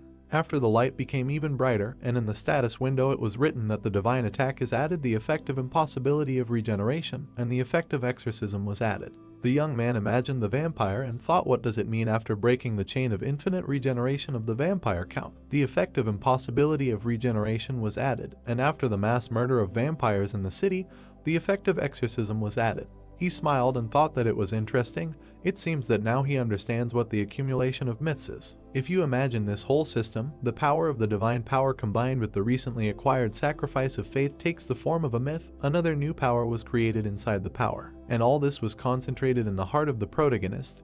Then he thought that he saw how the divine power, which had never been used by him before, steadily flows out. When the myth is activated, the absorption of the divine power located in his heart occurs. Now the same thing happened. Information appeared that there is not enough knowledge and beliefs that could be relied on.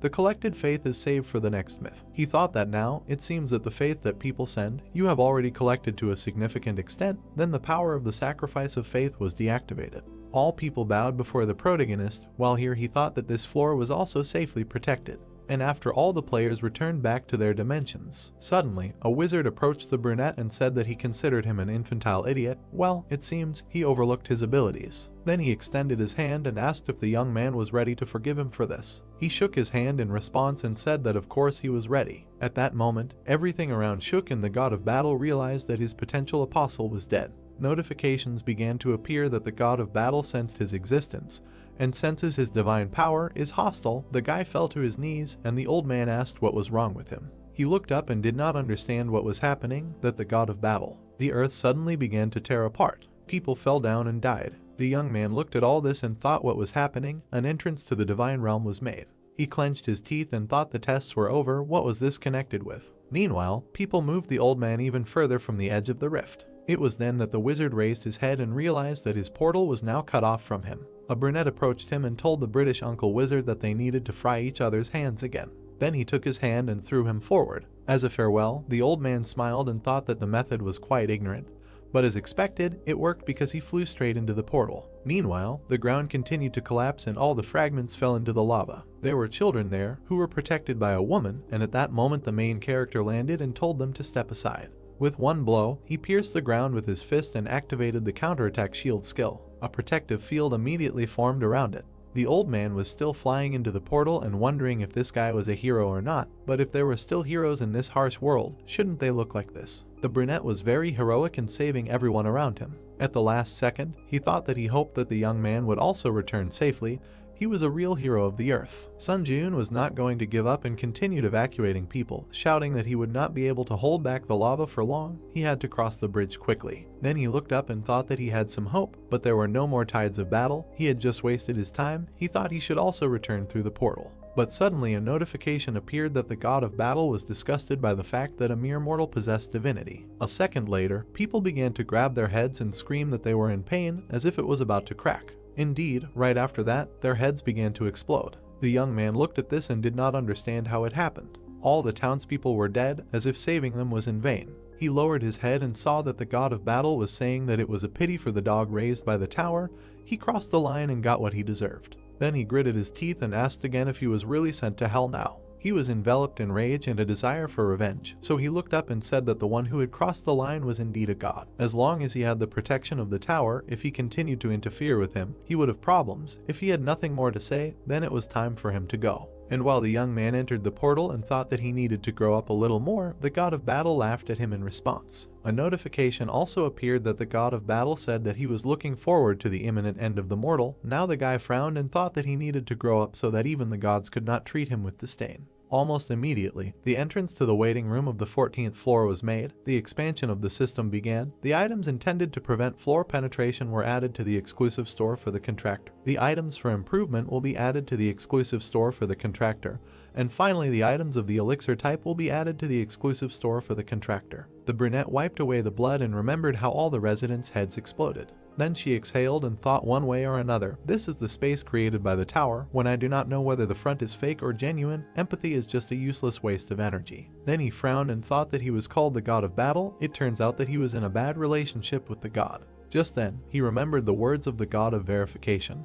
How he said that you should not trust other gods, now they will consider him an enemy. In the end, everything turned out like this. He needs to stop thinking about things that are beyond his control. Sun Jun sat in the waiting room and thought that he needs to concentrate on what he can do now. After he picked up some stone and started to restore everything around him. New clothes appeared in front of him, and also an exclusive shop appeared, balance 11,500, skill category, power category, product category. Contracts were concluded with the Lord of Steel blood in them than the White Crane. The power was bought, the path of the Ghost of the Sword, 10,000 were spent. Immediately after, information about the power of the path of the Ghost of the Sword appeared. Description: those who fall into a conflict between becoming strong to live or living to become stronger. Using the liver, get exactly this kind of power. When it comes to wielding swords, you can develop your own skills, and it will be easier for him to realize his own enlightenment. After some time, the young man entered the forest. A blonde appeared in front of him, who said that they had not seen each other for a long time. And then she added that she heard from that woman that his enemy was a child of the Namgung family. The guy sat down next to her and said that somehow it happened that way. And the girl looked at him and added that it must be because of this man who used special glasses to buy her power. In response, she heard that it was so. Then she smiled and added that then she could say that he made the right decision. The blonde looked him in the eyes and explained that, in everyday language, this man is a genius, because, even without properly knowing anything about the paths of enlightenment, he instinctively studied the forms of sword mastery, and one can say that he has already completely gone beyond simple defeat. Moreover, in the test on the 12th floor he studied the will of the sword and even improved the technique of sword mastery itself to the double sword technique. Memories of that battle immediately popped up in his head and the guy thought that he was just good at copying. However, the girl continued to sit next to him and said that the very fact that the young man acquired some knowledge about the techniques of the Namgung family and improved them shows that he has the qualifications of a great master. When the brunette asked again, she imagined the gate and said that she meant that even if he founded a sword sect, there would be nothing surprising about it. The question immediately followed, is he really that level? The girl smiled and said that the power she chose this time was an excellent choice. Now everything he learns and realizes will be transformed into abilities approved by the tower, and so she will have to teach him this. Then she became embarrassed and said that there is one condition. The brunette listened attentively,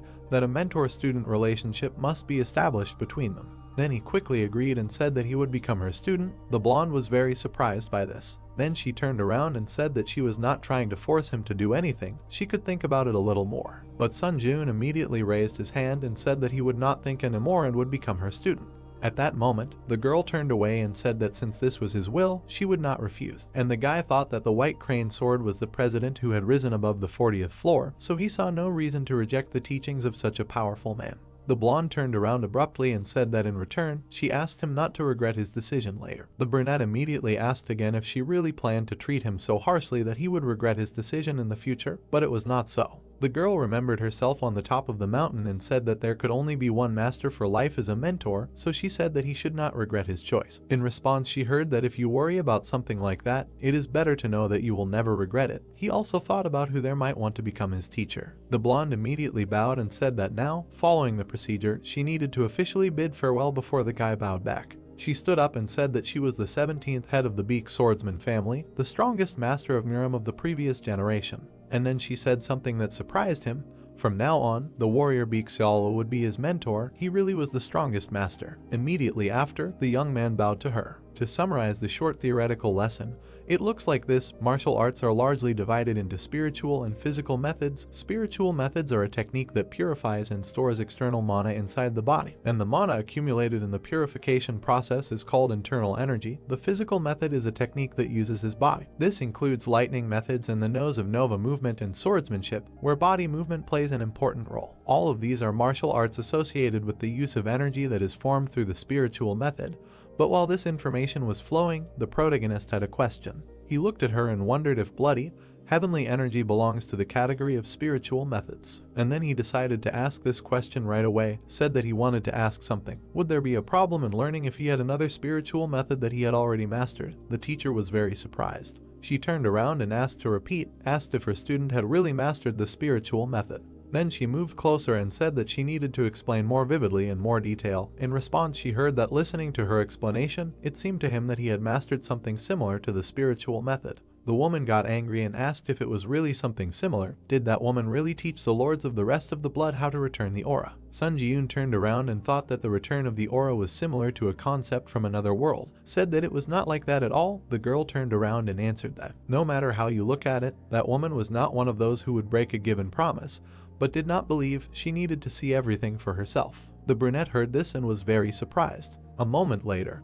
her hand was already on his torso, and the guy was wondering when she had managed to do that, or more importantly, what was she doing now? He tried to jump back and began asking what the mentor was doing, and the girl concentrated and asked him to sit quietly for a second. Suddenly, something surprised her. The blonde raised her head and said that she saw no traces of any spiritual method other than pure mana. Then the young man explained that the bloody heavenly energy was actually the power that the administrator of the fallen heir of the bloody demon church on the 12th floor sent him when he said that he would accept 3 people in line. And the activation of the bloody heavenly energy improved his combat sense, so he often used this power. At that moment, the teacher exhaled and said that this was not a spiritual method, but power, of course. This is a form of spiritual practice mastered in the process of long training, which later transformed into power, but it cannot be considered a spiritual method. Sun Ji-yoon understood everything, and then looked into her eyes and asked if she should stop sitting in such an ambiguous pose. Suddenly, the girl realized that it was still holding a hand on his torso. A moment later, she jumped back. She hid near the wall and apologized, saying that she was so surprised by his words that she unconsciously began to check in such an inconspicuous way. Then she got very angry and said that she did not like this arrangement. Then she turned around and angrily said that the bastard of the Blood Demon Church dared to send such a base spiritual method as power. The guy was a little confused and thought that he needed to reconsider his assessment regarding the White Crane sword. After some time, the guys moved to the forest and the mentor said that she thought that it might be better if the guy did not study the spiritual method. She explained that her student was able to accumulate mana even without studying the spiritual method. If he mastered the spiritual method in the form of power, he would be able to use various spiritual methods interchangeably. He raised his head and asked if this was really possible. The girl then became a little embarrassed and said that her martial arts techniques are practically not limited to the spiritual method, so everything is fine, but the issue of the spiritual method is an important part of the relationship between priests. And the guys were still in the forest when the girl added that first they had to start the sword mastery. They had to watch carefully and repeat after her. A notification appeared that the combat concentration skill had been activated, and the user's concentration increased 10 times. The guy watched the teacher carefully. The woman took out her sword, and literally in a few movements she approached him directly. The brunette looked up and thought that she had only seen her soft appearance, so he had no idea what kind of power. As expected, a warrior is a warrior, and the fierce appearance he had seen earlier was further confirmation of that. And the blonde at that moment came closer and said that she would now demonstrate the first technique of her sword mastery methods of the 7 white sword techniques, a white sword that cuts through the sea. Immediately, her blade began to cut everything around with incredible speed. Sun Ji-yoon looked at this and could not believe his eyes. The girl came closer to him and said that perhaps he could not see it properly, apologized, and said that this was the minimum speed required for this technique. Only the young man passed by and said that everything was fine. He thought he could repeat it. Then he took out his sword and thought that it felt like the space itself was being pulled in and cut so that it was simply impossible to avoid the blow. The space around really seemed to be deformed. Then the protagonist's sword began to move in exactly the same way and cut everything around. The only thought was that something like this had happened. He turned around and said that he tried to do everything exactly like the teacher and asked if there were any mistakes. Only the girl stood nearby and was shocked and could only answer that this could not be. If you imagine other people, you can understand that a genius has existed at all times and achieves much more than others, thanks to their innate learning abilities. A genius demonstrating the pinnacle of his ability could understand, evaluate, and own objects of a particular sphere, but even a genius can only reveal his true abilities after practice. But now this guy appeared who repeated himself exactly and asked if he did everything right. The girl grabbed her head and thought, where had it been seen that someone could immediately repeat the technique of the white sword cutting through the seas after only seeing it in action once. Then she calmed down a little and said that it seemed like the student had no idea how amazing it was. She immediately introduced another hunter and said that the method of wielding a sword, the 7 techniques of the white sword, was a martial art that contained more advanced techniques than the method of the forms of the heavenly sword used by his current enemy. The young man immediately asked again, and the blonde came closer and said that the 2 techniques of the noble Namgung family that he had reproduced earlier, the flaming sword of heaven and the soaring sword of heaven, were part of the forms of the heavenly sword. She also raised her head and added that, like the forms of the heavenly sword, this was a physical method that went beyond the basic techniques of speed and destruction, and included complex techniques that occupied space itself, but her student, as if nothing had happened, immediately repeated the technique of the white sword cutting through the seas. Then she said something that surprised him very much. He looked at the reproduction of the technique only once and demonstrated its execution at the level of the original. He thought that trying to understand whether he was pleased to hear it or ashamed was pointless. At the same moment, the mentor embarrassedly called him an intuitive genius, and added that she had never heard of anyone who comprehends the technique either through experience or judgment, but rather through the very essence at the moment when he looks at it. The brunette simply listened to her attentively. Then he looked up and said that despite her words, he did not quite understand what she meant. The girl stretched out her hand and said that only one day. This means that you can learn most martial arts in just one day. Then she presented a book and thought that originally martial arts were understood and applied based on each person's unique path, but he did not need to find his own path. During meditation, the girl added that he could just watch and repeat, but she wanted to tell him the method of using mana. Some time passed, the main character imagined martial arts and thought about the physical method, the fist fighting method, the art of the heavenly body, up to the golden capture technique, mastered everything he could, and among all this diversity, the most effective was of course the method of wielding a sword, 7 techniques of the white sword. It was with this method that he first became acquainted. During training, it was not difficult for him. The technique of the white sword, cutting the seas, which occupies space and, in fact, cuts it, making it almost impossible to dodge the blow, the white sword, piercing the sky, a powerful piercing technique that allows you to break through the defense,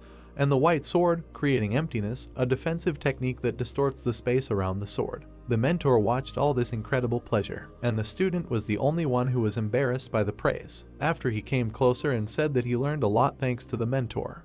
The blonde began to smile and thought that although she did not really look like a mentor, she said that she was glad that her student thought so. He bowed and said that in that case it was time for him to go. In response, he heard that he could stay here a little longer. But Sun Jiun turned around and said that he would drop by to see her again later, and until then he wished her good health and called her mentor. The girl literally found herself in 7th heaven from what she heard. Then she coughed and wished him luck, and also said that if he puts in effort commensurate with his talent, his skills will quickly improve. At that moment, a portal appeared and the waiting room on the 14th floor was entered. The brunette approached the usual place and thought that he really learned a lot, although it was a little sad that at his current level he did not own all 7 techniques of the white sword. At that moment, a card with a killer and demons appeared on the screen. The youth looked at all this and thought that although this sword technique that had served him well and had essentially evolved with him, it was no longer enough to cover the forms of the heavenly sword or the 7 techniques of the white sword of the master.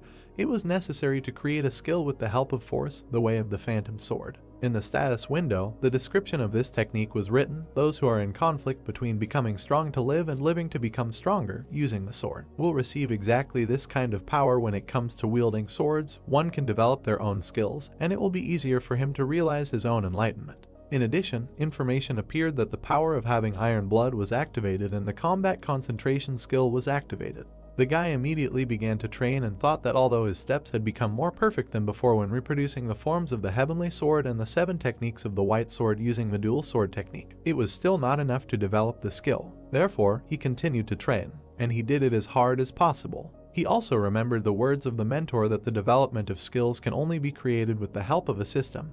When he recognizes the technique as a skill, he thought that taking the method of wielding the sword of the 7 techniques of the white sword as a basis, he can add techniques of the forms of the heavenly sword here at any time. But at the same time, he is unable to abandon the concept that the attack contained in the dual sword technique is the best defense. And from this follows the following: countless times the sword cuts through the air and countless thoughts rush through his head. A continuous stream, then a more powerful effect of power was activated, the path of the ghost of the sword. This surprised him very much. A notification appeared that a skill had been created, a sword of mixed origins, 0% mastery. Description: this is a sword technique created by mixing the sword techniques of the 7 white sword techniques in the forms of the heavenly sword. Basic effect: when using the sword. A positive correction is added to the techniques of the 7 white sword techniques and the forms of the heavenly sword, and the level of implementation of techniques is also increased. Additional effect: when using dual sword techniques, the attack speed, the power of applying some techniques of the sword techniques of the 7 white sword techniques are doubled. He smiled and thought that he really created a skill. Then he thought, although it was good that some adjustments were made, but still some omissions upset him. Immediately the guy opened the inventory and saw a book there. It was a reward for the trials of the 13th floor. Along with it, a description appeared that a skill book, which when used allows you to randomly obtain a skill of a higher rank. The item can only be used by the applicant and cannot be transferred to anyone. The young man picked it up and asked what it was worth trying his luck. A notification began to appear that he could also use the book to randomly acquire a skill. A more powerful effect of the War Defense Force was activated. His luck increased sharply for a while. The Blood Spirit Demonic Sword skill was created, and information about this skill also appeared. Mastery 0%. Description: this is a secret sword technique that only the descendants of the Blood Demon Church can learn. Basic effect: when using the sword, the blade is given demonic properties that have a harmful effect on living beings. Additional effect: when using techniques similar in spirit to skills, an exclusive double strike effect is activated and the effect of the technique is doubled. The young man thought that a little more and continued, activated the unique skill Synthesis Force. The synthesis will be centralized around the Mixed Origin skill. A more powerful effect of the Warrior's Defense Force was activated. His luck increased sharply for a while, and the skill synthesis was completed. Thus a new skill appeared. Suddenly, a new card appeared before the protagonist's eyes and the Mixed Origin Demonic Sword skill was created. And besides this, a portal was created towards which he immediately headed. Finally, the test on the 14th floor began. The difficulty was high. The theme of this test was a fight on the water. The allotted time was 7 days. The conditions for passing the test were to kill all the monsters in the lake within the allotted time. The conditions for failing the test were the death of the challenger or the expiration of the allotted time. The reward for a successful breakthrough was the boots of the Spirit of the Wind. The penalty was death. He frowned, received 2 more notifications that he had encountered a strong opponent with whom it would be difficult for him to cope. The skill Indomitable Will was activated. Suddenly, a familiar silhouette appeared before his eyes, who turned and asked how long the young man intended to make him wait. Even after he killed all these monsters, he did not even think of coming, so he had already decided that he had made a mistake in the place. It immediately became clear that this was Namgung Hayek. Sun Jun smiled wickedly and immediately activated the Instant Acceleration skill, the Combat Concentration skill, and the Wind Grace skill. All speeds increased by 70%. The current simulation progress was 7 out of 7. Their instant speed increased due to the exclusive effect of the speed boots. The main characters did not discuss anything with him for long and immediately ran towards the enemy. A moment later, they clashed in battle. When their blades crossed, Namgung was surprised to find that the enemy had a flaming sword. He frowned and asked how he managed to master it. The hero grinned and said that there was nothing to be surprised about, because this was just the beginning. Gusts of wind diverged from their collision. Sun Jun deftly wielded 2 swords. The opponent frowned, having received a cut on his cheek while dodging the attack. The brunette turned around and kicked the samurai. The man crashed into a rock, but managed to land on his feet in time. He shuddered as he looked ahead. 3 glowing lines were approaching him. A powerful blow fell on the swordsman, but he managed to defend himself by holding his blade out in front of him. The hero, hovering in front of him, asked how his opponent was doing with his technique. This was a newly created S-rank swordsmanship skill. 3 deep stripes were painted on the rock behind Namgung. Skill: Demonic Sword of Mixed Origins. Mastery 0%. Description: this is a demonic swordsmanship art that combines various demonic sword techniques. Basic effect: when using the sword, the blade gains the property of the extreme line, which will continue to deal damage to the opponent until the latter dies. Additional effect: the power of all sword techniques increases 3-fold, and the special effect Double Attack can be activated at will. The sword attack can be carried out twice more, completely repeating the movements of the original. Moreover, with the same force as the sword that the hero swung himself. He smiled and thought that it was some kind of cheating. The guy touched his cheek and said with a smirk that this wound on his opponent's face would torment him until he died. The opponent frowned. A purple light appeared on his fingertips and he swiped his cheek, saying that it was just a scratch. The swordsman suddenly charged. The warriors exchanged blows. Namgung frowned when the guy dodged again and said that the swordsman's techniques and movement were clearly from the Miram world. He asked why he hid the fact that he knew martial arts earlier. Sun Jun swung his sword and said that he did not hide anything. At that time, his heart was pounding with fear and the guy was trying to save his life in every way. He added that he learned all this yesterday, in 1 day. The opponent's eyes widened. The man furrowed his brows and ran at the young man, saying that he was still so impudent that he dared to spout such nonsense about mastering martial arts in 1 day. The hunter blocked the blow, holding his swords in front of him. The hero swung his blade and said that he might not believe it, but someone said that he was a genius. The man collided in the air, and drops of water fell from above. The guy smiled, leaning his head against the enemy, and said that he could still do this. The challenger cut the air with his sword, actively oppressing the enemy. Namgung stared at him in shock and exclaimed that this was a martial art. The long-haired man gritted his teeth and cursed. An ominous aura emanated from him when the man asked how the young man dared to steal the fencing art of his noble family. The interlocutor smirked and replied that, in fact, he created it himself, diligently repeating the enemy's attacks. It's not his fault that he can repeat any technique once he sees it. The guy added that the problem is rather that his fencing techniques are too primitive. The man's face was distorted with anger. He swung his sword, rushing to attack. The hero dodged with a smile, noting that his opponent, as expected, was magnificent. Fencing and movement techniques, as well as non-standard lunges. Namgung furiously struck, unaware that he was giving the young man an advanced master class. Sun Jiun leaned back, dodging the sword. He smiled and thought that he needed to remember everything well now, and then strike back. A purple ball appeared in the swordsman's hand. He raised his hand and used Battle of the Strongest. Blades appeared in the sky. The hunter frowned. Large blades pierced around the hero. The duel zone is formed in a radius of 30 meters through the unique characteristic Battle of the Strongest. Except for Sun Jiun and Namgung, everyone else is prohibited from entering the duel zone. The opponents were in a closed space. The man grinned and said that this annoying bastard was finally caught. He froze, noticing how scarlet drops were rising from below. The hero raised his hand up, raising red streams of energy. The guy smiled and, under the surprised look of his opponent, directed an attack towards him. The brunette added that in such cases, they say on Earth that you dug your own grave. Namgung narrowed his eyes from the strong gusts and exclaimed that, even after mastering martial arts, the hunter took up his tricks again. Red matter swirled inside the energy field. The swordsman tensed and gritted his teeth, receiving cuts all over his body. The blow threw him up. The long-haired man furrowed his brows and turned around, finding that he had crashed into his own field. Alert! Unique characteristic Battle of the Strongest is forcibly deactivated by the user's will. The purple blades and field began to disappear. The fighter shuddered, feeling that the hero was behind him. Sun Jiun attacked the enemy, sending him flying. Flying in a bright flash, the man landed among the trees, leaving a deep furrow behind him. The guy landed in front of him. The opponent rose to his feet, and the hunter noted that such floundering did not correspond to the title of Genius Murim. The man's body was shaking. Suddenly, he raised his head and stretched his mouth into a mad smile. Sun Jiun shuddered and assumed that his opponent had finally gone crazy. The swordsman grabbed his head and said through laughter that this was interesting. He added that he did not know how the young man did it, but he really managed to master martial arts and become stronger in such a short period of time. He found it funny. Namgung extended his hand, above which hung a crystal, and said that the interlocutor was an amazing fighter, despite the fact that he used tower tricks. He admitted it. The brunette got nervous and swung, cutting the air with his swords and shouting that he had a backup plan.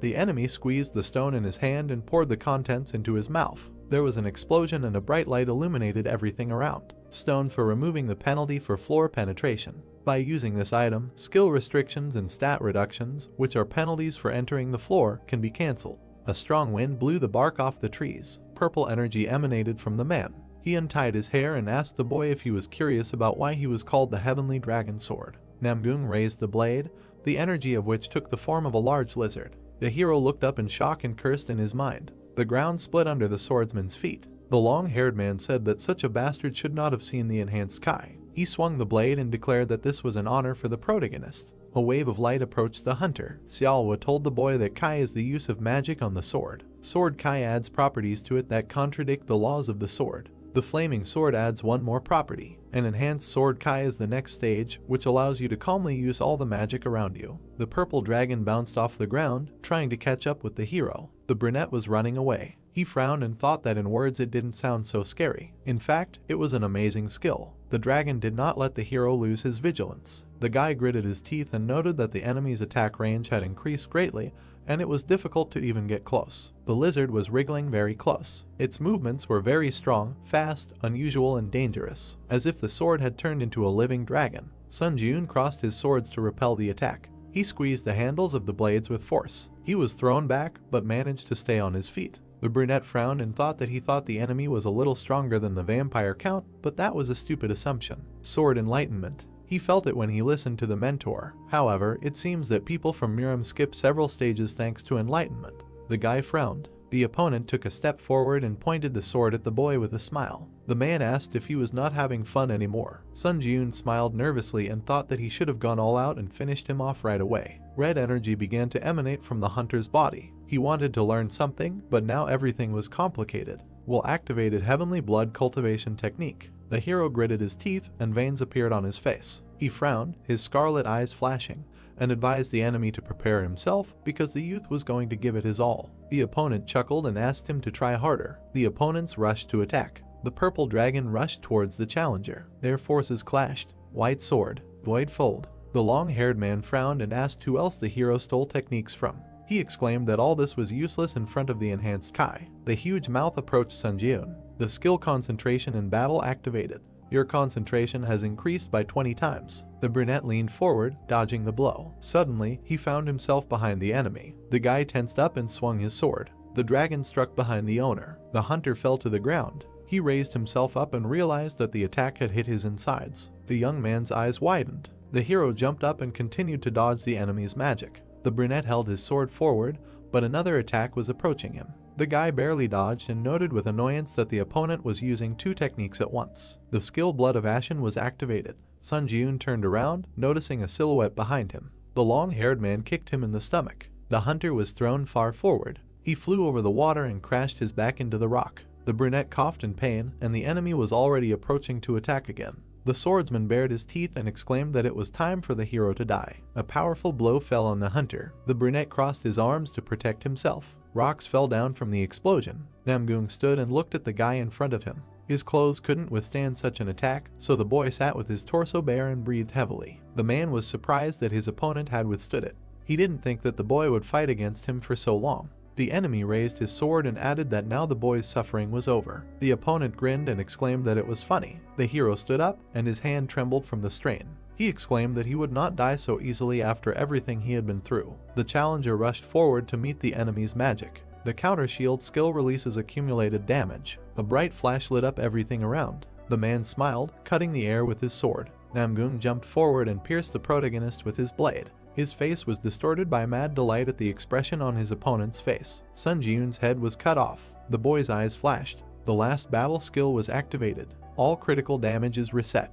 Your senses will be temporarily heightened and your skills will be strengthened. Skill cooldown, 1 week. Light began to emanate from the boy's body and his head joined his neck. The last battle is an additional reward for the 12th floor. That's when it came in handy. He didn't think the effect was that strong. The boy squeezed his sword and coughed. His opponent shuddered in surprise. There was another reward on the 12th floor. The Ancient Emperor's Ash Crown's exclusive skill Spirit Magic is activated. When used, your mind will gradually become polluted. The Cold Mind Will is activated. The brunette put on the headdress and decided to use everything he could. Ancient Emperor's Ash Crown, Charisma plus 30%. The crown was used for rituals and worship of the god of darkness. When used, your mind will falter and the durability of the item will decrease. You can use Spirit Magic. If the item is not destroyed, its durability is restored in the inventory. The hero said that he was summoning his servants. Monsters were rising behind the long-haired man. At the order of the master, they all rushed to attack Namgung. The man frowned and exclaimed that the opponent could not win,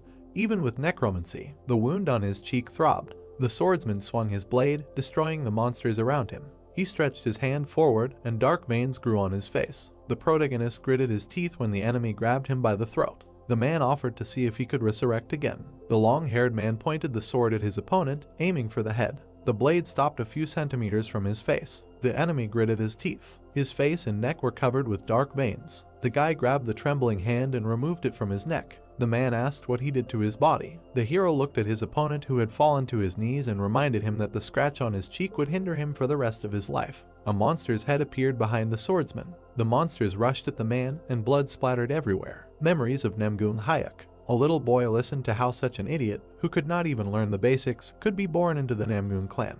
His father yelled at his mother, doubting that his blood flowed in the boy. The child clutched the wooden bakken and thought that he was simply enjoying his sword. When he first met his grandfather said that the child was a true genius because he was creating his own way of the sword and not learning other people's techniques. It was the old man, the current head of the clan, who raised him. As a result, Namgung Hayek began to grow incredibly fast. One day, as a young man, he brought his father the heads of bandits and claimed that he had killed the masked bastards from the bloody cult. The boy smiled, hoping that now his dad would see how strong his son had become. However, the man turned away from him, demanding that the youth immediately remove this abomination and focus on strengthening his spirit, not killing. Tears of resentment and anger flowed from Namgoong's eyes. He cried even now, while the monsters gnawed at his body. Notification: the durability of the ancient Emperor's Ash Crown has been exhausted. The ancient Emperor's Ash Crown has been destroyed. The artifact shattered, and the monsters fell into the water. The hero looked down at the groaning enemy. The bloodied man lay in the water, begging for this to end. Sun Ji-yoon sat down on a rock nearby. He looked ahead and muttered that it was amazing, because they weren't even supposed to meet.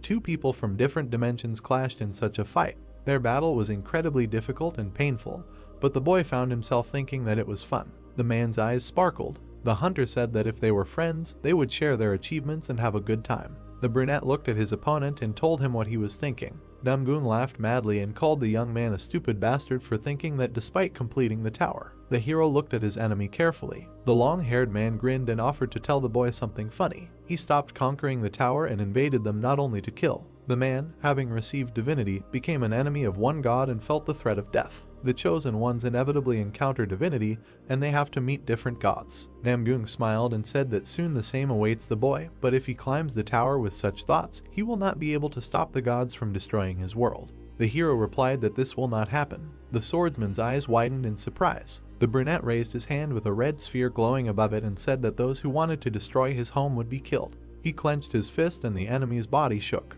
The true blood seeker skill was activated. The man grunted and his eyes rolled back. Notification: congratulations, you have cleared the 14th floor of the trial tower. The Wind Spirit Boots reward was received. You received 10,000 points and 4,000 forge points. You fought a stronger enemy. Additional rewards will be sent. 4,000 forge points were received. You received the Digging Heavenly Sword. You are transported to the lobby. The foundation for creating a myth has been prepared. The Divine Power Wheel has been activated. The power of the myth is calculated based on the amount of faith. A golden glow appeared in the hero's chest. The Battle-Forged Warrior myth has been completed and is gathering divine power. From now on, you receive the Unstoppable title. From now on, you receive the Reflect effect. Golden light enveloped Sun Ji-yoon. Absorbed the soul of player Namgoong Hayek. Mastery increased by 47%.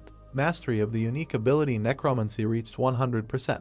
Rank increased to the guy looked at the enemy's body and thought that when killing invaders from other dimensions, their bodies always disappeared. He assumed that this does not happen when the penalties for invasion are removed. The exclusive skill of the demonic sword of heavenly blood absorption is activated. Absorb the blood of player Namgoong Hayek. The rank of the sword increased to rank A. A glow emanated from the blade in the hero's hand. Notification: the skill Fear Enhancement has been added to the exclusive blood absorption slot. The brunette smiled and noted that he could strengthen the flaming sword again. The guy put his hands on his belt and muttered that the clothes, apparently, cannot be restored. He looked at the system window that appeared and said that he would have to return to Earth and buy a suit. Notice: the Iron-Blooded Monarch Administrator would like to sponsor a contractor with armor. The White Crane Swordmaster Administrator says that your fighting style would be better suited to a robe. The boy smiled nervously. The hero walked through the snow between the swords. He looked at the house with admiration and noted that it now looked more like the Iron-Blooded house. The brunette opened the door. The woman turned around and praised the applicant for his good work. Sun Ji-yoon looked at the pendant she held out to him.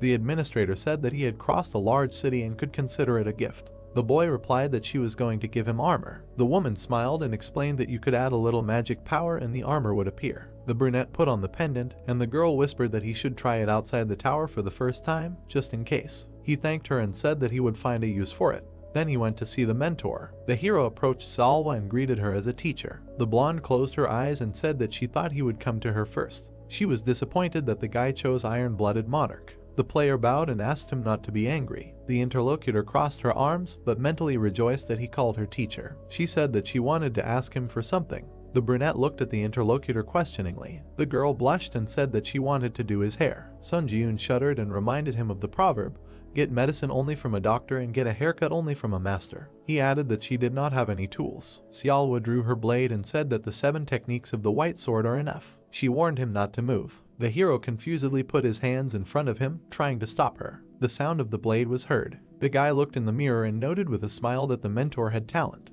Now he had a more modern haircut. Xiaowa turned away in embarrassment and let out a sigh of relief. The interlocutor thrust a pendant at the player and pushed him towards the exit, warning him to use it outside the tower to get a robe. The blonde waved goodbye with a nervous smile, while the guy did not understand what kind of reaction she had. Notification: You have entered the lobby of the 15th floor. The system is expanding. The quest function has been opened. Players can receive multiple quests from administrators. The quests will be related to the past lives of administrators. After completing the quest, you can receive a reward from the administrator. You can receive one quest on each floor. The hero looked at the system windows and guessed why the girls were trying so hard to please him. It seems that they both want to give him quests. Sun Ji-eun swiped the screen and thought that there were a lot of things to do now, and he should go in order. Notification: the myth of the warrior, tempered in battle, has been activated. The title of Unstoppable. When activated, your body can work at its maximum despite its condition. Reflection effect. When activated, the worse your situation, the stronger you become. The brunette smiled and noted that the skill from the vampire slayer is quite limited, but the warrior, tempered in battle, is suitable for all battles. New necromancy effect. The characteristics of the god of death received enlightenment. The hero tried to understand what this meant. The will of divine power was activated. Even with it, nothing changed. Sun Ji-eun frowned and thought. The guy swiped the screen and decided that over time, everything would fall into place. New weapon, digging heavenly sword. Slash power plus 10%. Charisma plus 10%. Attack speed plus 10%. Magic control plus 10%.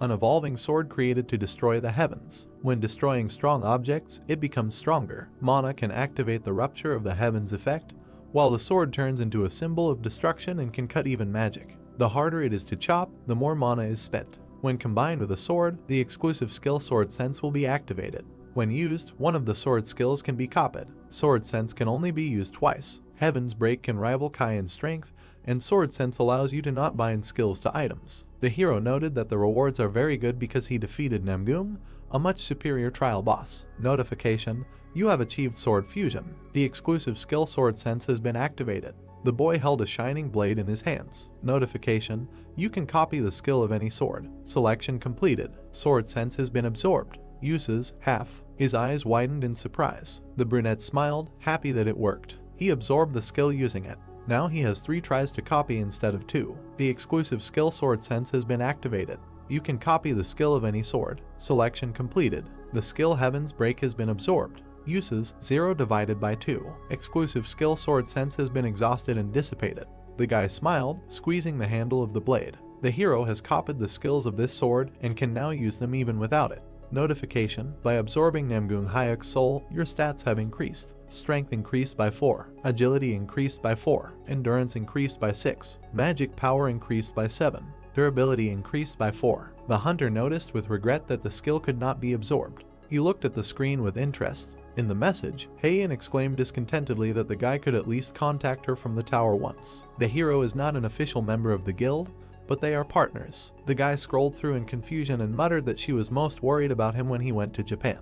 Next time Sun Ji-eun should write to her. Suddenly, the brunette frowned. Deek Ryunhwa wrote that a player from another world had appeared. A user from Ares had committed a massacre in London. The hero remembered Namgoon's words that he would not be able to stop the gods from destroying his world. The brunette frowned and clenched his teeth. A dark sphere hung over the city. Blue balls sparkled on the building, and strange creatures appeared inside them. A large number of monsters descended from the skyscraper, grinning at the frightened people. The creatures pounced on the townspeople. This was the second invasion of the earthly dimension. The man in the suit pointed to the screen and explained that the viewers were watching a video of the London incident that had happened just yesterday. It all started when a challenger from another world created a mysterious black sphere over London. Immediately after the first massacre, the strange magical creatures suddenly disappeared, and the challenger from another world hid inside the black sphere and has been sitting quietly to this day. Heian sat in the front row and listened attentively. The narrator switched the slide and continued that the unidentified black sphere was rapidly increasing in size. This was a critical situation that could trigger a second wave of massacre at any time. The man placed his hands on the table and stated that the strength of the Korean hunters was desperately needed to prevent further horrific casualties. One of the listeners frowned and said that during the Shinjuku incident in Japan, the outflow of hunters was cut off. But why was the Korean Association suddenly becoming so active now? The speaker began to sweat and hesitate. Suddenly, a voice was heard that it was just to bring in money. The man said that after the Shinjuku incident, the status of South Korea had risen, and this had a positive effect on the various projects carried out by the Korean Hunters Association. The people turned around. The main character leaned against the wall with his arms crossed. The audience recognized him as the Shinjuku hero, the Ghost of the Sword, although his hairstyle was different now. Heian looked at the guy in surprise. Sun Ji-eun met the girl in the hallway and greeted her, and apologized for returning to the tower without warning her. The brunette closed her eyes and replied that they could close the topic since he realized his mistake. She asked him to treat her at least a little like a partner from now on. The girl looked at him and asked what about the combat uniform. The hero touched his chest and replied that he was holding it inside. The man in the suit pointed to the side and shouted that if anyone wanted to volunteer to participate in the operation to prevent the incident in London, they should go to this private jet. The hero turned around and told the girl that they also needed to slowly move out to board.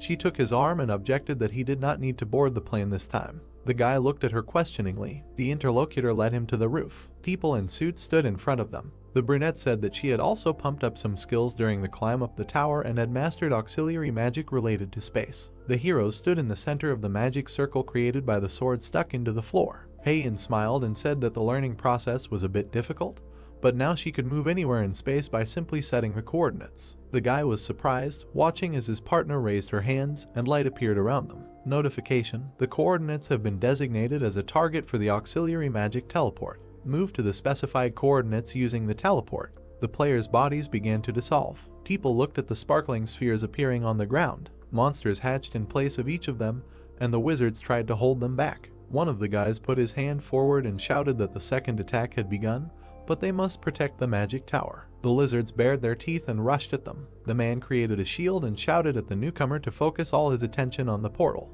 If an object from another world hit it, something terrible could happen. The young man with the staff sweated and accepted the order. A monster appeared behind him. The wizard turned around in fear to look at the creature that had already rushed at him. The magic circle lit up. The monster howled. The young man crouched on the ground and looked questioningly to the side. Sun Jun and Heian appeared in front of him. The girl frowned and clarified that these were magical entities. The wizard bowed and apologized for the fact that the barrier preparation was insufficient. The huntress waved her hand and replied that everything was fine, nothing serious had happened. She leaned forward and asked when the second attack began. The hero drew his sword and declared that they would provide assistance. The wizard turned to them and thanked them for their support during this difficult time. He asked to leave the cleanup of this place to them and to head to where everyone had gathered. The players followed the newcomer, who was instructed to lead them down. The trio went down the stairs, ran along the corridor, and finally the wizard opened the door to the hall. Hunters were sitting at a long table. The hero looked at them carefully and noted that many people responded this time. However, it seemed that the wizards of the magic tower were behaving too arrogantly. An old man in a cloak was sitting on the throne. The new arrivals took their places. The brunette frowned and noted that everyone was working hard outside, and the higher-ups were simply sitting at the table. The gray-haired magician shuddered and looked at the hero. The guy turned around questioningly. The old man smiled and exclaimed that he did not expect to meet him like this. He added that it was a great honor for him to see him again. The brunette looked in surprise and recognized the grandfather mage he had saved on the 13th floor. Heian looked at her partner and asked if they knew each other. The magician said that the large black sphere was a high-level barrier that could not be broken even if hundreds of magicians poured their magic into it. Although they almost managed to destroy the sphere when it was still small, the first attack was stopped because the attacker was shocked. The old man suddenly found himself standing while the protagonist sat on the throne. The guy looked at him and asked if since then, no matter what the magicians did, there was not a scratch on the sphere. The interlocutor bowed and confirmed. The magicians looked at them in amazement and wondered who he was, since the elder had handed over his seat to him. One of them remembered that before them was the very same candidate who was active in Japan. The old man frowned and thought that giving up his place at the head of the table for the sake of saving the country was nothing. If necessary, he was even ready to kneel. These youngsters don't know anything, but the elder knew for sure how strong the main character was. The man glanced at the boy, then smiled and asked if he had any way to solve this problem in his head. Sun Jun confidently looked forward and said that he would destroy the black sphere himself. The elder and the other magicians looked at him in surprise. The old man asked if it was really possible. The magicians were confused, not understanding why the hunter said this so easily. Grandfather flinched, hearing that the hero had a condition. The boy looked gloomily at those present and said that he would destroy him if they gave me all their rewards. People jumped up from their seats and indignantly shouted that he thought he was so arrogant. The elder sweated and thought that this was too much. He replied that he needed to discuss everything with the people in charge. The brunette said that he didn't mind waiting, but at this rate London could disappear while they were discussing it. The hero frowned and thought that if he took it to the extreme, people would move even if there was no reward. However, he had to take care of what was owed to him. The old man looked out the window, from which a black sphere was visible. Finally, he exclaimed that he agreed and would achieve it at all costs. The magician pointed out the window and asked the boy to destroy the sphere. The other magicians became alarmed and tried to stop the elder. Sun Jun smiled and said that the request was received. He took out a pendant and it began to shine. A moment later, the hero was dressed in a black robe, and in each hand he was clutching a sword. The boy swung the blades, cutting a part of the wall from the street side. Before the hero jumped down, Heian ran up to him. She looked at him embarrassedly, not daring to say anything. The brunette smiled and, stepping into the void, promised that he would return soon. Notice, Wind Spirit Boots exclusive effect activated Wind Path. The boy leaned over and ran forward, pushing off from the air. The hunters watched him, amazed that he was almost there. The hero landed on a dark surface. The sphere beneath him was truly terrifyingly huge. The hunter clutched his weapon in his hands and decided to begin. Skill, Heaven Destruction. Mastery 0%. Basic effect, by consuming magical power, you can give your body or weapon the property of absolute destruction. Additional effect, magic power can be destroyed, and the more difficult it is to destroy, the more magic power must be expended. The player raised his swords above his head and muttered that it was time to find a rat. The skill Heaven's Destruction has been activated. There is no limit to what you can break. He struck the sphere with all his might. An explosion was heard. Light emanated from the impact site, and cracks appeared on the dome. The challenger thrust his swords in and thought that this skill could even destroy magic itself. The hero smiled and noted that he had acquired an excellent skill. Sun Jun gripped the handle and swung his blades. The crack in the sphere spread deeper and deeper. The boy stood at the edge of the rift. He boldly stepped into the dark crevice where the split had occurred. Notification: you have entered the magical zone void. The brunette frowned and wondered whether the inside of the barrier should be considered a completely different dimension. The skill Spiritual Eye has been activated. Huge toothy monsters appeared around the player. Notice, any entities other than the zone owner will see a terrifying illusion that cannot be dispelled by skills. Any entities other than the zone owner will lose their sense of direction, and all sense-related skills will be sealed. Any entities other than the zone owner will suffer a penalty of reducing all stats by 18. The hero turned to face the monsters. One of them pierced his shoulder, and the boy flinched. The illusion is so strong that it can use physical force. The power of Tranquil Mind is activated. The effect of the Void Magic Zone is cancelled by force. With the skill Magic Resistance, disorientation is cancelled, and the sealing of part of the skills is cancelled. With the skill Force Breakthrough, the penalty of reducing all stats by 18 is cancelled. A bright light emanated from the hero. The monsters around him flew away. The boy landed on his feet. He smiled, noticing that the clothes White Crane Swordmaster gave him were being restored with mana. A man in a hat appeared behind him, saying that he was surprised. The man's yellow eyes flashed and said that in a dimension at such a wretched level, there was an experienced master who could break through the magic zone. The hero cut off the head of the new interlocutor without saying a word. However, the head grew larger and said that this development of the event was also taken into account. Sun Jun closed his eyes from the bright light. The myth of the battle-hardened warrior was activated. The indomitable effect will be added to the control of the challenger's divinity. The effect of the reverse effect will be added to the control of the challenger's divinity. The guy assumed a fighting stance, and his wounds and clothes were being restored. The magician and his many illusions looked at the hunter in shock and asked if he was really an apostle. The opponent exclaimed that in such an insignificant dimension, there simply could not be gods. Sun Jun raised his hand, from which scarlet energy emanated, and drops of blood swirled around. The wizard looked at him in fear and used invisibility. The brunette opened his hand. Each double was pierced by scarlet needles. The illusions dissolved. Another clone looked at the hero and said that even an apostle of God cannot do whatever he wants in the magician's domain. The brunette frowned and thought that the original must be hiding somewhere. The wizard stretched out his hands and summoned many winged creatures, saying that the guy would not be able to escape death. He used the invasion of self-destructing spirits. The monsters bared their teeth and rushed towards the hunter. Notification: counterattack shield skill activated. The brunette swung the bat and dealt several slashes. The magician's shadow retreated amid explosions. The hero looked to the side and noticed that the enemy intended to have a protracted battle. Although the space of this sphere is quite large, it is still limited.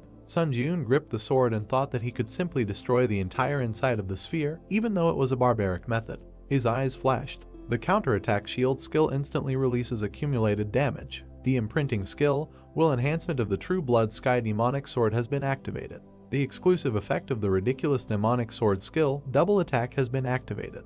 The guy slammed the sword onto the ground, creating an explosion. New cracks appeared on the sphere. The smoke cleared, and the hunter approached the trembling enemy. The bloody mage gritted his teeth and asked why such a monster was in such a wretched dimension. The hero looked at the enemy and demanded that he immediately destroy the black sphere and cancel the void. The interlocutor stood up and said that he put a lot of effort into creating this space.